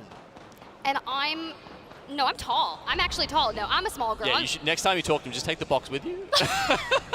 I'm gonna look like, you. yeah, what up, bro? I look you right in the eye. Let's do this. But as we see, we got a beautiful free cam shot from our observers. You can see Jay Ling still here in Lava Siphon. X set just in front of them towards the left side, holding this down. But okay. 100 Thieves, right? We started talking about championships earlier today, just this morning, and how mission critical it is to find yourself there. 100 Thieves is on the cusp of significantly qualifying for champs, and they need a strong performance here at Split 2 playoffs. Yeah, those stakes are high, right? I mean, there's definitely, obviously stakes for this LAN, but it goes beyond that. You've always got to keep that in the back of your mind somewhere, that these teams are still qualifying for one more LAN left here for year 3 of ALGS. Now we're having a look over here at Geyser, Oxygen Esports, 100 Thieves, North Eption even sort of lurking in that area, but the zone has moved very much south, Tiff. And it's actually going to be realized in Godspot for this. Look, we're checking this out right now. Oxygen, they have a sense that there is a team and they want to make this happen, right? This is their time to gatekeep it, and that's going to be 100 Thieves inside. So if I'm Oxygen Esports, now granted, Thornton Smash, a member of that team, they have a massive team built out to assist Vayne, Aiden the Destroyer, Reeds, the former BR Demons. They have underwent a massive journey when it came to finding the right home. And right now, it's Oxygen Esports for them, and they have built out that program. And Thornton was like, why are you sleeping on us? Well, I'm ready to see what you can bring to the table here at Split 2. Okay. What that is, of course, Glitch going in here, and Aurora just sort of disappear into their death boxes without any further ado. But I think Glitch might do the same, honestly. One team throws their nades, the next team lobs them all in there. These RVs are a death sentence. You cannot just hold them willy-nilly. You think about the people that are able to secure these down. It's the Watsons. They can fence it up, throw it. Jenny and Pyrus right here, able to grab wind with the Volt through the window, but we're going to be able to play off of Kirev's knockdown shield, and this is critical. You hear it all the time. Sometimes when you're going up against a 3v3, if you have the ability to play a shield, you can get the benefit. Okay, they're going to knock down that reinforced door straight away. Leave No Witness is going to do just that. Glitch goes down, and they have the RB to themselves. I mean, these teams don't have that next zone information. I guess maybe that's why they're going so hard for this RV, because right now they're playing like it's Godspot. We can tell you that it's not. It's not going to be in Ring 5, and with the way teams are set up right now, Ring 5 is going to be where everyone just gets crushed in together. Well, as round 3 begins to close, let's go ahead and take a look at where that next zone is going to start pulling towards 100 Thieves. Hey, sometimes you just get a little bit sniped. You look at your shield utility there, 1 shield bat left, and you just utilize it. But you have 13 cells, so relatively okay. Yeah, look, it's going to be very fun to see where the next ring goes and what teams, well, the teams are about to find that out, right? Very few of them, if any, would have the information right now. Gets revealed, okay, they have to start thinking about their next steps. You can see Alliance and Realize are going to be doing a good job down the bottom of just being able to stick it out there. Leave No Witness finally managed to reset off the back of that absolute cluster that happened down the bottom, and then you've got Crazy Raccoon in this Southern Siphon building who are also going to be in an okay spot. J-Ling's on the north side, but what my eyes are going towards is that main Lava Siphon building. There is still a ring console available to them, and if now Dark Zero, NRG, if they can fight for that information to really solidify their knowledge of where they need to go, but as we see, this is going to be a historic fight. Fire Beavers and North Eption inching ever so closely to each other, and of course, Taida on that outer edge. Fire Beavers have the advantage. If you think about it, they can gatekeep all they want, but sometimes things can turn very quickly. Oh, it's about to turn quickly. So let's just have a quick look at this map here that we've got, Tiff, because as you can see, don't get bamboozled by the Loba ult up the top. It's the white circle down the bottom. That's where the zone's going. And as you can see, nobody's in it. It's just Realize and Alliance. Everyone else in 30 seconds is going to be fighting for like a patch patch of dirt, pretty much. So they either need to go now, and that's where we're about to see things start to kick off. You called it, right? That north building of Lava Siphon, J-Lings and Nags. Nags made such a splash here initially in Split 1 playoffs, and JMW, a former LAN winner, has the unique ability to excel extensively on Watson, and the fences are going to be able to just deny, but the knuckle clusters, the nade spam coming in from the fuses that are in the lobby are going to put a thorn in your side. Fuses. I'm just surprised that there's like fuses plural in the lobby. It's a crazy time to be alive, 2023, but I love it as well. And for this kind of zone, it's going to make it so much more fun. Hey, and the action just keeps on coming. Parka going down in the kill feed, and 100 Thieves just trying to go for a little bit of reset here. They're playing an interesting angle here, right? They can just duck down every time and utilizing the bank smoke, smoking off that line of sight, denying people from being able to look out and see a good catwall so they can push forward. They're almost into that next zone, but North Eption, sometimes a Sasuke just falls on you, and you are going in. Good Newcastle wall from Taida as Go Next was eliminated. Yeah, I mean, 18 squads were alive a second ago. I can guarantee you that number is about to fall rapidly. Onyx going down now. North Eption trying to hold off both North and South. All right, well, let's do it. Let's jump on board. We got to listen in with North Eption as they continue on their dominance. No.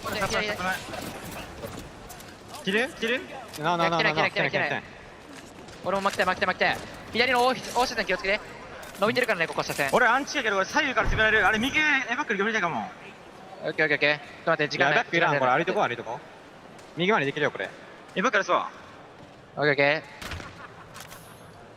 俺歩いてってる一回負け俺アンチできるよこれでもこれ両方キープ無理やからさオッケー一回スキャンしてみるよあビ来て一回浴びためようこれこれ誰の俺のスキャンしてスキャンしたよさっきおった上終わってる一人だけもうワンパー俺バンガルト食らってる無理下がろうよしだけど100そ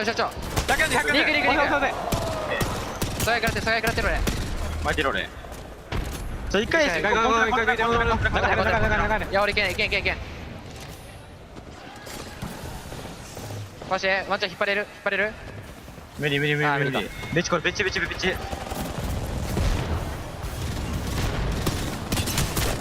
うもいいどうもUnfortunately, North Eption not able to survive the onslaught. They were trying to take down Alliance. Effect able to grab the opening knock there, but Naked has been performing so well here in A versus B, and they decide to 3P this, but it's Oxygen that should be on your mind. This team came in 10th place to map number 5 and are finally here to play.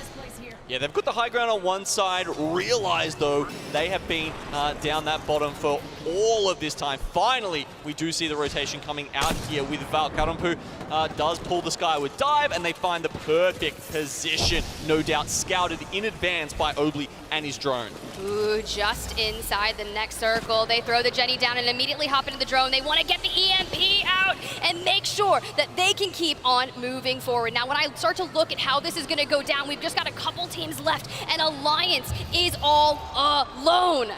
Yeah, it looks like Oxygen are fighting both Realize and the zone, though. They just managed to stay inside and find some cover behind those bank smokes, while these, with the 4 teams, it seems like we've got 2 separate contests here. But as they start to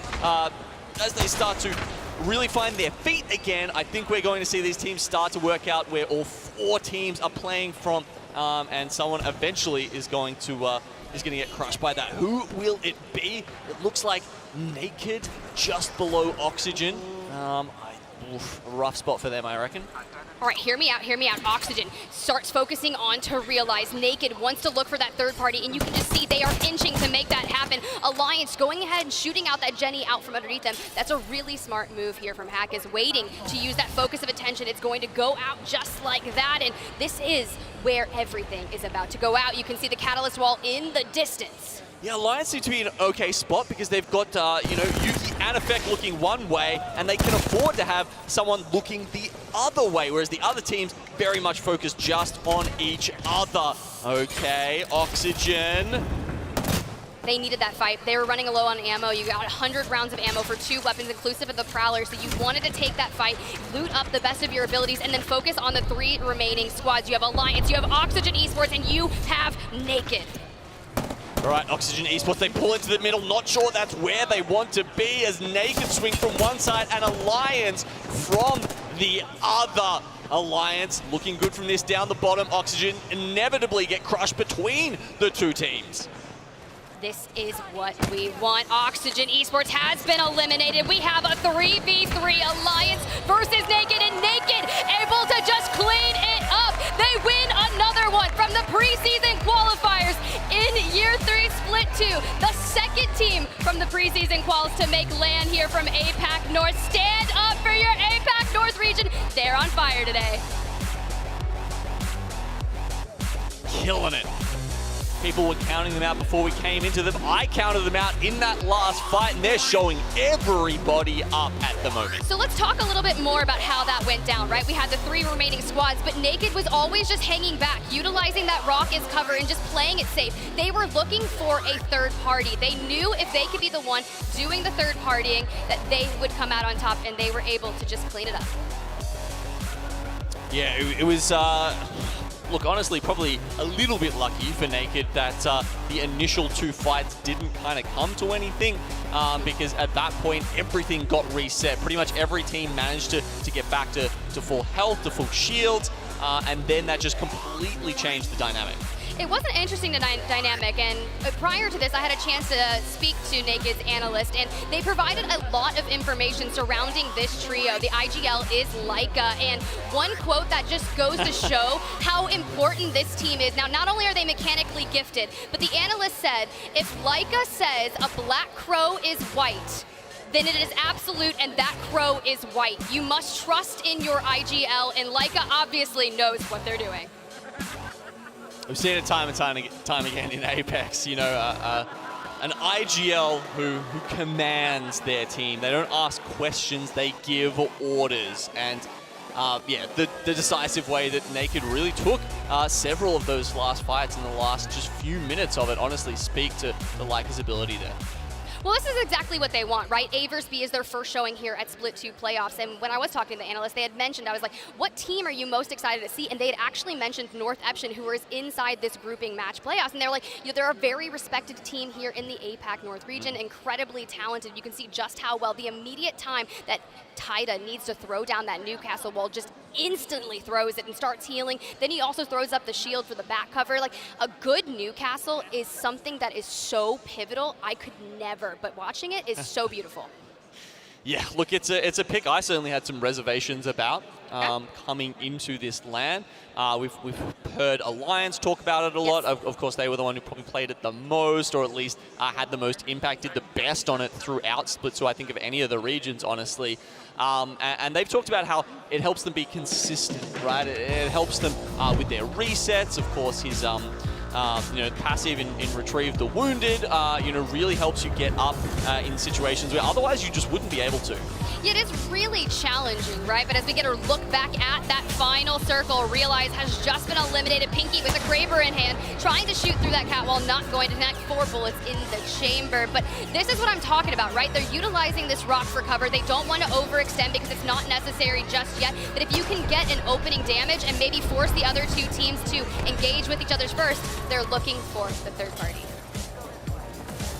Let's watch them, how they take this first 3v3, I feel like was probably the key one. Okay, yeah, so the 2 teams down the bottom just engaging, exposing their backs to them. That makes it pretty easy, and I think that team in the middle, Oxygen Esports, did enough damage that really it made this final one not too bad at all, with Alpha just coming down off the gravity lift to finish it off. Okay, right, so I think from their POV, that final fight made a lot more sense. So it was really actually taking out Realize that kind of got that got Naked in the winning position there, because Alliance and Oxygen griefed each other enough that it felt like Naked was always going to win that top 3. It's true, and they've been so consistent, even throughout international scrims, that these teams were duking it out, fighting for POIs throughout the weeks leading up to Split 2 playoffs, and you constantly heard it. They were underdogs. As we jump over to the back half of this, 20th place Aurora, the contest went a little bit uneasy for them against Dark Zero, with Dark Zero actually being able to make it out. But Glitch, even though they went out a little bit earlier, still able to grab 3 KP alongside ATH as well. Onyx not going to be happy with the 0 there. course, it was a 0 for the first 2 games for them, so just way too many donuts. It's like a Krispy Kreme store in there or something for those guys so far today in 20th spot, well off the pace. 35 points we were saying they need to make into the winners bracket, as you would have expected them to do, and they are just so far below that right now. In complete contrast to that, you've got Alliance on 60, Naked on 56, who are actually getting some real front runners in this series, I think, unlike the first series, which was quite tight.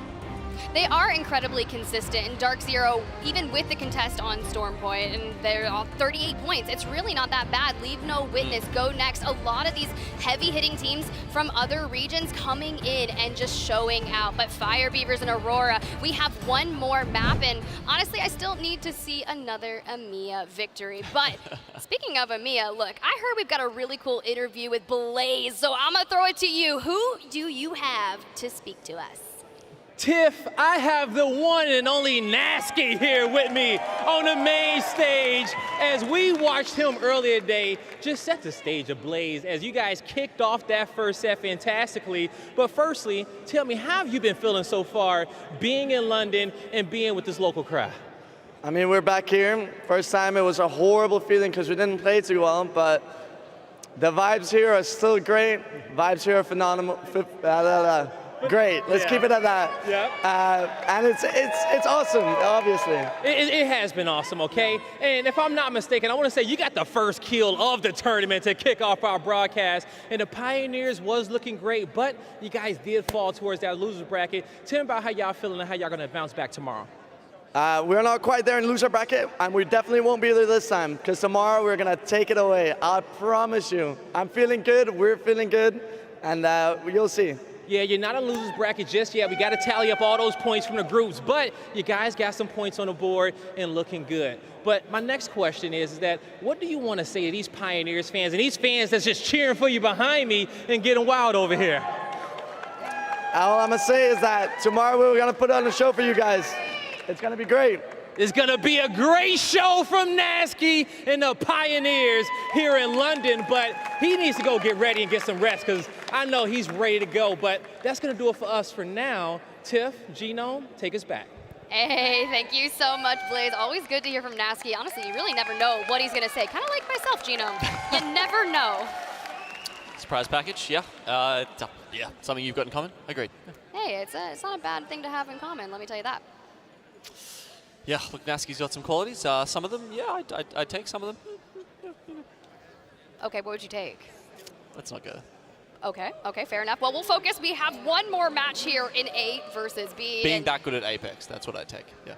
That took you long enough, really? That good in Apex? Look, I would give my left toe, or my left big toe, to have just a 10th of the skill of one of these players here. But as we get a look at the map rotation, our final map, Naked, dual winners here in our 6-game series, 100 Thieves, Dark Zero, Go Next. With that being said, what is going to happen with this contest at Harvester? Is Dark Zero going to run from it, or will they stand up, fight? Because they need to find something a little bit more than a P2020 this time. Oh, man, that was, a little bit sad to see. And, that does lean into that sort of 50-50 that we just keep talking about.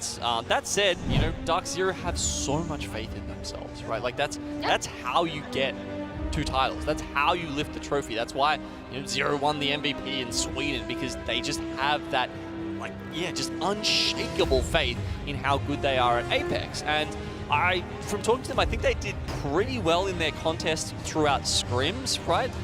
So I think if you've done that well, and then you come into the tournament, you're not going to leave that easily.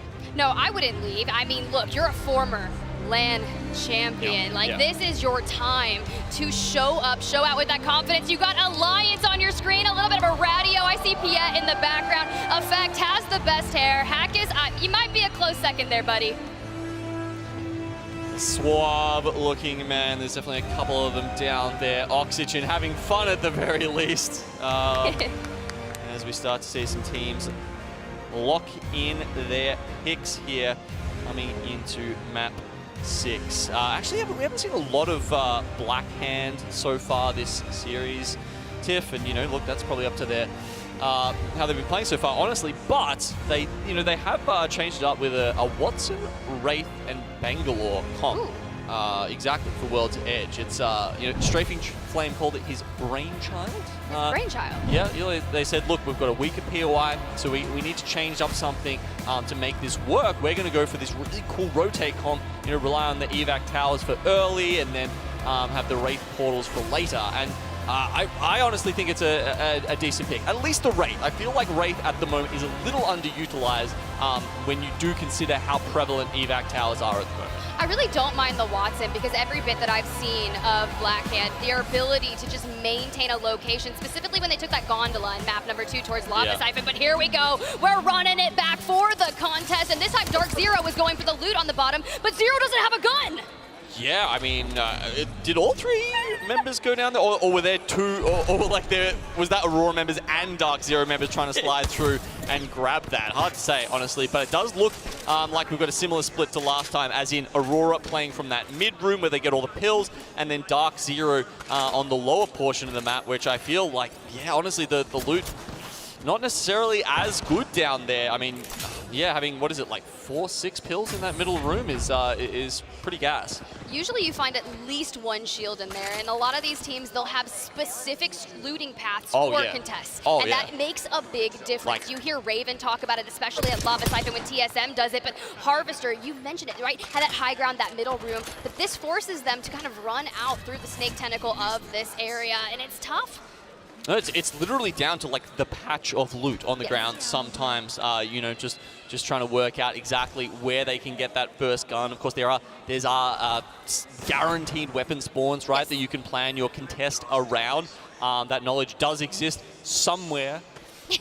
I'll just go mine it for us. We'll get it. Where is our weapon that is not a P2020 so we can really excel in this? But Jen Burton just getting completely lit up. Has a Nemesis, 44 bullets to spare and a Spitty. So I think that this is okay to turn around and go back now, but you've already burned through a chunk of health. Yeah, I mean, there's not more than like a single clip in reserve for Dark Zero right now. We just saw them take some damage. I mean, come on! Blue, blue, purple. How on earth are they going to turn this around? I mean, Maliwan only has 8 bullets in the G7 Scout, so he has to have a very high accuracy. And you go, okay, look at that, 3 stacks of ammo. No, this is it. Dark Zero, take your loss here and just kind of continue that looting pattern forward.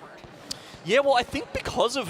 No, Zainu's going down. Oh, no. I was just about to say, because of where the circle is right now, they might actually think about just playing in the snake and fortifying the position, with the core stick and just seeing what can happen. But no, that pick on Zainu, I'd say, will probably get this done. Unless some massive shots come out, Ranchers almost risks that, but they still do have the other 2 members who can go toe-to-toe with DZ. The issue here for Aurora is they have good shield utility, but they don't have a lot of ammo, but it doesn't matter. They're able to get a shield crack and deal significant damage there with the Havoc. They just need to clean it up, and a little bit of Mozambique going ham with the Mozam.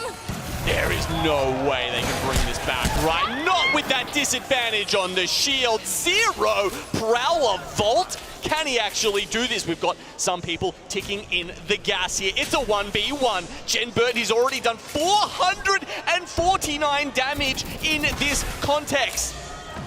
You can deal all the damage you want, but it doesn't matter if you're not getting the eliminations. Jen Burton, keep crawling forward, utilizing your shield from your teammate, but he's gonna go for the res. He might get it. Okay, please, he has time to get that ultimate down. Is it enough? Oh, it went down to the last 25 health.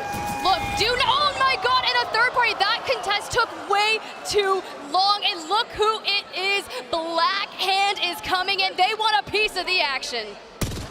They get there just in time. Jailing's actually also in Harvester right now, so one way or another, that contest was going to see the end of both of them. So let's talk about this, right? Because you had mentioned the Watson pick. There is a ring console at Harvester, so maybe they had already anticipated that contest would have been finished, and they were looking for the ring console information and just happened to come down on the end of a third party, pick up 1 elimination. It was like a little free gift, you know? Free gift with purchase. Yeah, we'll take those every now and then. Take a freebie. Now look, we've also got some action happening down here at Thermal Station, or today up here at Thermal Station, and Alliance say this is our home, get out. Ath will go down. Look, I just want to touch on the scores quickly, Tiff, because, honestly, I think Dark Zero are happy with that result. They're sitting up at 38 points. They've got they're like, all right, cool, job done for this series already. whereas Aurora are sitting down at 27. Okay, so they picked up more points throughout the series. Dark Zero, honestly, they just don't want to be in the same bracket, in the same finals as Aurora. Because if they can get rid of those other teams that play Harvester, all of a sudden, it frees up for them. You just hit the head on the nail. It is all about freeing your POI up for the finals lobby on Sunday. And speaking of freeing up that POI, Alliance, right? They want Thermal Station to themselves, they want Lightning Rod on Storm Point to themselves, and by continuously placing first in their first showing here for A versus B, carry that momentum forward, they should have no issue. It's been their home for such a long time that, yeah, it almost feels kind of tough for anyone else to really come and take that away from them, especially not with how well they've been playing and how scary some of these players are to go up against. A nice catwall there actually kind of denies them, so, you know, good job from Crazy Raccoon. This is going to be a really unique fight right here. I was talking to PF from Alliance, and he was talking about kind of the legend composition that they were going to be working towards this week in Split 2 playoffs, and it all comes down to Yuki, right? We've seen Yuki play Rampart, excel on it. Now, he's also going for that Caustic. That was the big change that they made. You've even seen Hackis double down and dabble with Newcastle. Back on the Seer, though, specifically since the changes had happened, and it's really paying off. Yeah, just speaking to Alliance's flexibility, they're, you know, like other top teams in their region, right? You know, especially Exet, I would say, in a similar mold where they can seemingly play a lot of things and be very, very successful on them. That has, I think, been one of the biggest things that when I was reaching out, talking to coaches, talking to analysts, that they were working on for those teams. It was having a multitude of different legend compositions that they could utilize, especially as our lobbies start to advance from the group stages to bracket. It's being adaptable, because they said that was their biggest weakness and kind of led to not making the finals in some of the areas, especially North Eption. North Eption, you mentioned them. Guess where they are? No, look, we don't even need to go there. Obviously, they're in the zone, and having a look at some of the teams who are still, who are sorry, not in the zone, in the ring, I should say. In the zone, of course, many of the fast rotate teams around them. So, you know, they've read this as a thermal circle. Certainly, NRG have come in quite quickly. They're holding their houses on top of the north of Thermal. We've got Onyx who've come across from Tree, and they're holding Dorito down the back. So teams aren't reading this as like a far back, you know, thermal circle that's already been kind of cut off. They're thinking it's going to end up probably somewhere in the middle. Look, they may be way outside in the ring, but this is a strat that is working for them, right? They're running the Bloodhound. They have the recon character. There's a survey beacon available to them. So I love that Satsuki is able to just go ahead and smoke it out, even though they're so far out. No one should be remotely near them. Every precaution matters. Yeah. Look, is 20 points, is that working? That's my question. Not yet. You think back to Split 1 playoffs. Where did they end in the group stages, Genome? Second. Damn. I mean, they weren't in the finals lobby, but don't worry, we're making changes here. Let's talk about it, right? Before Split 1 playoffs, North Eption had only been a team for 6 months. That was their first time on LAN together. They were in the preseason quals alongside Naked. So this just goes to show you how long APAC North as a region has been working on leveling up and finding the best teams, the best talent to come forth at a global LAN and say, you know what, maybe it's our time to hoist the trophy. Yeah, look, maybe a bit of a changing of the guard over there in Japan and Korea. Okay, this is, we've had the circle there for a little while now to kind of show you all those teams rotating in Oxygen, like their position up north of Thermal. It's always fun to see if the zone pulls there or not, because it's either you just get gifted God Spot or you have a fantastic gatekeep position. So love where they're sitting up there. 100 Thieves, it's a little bit rough for them, but of course they're coming from East Skyhook. That's a rough rotation all the way down. You know, you're coming in behind teams from, you know, Landslide, from Lava Fissure and Staging that you know are just going to rotate faster than you. Look, I don't know what's going on with all these southern zones today. It's been kind of crazy, but Alliance has now had 2 World's Edge zones where they really haven't had to go super far, and it's in their benefit. It's probably why they're in first place at this point, or maybe it's just their skill. Maybe it's Effect's first time on LAN. I was alluding to some of the interviews that he'd been giving out, talking about one-clipping people, and it is working. Yeah, a little bit column, a little bit combi, I think, for them, honestly. Yeah, it has favored them for sure, but they are just a monumentally impressive team. And You know, there's someone who knows how to play a home circle. There's someone who knows how to craft up and just deal with the rest of the lobby summarily. Looking at this zone, now that we are able to get a good picture of it, Fire Beavers going through Harvester once again. This is the same rotation that we had witnessed them make when the zone was pulling towards staging earlier today. But the issue with this was their rotation out of Harvester. They had kind of made the wrong choice in a sense. They went through 3 different options. There's like plan A, plan B, plan C, and then it didn't work out. When you really should have went for plan A. So I look at this, I see Xset looming down the horizon, similarly to where J-Lings had positioned themselves. Yeah, true. What's the choice Fire Beavers makes here now? Yeah, I mean, obviously it is a different zone, right? But you are right that, you know, it could be a similar choice there for Fire Beavers. I don't know if Xset's the team I'm trying to throw myself at, honestly. That's a little bit of a scary one, but, you know, Naked to the south of them, you know, no easy beats either. But you're right, you know, Fire Beavers left it way too late last time, and I would like them to commit a little bit earlier if that's their plan. Why is it that when we're talking about someone being late, we always cut to a little bit of North Epsham POV here as they're making their way just on the outskirts of Lava Siphon. They're going to look to rotate in to the northwestern side of Tree. But the issue is a lot of teams are working on solidifying their back, right? Round 3 is about to be underway and is just now, so the ring is really going to start to hurt. But there's still a possibility to survive, and if anyone can survive in this ring, it is Taida, it is North Epsham. I'm wondering if at this point it's so predictable that North Epsham are going to be rotating in, you know, sometime in maybe Zone 3, that teams are just gatekeeping that, right? Like, yeah. You know, a team like Go Next is literally, you can see they're actually quite spread out right now. There's 2 of them at Tunnel, one of them at the southeast buildings from Thermal. They might just be looking out for those guys and be like, hey, all right, we'll just calm that and then try and grab them as they come into the zone.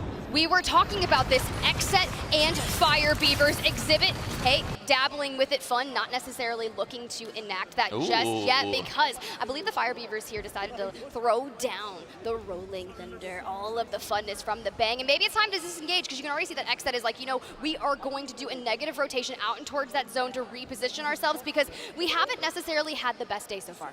Smart teams they never want to take a fight with a disadvantage, right? So all these ultimates coming out, bam, disengage, but they're still kind of in the same spot. So, they didn't go very far. Exactly. They've gone around the other side, the other exit from the tunnel, and they may run into each other very soon. But some other teams, of course, being forced into those positions as well. We've got SC Destroy as well as Blackhand down here. Honestly, FC Destroy is such a cool name, and Hammer Drill, he wants to lay the hammer down, the axe coming out, but he gets dropped. We do have the Jenny available. Yuka going down to Pinata, last alive for the team, able to get a knock on a strafing lane, and Blackhand is eliminated. Gotta get a shield swap, take care of yourself first, because I can hear the triple take shots coming from high ground. Yeah, I don't think that was a clean 3v3, was it? There were definitely a couple of other parties getting involved there, but again, the Newcastle with the reposition does allow them to get at least 2 back into that. Interesting spot to play, honestly. I feel like it's almost good until someone else sees you behind that box, and then, as you saw, they can just wrap you from every side. It's tough, right? You're holding this corner, but if you are going to have someone in a precarious situation, you want the Newcastle with the wall, not available, does have the shield, but it's not as good as having a wall, but I don't think this is where they want to stay. We want to prioritize maybe getting Hammer Drill back into the lobby. Okay, it looks like Leave No Witness and Naked kind of running into each other, and maybe even Xset and Fire Beavers up the top as well. I dare say some of these teams up to the north side of the map are probably going to get into some fights. Alpha able to grab a knock. The entry into the fight is occurring, and they need to keep pushing forward because the ring is at their back, and you don't want damage from the ring while you're in a 3v3 fight. Some teams might not be able to avoid it here, and here are one of those ones that we were talking about. Leave No Witness will not get the better of Naked. Meanwhile, it's not just Xset and Fire Beavers. We're Glitch and 100 Thieves as well to the north of them. Who knows what's going to happen with that fight and who's going to start it off. Look, if Naked can perform incredibly well here in this 6th map, we could see a duking out for that overall position here in A versus B. But we get a good look a little bit. Hey, let's find some shield swaps. Let's see what's happening. Meanwhile, Bambino, FC Destroy eliminated, 13 squads remaining. Okay, and this is where the tension is high on the map right now. Okay, Fire Beavers, Exit, they've been dancing around each other for minutes, but now 100 Thieves also in the fray. Sometimes they call it the Dance of Dragons, but here today it's the Dance of Demons. Fun, throwing up the Seer exhibit, looking for that information, focus of attention, ready to go up, maybe silence them out, gives you just a couple seconds to be able to slow those enemies down. But 100 Thieves, they still have to rotate in, but they have the high ground, and all this chaotic mess is just in front of them. Still looking for an opportunity to get in there, but with 100 Thieves looking directly down on top of them, you know, Exit, they were just climbing up the walls. It was like, how are they honestly going to get out of this situation, especially with Fire Beavers looking at them as well? Evac tower available, but you can see Exet running into a little bit of trouble here, forced to go inside the train cart, losing out on fun, getting knocked. Now Sykes and Nocturnal, here's the deal though, they have a Bang Smoke available, but once they have that opening knock, there's gonna be a full set. Panic, able to grab another knock. Sykes last alive. Exet, your split two winners of North America going out early again. Yeah, this time it's the smart choice from Fire Beavers. They don't engage on that, and they're going to join NRG in the buildings north of Thermal Station. Little do they know, though, that's not where it ends. To the left there, you see the Dorito building on the bottom of your screen. Onyx Esports occupy it, and they are in the prime position in this game. Onyx really on the same trajectory as FaZe as we had witnessed, but NRG, Sweet, Nathan, and Guild. Nade spamming, you see the shield crack occurring, but Sweet is 1 HP and a dream, but you've got to get back at 9 imps though. The res coming in super quick. The ability to reset for the Fire Beavers is insanely fast. I'm gonna have to time it one of these days. I believe NRG were trying to split hold those buildings, but at this point, it's just too small for that, right? So I think they managed to get the knock onto Fire Beavers, and then they say, okay, this is getting too risky, we've got to pull back. Northeption eliminated, and Fire Beavers are in trouble. Oilraid is gonna have to hold on, but it's not gonna be enough. 100 Thieves asserting their dominance and taking this space away. See NRG profiting from it as well. The Loba ult managing to grab them even more loot there from the fight that they didn't even have to participate in. But hey, they've all got red armor now. Hey, look, sometimes you just gotta say 100 T. Now that was a W there. 100 wins for Nathan and Co. Just utilizing that black market, ripping the shields away from them. But Alliance, they are now officially going to have to leave their drop spot POI. It is time, now or never. 8 squads remaining, but they're on double-digit eliminations. Yeah, wow, 10 kills for Alliance. This is an absolute bomb of a game, as you would expect if it pulls straight down to them, but they're not done yet. Effect might be 1 HP left. Can his teammates keep him alive? Well, they win the fight, but they need to get this reset. They don't want to just leave it at 12. Suddenly, someone's dropping on top of them, or is it just the shots coming afar from Crazy Raccoon? Oh, it is. This is the negative aspect of letting Crazy Raccoon leave in the donut building here in Thermal Station, right? They had moved in on Alliance, and now just trying to survive. Oh, but they've got to get this res off. I mean, look at this, 4 seconds left. Crazy Raccoon are looking at it, but they're not in the zone. They need to make this happen right now. Oh, but they have an evac tower. Hackett, drop that evac tower. You're gonna have to heal up as quickly as possible and make your move, because it is now or never. Time is of the essence, hitting the grab lift, prioritizing. This is where that gold shield is gonna pay dividends, because you only have to do cells, but Yuki, he gets stunned and is slowed, and that ring is at his back. All right, they somehow make the full heal, full recovery, full reset, and now they want the win as well. 13 kills already. That's more KP than a win is worth. But how many more points are left in this game for Alliance? I don't know. We'll have to wait to see. Let's jump into a listen-in with Alliance as they approach endgame. Look left, look left.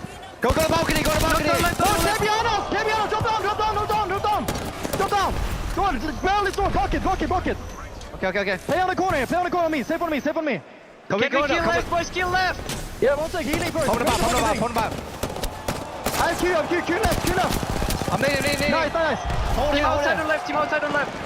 Nading left. I'm low. Pick on my nade. Can we reset a second? I'm low. I'm gonna stop on the left, I'm fighting. Yeah, reset. Yeah, reset. Top 4, I'm healing.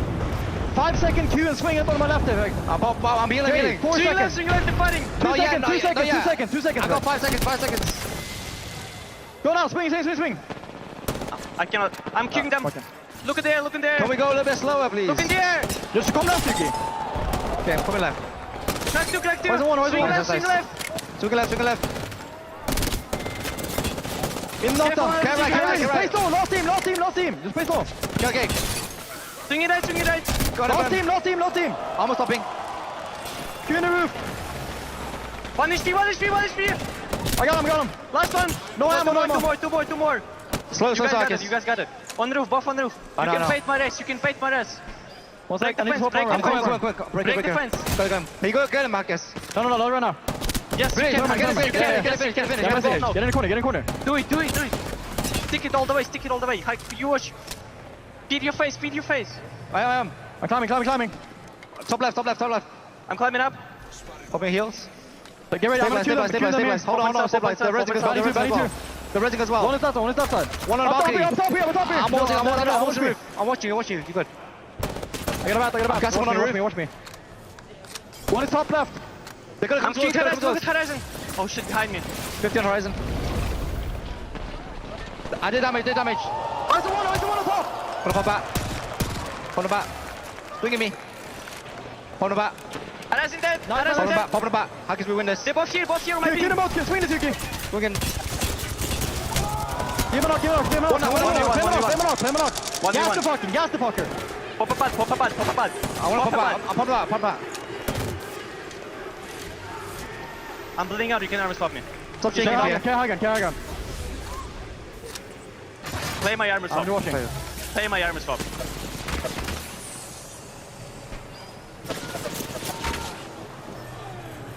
Gather runner. Armor swap me. Haki, scroll closer. I'm going closer. Swing on the barrel. Yeah, going. Give me knock. Fuck me, man. Nice try.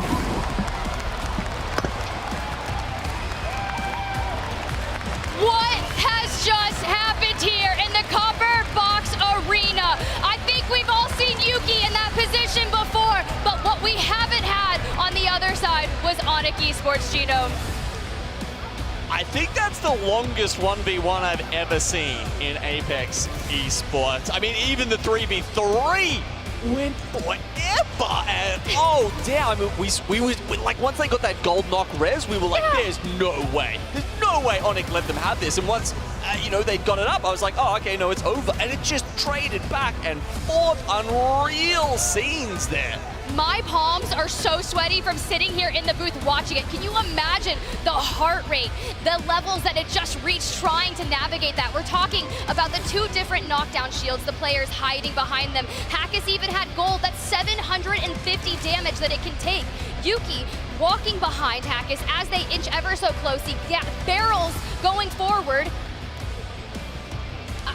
Onyx were in 20th spot coming into that game. Oh, okay, I'm so keen to see this. Now we've seen, we saw and heard how Alliance were playing that the entire way through. Now we get to see what Onyx saw that entire time. I mean, I'm almost just keen to let this play out. It's so exciting. Do you just want to sit here and rewatch? I wish we could get the comms that were happening from Onyx Esports. Can someone get some popcorn up here right now? We need the popcorn. We need a little bit of a beverage, water, of course. But this was so beautiful. The catwalk, Shady. Then it all fell onto Raki. And the Nox tries to go into the box. A second box, still not finding the armor. He's got 19 ammo, does have time to switch to the light though. Gets this here. Focus of attention's on it. I mean, oh man, this was so close. And this isn't even over yet in any way, shape, or form because Yuki still hasn't gotten to the point where he's hiding behind Hackis now. Hackis' shield is out. This is where Yuki starts barrel crawling towards Raki. Right, and you see, the first one, it was such a great shot to knock that one down. That one he has to eliminate. At this point, he's down by 75 health and still comes back up to win. What a clutch!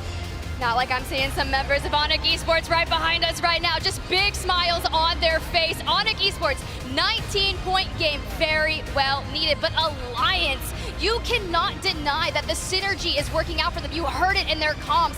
Safe on me, play left, and they were just moving so strict throughout that end game. 24 85 points, 16 eliminations, Gino. I started wondering whether they were actually going to get a world record game there. It's probably one of the highest kill counts we've ever seen on land, 16 for them, and a top 2 finish that easily could have gone the other way.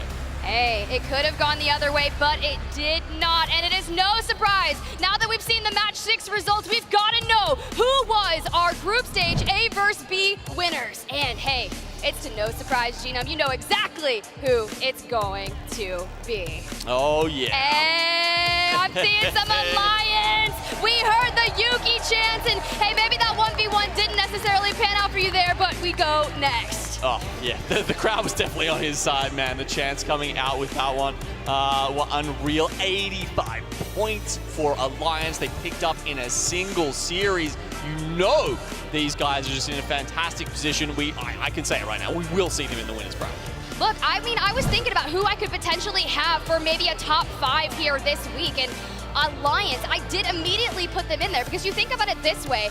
Mandy, the super sub in Split 1 playoffs, now that they have the full roster, this is just the beginning of what we are going to see, the greatness from Alliance. 85 points. You know, you're looking 24 points down is Naked, but APAC North. 100 Thieves, though, they did not make the finals lobby in Split 1 playoffs, so starting off on a good foot here. Oh, yeah. Oh, man, I'm tingles after that one. I need to focus on some of the other teams, though, of course. Yeah. Look, North Eption, not a great start for them. Exit on 21. That's probably the biggest surprise out of anything here. I mean, 21 isn't, sure, you got 15 points off the pace. Will they sneak in and probably grab a winner's spot berth, winner's bracket berth right at the end? I'd still predict that from this point. I think they're that good, honestly. But it is a shaky start for them.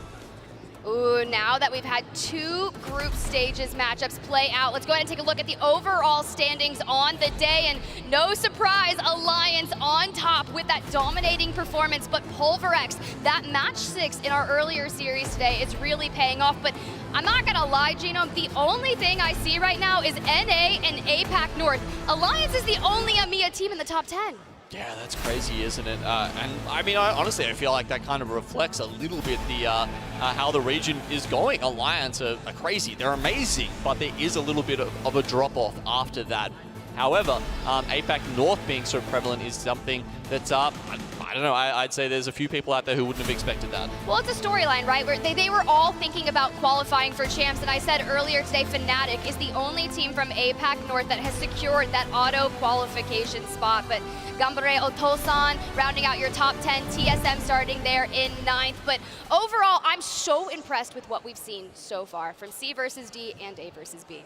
Yeah, now everyone's played 1 game each, right? They've got their, got themselves locked in. They're getting that feeling back in of how it is to play at LAN, of how different it is from sitting at home in the comfort of your own setup, of having the crowd buoy you.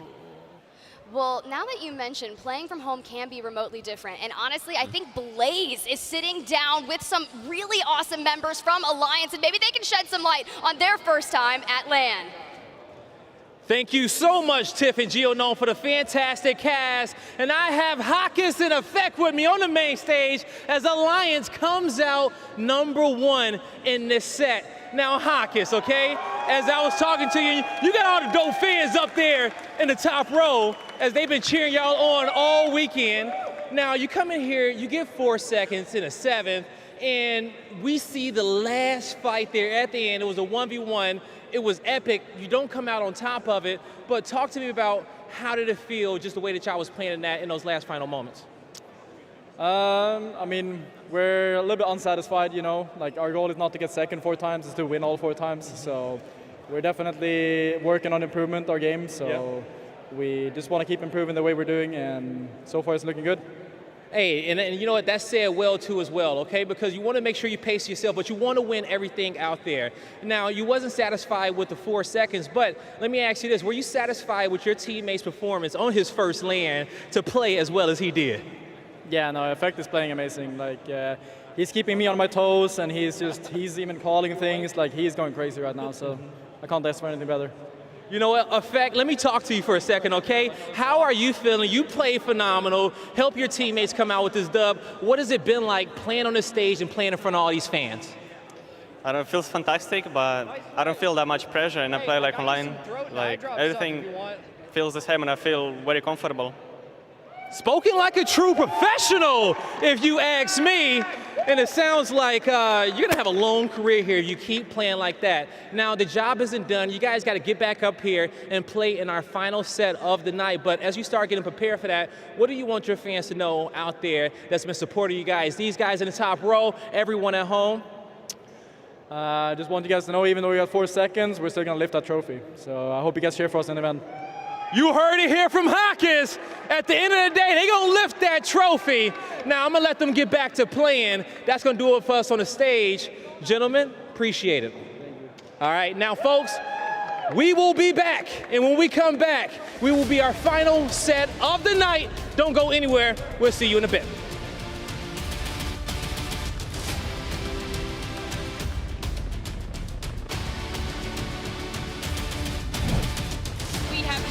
Phenomenal day of Apex Legends action here so far. I mean, this group is looking like a little bit of a bloodbath, to be honest with you, with some of the names that we've got in here.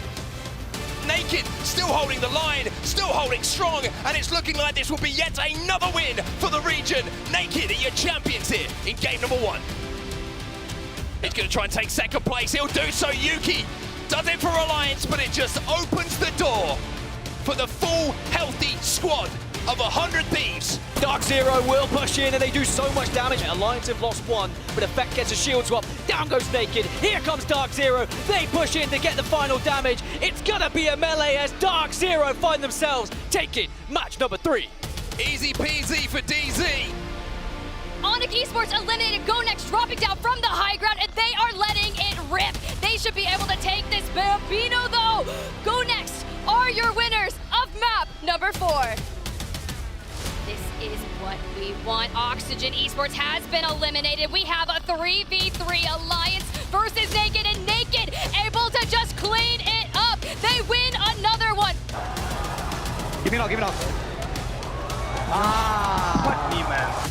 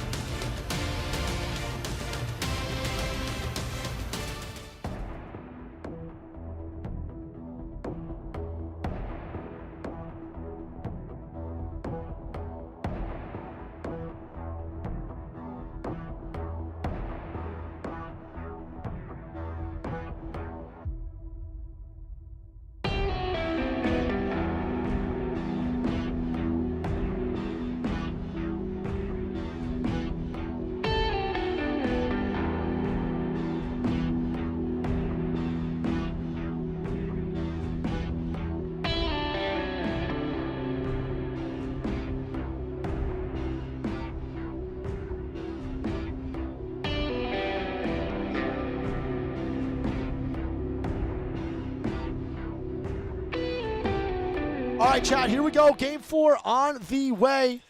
All right, any potential? Oh, yeah. Harvester Oh, contest. you can? All right, then we're just horrible. Harvester contest. Harvester contest for DZ and Aurora. What do you mean we? I said you could do it. Don't bring me into this. You're also wrong. If I'm wrong, you're wrong. We're a team. That's how it works. All right, NRG with the Loba, it looks like. Yeah, I'm not against that. I do like the Loba Rampart play from them. I think they're really good on it. I think Nathan's a really good Anything Loba. out of No, there was nothing out of the ordinary at all. I think I saw anything different. Exit, I don't think is running Pathfinder, though. All right, well, DZ in first place. Yep. Aurora playing well, and they're both about to go head-to-head here. Yeah, so we have two really good teams here about to square up. We got Jen Burton on the caustic, the stinky man himself. Yeah, and you know, this might be the first look we're getting at this contest, man, because neither of these teams scrimmed international scrims even one time in the thing. No, 100%. No, 100 Thieves should not be contested. They're going Sky East. If you're contesting Sky East, then we really got to figure it out. Sky East might be the worst PLI in the game. Yeah, and Aurora is going there. So it's going to be DZ and Aurora here about to fight off over in Harvester. Chat, who do you guys have, man? DZ or Aurora? Put it in the chat. There's looks like Geyser contest, too. Yeah, we're going to have a Geyser contest with CR now fighting as well. Oh, my God. Caustic v. Caustic. He's silenced. Jen Burton's going to go down. The Spitfire coming out. Oh, my God. 1v2. And Aurora sticking it to DZ.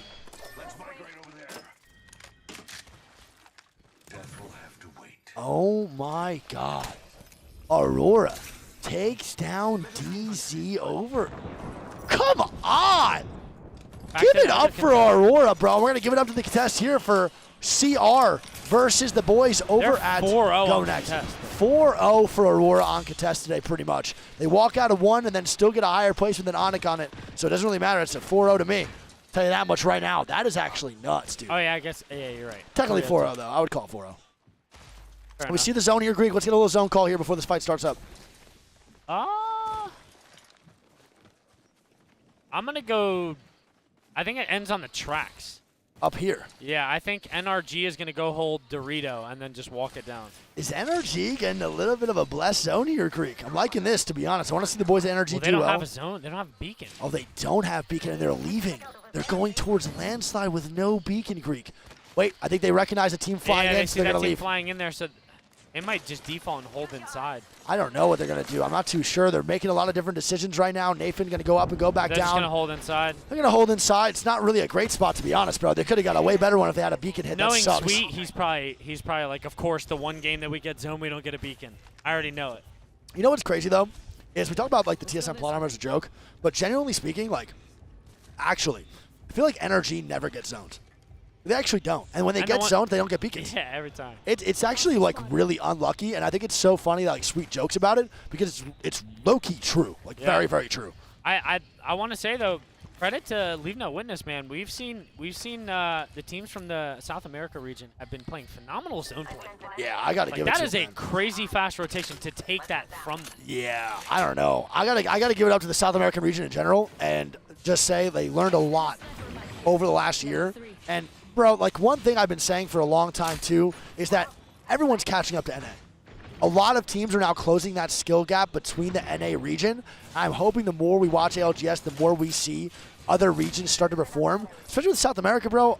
They have so much potential. They don't have every opportunity like other regions do. NA has the most opportunities. We always talk about it as well. Most tournaments to be played, most practice time, all that stuff.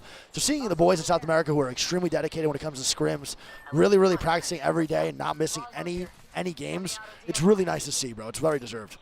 Very, very deserved. Absolutely. Not wrong. Oh no, I don't know what's going on with my mouse again. I can't literally see it. What is going on with this mouse? And look at that, speaking of them, speaking of South America, and the boys, Glitch Gaming, gonna rotate on in. I don't like this spot though. Taking bottom crane. They have Watson, but I think Rampart does better here. This is gonna be tough, man. Yeah, I don't think this is the spot. It's a really good rotation and a very good early one, but if NRG decides to get a little bit... Oh, you already know Sweet's gonna wide swing it. Yeah, and NRG is not gonna let them sit there, he literally bro. asked for the armor so that he could do it. Yeah. Sweet is about to grief. For sure, and he has the Nemesis too and the 2 times. This is an NRG special, a Sweet special specifically. He loves doing this to teams and making them uncomfortable. Only thing I get nervous about Sheila. this... Oh, that's crazy. Oh, that's Sheila's crazy. gonna start singing. Oh, that's crazy. Oh, that's wild. Once that boy smoke goes down. Yeah, that boy Sweet wants the KP right now. He's forcing him to the other side of the crane. And he's trying him to... in LOS of Nathan, it looks like. Yeah, I think so too. They're kind of helping each other out. Now, what that's team up not top? Who is that? Don't forget that Sweet really can't escape, bro, once these teams start to get angles. It's going to be who? Karev up top. It's Leave No Witness leaving He's the... playing He's playing out. Yeah, Karev is getting aggressive here. I'm kind of liking that as well. No team's really fighting, by the way, chat, right now, so you're all good. You're not missing anything, I promise. I don't know what's going on with the mouse, but it's really not working. We're going to figure that out in a little bit. Resi and the boys over at NTH are still vibing too. They're over at the stack side. They're good to go. Nocturnal and them still over there too. Who? Resi? Yeah, it's going to be Naked. Taking away Resi and NTH's vault here too. And that's one thing I want to say as well. Chad, don't forget how important having armories and how important having vaults are. It's a big part of your gameplay. If you're used to that all scrims, then you come to land and don't get that, it's actually a big hit to your loot and a big hit to your overall confidence of what fights you can take. I mean, especially when it's a team like Northeption, you know, their comp is good, but it becomes twice as good when they get a gold knockdown shield. So they rely on all vaults, like hitting gold balls out of the air. Like they need to get the gold items. Gold helmet matters a lot for Bang. Gold knockdown on the Newcastle, it's like very, very important. No, you're 100%. I mean, Newcastle gold knockdown is literally the most game-changing thing possible for majority of teams. Anyone rocking Newcastle or any players in the chat that know about Newcastle, bro, when you have that gold knockdown, you're actually just like invincible. You actually feel like you can res your team through anything, and it doesn't matter what you're going to fight, that you're going to actually stay alive. It's pretty sick. Yeah. Where's TSM? They retired. All right, so Rena Tricky going down for Glitch. Yep. And Finn, that's going to be their crypto, so they can't even get a res. Now Glitch is going to be left as it. And I wouldn't be surprised if Leavno wins kind of aggro. Yeah, I don't know. They started out with double white armor. They're already up to double blue. They have a charge rifle as well with the Loba. They're kind of set up here. I'm liking what Leavnowitz is doing. I wonder if you're right, though, and it pulls to the tracks, or what if it pulls to the choke? Then I don't really like where they're at all. Yeah, no, it definitely could. Oxygen could be in a good spot, and potentially even Alliance could be in a good spot, depending on what this pull is. Bro, I absolutely love seeing charge rifles. I know that might be a really hot take, but the damage that I watch people do is just so entertaining. Yeah, seeing someone track like a Valcolt out there with like a charge rifle is super aesthetically. Yeah, I know it's like very annoying, and I know if I was getting shot, I'd be losing my mind.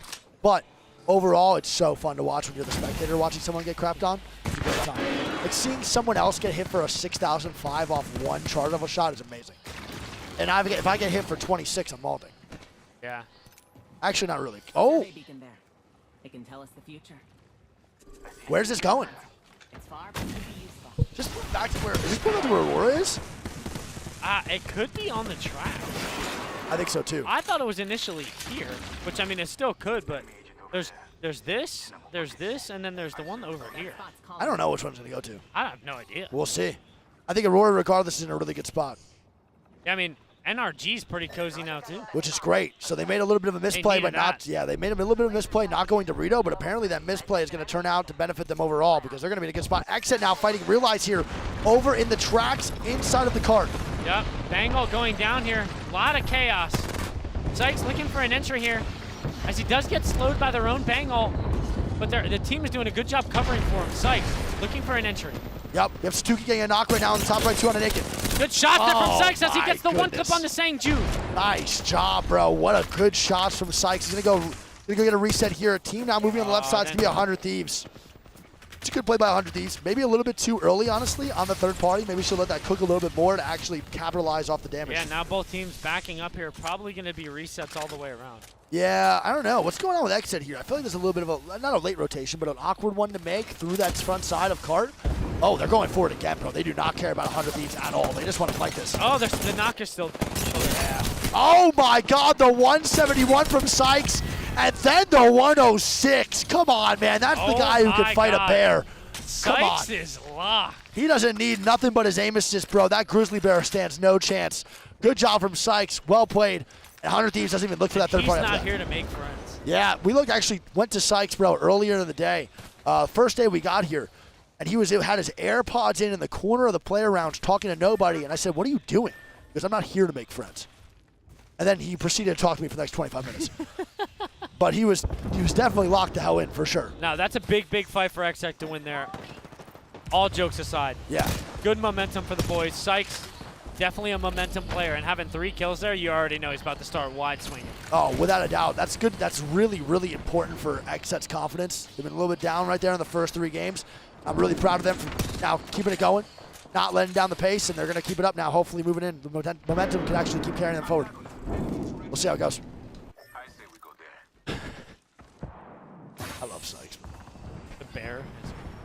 Bear's crazy. An but actual grizzly. I looked at his phone, bro. He had a Rock Lee background on both his like lock screen and home screen.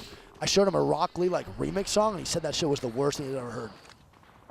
When it's actually so good. I was like, bro, it's literally Rock Lee talking. He's like, I don't care. What was that? Bro, I still can't read the zone. I don't know. It Oh, could who's fighting right now? pull. Naked fighting? Along. Where's who? CR. FC Destroy, yeah.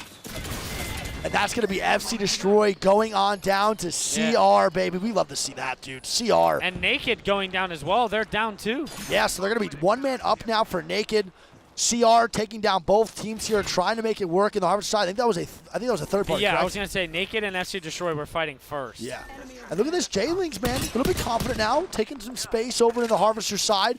I think they realize they have a lot of room to work with here. No one on the cliff side at all on their end near landslide, so they can actually get a little more aggressive here. KP. Yeah, Nags really wants some KP, bro. They need some points too. Don't forget, J-Lings is not doing phenomenal right now. I believe they're going to be in 13th place, so they got to pick it up just a little bit here, get some more KP, get a little bit more aggressive, or just look to rotate here to a little bit more in the late game. Yeah, and I mean, J-Lings, like you said, with a lot of positioning here, and look at this. The solo running into Fire Beavers low-key. Yeah, I feel bad, man. Arufa, the movement god himself, is going to have a struggle bus here with the boys over at Fire Beaver starting to move on in. Where's North Epsion? North Epsion, I believe. Oh my God, they rotated all the way around. And they're going to be fighting Alliance here. It's going to be an NTH Alliance fight all the way on this backside. Oh, I think NTH is in the worst position possible for themselves, man. I don't think they expected anyone to be here. Oh my God, that ulti was so cool, man.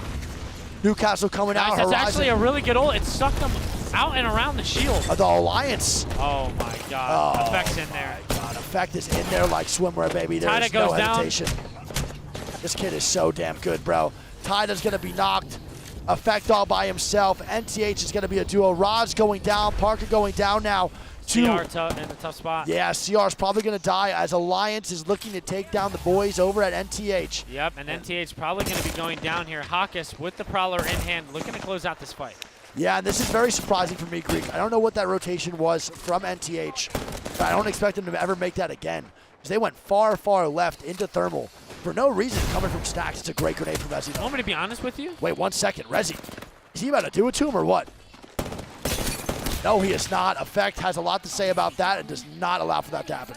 I think they were expecting it to be a back choke pull, so they went with the long route, and then the zone ended up pulling away, and they were just too committed to that they couldn't go back and storm. Which sucks, because these zones are a little bit hard to predict right now. We can't lie. So definitely makes sense for NTH to be struggling just a little bit here, but definitely a little bit surprising no matter what. And look at that pull here too, chat. We're going to see. I think it's this.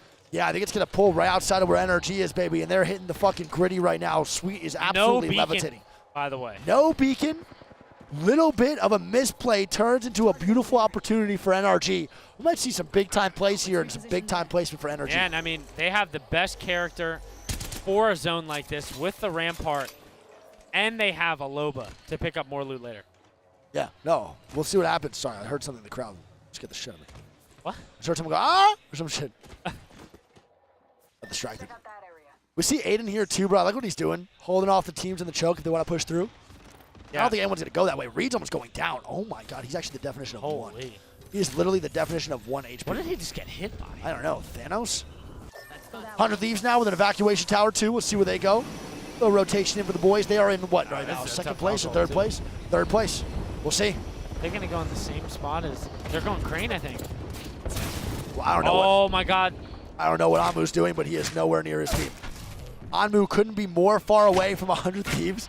His jetpack pulled early, and that man landed on bridge. He's dead for sure. Energy's not going to let that res go off. Sweet gets the KP, and Anmu's going to be full dead here. A little bit of a misplay from Anmu. Now they should be able to Loba loot it. Yeah, I think so too. So that means Energy's going to get more and more loot here in this situation. Now let's see where the zone officially goes. Yeah, Nathan just got bad. Look. And he's putting down another one. Pull going to go right here. Oh my. So 100 Thieves going to be most likely dead. Scurrying them are going to try to stay alive. It's not going to be too good. Energy still in. Aurora still in as well. And ATH is probably going to fight Alliance here, bro, on the backside near the cliff. Yeah. On that top side, right out of Thermal Station, we will see what happens here. There's going to be a lot of fighting going down here. Strafing Flame goes down to the Catalyst spikes. Yeah, I don't know who is spiking that shady spikes, man. Blackhand's eliminated after the spikes hit him hard. Unfortunate, man. The boys over at Strafing Flame. Yep, we're down to 14 squads alive, Zone 4, man. This quality has been good. We love to see it. It has been good. Bro, the quality of these games, chat, has been phenomenal. We don't see this in North American scrims or international in general. Hack is getting cracked. They do crack for crack here. I mean, Effect getting danced on a little bit right now. Not going to lie. Some good movement out of this bang. It's a really good series. Swing here. That's a caustic ulti and onto the fart comes in. Hawkus, though, getting his first knock. Bro, it's going to be a 3v2 here for Alliance. Effect's positioning, man, is unbelievable. Dodging that grenade, dodging the caustic ulti while also swing not right here and queue up to yeah. give them room. He might want to save it. 30 seconds till zone. They might want to queue up as the zone starts to close in and fight them for ATH's spot. I don't know. We'll see how this goes. But, man, this boy, Effect, dude, just knows how to move on a roller. Just knows his positioning better than anybody else. And look who came in for the third. It was Fire Beavers trying to third-party ATH, and they're going to wrap back around. They only got 13 seconds. Where are they going? Their evac tower. Yeah, I mean, this is really their only play. They can't go around to the right. The only place they can land is ultimate low ground underneath the tracks. Yep. I don't really see them landing anywhere else. I'm not too sure either. We'll see. Unless they just land on Anches by himself. It kind of looks like they want to, and Fire Beavers is going to do just that. Let's go. We love to see that. It's an aggressive play out of Fire Beavers. I like this call a lot. Not a lot of space to work with here inside. They're getting my God, they are getting bombarded right now. They are dead, dead, dead. An absolute subterfuge going down there on top of Fire Beavers. I don't even know what that word means. What does that mean? ATH eliminated. Aurora somehow getting the reset down below. Ranches is 1 HP. They're doing a good job of staying alive, though, with one team above. 100 Thieves still alive, too. Reeds and the boys still alive. LNW also still alive from the Dorito side, but they're going to be in a tough spot and probably dead here, to be honest, Greg. Yeah, leave no witness in a tough spot here. Purse getting eliminated here by Effect. And now Kurev going down, too. It's up to Burtis. I didn't realize that Sweet got that longbow on him. We love to see that. Hey, great minds think alike, dude. #1 longbow player in the world right here. Exit making their way underneath them as well. Yeah, now we're going to have Parka and Crazy Raccoon now fighting on this backside, and Aurora is going to be eliminated by Sweet. He takes out 2 of Aurora with that longbow, doing the dirty, dirty. Not with the 30-30, though. And Jayling's going to be right outside Energy, right next to them on their ramp and their door. So I think they're going to have to fight Energy here for this spot, moving from staging. Yeah, I mean, there's a lot of teams on this side of the map. Xset's one of those teams as well. Sweet, kind of trying to get some info here and seeing what's good. That's another kill, and kills leave no witness. Dude, my man Sweet is on fire with that longbow, bro. We absolutely love to see it, even though we haven't seen it once. We'll see how this goes. 4 kills, 1,200 damage for Sweet. That is big-time KP, bro. And you know, people say, yo, Wig, longbow sucks, longbow this. Shut up. It's a great gun, man. And only the best of the best use that. Killed getting fried there. Yeah, it's going to be Jayling's, man. That's Nags putting down some damage, I believe. Hack is going down now, 2 in the kill feed. Energy really has to kill Jayling's here, Greek. Oh, my Sheila. Nice. Oh, my God. The oh Sheila is singing. God. Let it sing, baby. Let it sing. And Sweet Dreams is letting it happen. He's hitting all the notes, Greek. He's got 5 kills right now. Kill leader in the lobby. They know now that Noise is his last left on his team. They might just look to clear this for even more KP. That was gorgeous. That was a great play by Sweet. Good aim, too. It's Jayling's not easy. eliminated. I want to point out, it's not easy to swing with a rampart like that, dude. It's actually really hard to hit your shots that up close, even if you're on mouse and keyboard. Or Looking to raise the right bridge. up top, though. Glitch is probably going to go down. Glitch Gaming eliminated by Oxygen Esports, who is doing pretty fucking well right now in this game. 2 KP, They top still 5 have Exit on their situation. low ground here. If NRG falls, they might drop right on top of Exit. I don't think they realize that either, Greek. I'm not too sure if they do. Hack is going to be going down to the top right. Reed's getting more KP here. Effect going to be dead. Oh my God. Yuki by himself. Can he make it happen? I don't think he can. Caustic trying to make some plays. Somehow still alive. Vaxlon takes out NRG, and 100 Thieves is wiped by Vaxlon all by himself? Oh, what is the boy doing? NRG dead. Alliance eliminated as well as Nocturnal goes down. It's up to Fun and Sykes. NRG gets wiped by Vaxlon solo, Greek. What just happened over there? Oh my goodness, the rat of Vax absolutely griefing NRG, and he's getting more kills. Oh my God, another armor swap. Good Oh. try there from Vax, and that's going to be Oxygen dying for it as well as Go Next on the ultimate height here. Onyx on the low ground. Xset on the low ground as well. And everybody's on the low ground. This is go next. I don't know what's their game to win. I don't know what's going to happen here. Can they get the reset here onto Noct? Probably not, right? I don't know. It also sucks is he's the one with gold knockdown. Yeah, I don't know if they can get this reset. And he's the bang. So no smoke cover at all for the res. Nocturnal's going to get full I don't killed. think they go for it. No, I don't think so either. It's going to be Onyx down below. I kind of like where they're at too, Greek. I don't think it's that bad of a spot. They have a horizon if they want to lift up two to fight Go Next. And we'll see how this goes. Go Next has been very quiet all game and all series, so it'll be a big game for them right now. Right, and here goes Onyx looking to clear Xset. This is a big time swing. A big Wacky time picks swing. up one. That's going to be Xset eliminated, but they did lose one for it. Do they get pressured or can they get the reset? They have to get the reset here. If they don't, I think this is a bad play. It's not really worth that aggression right there onto Xset because they were a duo regardless. This is pretty safe, and I think they're actually going to end up getting the reset, so that's a great play by Onyx. Good shots there from Fussy. Yeah, that's a great shots, bro. The 2 times on the Prowler, bro, is pretty ridiculous. I can't lie. I'm liking it, though. So we got Go Next on ultimate height. We got Onyx on the low ground. And CR. And then CR is a duo. CR is a duo with no horizon, so they are stuck low ground, which is actually bad for Onyx here, because that means they can't queue up and take the fight with Onyx onto Go Next. So Go Next ultimate height is actually extremely strong right now. Yeah, I mean, what's going to happen here is Onyx probably going to have to fight CR here on the low ground in this hallway. And if they're able to kill without getting knocked, probably play for a triple Q up. I think so too, without a doubt. They're doing a good job right now of dodging all the grenades, dodging all the bullshit. Raz and them are down below though, man. So Go Next looking real good. Too, man. Which this fuse is about to go. Yeah, I'm excited to see how much fuse damage does come out of these next 30 seconds. This is gonna be crazy. We just picked up 100 damage there. Yeah. Bambino's almost at a 2K. Which is nuts. Yeah, he's doing a great job. Slab is at a 2K as well. Oh my goodness, look at the angles of the fusey. Look at this. That is gorgeous. That is gorgeous angles to cut off the rotate for Onyx. That is beautiful. They are actually doing a phenomenal job here. They're going to force the last 2 teams to fight. And do they try to play for the heal off? Oh my God, the damage from the fusey. And here they go. Oh my God. Oh my God. Oh my God. Oh my goodness! CR almost did it to him, bro. Go Next takes the W. CR almost takes that 2v3. Go Next with a big time win, baby. Close. That was beautiful. What a time to be alive. The fuse play, bro. To cut off those angles to make sure that team can't get inside. He did so much damage taking everybody. That was insane. Yeah, I mean, double 2K out of the boys. That's a huge game for them. Out of tree? Yeah. It was 2 a.m. Pip squeak. Okay, dude. All right, chat. Game 5 is on the way, baby. We got one more game after this on World's Edge for groups A versus B, and then we're going to have another 6 after this. So there's 18 games today, bro. Let's lock it the fuck in. I have no idea. It is 6 p.m. here. I have no idea what time that is in North America. Chat, what time is it in NA? What, 2 games left? Yeah. No, we have 2 games. Yeah, so probably be done here around 7 with this set. Then hour break, probably start last set at 8. I think we're going to start a little bit earlier. I think it's going to be a 30-minute break. I don't think they want to start at 8. It's kind of late. All right, let's watch the contest here, too. Who was it again? Aurora contest versus DZ, man. Chat, who do you guys have, bro? Aurora or DZ for this W here for the contest over at Harvester? I'm saying, who do you say, Greek? I think DZ brings it back. You think so? Yeah, I think Aurora's due for 1 loss. They've won way too much today. That's fair.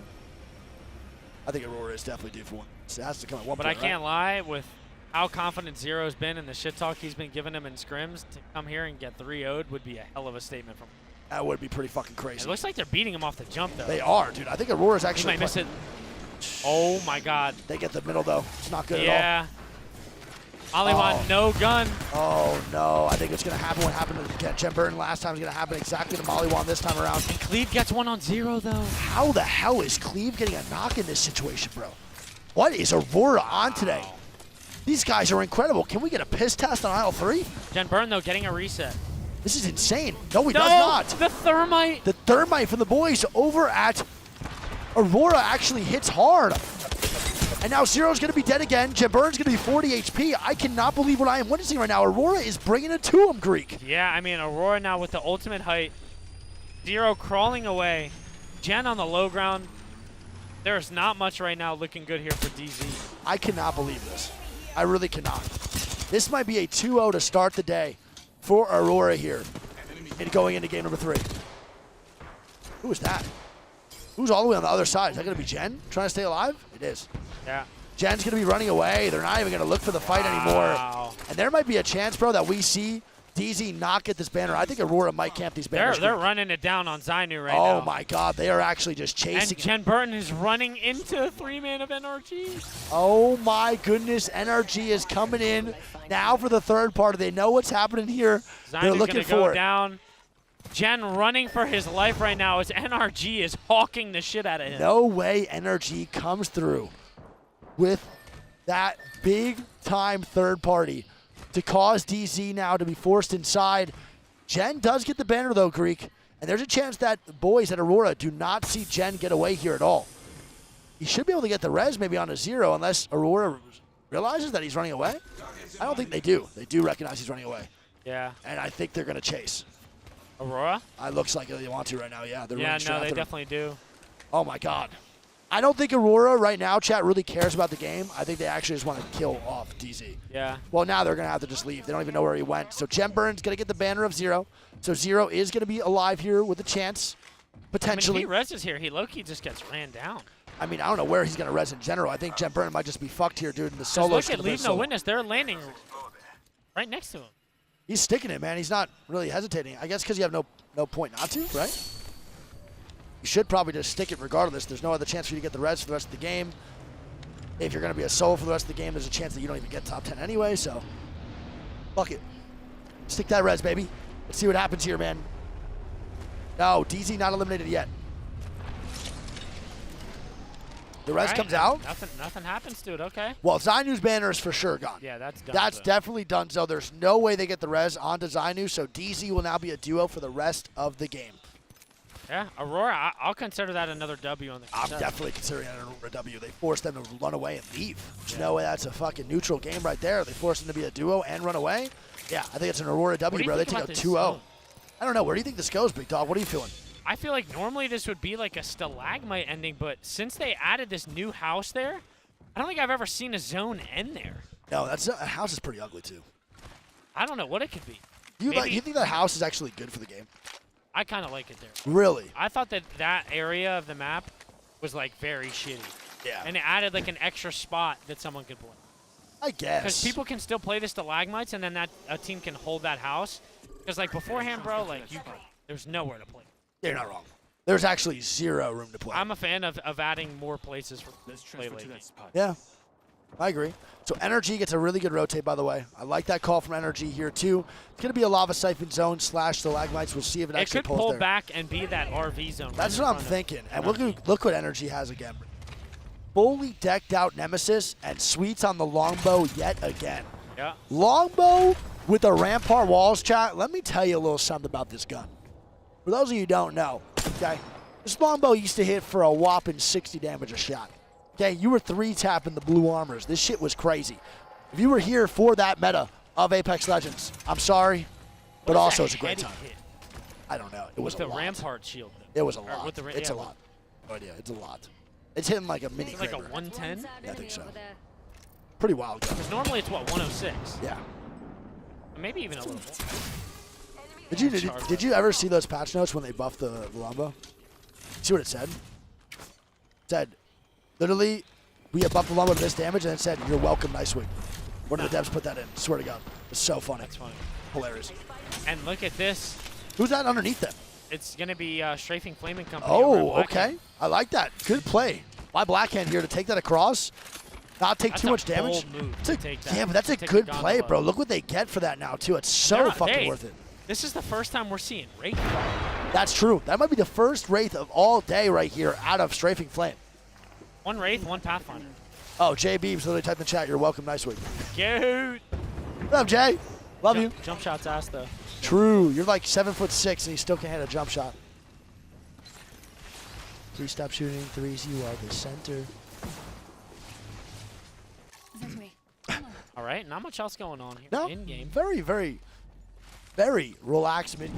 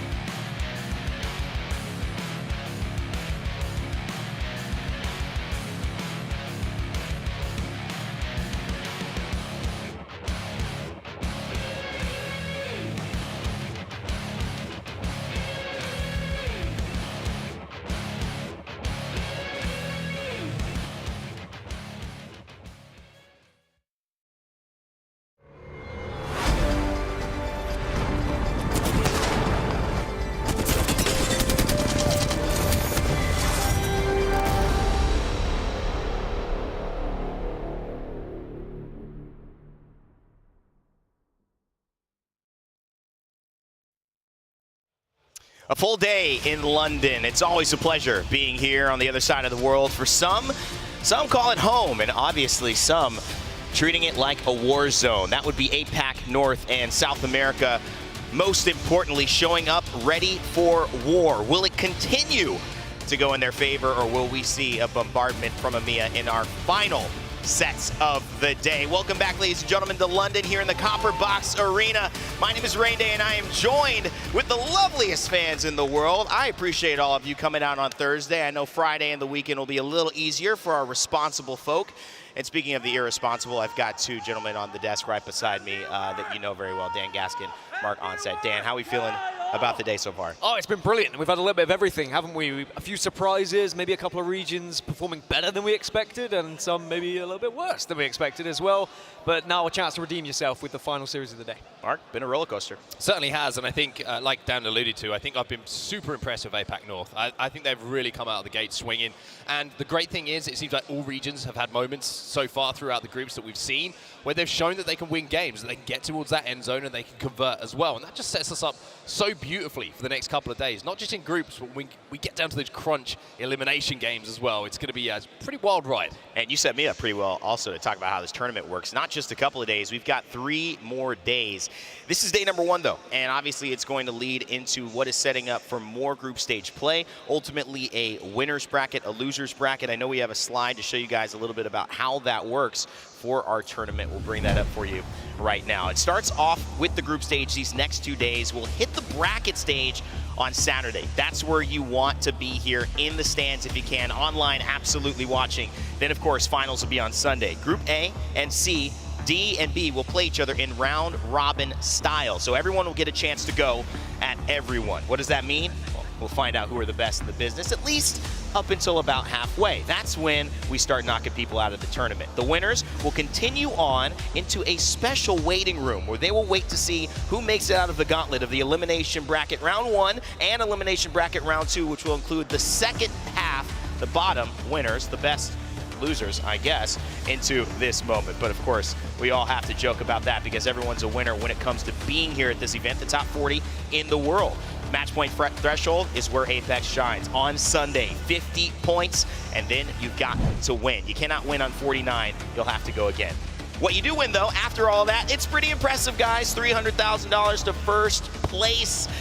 That's not a bad day at work. No, and of course, the playoff points as well. Get yourself towards the Apex Legends Global Series Championships, what everyone wants to achieve, when that prize money gets even bigger and even better. Absolutely. It's all fun and games until it gets to that moment, and we've seen different styles of how to take the cash. I always mention Furious play style, going for points instead of trying to win. Still earns you a cool over $200,000.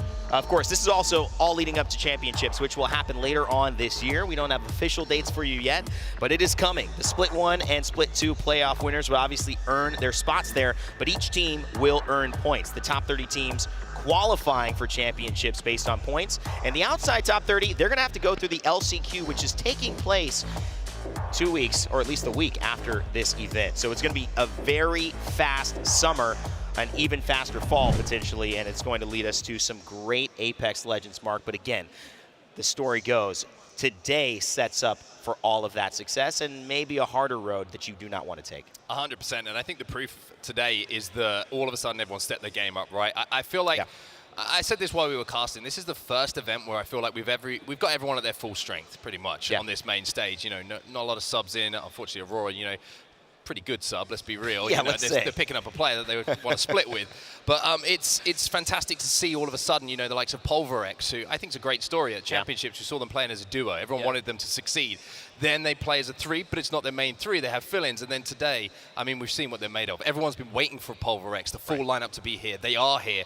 And boy, have they looked impressive. So I think this is going to give us a really good indication, not only what's going to happen over the next few days here in London, but, you know, moving ahead to the championships, it's going to be tough to get there, man. That's a great point, bringing up how we're seeing regions adjust and know that this is a moment they have to perform. Group A, B, C, and D on your screens now. Boy, oh boy, each group, Dan, has somebody special in there that makes it looked like not too much of an easy road. Yeah, I mean, some of the groups have several regional champions as well, which is what's pretty terrifying about all of them. But I think Mark's alluded to it. This is possibly one of the strongest lineups we've ever had at an Apex LAN. I mean, of course, that would be commiserations to those who didn't qualify, but that's the reason why. It's been such tough competition. And when we look at championships, when we look at who is going to be there, there is only a certain amount of spots, and it's going to be so difficult not seeing some of these squads at the championships. It really is going to be a heartbreaker, but that's the drama of this esport, and that's what makes it so interesting when you see performances like this. Teams who have a chance at Split 1 playoffs, like Alliance, don't quite get it done. Working with Mandy, the sub, super sub, many might say, in terms of a personality and a player, but with effect. Take top of the group here coming into the beginning of their group stage performances. We'll have a chance, after looking at the back half of this, Mark, to see Alliance go again soon. Yeah, I mean, Alliance probably just want to get straight back into games. And I always find it fascinating when we have an interview with a team who's just done really well, but you can see that there's still a want and a drive to do even better. Yeah. Exactly, and that shows, I think, that Alliance have turned up to this event and recognized that, hey, we've had some really good performances. You know, on the world stage. Everyone always talks about us as being the best team from the EMEA region, but we haven't got a trophy to show from the world stage. And I think that when Haki says, you know, we've played really well today, but we had 4 second places, and that kind of ticks me off a little bit. You know what I mean? I think that shows a lot about their desire, what they want to achieve.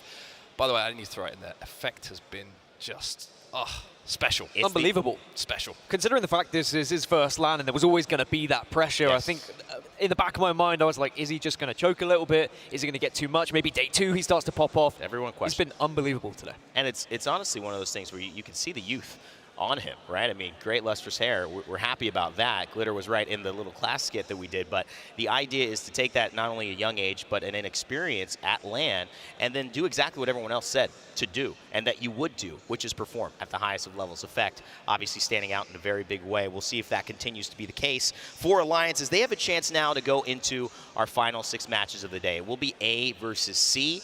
This sets the stage with 2 different types of juggernauts. One, maybe Alliance from EMEA. We got to see one of the others, Xset, in the previous matchup. But now we get to see TSM again, maybe bounce back, Dan. And I want to start back with you. In terms of A versus C, who do you have your eyes on in terms of these groups? I think someone else, I mean, excluding the ones you've already mentioned, Aurora, mainly because they will again be contested in their group, and they have been winning their contest today. So that's someone, 6-0, maybe 5-0. One of the teams ran away a little bit, but not bad. They've been winning those contests, but will they have more success getting points? They had a pretty average amount of points, around 27, which is okay. Yeah. If you can get around 30 points each series, you're probably looking at a pretty good spot to get into that winner's bracket, but you just want that extra oomph to push yourself a little bit further. Mark, you said they're not satisfied, but how important is it really to get off to a good start in day 1? It feels like it can kind of just be a routine thing to say, but does it really make a difference over the course of such a long tournament? It's tough, right? I think day 1 you want to do what you have to do. If you win the group, it's great. It fills you with confidence, and it certainly sets you up for the next couple of days. But you always want to be going into Sunday playing your best, right? I mean, it's a very obvious thing to say because that's where you win your money. That's where you pick up a trophy. But for confidence, for teams who are playing together on LAN for the first time, day 1 is vital because you need to feel the synergy. You need to feel comfortable. And I do feel like a lot of the teams are looking comfortable. And I mean, you look at the group that we're about to have in front of us, Rain. This group, for me, this matchup of A and C is terrifying, genuinely terrifying with the amount of talent there. I mean, I was surprised all over the place. Not only, South America, their performances. We've seen North America in LG Chivas specifically, but they get a little bit of a Mexico rep, and I think they've earned that one as well with their players hailing from there. But also just the way that APAC North has been high and just on fire in terms of some of the ways they've handled these end games. Yeah, and I mean, it's not just the big name. Fnatic had a great start to the day, right? Okay, everyone kind of expects Fnatic to be the shining light, but then you look at Naked. Naked winning games earlier on as well and looking extremely strong. And I think that Dreamfire as well, I mean, you could throw so many teams out there at the moment that are just looking very, very strong. And of course, I mean, I've got to say, by the way, some of the best fans. Some of the best signage I have ever seen at an eSport event coming out for the APAC North teams. And I mean, it glows. It glows a little bit like Dan does when he smiles. Wow, that's a nice compliment that I didn't expect to have. Throw me a little bit off. But we have 4 of our top 5 at the moment in the overall standings competing in this series. So that shows the juggernauts that we're going to be seeing. I mean, Naked, Pulverix, Alliance, they're all going to be up there as our top 3. Yeah. And then you, of course, have Fnatic added to it as well. Well, let's start off with you, Dan, and take it right back. in terms of ones to watch, we've highlighted a few teams. Who's your pick? Yeah, I mentioned them earlier, and it is Aurora, and the reason why is because they have been fighting so well in the initial game, but what I want to see from them, and the reason why I'm watching them, is because they need to be performing in the late game. I want to see them get to those final circles and truly show us what they're made of. Of course, Aurora are going to be playing right now on your screen, Pulverex, and they're a team that we've been paying attention to as well, Mark. Yeah, 100%, and why wouldn't you? You look at the leaderboards where Pulverex in a great spot, and I think it's been very exciting to watch them play today. I know they have a lot of support here as well, and I think they sort of gleaned a lot of fans from around the globe with the journey that they've been on, but now that we're getting to see them in their final form, boy, are they playing some good Apex Legends. Oh my God, this team as well. I'm excited about not just that APAC North mentioned, but Naked. Yeah, I mean, this team has shown up. Second place in the group that they just played before, but Alpha, Pinky, Likey, it's such an incredible performance from a team that we didn't expect, Dan, to come out here in this way. I think what's impressed me the most about Naked is how they've been rotating, how they've been pushing the narrative of we're not going to be bullied by other teams. Instead, we're going to be the aggressors. We're going to bully other squads. They were bullying some of the biggest and best teams that we've seen on the international stage. They have so much confidence at the moment, and they know exactly the positions they want to play. There's always a team which you hear whispers about as well coming into an event. It's like, oh, this team are playing really well. Keep your eyes on this team. This team could surprise a few people. And I was hearing that about this Naked squad. So I'm expecting them to continue with this form, and I think that everyone who's in their lobby is certainly going to be very, very aware when they see that comp and they see him run him up. Well, listen, I think one thing to note, obviously you had mentioned Aurora. I think we have to say it again since we're going to see them featured here as well. One of the themes coming in was, can Aurora finally a part of the legacy of EMEA in terms of our online play? Can they finally have that moment here in the sun at LAN? Unfortunately, one of their members, Sunset, is not able to be here, and it's Maliwan who, strangely enough, was actually their former member earlier on in the season. So again, just Dan, quickly, any concept of how this is going to look for them? Obviously, you know, day one, you're going to have your jitters on any team, but is this an Aurora, because they're so familiar with each other, that has maybe even a little bit more to prove in some ways? I think so. I think especially when you look back that they weren't able to attend the Split 1 playoffs, there's always going to be a chip on their shoulder. That's right. They want to be able to perform. They want to be at their very best. But at the same time, it's about surviving in this group and getting out of group stages into that winner's bracket, because when you're contested, even if you're winning those contests over and over, you're still then delayed with your rotations. It's still going to be frustrating. You might not get as much loot. You might be too late to get to the circle. But if you can average out at a good amount of points getting into that winner's bracket and maybe getting there with the other teams who are contesting you do not, you're going to be in a far better situation. So it's about surviving and then hopefully winning the battle enough that you can secure the drop spot for yourself. It's a great plan, obviously executing the biggest part of any LAN like this. We're getting ready to go into the games very, very soon, ladies and gentlemen, watching at home. It's our last set of 6, but if you are watching, make sure to leave that stream on, even if you have to take a break. We know it's been a long day, but Twitch drops are still available for all of those who put in the time. And Mark, I don't know, you feeling this? Always. Always. I love. You're kind of greedy with this stuff. I love free stuff. Yeah. You've seen me reaching into your snacks. I know, and I say it's okay. You almost ate popcorn off the couch earlier today. Almost. Almost. If he hadn't have missed his mouth, he probably would have. I think that was the case. He was just firing them left and right. We're not going to keep joking about that, though, Mark. I can tell it's getting sensitive here. Soft spot. Soft spot.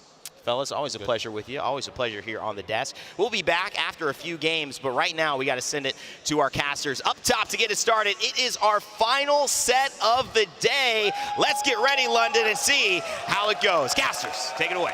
Thank you so much, Brain Day. Onset Gaskin, you were amazing as always, such solid points, but I'm gonna need you to throw me some popcorn. I don't care if it was on the couch at all. Like, honestly, I just want a couple kernels. Thank you so much, guys. But we've got a crazy matchup on our hands. Spider Tiff here, Dia. Man, your first day, ALGS Split 2 playoffs, you've been killing it. I mean, I'm feeling really good, but it's hard not to with the amount of energy that we've had in the arena. People have been going off, and it's my first time being in a room with a bunch of people who are just as excited about Apex Legends as I am. This is your first time being in a room with people excited about Apex? Bro, come on, we gotta get you out, Lord. We gotta get you out, but let's look at the map rotation. We're gonna be kicking things off on Storm Point for the first 3 matches before jumping back on over towards World's Edge. Dia and I will be taking you through the first 3 games, and when we think about what we're gonna see, because I just came off casting the prior match, A versus B, we saw C versus D earlier, and a lot of standouts, and Alliance right now is topping the charts of everything that we've seen. Everything except the average placement on World's Edge. But if you total in both maps, they run the gauntlet of just all the way around. 16.67 points per game. And this is the nice thing about the 3 games that we have, is that we get to turn our blinders on. World's Edge, who is she? I've never heard of her. We're jumping right onto Stormpoint, and you and I get to see arguably the best of Alliance and the best of a lot of squads who were even foreshadowed by our wonderful analyst desk. I mean, I'm thinking even of Naked, who in their games today managed to clutch up both a first and a third place in just the 3 games they had on Stormpoint alone.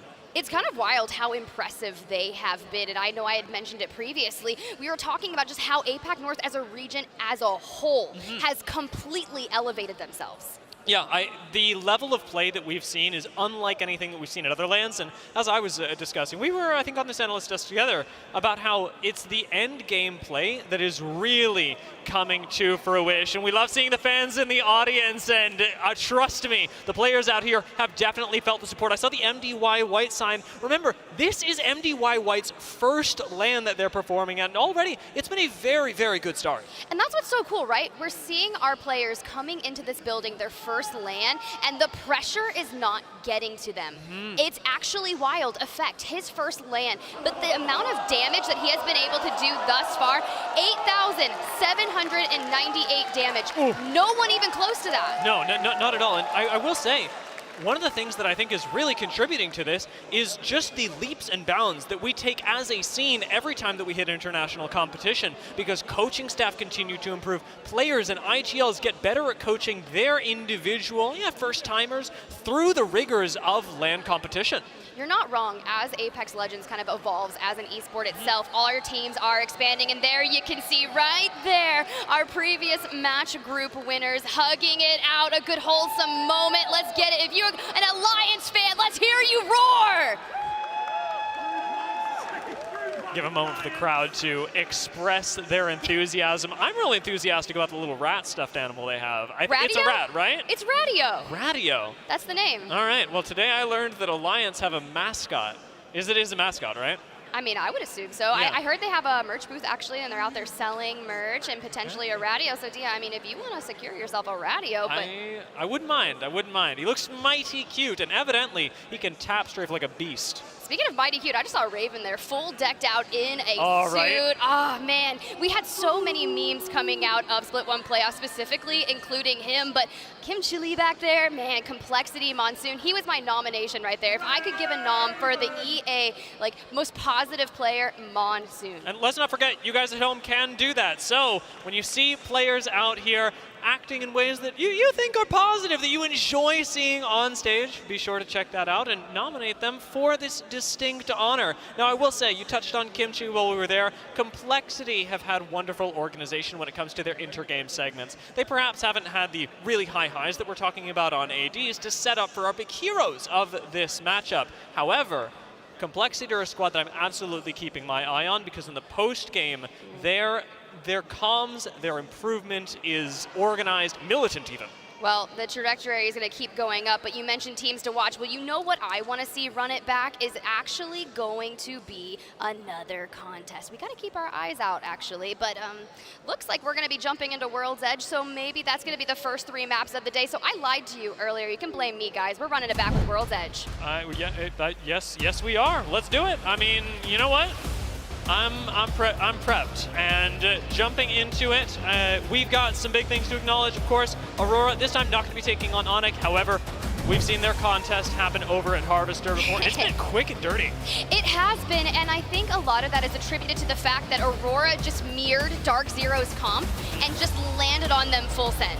Yeah, I mean, you got to do what you got to do. And landing strategy is a big part of it. NRG, with their positioning over at staging, have had a bit of a lackluster day. A lot of people had high expectations of NRG coming into it, but you're trying out a comp that very few people are actually working with. A Valkyrie, Loba, and my personal favorite, Rampart. Look, I really do love the Loba Rampart together. The utilization is specifically for the black market, finding that loot as you make that pathway and keep going. But Aurora, this is the contest. Ranch is already down. Cleave Maliwan. This is the thing, Maliwan on Caustic, already on a purple, can just kind of throw those barrels out immensely, but Jen Burton equally running the Caustic. A very valuable pick in a position like Harvester as well. A lot of chokes that you have to run through, so Caustic's value just gets quintupled even as we jump into the contest for this POI. Sense at the last one standing already, but he does have the assistance of Gas. With a little bit of body blocking, he almost makes it work, but Aurora bite the dust and Dark Zero take Harvester. My, how the tides have turned. Dark Zero was not happy about this contest that happened in A versus B,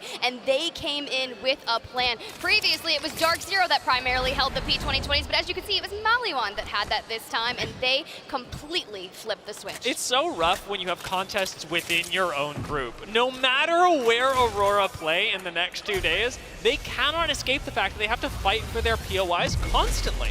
Exactly, you move on over to Storm Point. On the latter half, it's going to be Onyx again, so they are just fully contested all the time, and granted, you want to be in group stages, and you want to hit that certain threshold so you can throw yourself in that winner's bracket, instead of fighting it out in the elimination bracket, but sitting on 2 purples, a white, Dark Zero, now they can focus on playing their game. Now we know where we started. I want to take a look at where we're going to end up, because the map is already starting to evolve.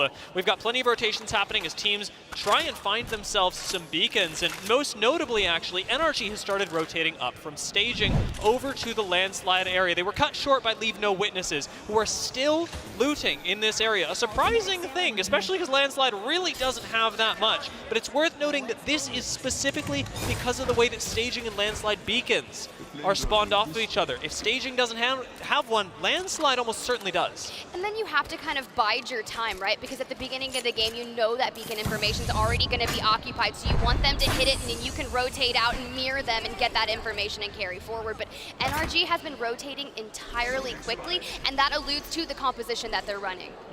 It does. It's this quick loot 'em, scoot 'em, boot 'em, and they'll make their way in, ring data or not, I suppose, and they're going to have the unfortunate, unenviable task of walking by Dark Zero. Our ring, however, pulling straight up and into the northeast, where we've already got a lot of squads piling in. TSM, of course, notably over by Overlook right now. MDY White have their position over by the bridge and start a fight. The team to watch for me from these first 3 games this morning have put themselves all the way in the corner. Something about when you go to where the circles kind of connect, yep, it can always be a safe bet, but it doesn't always pan out that way, because we've seen some crazy pulls, especially today, and this is one of our first zones that we've actually seen pull up towards the northeastern side so far. Yeah, it definitely used to be a rule of rings, right? When you saw the edge touch, you wanted to go there because the ring was going there. It's not always as true nowadays, but as you talk about, the benefit of that is that you've got a lot of safety. Safety that Vex simply don't have. Vex does not have that. IG Almatafe already down, and when your Seer goes down, you can't utilize that focus of attention to stun and really help the fraggers, but looks like they're going for the instant reset, and I really respect that, but you do have to burn a bang ult in the process. But they're sitting on some beautiful shields. They've got great weapons, and they should start feeling really confident, especially earlier in their early matchups. They were doing, you know, pretty good. They were. I mean, Vex, terrifying for a reason. Terrors of EMEA, and hey, we're still on a technical level in EMEA. Now, they've made their way into this tunnel, and as you talked about, got cut off on the exit, had to go back, and Apex isn't a game known for its ability to, you know, have takesies, backsies. You've got to commit to the decisions, and unfortunately for Vex, they did get sandwiched for a second there. Forgiveness was allowed, and they're going to be able to continue on the rotation, but it's now stalled, delayed, and Vex don't have priority where they would have otherwise. So let's talk about that a little bit more as we look towards our rotation before anything kind of breaks out. They have to keep moving forward. They land Skyhook East. Pulverex takes Skyhook West in Trials, and if you're already rotating towards that zone that's pulling towards Epicenter, you're going to get mirrored upon if you get held up here. Yeah, even Vex trying to, I suppose, mirror a glitch. I cannot believe the confidence of scanning a beacon in the face of Vex, but somehow they make it work, and everybody gets out alive. Still, 19 squads standing, so things have been pretty slow, although those of you with a keen eye would have noticed that we had TSM going up against Optic in a quick exchange of 30-30 shots. Sometimes you just have to get that initial poke information, look who's kind of throwing down the damage, find out what kind of shields they have working with them. Is this a smart fight? Can I actually just grab a random knock and maybe just take this 3v3 before someone rotates in? But so far, all of our teams are doing pretty well. We got 19 squads, and they're just kind of all playing that. But I think we're going to see a lot of congestion on that northern side, specifically around our teams looking to get out of Skyhook. Especially those. We already saw the way that Vex has been bounced around between squads, so we now know that there are at least 2 teams ahead of them on the rotation. But as we alluded to earlier, Optic already quite close to TSM are continuing to take space in Overlook where they can feel safe with Skittlecake's Caustic to back them up. The world famous Caustic. I know it's world famous Caustic, but Skittlecake's on Horizon is wild as well, but Noct is going to be finishing that rotation. But there's a lot of things that Skittlecake's, when he played Horizon, would do. You know, instead of utilizing the gravity lift to block a door, he would actually throw it on enemy teams and shoot them up into the air. Affected that. Yeah, affected that earlier today as well. And that's what kind of jogged my memory. I was like, you know who I've seen do that? Skittlecakes. Yeah, it is a truly amazing Horizon player when you recognize I don't need this mobility. It's better to burden someone else with the responsibility, and you just offload that. It's a big risk because you get rid of a large tool for your team, but great recognition of that has clearly earned some big players their titles. Now, Optic have settled in. For the moment, this is going to be some pretty stock standard Caustic stuff. You lay down in Overlook, and unless some act of God uproots them, Optic are staying. Yeah, they're not going to be moving. TSM likely not going to move as well, but what they are going to want to do is keep poking, burning the health utility on teams around them, so they force to have no more shields. But you say, hey, they're not going to move. Look at this right now. Drop says, no, man, we're full sending it. What on earth is this? Just pushing on, evidently, Reps and Verhulst were holding the building as a duo. Hal has to run all the way back, but with the Catalyst, TSM do have a lot of safety, and there are a lot less entrances into their building. Overlook is going to be a pivotal point for this map, but mostly because the rest of the zone is coming here. You want to eliminate people right next door to you, and unfortunately, Go Next don't even get the chance to show up. Definitely don't, but here's the thing. Skittlecake may, okay. Started by Esports doesn't either. Finds a rat, and Imperial Hal able to put 4 bullets together and 30-30 him to death. Startify just evaporating out here. They started off with a really quick rotation and have ended up just sort of in the middle of nowhere. It's not their ideal for sure, but their first 3 games, as we talked about on Stormpoint, were not mirrored with great performances on World's Edge. And it looks like, unfortunately, they just haven't solved that problem yet. Okay, so that's tough, right? Let's talk about that, because when we're in group stages, we can kind of flesh a lot of those nuances out. Maybe World's Edge isn't your strong suit. It has been the map that's been in the rotation for competitive structure longer, right? More so than Stormpoint, so a lot of teams would typically favor that. It's that comfort map, but some people just excel much better on Stormpoint. And it definitely has to do with their game plan as well. I'm talking to, oh Lord, Korath going down. Glitch in a fight for their life. Do have just a moment to secure this building, and actually are going to try and push out of it aggressively, even with Rena on low HP. Panic thinks he's got this, but with an Arc Star inside, everybody's got to back away, and Glitch now have no safety, but neither do Leave No Witnesses, who expire right outside. Realize also eliminated, and I like kind of the way they're trying to play this slash right there, utilizing the Bang Smoke, trying to get some loot on the way. They do have 2 eliminations, but they were dodging the Arc Stars and shaking off the heals, but they're going to have that focus attention connect to them. That initial stun is like 2.5 seconds. It slows you down, but now Vex Gaming, they want a piece. And Glitch on the inside do not have a catalyst. For Vex, it's a matter of controlling the lines of sight through these doors. Unlucky does a great job of applying pressure through the roof.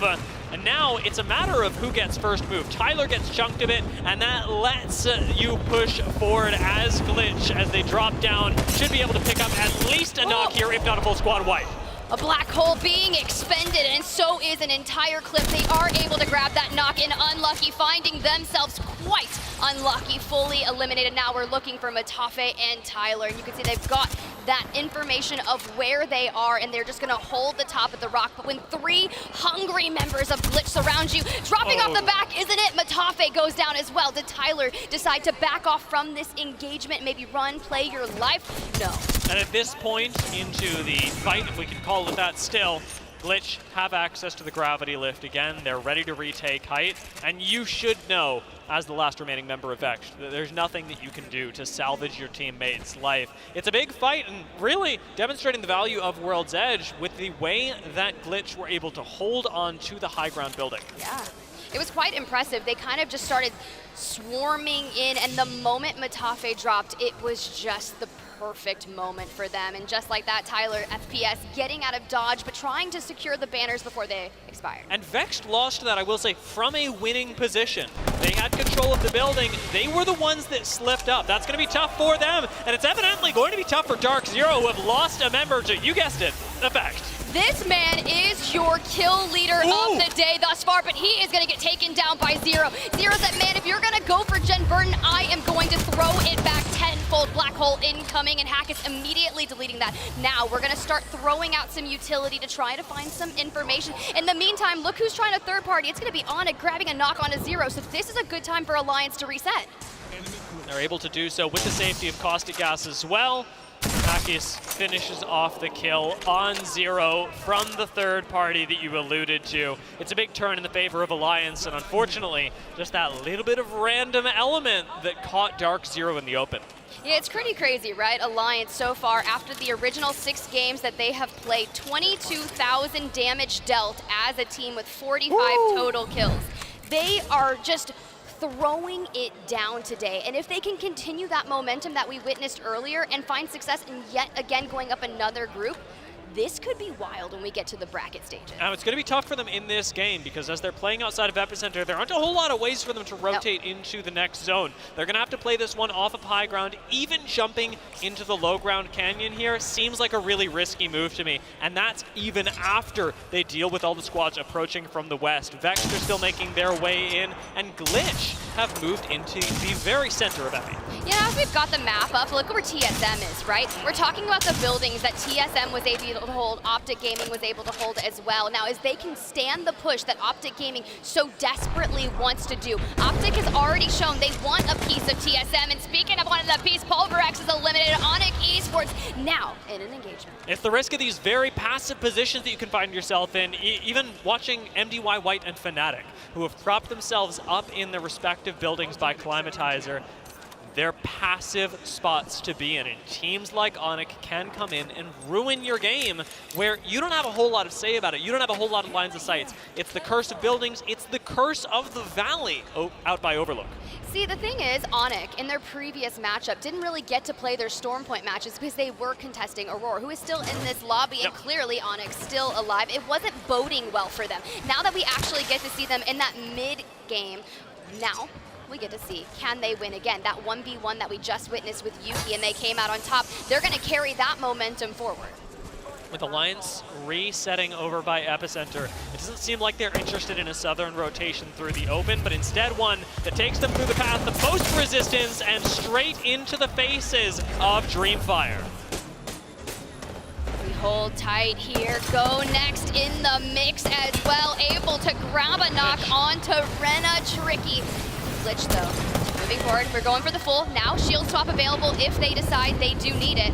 But all the utilities of ultimates being expended, you just can bide your time, right? If someone's gonna throw a bang ult, maybe that's, you can just hide out inside. You don't have to tank that. Yeah, bro, I mean, Rena is the IGL, so unfortunately, not going to be able to make that recovery easily. Glitch find themselves without a whole lot of ways forward. Naked, however, one of our squads to watch coming into this game, now get taken out in 14th place, and the fights just continue as Vex get taken down. Yeah, but look what happened to them. It was Effect. It was the Effect effect. Yeah. Just completely went nuclear, and bro, he's literally 18. He is coming in here on his first land so incredibly confident and sweet, just trying to hit this man in the head. And honestly, I would want to take the Seer out too. Yeah, I think he's got this. I mean, a shield bat peak, but NRG don't have a whole lot to worry about. Their quick recovery, however, doesn't truly exist. There's no Gibraltar, there's no Newcastle, there's no instant safety on NRG, and specifically Sweet with Rampart.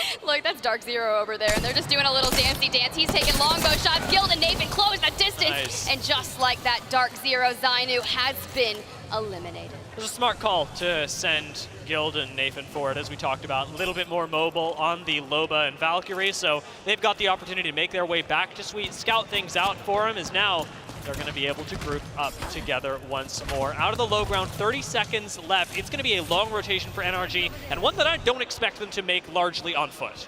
Yeah, you're going to have to utilize all the means of transportation. That evac tower has been a godsend being added to this game, but Hackis, a lot of people utilizing snipers this go around, but the crafting rotation, we can talk about that. The purple sniper stock, the skull piercer, so obviously the longbow. Longbow wingman, obviously charge rifle, sentinel, charge sentinel, Dia. Chef's kiss. It'll take your head off. It's very scary. Sometimes I get hit with the Charge Sentinel, and I genuinely think I've been hit with the Kraber. Yeah, actually, you're not wrong. I was playing, and one of the observers actually one-pieced me right off rip, so I know what that feels like. It must be like going up against Effect. Yeah, as he takes on yet another squad, he's like, can I 1v3 again? Is that just something that I'm allowed to do? And evidently, it's going to be so, because on this side of the map, there aren't a whole lot of teams coming up behind you. It is largely going to be just Alliance that start pressuring down onto the remaining members of Dreamfire. Oh, this is going to be tough. NRG just taken out by Imperial Hal himself, and I feel like that one's going to hurt a little bit, right? We always talk about some of the greatest IGLs in the biz, and it's Hal versus Sweet, Hal versus Sweet. Well, there's so many more out there, but those two, I feel like a lot of people always talk about. And a big part of it is because you look at these IGLs and you go, yeah, they're incredibly talented, but also they could frag. They could shut up, play their game, be told what to do, and do just as well, perhaps if not better. That's a very scary thing about players like this. Now Fnatic, they've taken their steps to mitigate players like that by saying, well, if you want a style, you're gonna have to walk through a lot of hurt first. Look at the setup, 2 amped covers, the black market available to them, and you were talking about walking through a lot of hurt. Well, taking on Fnatic is not going to be easy. The way that they approach these fights, specifically with the addition of Umi-chan, and I just feel like every time we look away, Effect is back bullying someone else, and meanwhile, Onyx has fallen. 7 squads remaining. He's like, I don't even need to do this. I can just harass other people. I can soften up other squads for my team to then go fight. This RV, a typically very defensible area, is looking pretty juicy, especially when you're running Caustic, and Yuki does have the ability to pop in. Horizon ult goes in as well, and Effect takes out MDYY. How was that even possible right there? That was so insanely quick, but don't worry, there are other players in the distance. A nearby frag is gonna be the end of Yuki, so they wanna stabilize a little bit with their health before going back on the reset.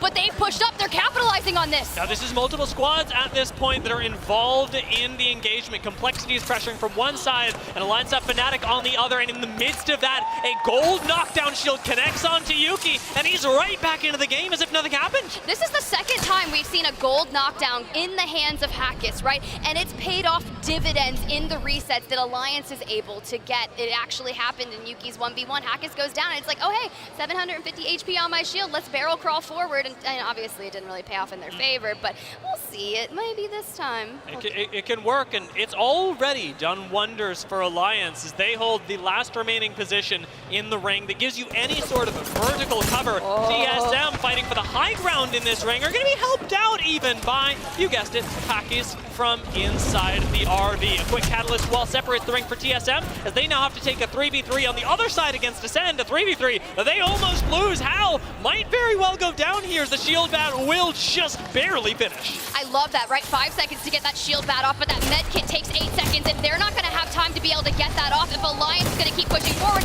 But instead, TSM full sending towards Ascend. We've seen this fight. This was how the Split 1 playoffs ended, and who comes out on top again? TSM from above take out Ascend. They secure second place, and they know what they did. But Yuki gets taken down, and the tides begin to turn with Verhulst perhaps pulling out the miracle. Alliance will clutch it up, and they had a little help on the way. Hey, get on your feet, London, for Alliance! They need all this hype. They are just showing you what it looks like when they don't have to play with a sub. They have their full lineup here, and it is paying off tenfold. Pierre with the biggest sigh in the background. He's like, bro, what is happening? I've run into him so many times in the venue, and he always looks like he's just come out of being super stressed out, like he's a little relieved. Well, he has a lot of work to do, right? He He's like, I have to make sure my players are hydrated. Are they sleeping? Is Effect one clipping as necessary? Yeah. He is. Effect coming into this series had a 6.17 KD. What do you think it is now? 8? I could go 8. I could probably go higher. I mean, you're not wrong. You could definitely go higher. Yeah. It's only going up. Alliance stonks on the rise. Yeah, this is a squad that is looking unstoppable, and it is in the first day of the tournament in the Split 2 playoffs. Now, Onset was talking about this earlier when we were on the analyst desk, but this is the point where it's nice to pick up first place. It isn't what it's about in group stage, and yet, when you're able to secure it at this point, you are throwing the gauntlet into the squads. You not only have to do well, you have to beat us somehow. You do, and let's run that final circle back. We can see that initial push on Alliance where Effect takes that black hole into that and immediately starts pushing. Optic is gonna drop out here. We're at 4 squads. Look, they're already double digits, 12 eliminations. No, he doesn't. No, he doesn't! Hacky is making the difference in that final fight, picking up an additional 2 KP for the squad and taking out Fnatic. And it was at this point that TSM knew they had to play for a second. Once you use the Catalyst while the timer is on. Well, we were watching TSM's POV on that Fnatic fight, and it looked like maybe they had picked up that KP, and Hackis just stands up with the Sentinel and rips it out from underneath them. But they're on 14 eliminations. Now, mind you, they had a 16 elim game in that prior set. And you know what? They're going to get pretty close. This may not even be the highest height that they achieve throughout the day, but a masterful push by them ultimately opens things up. It did look risky for a second, but that's just the Verhulst factor. I mean, Verhulst is kind of wild. He's not doing any farmers carries this week, strictly cardio for the TSM boys, but a 29-point game from Alliance here on World's Edge. 17 eliminations. TSM, though, 18, and Ascend with 15 as well. That's really solid. An 18, a 15, I would say brilliant, right? Utter decimation but of the lobby. 29? That's almost a third. This lobby looks like a truffula tree. That's how top-heavy it is. It just, Alliance are ballooning forward, and there are very few points for teams like Fnatic, Optic to pick up afterwards. But Onyx get their chance to play, place in the top 10. NRG and Dark Zero just barely miss out. Yeah, I mean, at least they're outside the top 10 with KP, but since Alliance point sponged and kill sponged so much of the lobby, there's going to be a lot of donuts on the kills. Yeah, and that's just the reality. Unfortunately, the teams like Aurora, who really do rely on kills for their points, even leave no witnesses, Pulverex, and one of our teams to watch, Naked, do not manage to grab their points in the first game, but it is only the first. You're not wrong. It is only the first, and this is a 6-game series, so we'll have 2 more matches on World's Edge then before moving on over to Stormpoint. But I'm really curious what that contest is going to look like from DZ and Aurora. It's been the talk of the town. It's been getting crazy, and every time Aurora seems to be getting the weapons, it shifts, right? The tables flip. Harvester, very difficult to contest, and it can all change in an instant because of how close you're allowed to be to each other. Yes. There's so much cover allowed in these, I hesitate to call them micro buildings, we'll call them corridors for now. I like that. As soon as you get a crack, as soon as you find flesh, it's like a 2-step walk forward into just throwing yourself into the enemy's face. Throwing yourself in the corridors, as Shakespeare would say. But hey guys, we're gonna cut to a quick break, and when we come back, map number 2.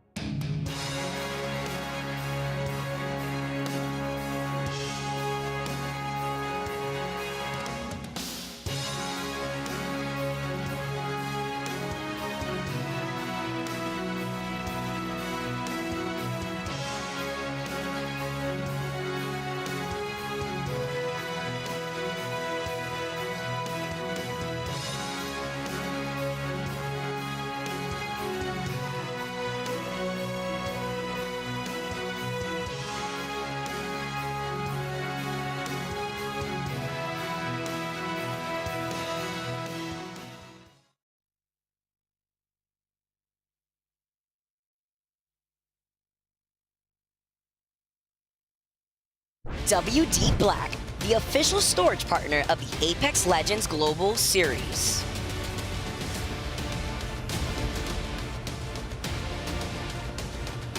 Welcome back, everyone. We are live from the Copper Box Arena. Day 1 of the ALGS Split 2 playoffs underway. SpiderTip and Dia are going to be walking you through the final 2 matches on World's Edge. It's the second one. After such an incredible performance from Alliance, they actually just walked by us, and Hackis was like, that was fun. Oh, he had so much fun. Yeah. I do love when players can have a good time. I do wish that they would let others have a bit of fun every once in a while. That's true.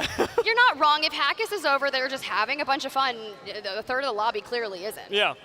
I will say, though, we'll give them benefit of the doubt. They've got 2 more games, perhaps let a few other competitors in, and we've got plenty of them that are ready for the challenge. It's difficult to take on a team that is so ready to besiege you in buildings. And jumping back into last game, I think we have to talk about that Horizon ult moment from Effect one more time. And I know, we talk about Effect all the time, but that is masterful knowledge of the game and of how much impact just a simple cooldown can have. We've seen Horizon Ultimate used to start fights so often, even in previous metas, that was the way you actually began. And yet, in this case, it wasn't to start a fight, it was to say, hey, I need a few seconds to do some damage. Can you look here for a second? That's exactly what happened. They got sucked into that black hole, and I think that fight ended in less than 3 seconds. Oh, yeah. It was the fastest fight for a team I have ever witnessed, and we're talking about things, and we had mentioned, north of 8,000 damage from the last series alone. He's broken 10K. Oh, yeah. Oh, yes. That's my boy. Let me take a look at second. Oh, yeah. Just a clean little 2K over even second place. And by the way, second place is Hackis, so in case anyone was wondering, the competition at least stays in the family. The kill leaders have definitely changed. Effect with 32 eliminations. Hackis with 17. Oh, Lord. And this is why we were so excited to watch Alliance jump in. And yet, we were also talking about teams that perhaps did not get their time in the sun. I'm asking myself, looking at this game, even looking at their performances throughout the day, right? What's going on with Vexed? Should I not have asked? Sore subject? Look, I don't think it's a sore subject, right? They're not happy with the playoff performance they had on Split 1, obviously not making the finals lobby. And the one thing that they said, we have to improve. Honestly, the way they worded it is, it can't get any worse, right? And sometimes when you say things like that, it can get a little dangerous, but they have had some pop-off moments in between. That first World's Edge map did not do them any justice, though. No, not at all. And now that we're jumping into World's Edge once more, they've got the opportunity to recover a bit of that. I do think that their World's Edge has actually traditionally looked pretty good, even in their regular season, but a lot of that was because they were catching teams off on rotations that they weren't quite prepared for. You're trying to make your way through Fragment? Well, Vexed are there and they're ready to kill you. In a case like this, it's very clear that the rest of the teams of the lobby have prepared their rotations ahead of time, and with relatively few contests going around, a lot of them are making their timers, and so Vexed aren't getting those kills in passing that they were during the regular season of Split 2.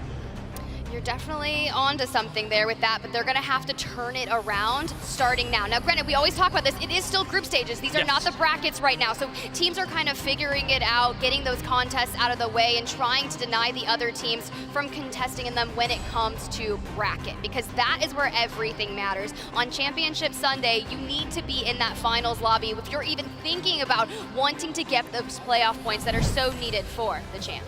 Yeah, and I am looking at, we got to see one of our teams start a fight who did not get the chance to pop off as they did in the first 3 games previously. Now that we're on World's Edge, it may be that they're having a bit of trouble adapting to this map as well, where taking space as you do on Stormpoint can be a lot more difficult to do in a more solved map like World's Edge. As we get a look of the drop ship, our teams are flying in. The hot zone is going to be the tree, so Onyx benefiting to all of the good loot. But my eyes, I want to see, where is Aurora? Are they taking on Dark Zero once again? I'm squinting at the map right now, and it looks like we're going to get Dark Zero pretty much alone, trying to find my way through this one, but Vexed land themselves up by Pulverex one more time. Dreamfire again, putting themselves right next door to Glitch and Countdown. Hey, sometimes you gotta do it as we get this, the zone, dude. Dark Zero, they have a survey beacon. This is gonna be so beautiful for them. NRG, we were talking about how maybe a little bit of a lackluster experience for them. This is a zone that they should have the ability to rotate quickly and put themselves into a good position, but look at Countdown. I mean, you need that second read, and you need it immediately. This contest between Dreamfire and Glitch, though, is one that Dreamfire tried to avoid last game. Both teams ultimately going their separate ways, this time with a 3-0-1 and a car. 3MZ felt a little bit more confident. Didn't get the knock, however, and I suspect we see the same thing. We go our separate ways. We've already split the POI. That's tough, right? Because we were talking about what are the negative sides of contesting here. You're getting denied loot. You only have 32 bullets of light ammo for that R301, and at that point, I just want to go find somewhere to loot and get off these white shields. You cannot go into the mid-game sitting there with mere HP available. Especially when you're not running something like a Watson, a Lifeline, or whatever it may be to boost your economy. Even a Loba actually is a good addition to that. Any support legend can really slot in, but if you're lacking that, you need to make sure that you have all of the supplies necessary, and it's difficult if you're not carrying a weapon that takes low ammo count, say like a G7 or even a 30-30. Ooh, and we've seen a lot of 30-30s, especially in the hands of Effect, with the Skull Piercer being inside the crafter. That just boosts the headshot damage, and that could be why Homie just broke over 10,000. But Ascend, they just hit the redeploy balloon. They're making their way across the map. 19 squads remaining, 57 squads. Got plenty of time, leave no witnesses. After a heartening finish for them, I got the chance to talk in between this round and the last for the day, and they did feel pretty good about the 6th place. They know that placing top 10, obviously a victory in any sense in this BR, and yet knowing that they can do better, they've still got work to do. A big part of their game plan change, however, was focused towards where they're landing and not so much their in-game decision making. They're feeling really confident with that right now, and it's led them to this position up on the Mirage à Trois, one that is a little bit riskier. With the shield levels that they have, this is pushable, this is shareable, and it's tough to say how well this will age. Given where the zone is right now, this is not necessarily a bad spot to hold. If anyone maybe drops a player, there's a respawn beacon available here, and typically some teams will try to get and utilize the one, especially on Mirage à Trois, but jumping on board with Naked, Leica, the IGL, Pinky, and Alpha, they have been kind of a dangerous trio to go up against. Sure, map number 1 really wasn't their best that we've seen thus far here today, but you can have that happen in group stages when you're ironing things out. Meanwhile, Glitch is going to go down. Now, I will say that if there is a place that I want to see Naked fight, it's in a position like Stacks where you have a lot of verticality, where the potential for movement is unlocked, and right now they want to fight for this beacon and the crafter that comes with it. This is a big boost to you no matter where you're at in the game, especially as a squad that wants to mitigate a bit of RNG. Trying to get that information, but we are in Optic Gaming stomping grounds, and you know how aggressive they can get in the early game. We saw their positioning and trying to take a move onto TSM before it was even necessary, before backing off. So now with Naked in the vicinity, of course, Optic Gaming, you can see them just on the corner, hanging around Big Mod, but shots are being fired, letting them know, hey, you're not alone here. Not at all, and we've got a lot of teams starting to crowd in, whether it be even outside by Stacks Big Mod or inside the zone. It's a big reason why TSM are going to choose to play the safe route. Use Verholst's quick wall just to make their rotation up towards the Lava Fisher a little bit more comfortable. Yuka, however, looks pretty uncomfortable. You know, when I thought a Fuse couldn't get any worse, Dia, it's when you put an L-Star in the hands of a Fuse. The L-Star, that care package weapon that has the collat damage, can really make or break a fight difference. Fnatic will be able to back off because they lost Yuka, and Yuka was playing a support legend. This is not the end of the world for them. You'll be able to loot up really quickly once you get Loba back into the game, and you're able to craft her banner. perhaps even here in Landslide. Yes, and obviously they're in that next zone early, so if they can get out of Landslide early, which by the way, guys, in CVD, they do land Landslide as their drop spot POI, but here, they are not actually going to be making that happen. They will be rotating in from Overlook, so they're doing kind of a negative rotation, but Landslide is already occupied by a multitude of teams, and you see post-kill Lufka on your screen, a Bangold in the mix as well, just trying to reunite with Kashera. And Ascend run the low ground right underneath Leave No Witnesses. This is a team that knows exactly how they want to play the zone. Sitting down here, you've got a great power position as long as you pick one of these buildings. Ooh, Fnatic as they make their way to try to get their teammate back. Dark Zero is in hot pursuit. Umi-chan Lovechi is gonna go down, but we are talking about Dark Zero having to deal with the contest in that last matchup series at Harvester. Now, it's almost kind of like things are moving in the direction that they had really wanted to have happen, already on 4 eliminations. Taking a look down towards the south of the map as well, we've got the opportunity to jump into Naked versus Optic as they encounter each other in the south of Lava Siphon. It's a long-distance engagement, one that Optic have certainly been warned against, and we should be seeing these teams pass by each other, but it's 1, 2 30-30 bullets that can change that. It started over in stacks, right, with Optic occupying Big Mod, and they're now finding themselves trying to rotate towards and out of Lava Siphon. Triple blue for Naked, and Optic still taking the high ground in the building and just keeps rotating further and further away. And I respect that decision because I think you need to prioritize your gameplay and getting ahead of Naked, getting through Harvester and carrying on towards staging and even Landslide, because trying to rotate towards Landslide, you're going to get gate capped. And Optic, in a way, do win this engagement. Though they don't fight it out fully, they move their way towards the center of Lava Siphon. They have access to the beacon, the next ring scan, and that's really the benefit of the rotation, the late rotation they took. They're going to tank a bit of zone, sure, but they had Crafter earlier. They've got plenty of medkits and health to work with. Now they get more information on where other squads are with not just a ring scan, but they hit the People's Beacon.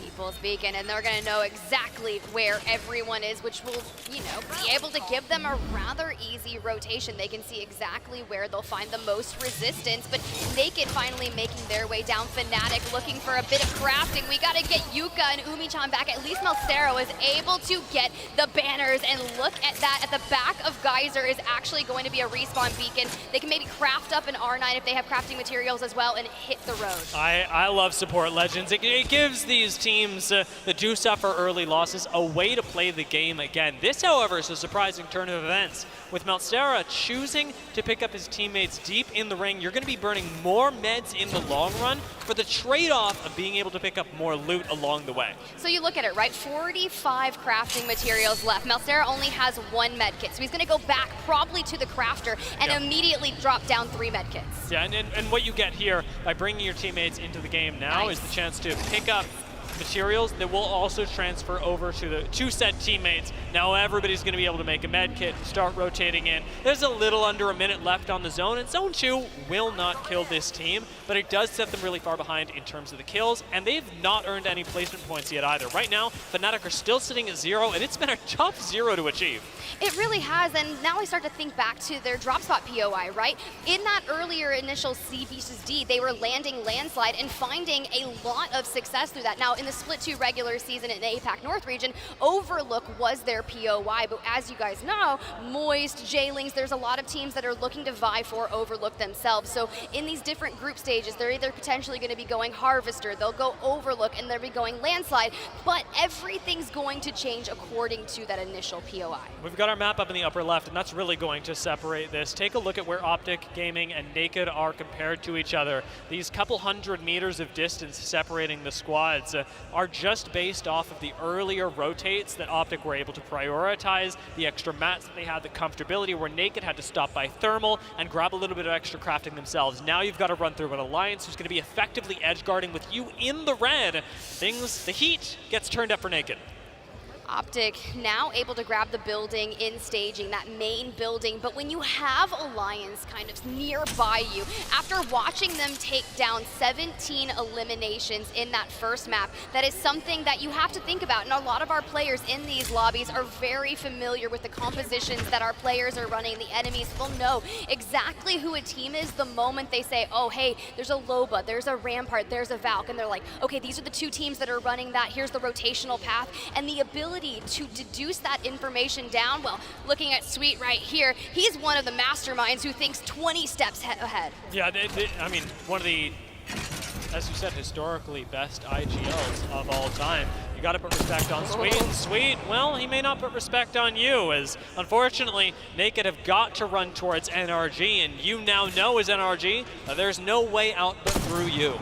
I mean, that's what you gotta do. You gotta carry on forward. Sweet was running the longbow early on in match number 1. He's gonna continue grinding that as well. Has the Sheila available to them, but this is just that most beautiful long distance fight. But if you're gonna have a sniper, we were talking about the Sentinel earlier and how scary it can be. You're like, was it a Sentinel or was that a Kraber? Yeah. But the longbow just shoots so much quicker, and you can just double down and go 55, 55, 55. Next thing you know, you're dropped. It's great for finishing off kills, and as you said, consistent damage as well gives it a big edge. NRG are going to quickly relocate, but make no mistake, it's not because they can't defend this spot, it's because the ring has started pulling a little further up towards the north. Look at the minimap in the top left, and we've got a ring that seems to be largely pulling out of the open. There's always the outside chance that this goes Lava Fisher, but as they land with Pulverex right in their face, it's Pulverex that I believe have predicted one of the better zone pulls.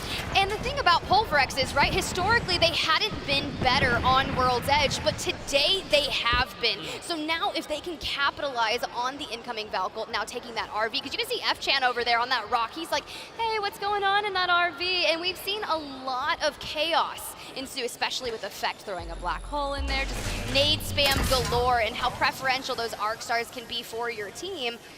But let's check in with Vex, because we've been keeping an eye on them and their performance. Only 1 point from game 1. And they've just pushed back Optic Gaming into a rotation that'll take them just through Landslide. A slow is going to land in the ring, and that actually very well could be deadly. Drop makes a wide swing. He's going to have to back away from this nade, however.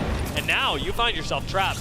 Optic Gaming do not have a way to relocate unless it be through the squad in front of them, and they got to take tank ring damage to do it. Fnatic has finally made their way out of their regain from Geyser, rotating in just towards staging, and just like that, Meltstera, who went through the depths to get his teammates back, is fully eliminated, and you can see Fnatic just trying to get out of dodge, prioritizing their life, because there's 17 squads remaining. You can't keep going out early. This is the most difficulty I've ever seen a single squad go through, especially in international competition, to still have achieved 0 points. Fnatic are clawing their way just to be able to play this lobby, and it should emphasize, Tiff, the importance of rotations, not just for them, but for Optic right next door, who now have the opportunity to drop a little bit hot up on the high ground. Hitting that evac tower. Big game. Alliance eliminated. So now that point sponge, the kill sponge, isn't going to be here. And it is anyone's game. And is that Optic look to take that engagement on the team that actually single-handedly took out Alliance. But they're on the low ground. They've got the high ground, Anakin. Skittle Cake does almost go down, but a pristine Bangalore smoke should keep the squad alive. It's just a little bit of damage being peppered in, but nothing that you can't live through. But Optic choose to take the high ground. That's well being shot in the back. They're going to find themselves right in the face of the ring, and at least 3 squads. I don't think anybody's making it out of this live, Tiff. Naked looking for a beautiful third party that they can just capitalize on, turns into an all-out brawl. These are the type of fights that I usually only see past 2 a.m. Just kidding, I've never seen a fight that late at night. But NRG looking to capitalize. Go next. Optic Gaming now eliminated, and Sweet barrels forward. Really nice play for Pinky as well. Naked will be taken out, but they got to participate in the eliminations previous to that of Optic Gaming. It gets them a few extra placement points as well as KP, and ultimately works out well for them. But this long drawn-out Fnatic Optic rotation, I mean, the story finally ends, and the reality, Tiff, is that nobody wins. No one wins. I like to call something like that when you start trying to look for the regain on your team. It's the regain blender, and you're just constantly getting churned, and you're like clawing just to get out. And sometimes you get out, sometimes you definitely don't. But you know who's going to benefit against it? That's going to be NRG. Look at all of this. I feel like, you know how when you can be like a really gnarly loot goblin? Yeah, I do. I feel like that's like a loot goblin's dream right there. It is. I mean, you pick up Loba as well, so you're just like extra happy. Sweet's been doing pretty well this game, as showcased even in the game itself. However, this move from NRG has cost them.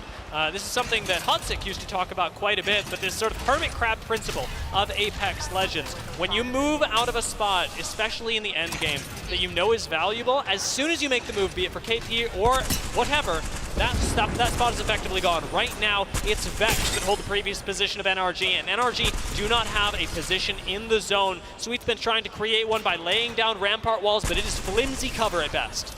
There's really not that. For an end game, this is not going to be good. This is going to be a disgusting pull. You're going to see people trying to utilize all of these rocks, but Guild able to maintain just a little bit higher ground than everyone else, finds those angles inside the RV, and continuously push forward and force teams to bait out their ult. NRG just trying to harass up on high ground, will ascend, go to war down on the low. Lufka with the wide swing, takes down one, takes down a second, and that's, well, 2 for the price of 1. Leave no witnesses go down. He did not leave a witness, let me just tell you that. He did not. Vex Gaming also eliminated at the hands of an L-Star and Arcstar. Sweet, look, this could be a good game for NRG. Dreamfire are next, though. They took the position of Vex Gaming. Are we? Woo! We were almost Sheila Gaming, but these Thermites, they'll do just fine as we start to cook. Sheila does come out, but the quick silence puts an end to that. NRG still large and in charge on the outside, have the opportunity to call Dreamfire. It's 1, it's 2, and it's 3 KP for NRG. 8 eliminations so far with 9 squads remaining, but it's not going to be over yet. Onyx, who has been clawing, trying to make something happen here, specifically on World's Edge, times this third party with the best of intentions, and now Complexity as well. Luda! Oh, yes. And bit by the Hermit Crab principle there.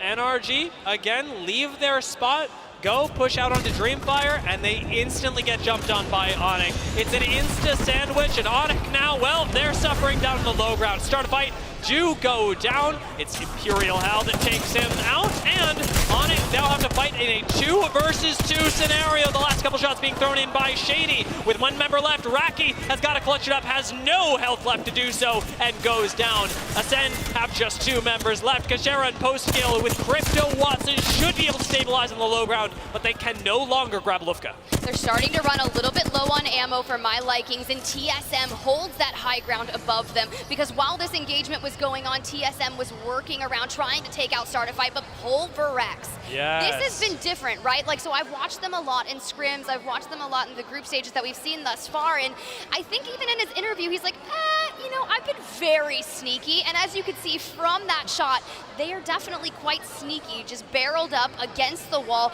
waiting to crawl out for that end game. This has been a real brains-on kind of play for Pulverex, because they started in the open. They know what the power positions are, but right now, they're taking a gamble by playing out of the low ground that Dark Zero and MDY White will keep them safe by making the other teams unable to drop down into this canyon that Pulverex currently have. They'll grab a little bit of information on Crypto, and a Sky native may very well find some purchase, but Pulverex are largely alone down here, and it's up to the rest of the lobby to farm itself. Rest of the lobby farming itself. Ascend eliminated at the hands of Complexity and TSM, but let's talk about Pulverex. They were the winners of C versus D originally, but it all came down to match number 6. Their first 3 games resulted in 0 eliminations. So it consulted down to the 3 games on World's Edge for them to get enough points to secure that top spot. And it's not hard to see why. With those, as you said, top spots really being the priority, it's placement that has mattered the most to them, and that is the picture-perfect representation of this game. Pulverex are clearly not playing for kills. They're crouched under a rock, but they know how to put up points series after series, and that's by putting yourself in, ideally, the top 3, where they managed to grab 4 top 3s in 6 games. That's quite impressive, and as I look at this beautiful free cam shot, you can see TSM on the left hand of your screen with Cody, Monsoon, the rest of Complexity to the right, Dark Zero holding this rock, and I feel like anytime someone gets, Wow, we're dropping Dark Zero! They want to play! 2 down, 0, falls, it's a 1-for-1. Jen Burton with a quick shield swap, but Pulverex go down to Zainu in the meantime. I meant what I said earlier. When Zero says sick him, he really means it. You're not wrong, Zainu, the young legend that just joined this roster, but the issue is they gave up high ground for that, and look who wants a piece of it. MDY White now have the high ground on the former LAN champions. Jen Burton taking so much damage. A member of the team has already gone down. Maybe we're gonna see Amir, Will Mingyu drop down on top of him. This is where MDY White's position gets tenuous, though. They want to play for the win. They don't have to play for second, third, fourth yet.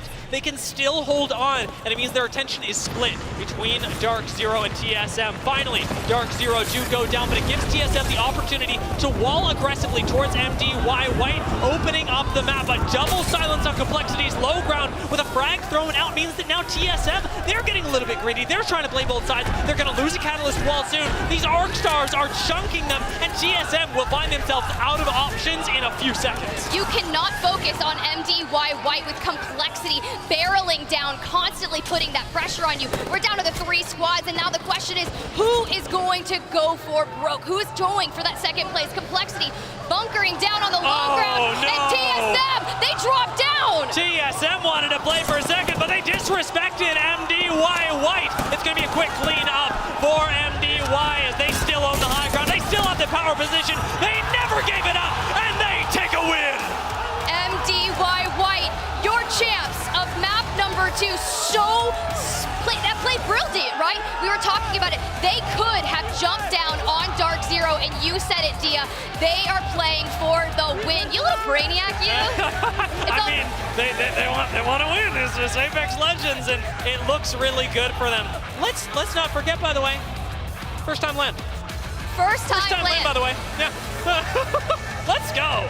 And MDY, I mean, this is, as we were talking about, the global scene stepping up. Can we see all those signs in the crowd? They have one of the coolest ones, and I know we keep talking about it, but where are these light up signs coming from? I don't know, I really want one. I don't think I would have put one in my baggage. I'd be afraid that it would break, but we get the support in the crowd once again. You called for it, Tiff. You're absolutely getting it. The dedicated fans of MD White have shown up, and this was a squad that in even the mid-season was a doubtful nomination for playoff. This is not a dominant team that we're seeing pop in. MDY White had a really difficult time making it into the playoffs, and it was just in the end of the season that they actually managed to clutch it up.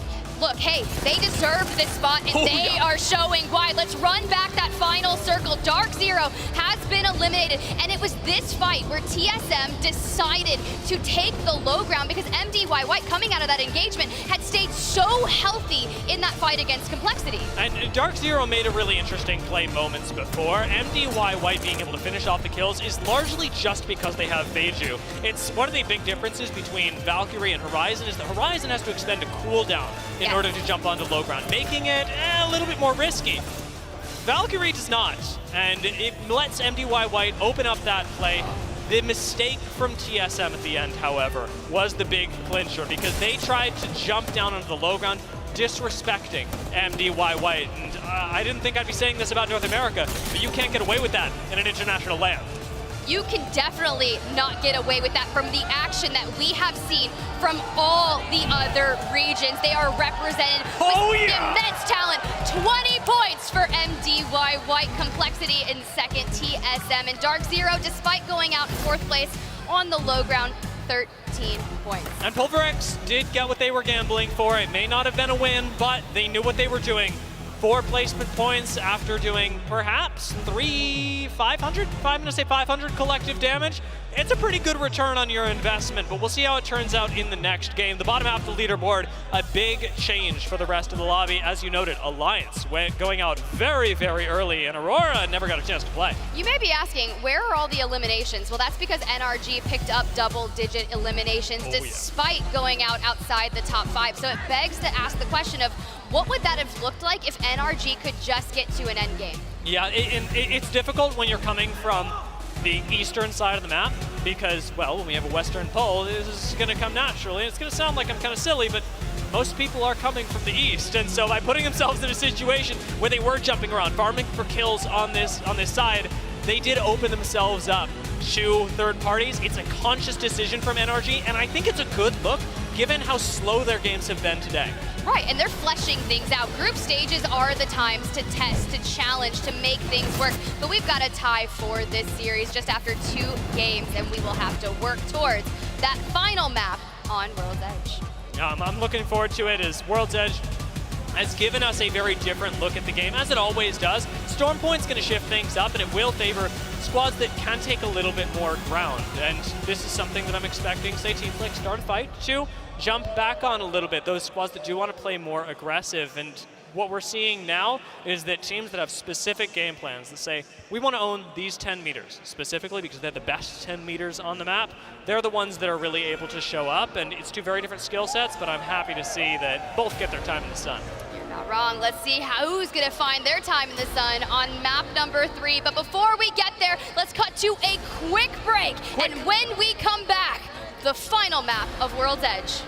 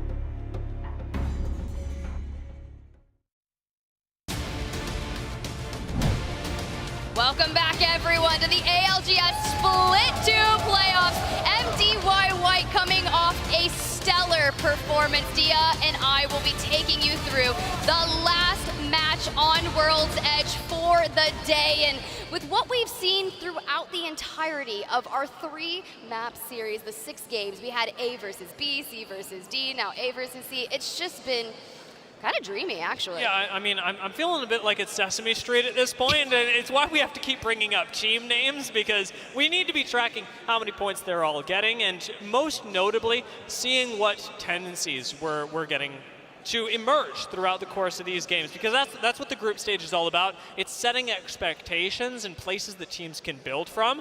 Being able to pick up a win here is a really good sign, and what we celebrate in the group stage is the ability for teams to reach really high highs from here on out and over the course of this day and the next, especially once we get into the elimination bracket and beyond. It's about being able to replicate those performances in preparation for match point. A lot of the teams, when I was reaching out, talking to their analysts, talking to their coaches, had talked about the adaptability that was needed as they were advancing on through the Split 2 playoffs. Group stages, the bracket stages, and even then the finals, if you can make it. Because some teams that found themselves inside the top 3 in groups didn't even make the finals. And that's really hard to say, and that's North Epsilon in particular. But when I was talking to them, that was their biggest takeaway. They're like, we didn't have the adaptability. We were still a new team. Prior to Split 1 playoffs, they were only a team for 6 months. So you have to factor in a lot of that. Some of these players, it's their first time on LAN, first time playing in this leveled stage, looking at a crowd in front of them, supporting them, cheering them on. And look, we get sweaty up here. I'm not gonna lie. Can you imagine what's going on in there? Yeah. If you're a fan, now's your time to cheer the loudest for your squad, because when it comes to Sunday, you want them to be used to the sound. Otherwise, I mean, it can be a really nervous experience. So when you see players that you love popping off, give them some love.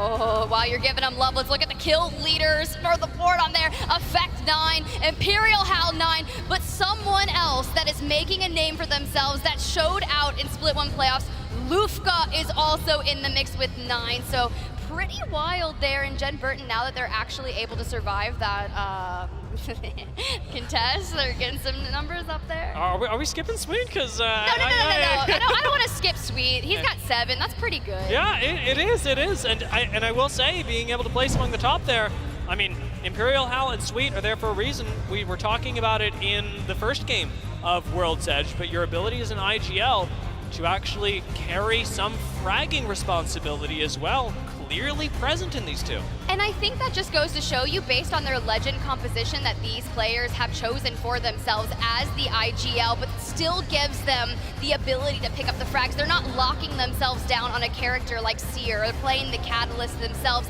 They need movement, but look at Effect. Yay, best hair, but Hack is running his fingers through his. Look, they're all challenging for it. You could name a lot of different people here. You saw the boys at Onyx, they got a lot of hair too. It's true. Now, I in particular, find it a bit of a conflict of interest, nominating for best hair. I think I have to stay silent on the topic and, let the chips lie where they may. Your hair's almost as long as mine. It's curlier than mine. I'm not jealous or anything, but complexity?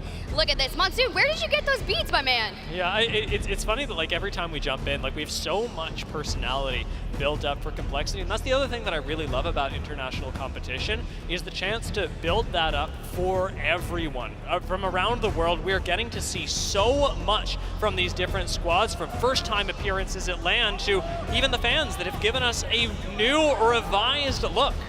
LAN changes lives. I said it earlier, this is where dreams are made of. A lot of our pro players on the stage also stream quite often, and that's how they're working on building their audience, building their brand, but sometimes a pop-off performance here on this stage in the Copper Box Arena can prove dividends. They'll just have hundreds of more people find them each and every day, cheering them on in their chat. So it's not just a strong performance here, getting the champs, it's just life-changing. It is, and this is the wonderful part about Apex Legends, is that competing in the ALGS can open so many doors for our players. I had the opportunity to talk to a few of our South American squads, and I'm not going to spoil anything just yet because we got a little bit of stuff coming out, but it really has changed lives to be able to compete in the Apex Legends Global Series and to be able to make it to international LAN, to be able to compete among the best while being able to live your dream is something that on this stage many can take for granted because we have all of them here. We have the best players in the world here, but it is not something that just anybody can pick up and do. Well, it's really cool. The player lounge is just on the other side, and they just banter in there. They get in there. Yeah. It's all fun and games the moment they leave these stages, and they just all see each other, and they're interacting. But here, it is business. And as we get to look at Pulverex, the sneaky little ones themselves. So I really liked their game plan, and I'll keep talking about it throughout the day, so I'm not going to harp on it too much, but the fact that they were playing as they were is really interesting because I suspect that that's how they are planning to win on things like match point. The consistency of being able to play from zone, it may not get them a whole lot of fancy points all the time, but if they're able to put up consistent performances in the top 3, get a few kills here and there, just making it to the top 5 alone, and being able to do that off of positioning is going to skyrocket their chances of finding a win when we get to the finals. It ain't the flashiest, but it's honest work. So exactly. You have to be able to get that match point victory in that end game, and who knows how many games we will get on Sunday, but for now we've got to survive the group stages just yet. Our final map of World's Edge is about to be underway. Hot Zone is looking like it's going to be Climatizer. Ring Console 4 overlooked, so Fnatic. But first, we have the contest with Dark Zero and Aurora. Jen Burton already getting the better of Ranches, and with a quick back away from the Arc Star. Remember, on Caustic will have the ability in a few seconds to be able to lay down some barrels. Zainu does have access to the center, and now we'll be able to heal up with the rest of the team. It's a numbers advantage, but definitely not a shield advantage, as there's very little in the way of HP for Dark Zero, but they're going to push this anyway. hear me out, Cleve, hear me out. Yes, you guys got some confidence there from that initial engagement in A versus B, but they paid it back tenfold. Zero came in with such an aggression towards Aurora. He's like, they literally copied our comp and are just landing on us. How can we not punish that? That's where the seasoned IGL really kicks in, where you can be very angry and still play really well.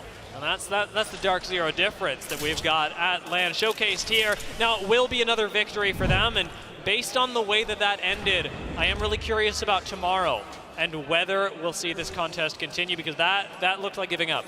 I would think about looking for maybe a different POI, but Harvester is such a central area. You can typically get good loot. It's got the survey beacon, but as we see where that ring is going, I don't know, TSM plot armor, look at the lava siphon. Here's the thing as well. I mean, we're talking about POIs. Let's not forget, MDY White have all of Fragment, all of Monument to themselves. No one else is there. We used to split that POI, and now teams are just, you can have the whole thing. You can actually land there and still have a pretty central rotation. It may not be Harvester, but at least you're surviving. Yeah, but then you think of like zones like this, right? Overlook. The first initial reaction is going to be going straight towards either Frag East or the choke towards Geyser, as we can see them making their way down towards that southern zone. But even Complexity appears to have survey camp and epicenter. Yeah, you've got a lot of space, and this is something the Complexity are super used to. It's not a POI that they're contested for, and so the benefit of playing off of it is when you are able to perform, it's very unlikely that anybody really wants to take it away from you. Epicenter Survey, not known for its fantastic loot, and yet they're going to be doing all right. Now Glitch, they've been contesting the whole day for a POI that is a little bit better renowned. Renetricky able to get away for now, and on the horizon is going to be one of the more aggressive IGLs of the day. Has to heal up while Zillach opens things up with the damage. Our South American Verhulst does start making waves, but doesn't find a knock just yet. If I'm gonna land on a weapon early on, let it be a Nemesis, let it be an Alternator. The moment they put that R9 back into the Crafter, the Alternator has paid out so much damage in these early game engagements. Unless you grab a P2020, then you're just kind of like, all right, whatever at this point. But it doesn't seem like this amount. They're just going to kind of poke at each other for a little bit, not going to fully send in. You can see Panic, Renetricky get a full heal up and maybe hit the road. As soon as you get the scouting damage as well, you call out what shields or what. It's clear that on the other side of this Dreamfire have an advantage. NRG, however, get taken out by Leave No Witnesses. And it's been a tough day. It's been a tough 3 games for them. But Leave No Witnesses, South America are not dropping this without a fight. Okay, I really love the utilization of the Bang Smoke to go on that, but Effect is 115 meters away, so Alliance in kind of the nearby distance, poking at a couple of people, trying to decide, is this something that we want to take? But coming out of Thermal Station and making their rotational path towards that next zone, 2 purples, a blue shield, plenty of bats, they've got ultimate abilities, and they are ready. Really going to be backing off for the moment as Alliance managed to sit back and relax. The push does come through, however, from Dreamfire, and Acosta Gold opens things up after the knock. Zillach goes down and Glitch follows suit. Dreamfire claim their victims in Countdown. That was such a nice opening by throwing the Caustic ultimate to get them inside that. They swing around the back and completely annihilate them. A little bit of box shooting, but I don't blame you, Roy. That was beautifully done. That fight was drawn out so much that I could only imagine anyone in the nearby vicinity is going to want to take a piece of that. Vex Gaming, Skyhook East, Pulverex, Skyhook West, their rotational paths to get all the way down towards Lava Siphon are going to put them through this POI. I mean, Dreamfire should be rotating basically straight into where Pulverex will be around this time. With a Crafter over by Lava Fisher, it's a natural rotation for those landing Skyhook, and right behind them, well, yeah, we've got Vexed. Vex, they need to just hit the ground running, get ahead of this, do not get in those early game congestions because it's not worth it. And as they make it over towards Landslide, they are just carrying on that momentum forward. And I like that they're going for the high ground over there. Let us explore there. At this point, Vexed Gaming, sitting up by Landslide, have made their rotation. It's a clean one, got them a little bit ahead of Pulverex, and you're leaving Dreamfire in the dust. So this team going to be forced to shadow, perhaps play edge, and interestingly enough, Vexed will be able to put Pulverex in a similar position. Now Fnatic may not be having the greatest time, but out by Lava Siphon, Meltstera does in fact meld and does so again, almost finding a knock as Zero does go down to Umichan. See, the thing is, Umi-chan is supposed to be the anchor, kind of the refragger, the one who cleans it up and allows the players to reset on the team, but he's able to grab one knock. They're not going to worry about getting Meltstera back up. They have to focus on the task at hand, and they do it! Dark Zero was eliminated. Now they have to focus on the reset because there are so many teams making their way through Lava Siphon that they don't have time to prioritize that. But now, with Meltstera down, if Fnatic can escape, again, it's still a win. We saw them do this in their almost 0-point game. I mean, good lord, the drag. Now that they actually have points, KP, to work with, you can leave your Rampart behind, go craft elsewhere, pick up the res, and again, loot up. And Ascend making their way. A lot of teams wanting to fight for that ring console at Lava Siphon. Umi-chan not going to be able to get out. Fully killed by Shady. And you look down, Optic, you know, they reverse rotated out into the dome that had both a survey beacon and a ring console, but a nearby EMP. I have never seen, I've rarely seen gondolas used. I have never seen a gondola used to escape an EMP. What an ingenious move from Ascend to make sure the slow didn't affect them. Just a quick disengage. Hear me out. I think that was Kashera's EMP while they were escaping. That's still pretty good. I mean, doubling down, right? Kashera, the mastermind crypto. We see a lot of resets from him, and he's been kind of toggling back and forth between crypto, between Newcastle, and a lot of these teams playing Watson, Newcastle, Valk. The only thing I think of is Champs back in Rally with 100 Thieves. That was their legend composition, and I wouldn't have thought, being here in Split 2 playoffs, that it would come back.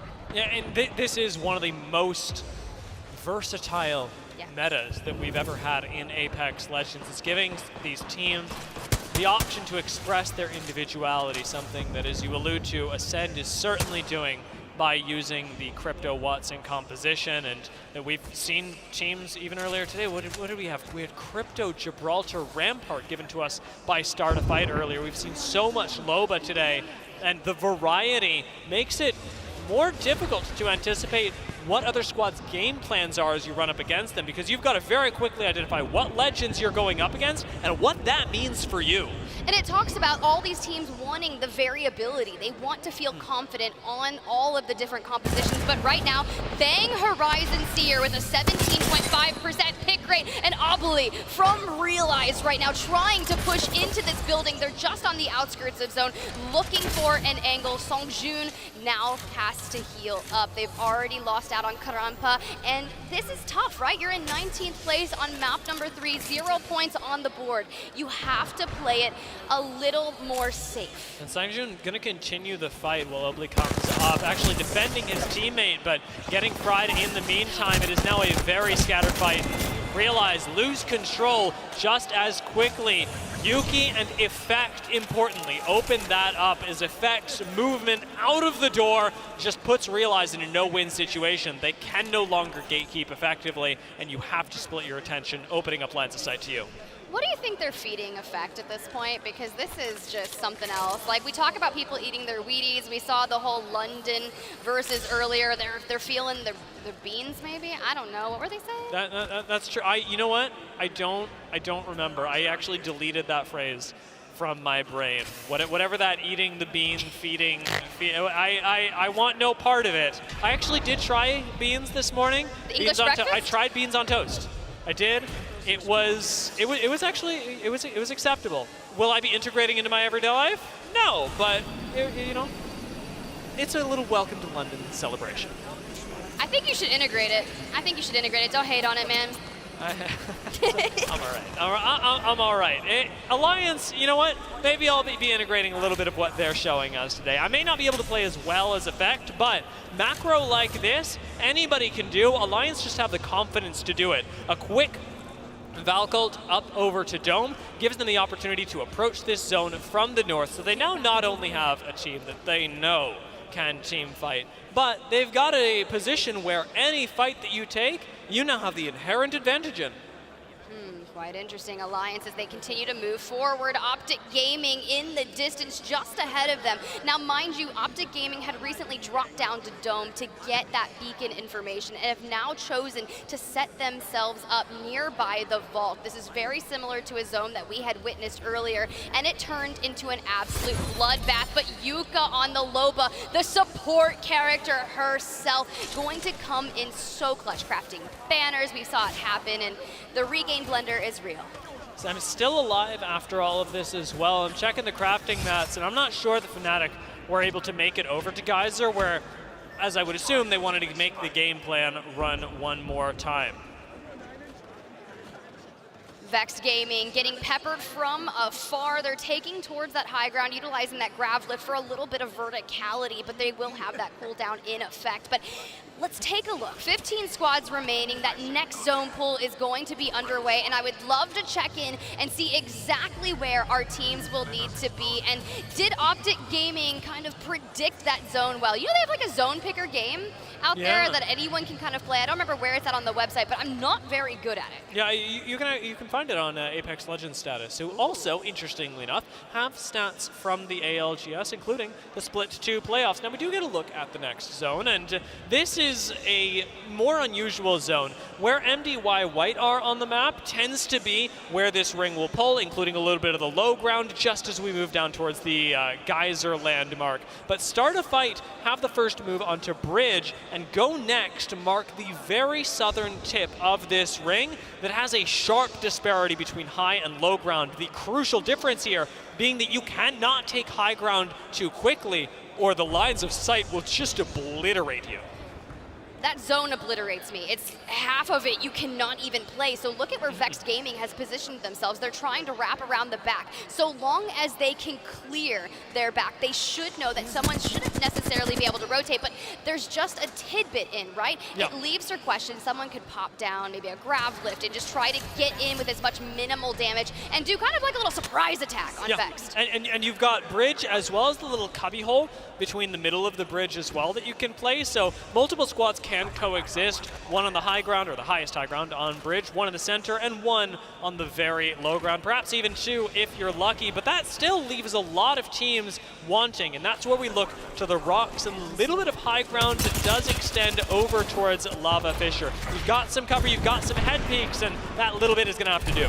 Well, we've got a Luca going wild. Kashera as well. Dreamfire eliminated. It seems like that fight had just begun, but when you are able to just throw down such damage so quickly, find those angles, and continuously reset, this is tough, right? Because we just saw Dreamfire come out of the skies, land here, try to reset and continue. What is my next plan? Well, you probably didn't plan that. No. In fact, I want to take a look back at the stats later. That may very well be our quickest 3v3 of the tournament. Even the one with Effect? Oh, yeah, that's right. If Effect did go crazy, we'll check the stats. We'll see exactly how long this one was going, but it's certainly in the top 5, and it's a good look for Ascend, who haven't really had the oomph factor today that you'd be expecting out of a team of this caliber, especially with Kashera, who is as seasoned in international play as he is. That's true, and honestly, I'm really expecting them to just throw down, because after what had happened in Split 1 playoffs, it would make sense. Fnatic now eliminated, and Complexity getting sucked into a black hole, but just before that, they're able to destroy it. But the nade spam, you cannot escape, and look who is at the hands of Effect. They are hungry for more. And of course it is. Two perfectly placed grenades annihilate Complexity. Alliance's high ground plan has paid off, and even now, after suffering a knock on Yuki, they still have height to play with, area to back off to. The big difference here is the separation between Effect and the rest of the squad. A quick shield swap is not going to fix it. Hal looks for an angle from up high, and Effect does go down. Alliance crippled, still have height, but not much else. Hal is going to get cracked. This Catalyst wall won't last for much longer. It's a mere 20-plus-ish seconds, but still able to get the bat off and retreat from that engagement, and now after grabbing that engagement onto Yuki. They've done enough damage from Alliance, and they're gonna have to focus on the task at hand, which is rotating into that yet disgusting zone. And look at at Verhul, so confident. He's going to craft a couple bats, right? Just out in the open, no big deal. Not a whole lot of teams left in the South. You know there's one member of Alliance. And that is not enough to stop most people, unless that person is Effect. And True. they know that it isn't. All right, they don't know. We know. We know, but they can kind of deduce it down based upon the legend compositions and what their style is when they're fighting, and Yuki on the caustic. You think about, there's only 3 caustics in the lobby, and you just start checking boxes. But TSM now on the high ground, they are going to have to rotate forward, and there's going to be 4 teams in that next ring. Vex, though, they had already cleared their back. They're still waiting on that high ground in that northernmost area of the ring, and this is where Vac Towers will come in so clutch. TSM are starting to make their move, and they watch their backs as the last member of Alliance is going to have a tough time. Tanking this much zone damage, though, could very well be the death of TSM. They reduced to just over half HP as the squad, and they're landing, or they were almost landing right on top of Start a Fight. Instead, they're landing on top of Go Next. Neither one do I envy. Oh, they're going straight in, but you hear the fuse ult being expended. Arc Stars to block the door, and now we need to see. We think about all the times where we had seen bad TSM Valkyls, and anytime I see an evac tower, my heart starts to flutter just a little bit more. So yeah, they did take a little bit of redamage, but they're still able to survive. Leave no witness. Onyx Esports, MDY White, unfortunately not going to survive themselves. And TSM have managed to recuperate off of the risky Valkyl that they took. Still hold on to a section of this ring, and one that is difficult to access. Pulverex are shooting at them from the high ground, but inside, Go Next are simply trapped. You can't walk out. I'm not opening the door into Verhulst willingly. And over on the opposite side of this ring, Jinx from Start a Fight has been farming the low ground. Pulverex has now been eliminated, 8 squads remaining, and Verhulst just looking for an opening opportunity to go knock, knock, and can you just let me in? It's like the big bad wolves at your door in Hackis. Okay, nice. Look, hear me out, guys. Hide and seek. There was a hide and seek tournament that Alliance did prior months back, so I know he knows where all the cheeky spots are, and I was telling Yuki that he's not very trustworthy after watching that specific tournament because he would hide next to someone and immediately betray them as the seeker. This is, honestly, that might be the best way to prep for LAN. You run a hide and seek tournament. You let all the hiders let you know where the best spots are. We watch a couple VODs, and you've got it dialed in. Those may be the secret strats, and making use of them for now. Aki's will be pretty happy. However, the next zone may make him a little bit less so, as there's going to be a lot of attention paid to this high ground. 5 seconds left. TSM and Go Next will both have to make haste out of this building. Well, let's see what they've got in store for us. Let's jump into a TSM listen-in. The cow wall. Yep. I don't have Zero Thief for this. They're gonna walk out. They're gonna walk out. Yep. Get ready. I'm playing close here. They can't walled. Yeah, they walled out. They're still there. You can see them. Okay, I'm gonna horizon ult it. Okay. Okay. We played for these kills, I think. Yes, we do. Yes, we do. They're right out. One's still in there. I'm on scan. I'm on scan. Where are they? Fuse one. Callus weak. Nice. Good job. Armor swap. I'm trying to get you. Go to Evan. I'm dead. Go right away, Evan. Right away. Run. Full run. They're chasing. Full run. You're good. They're stop chasing. No. They're going. I thought they ran out. I'm so confused. No, I don't think they ever ran out. They didn't run out, bro. I ran into a nade, like a random nade. I mean, only the cat might have ran. And I run so far, well, not far away. Yeah, clearly. about 10 meters actually, and unfortunately right into sleep, what many have called the best roller in South America. Start a Fight have managed to make it to an end game, playing out of the low ground. They have been dancing around it for so long, and we've got a little bit of a dance happening ourselves on the high ground at Bridge, where, Vexter, is this what getting vexed looks like? I'm feeling vexed. I guess I just need to bounce around in a mere 1 meter area of zone. But hey, they're going to have to move eventually. And we had just witnessed kind of a little bit of a tantalizing dance between Optic, Vexed, and Naked, who are all 3 still alive in this final zone. But look at where Naked has positioned themselves, kind of more towards the dead center of where this is going to be. And everyone's going to have to push towards them. So I'm looking to the likes of Ascend, Optic, Vexed. What do you think is going to encompass those 3 teams over there on the north side? I mean, the big thing obviously has to be that Vex are going to die. There's no two ways about it. With Optic right below you, the death boxes simply fall to the floor. Happy birthday to Optic as shield swaps rain in from the sky. But now the real challenge begins as they get pushed and things do not look good for them. Naked do go down. Optic are able to stabilize, but on the other side of this, with only 3 squads left, Optic has just a solo in the game. You said stabilize. I'm seeing 2 members down, and Nox is about to be a GG go next. This is an Ascend game to win with all the chaos on the low ground. Lufka is stepping in. 2 squads remaining, turning their tides to start the fight. Esports. Turning around now, it's time for the Rollers to earn their paychecks, but they cannot stand up against Ascend. We've seen it so many times today, but perfect timing from one of the longest standing IGLs in Apex Legends history. It was just impressively done, holding the high ground, post-kill on the Watson, fencing everything off to perfection. Stand up, London! Show some respect for Ascend! They're back. They're ready to take the title. That was the anger that they're feeling after, well, a day that perhaps has not treated them so kindly. However, this last game on World's Edge should be giving them a lot of hope moving into, of course, the next round on Stormpoint, but more importantly, when they look at the finals, which is really where their narrative challenge lies. Yeah, it's gonna be tough. I feel like the vengeance is going to need to be enacted in that finals lobby. You're not right, or you are right, my bad. You're not right. You're never right. You can say that to me sometimes. Casters like, are I don't wrong. have to be right all the time. Casters are wrong, Dia. Yes, yeah, I'm okay with it. I'm gonna say things, and well, most of the time they're right. But soon. Yeah, you're about 99.9% right, and you called it right there. We knew Ascend was gonna win that game from the position. It was their game to lose, but overall, World's Edge has been such fun to cast over. It really has, and I loved getting a zone like that one that forces teams to change the way that they would typically play things out. You're used to going over to Lava Siphon. This time, you've got to play the bridge. Vexed clearly were like, I think this is the best play. Didn't work out for them, but you have to respect the attempt, and rings like that are going to show up as we get into the elimination bracket, as we get into the finals, so better that they show up now. Vext are dead. Here come their death boxes raining from above. Crazy. Free shield swaps for everyone, but that's it for World's Edge. I'm gonna send it back to Rain Day. Take it away, Desk. Speaking of raining from above, I mean, I feel like that was really right on cue. Tiff, Dia, great job, and congratulations on a great day number 1. They're gonna be resting it up. We might see one of her.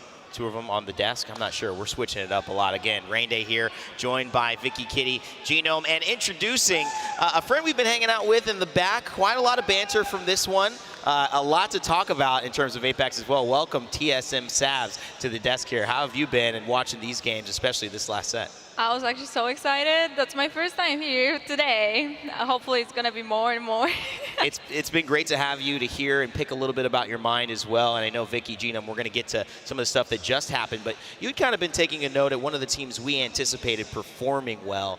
It has not necessarily gone their way. What's your take on Aurora?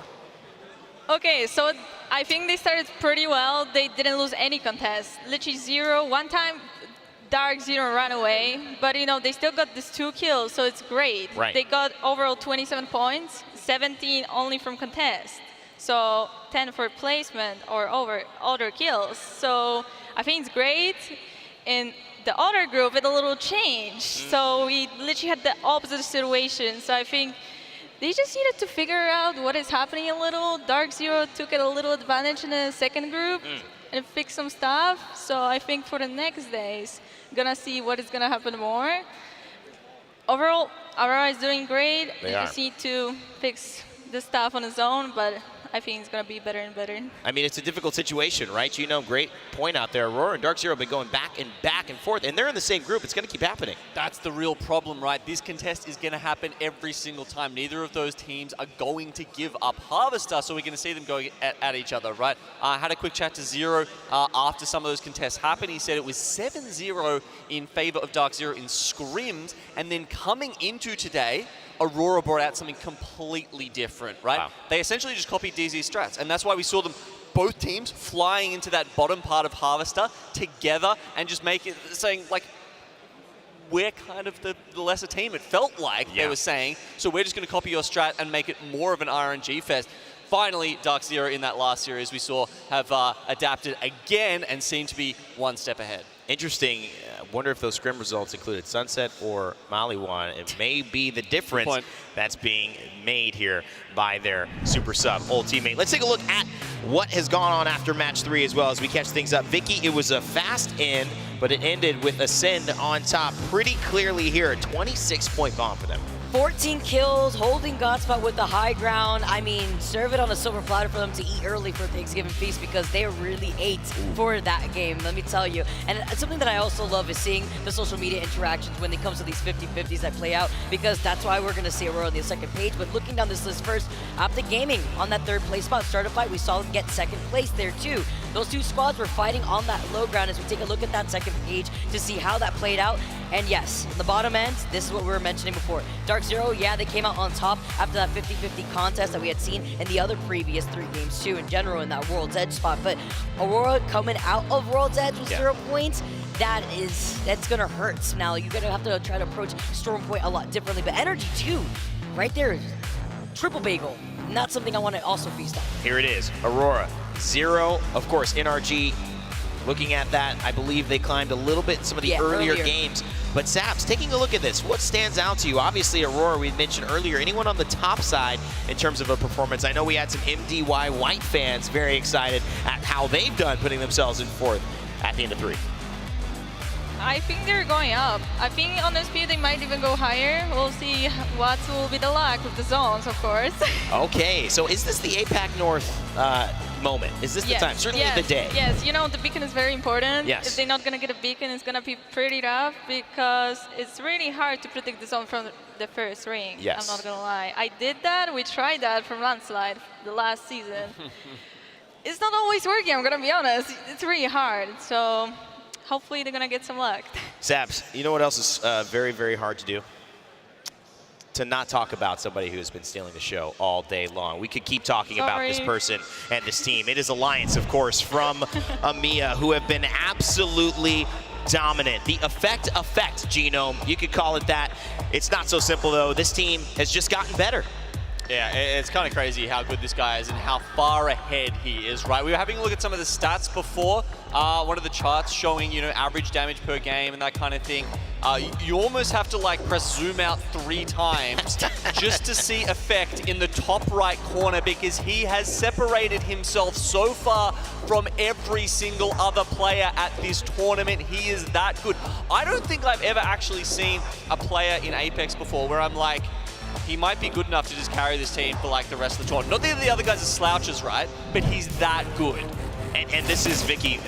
You could add on that as well. Alliance have had some amazing performances throughout today. Maybe one of the stars of EMEA in this day 1 in London. My 18-year-old top fragger out here really went on Twitter and was like, Atlanta's a lot easier than I thought. Like, what? Oh, that tweet was something else. But you have to also imagine the momentum that confidence helps him with his mental in these games. He's just gonna continue frying. And like Genome said, it's not like Hawkins and Yuki need that extra carry. It's just, imagine having these 2 insanely talented players having an insanely IGL like Hawkins, and then you just add effect into the equation. Like what? How do you do that? How impressive is this? I mean, you coming to land twice now to London, but in terms of playing, you're not playing, you're on the desk. It's still different to perform live than it is behind a computer screen, isn't it? Yes, it's pretty much different. I feel like you're getting a lot more stressed. When you're playing, you don't know what to expect. We're coming here, we know what we're doing, and they don't know what is gonna happen, which ring they're gonna get. Nothing, literally nothing. Everything is clueless. Like they don't know anything. You know, I absolutely love it. And sometimes you don't know what you're going to get. That's the beauty of a battle royale and the beauty of our game in Apex Legends. We also like to highlight the things in our game that make it special, which is why we love WD Black. What's in your pack? Today, for our WD Black, we've got a weapon that has been in everybody's hands, it feels like, Vicky and Genome, the Prowler. Vicky, What's so good about this weapon? Not only does it hit you with a 5-round burst coming through every shot, but my goodness, put that in your controller Frogger's hand, and you already know, close quarters, that you are going to be crying with the tears of the Prowler, because that weapon just does so much damage, especially close range. And then on top of that, with the R9 being in the Crafter, let's say you don't have the RNG gods bless you, hey, you got the Prowler right there to do the deed. Yeah, it does feel like as soon as the R9 went into the Crafter, there was a switch over to the Prowler. And I feel like its greatest weakness is kind of also its greatest strength, right? Without a mag, 20 rounds in there, it can be hard to win a fight. But if you've got a purple or a gold mag on that baby, you hit a couple of headshots, you can take out the entire team in one clip. Yeah, it's scary. You hear that, brah, brah, brah, brah, brah. Blah, and you go, oh, he's got a purple mag somewhere near me, and there's a Prowler that I don't want to get involved in. That's been WD Black's What's in Your Pack for today. All right, we're getting close. Obviously, we want to make sure that if you are keeping up with Apex in this entire tournament, it's 4 days. So there's a lot of action, there's a lot of highlights.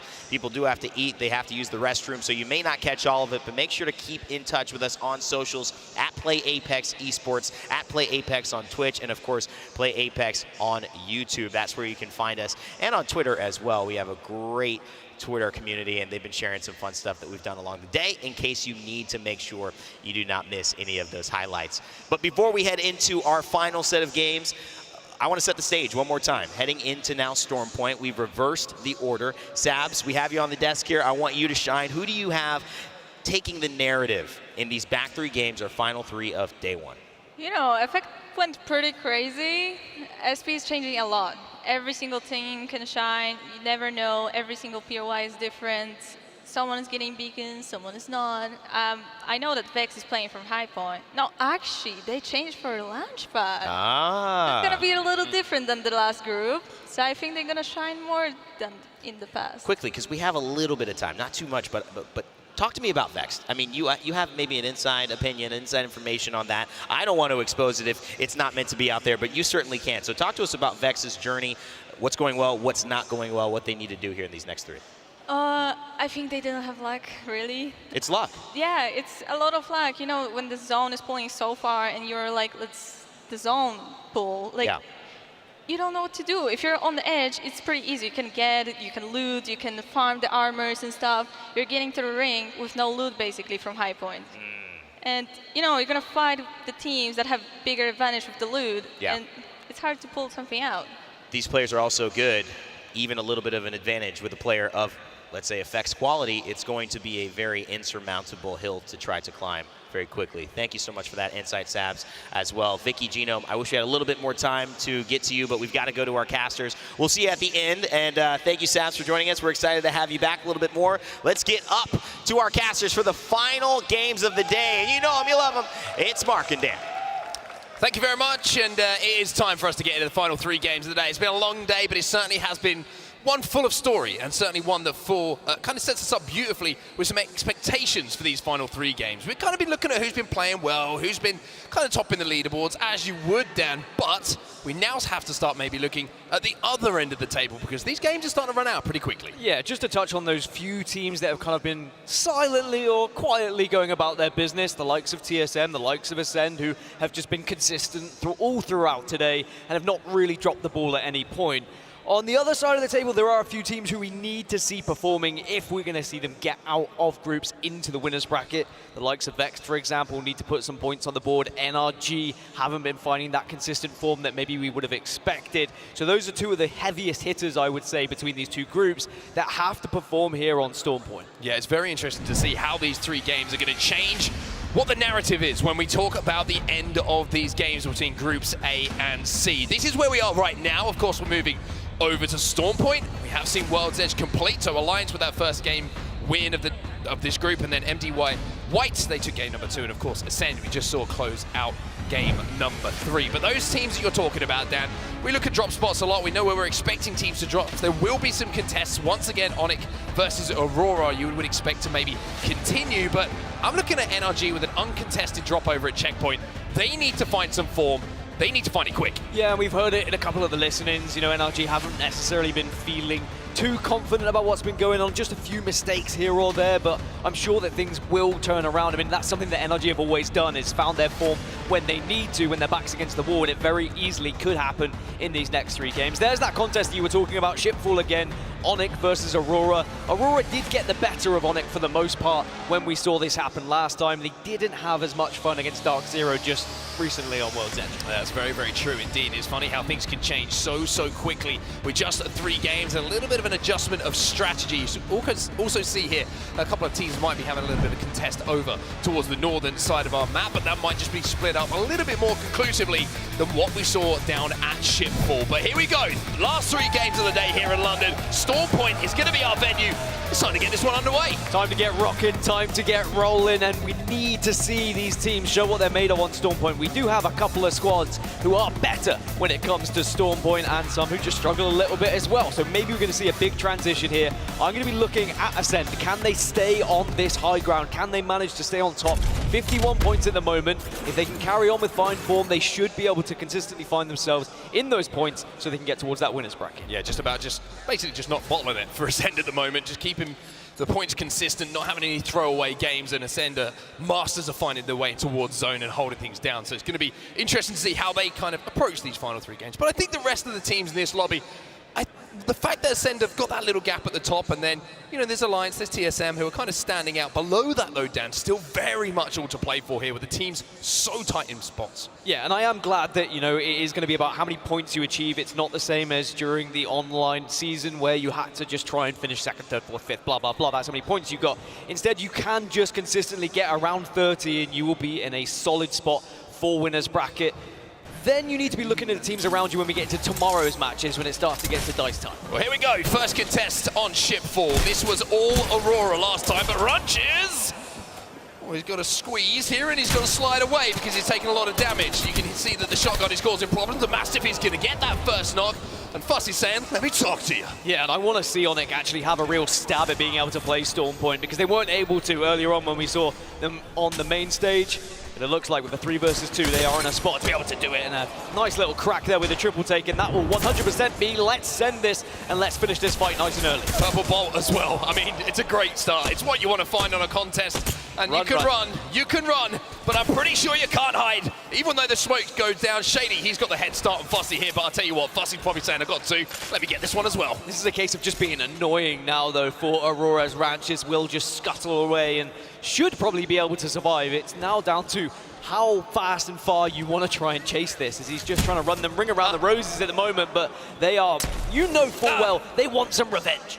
Shady's trying to charge that PK up. Can he hit the shot, though? Get it! No, it's not quite connecting in the way he would have wanted, and Ranches does get a couple of shield cells off. Now, are we going to see something wonderful? Are we going to see something mystical? Are we going to see something crazy? Well, I'm sorry to say, Aurora fans, but I'm pretty sure we already know the answer. It's going to be Ranches eliminated, Aurora eliminated, and the first point in this contest on the board here for Onyx. And I tell you what, Ranches, you might not know it, but you are dead.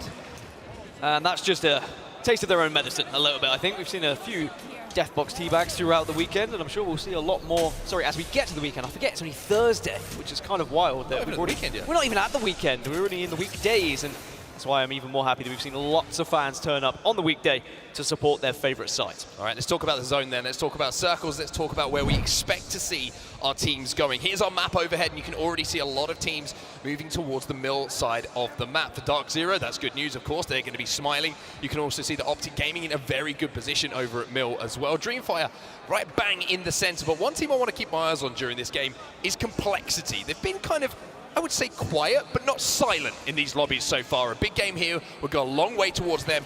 Really kind of putting the points on the board you would expect from a team like Complexity. Yeah, I think that Complexity could do with a few more big games. You could say the same for Optic Gaming. We haven't really seen them stand out and perform in a way that maybe we would have seen in the online season or even in previous series, but we have a real opportunity for some of these teams now with a quick rotation. Get over towards mill, position yourselves in a spot where you can set up for that late game. You mentioned Dreamfire. They are going to have to push themselves through a difficult situation because there's a lot of teams around them with eyes on them. And you speak about Complexity. They hold down this building at the moment, but they very easily could be pushed. Yeah, Complexity sat up inside a bean at the moment, and NRG see just north of the Armory. A little, I would say, exchange of friendly fire going on the other side of this zone between TSM and NRG as well. NRG a little bit sandwiched between Optic and TSM for now, but Complexity will be set up for quite some time. They will be comfortable, and you wouldn't expect them to have to do something too crazy at this point, Dan. No, not too crazy. I think they'll be more than happy with where they reside. It will only be if someone is feeling brave or if they hit a Seer queue and then you start to get aggressive. It has been the major change that we've seen because the Seer ability will now silence and it will stun, and it is very unfortunate if all three of you get hit by it because you are going to be pushed. Pro players will take advantage of that because it is almost a guaranteed win at times if you can hit it in the right scenario and push in the right way. Yeah, we all know that in Apex Legends, having abilities in fights is everything, right? And if the other team has none, quite simply, you're going to have that advantage. You would expect at this level to be able to close things out. A little bit more of a difficult zone as far as distance to travel here for Alliance as they leave the Armory over at Lightning Rod and move towards Thunderwatch. They're right out of the picture at the moment, but one team who's in picture is going to be TSM. Imperial House going to take a bit of damage on the cross, but should be safe enough to heal, unless we see a little bit of something, we say a little bit of an overextension coming from the team in the building. It looked like TSM are fancying this one. Black Hole will go down as well as the nades, and they very much want this building, and they want this KP! Right, with the stick coming in from Howe as well. Huge damage, he gets the knock, and it's NRG versus TSM, and it is one-sided to say the least. NRG get wiped by TSM. This is easy as that. And it's another disappointing performance for NRG as they just have to sit now in their booth and wait for next game, wait for game 5 and hope they can do a little bit better. Kashira down to just a slither of health. It's Leave No Witness who are going to just pull towards over that Newcastle ultimate and try and get the damage done as Ascend do get eliminated. Leave No Witness though, they are also being pushed and pressed on in the moment. They're not going to be able to get their third player back up. It's Fnatic who are sending themselves towards them.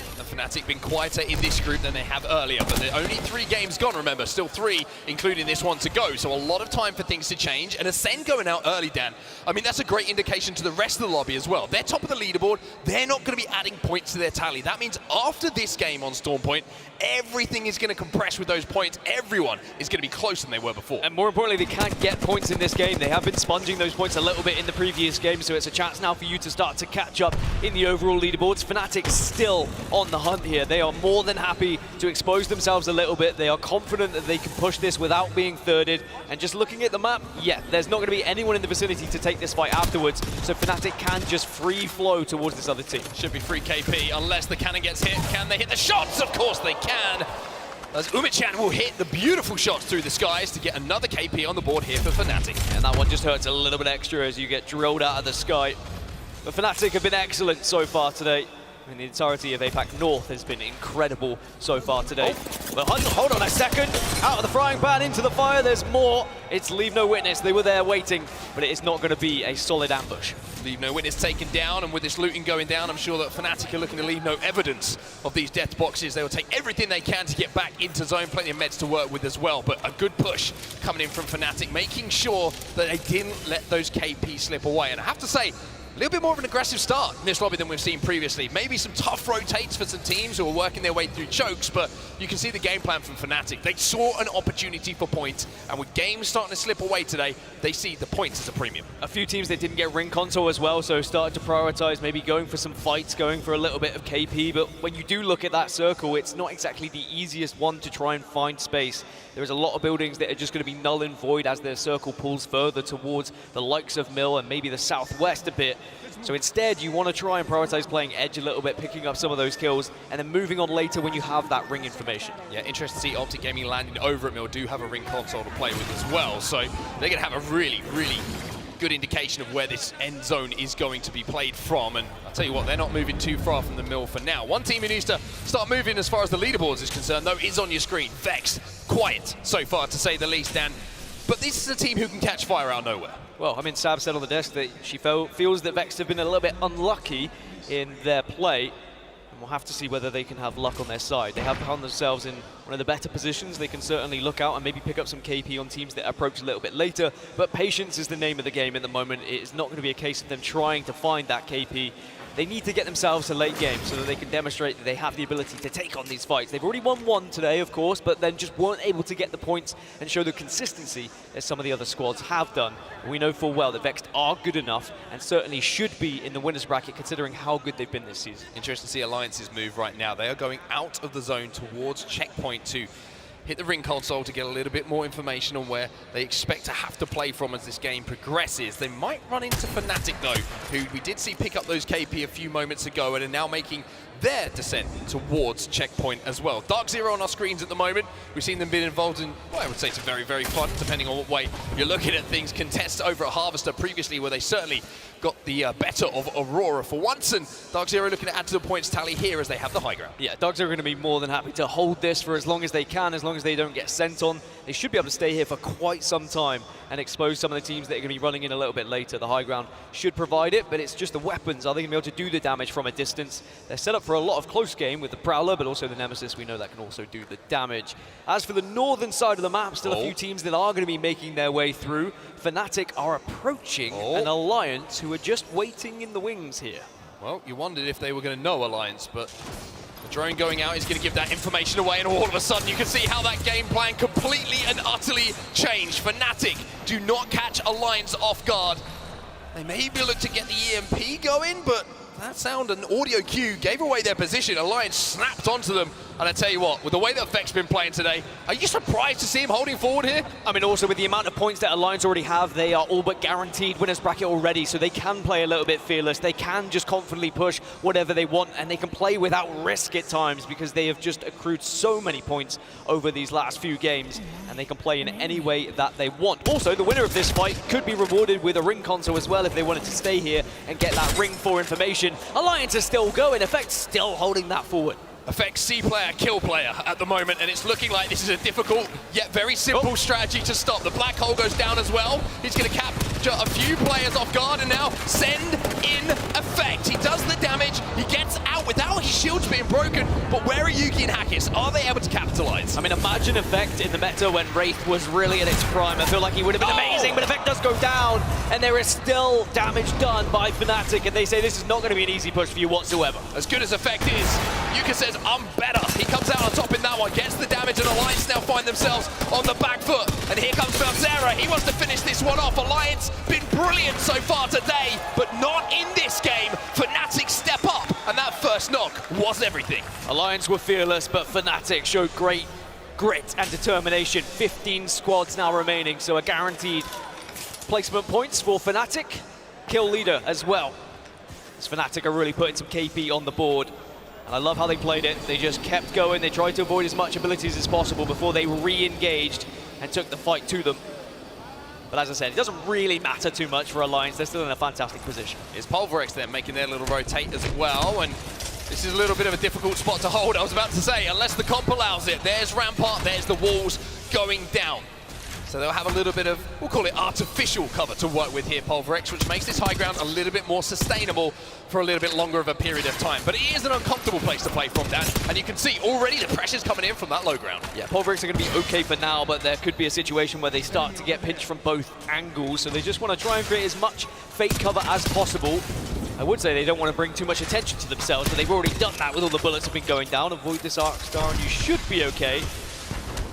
So you've got about 6 or 7 teams who are outside this current circle. Pulverex should be okay for now. I will say, they've been fantastic at staying alive as a 3 and almost just quietly maneuvering their way into circle and then getting involved into fights when they physically have to, but maybe it's going to have to be a little bit sooner than later here in this game. Yeah, they find uncomfortable positions to play, but they won't make them work, and they make them work in a way that not many teams have been able to so far today. And you can see again, it looks like teams have decided, you know what, he can have this Pulverex. We've done enough damage for now. A little bit more cover is going to be coming up pretty soon as well. You can see another wall available for Shunmi. He gets that down, and that will now protect them from the teams in and around the armored buildings. But with a charge rifle in his hands, he's also going to be able to do some damage. So that's just going to force a lot of teams to stop poking them. But here comes Fnatic through the Spider Cave.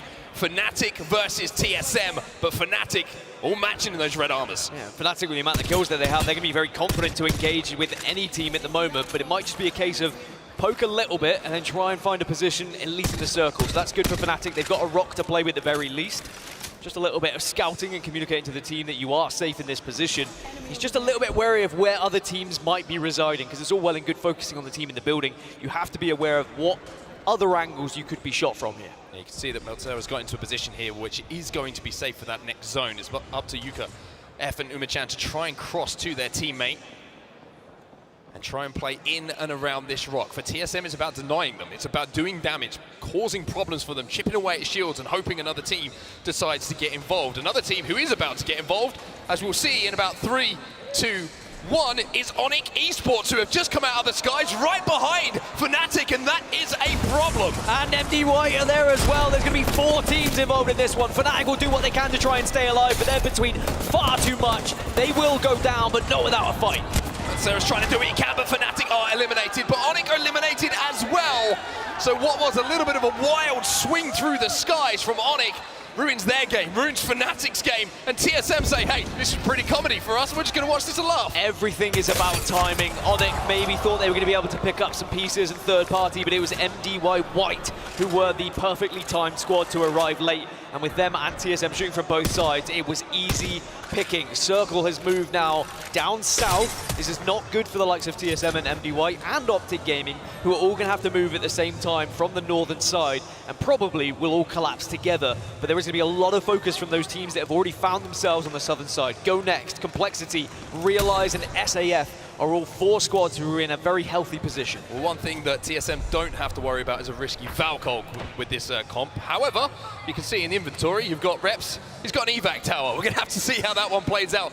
But it does give them an option to maybe get over that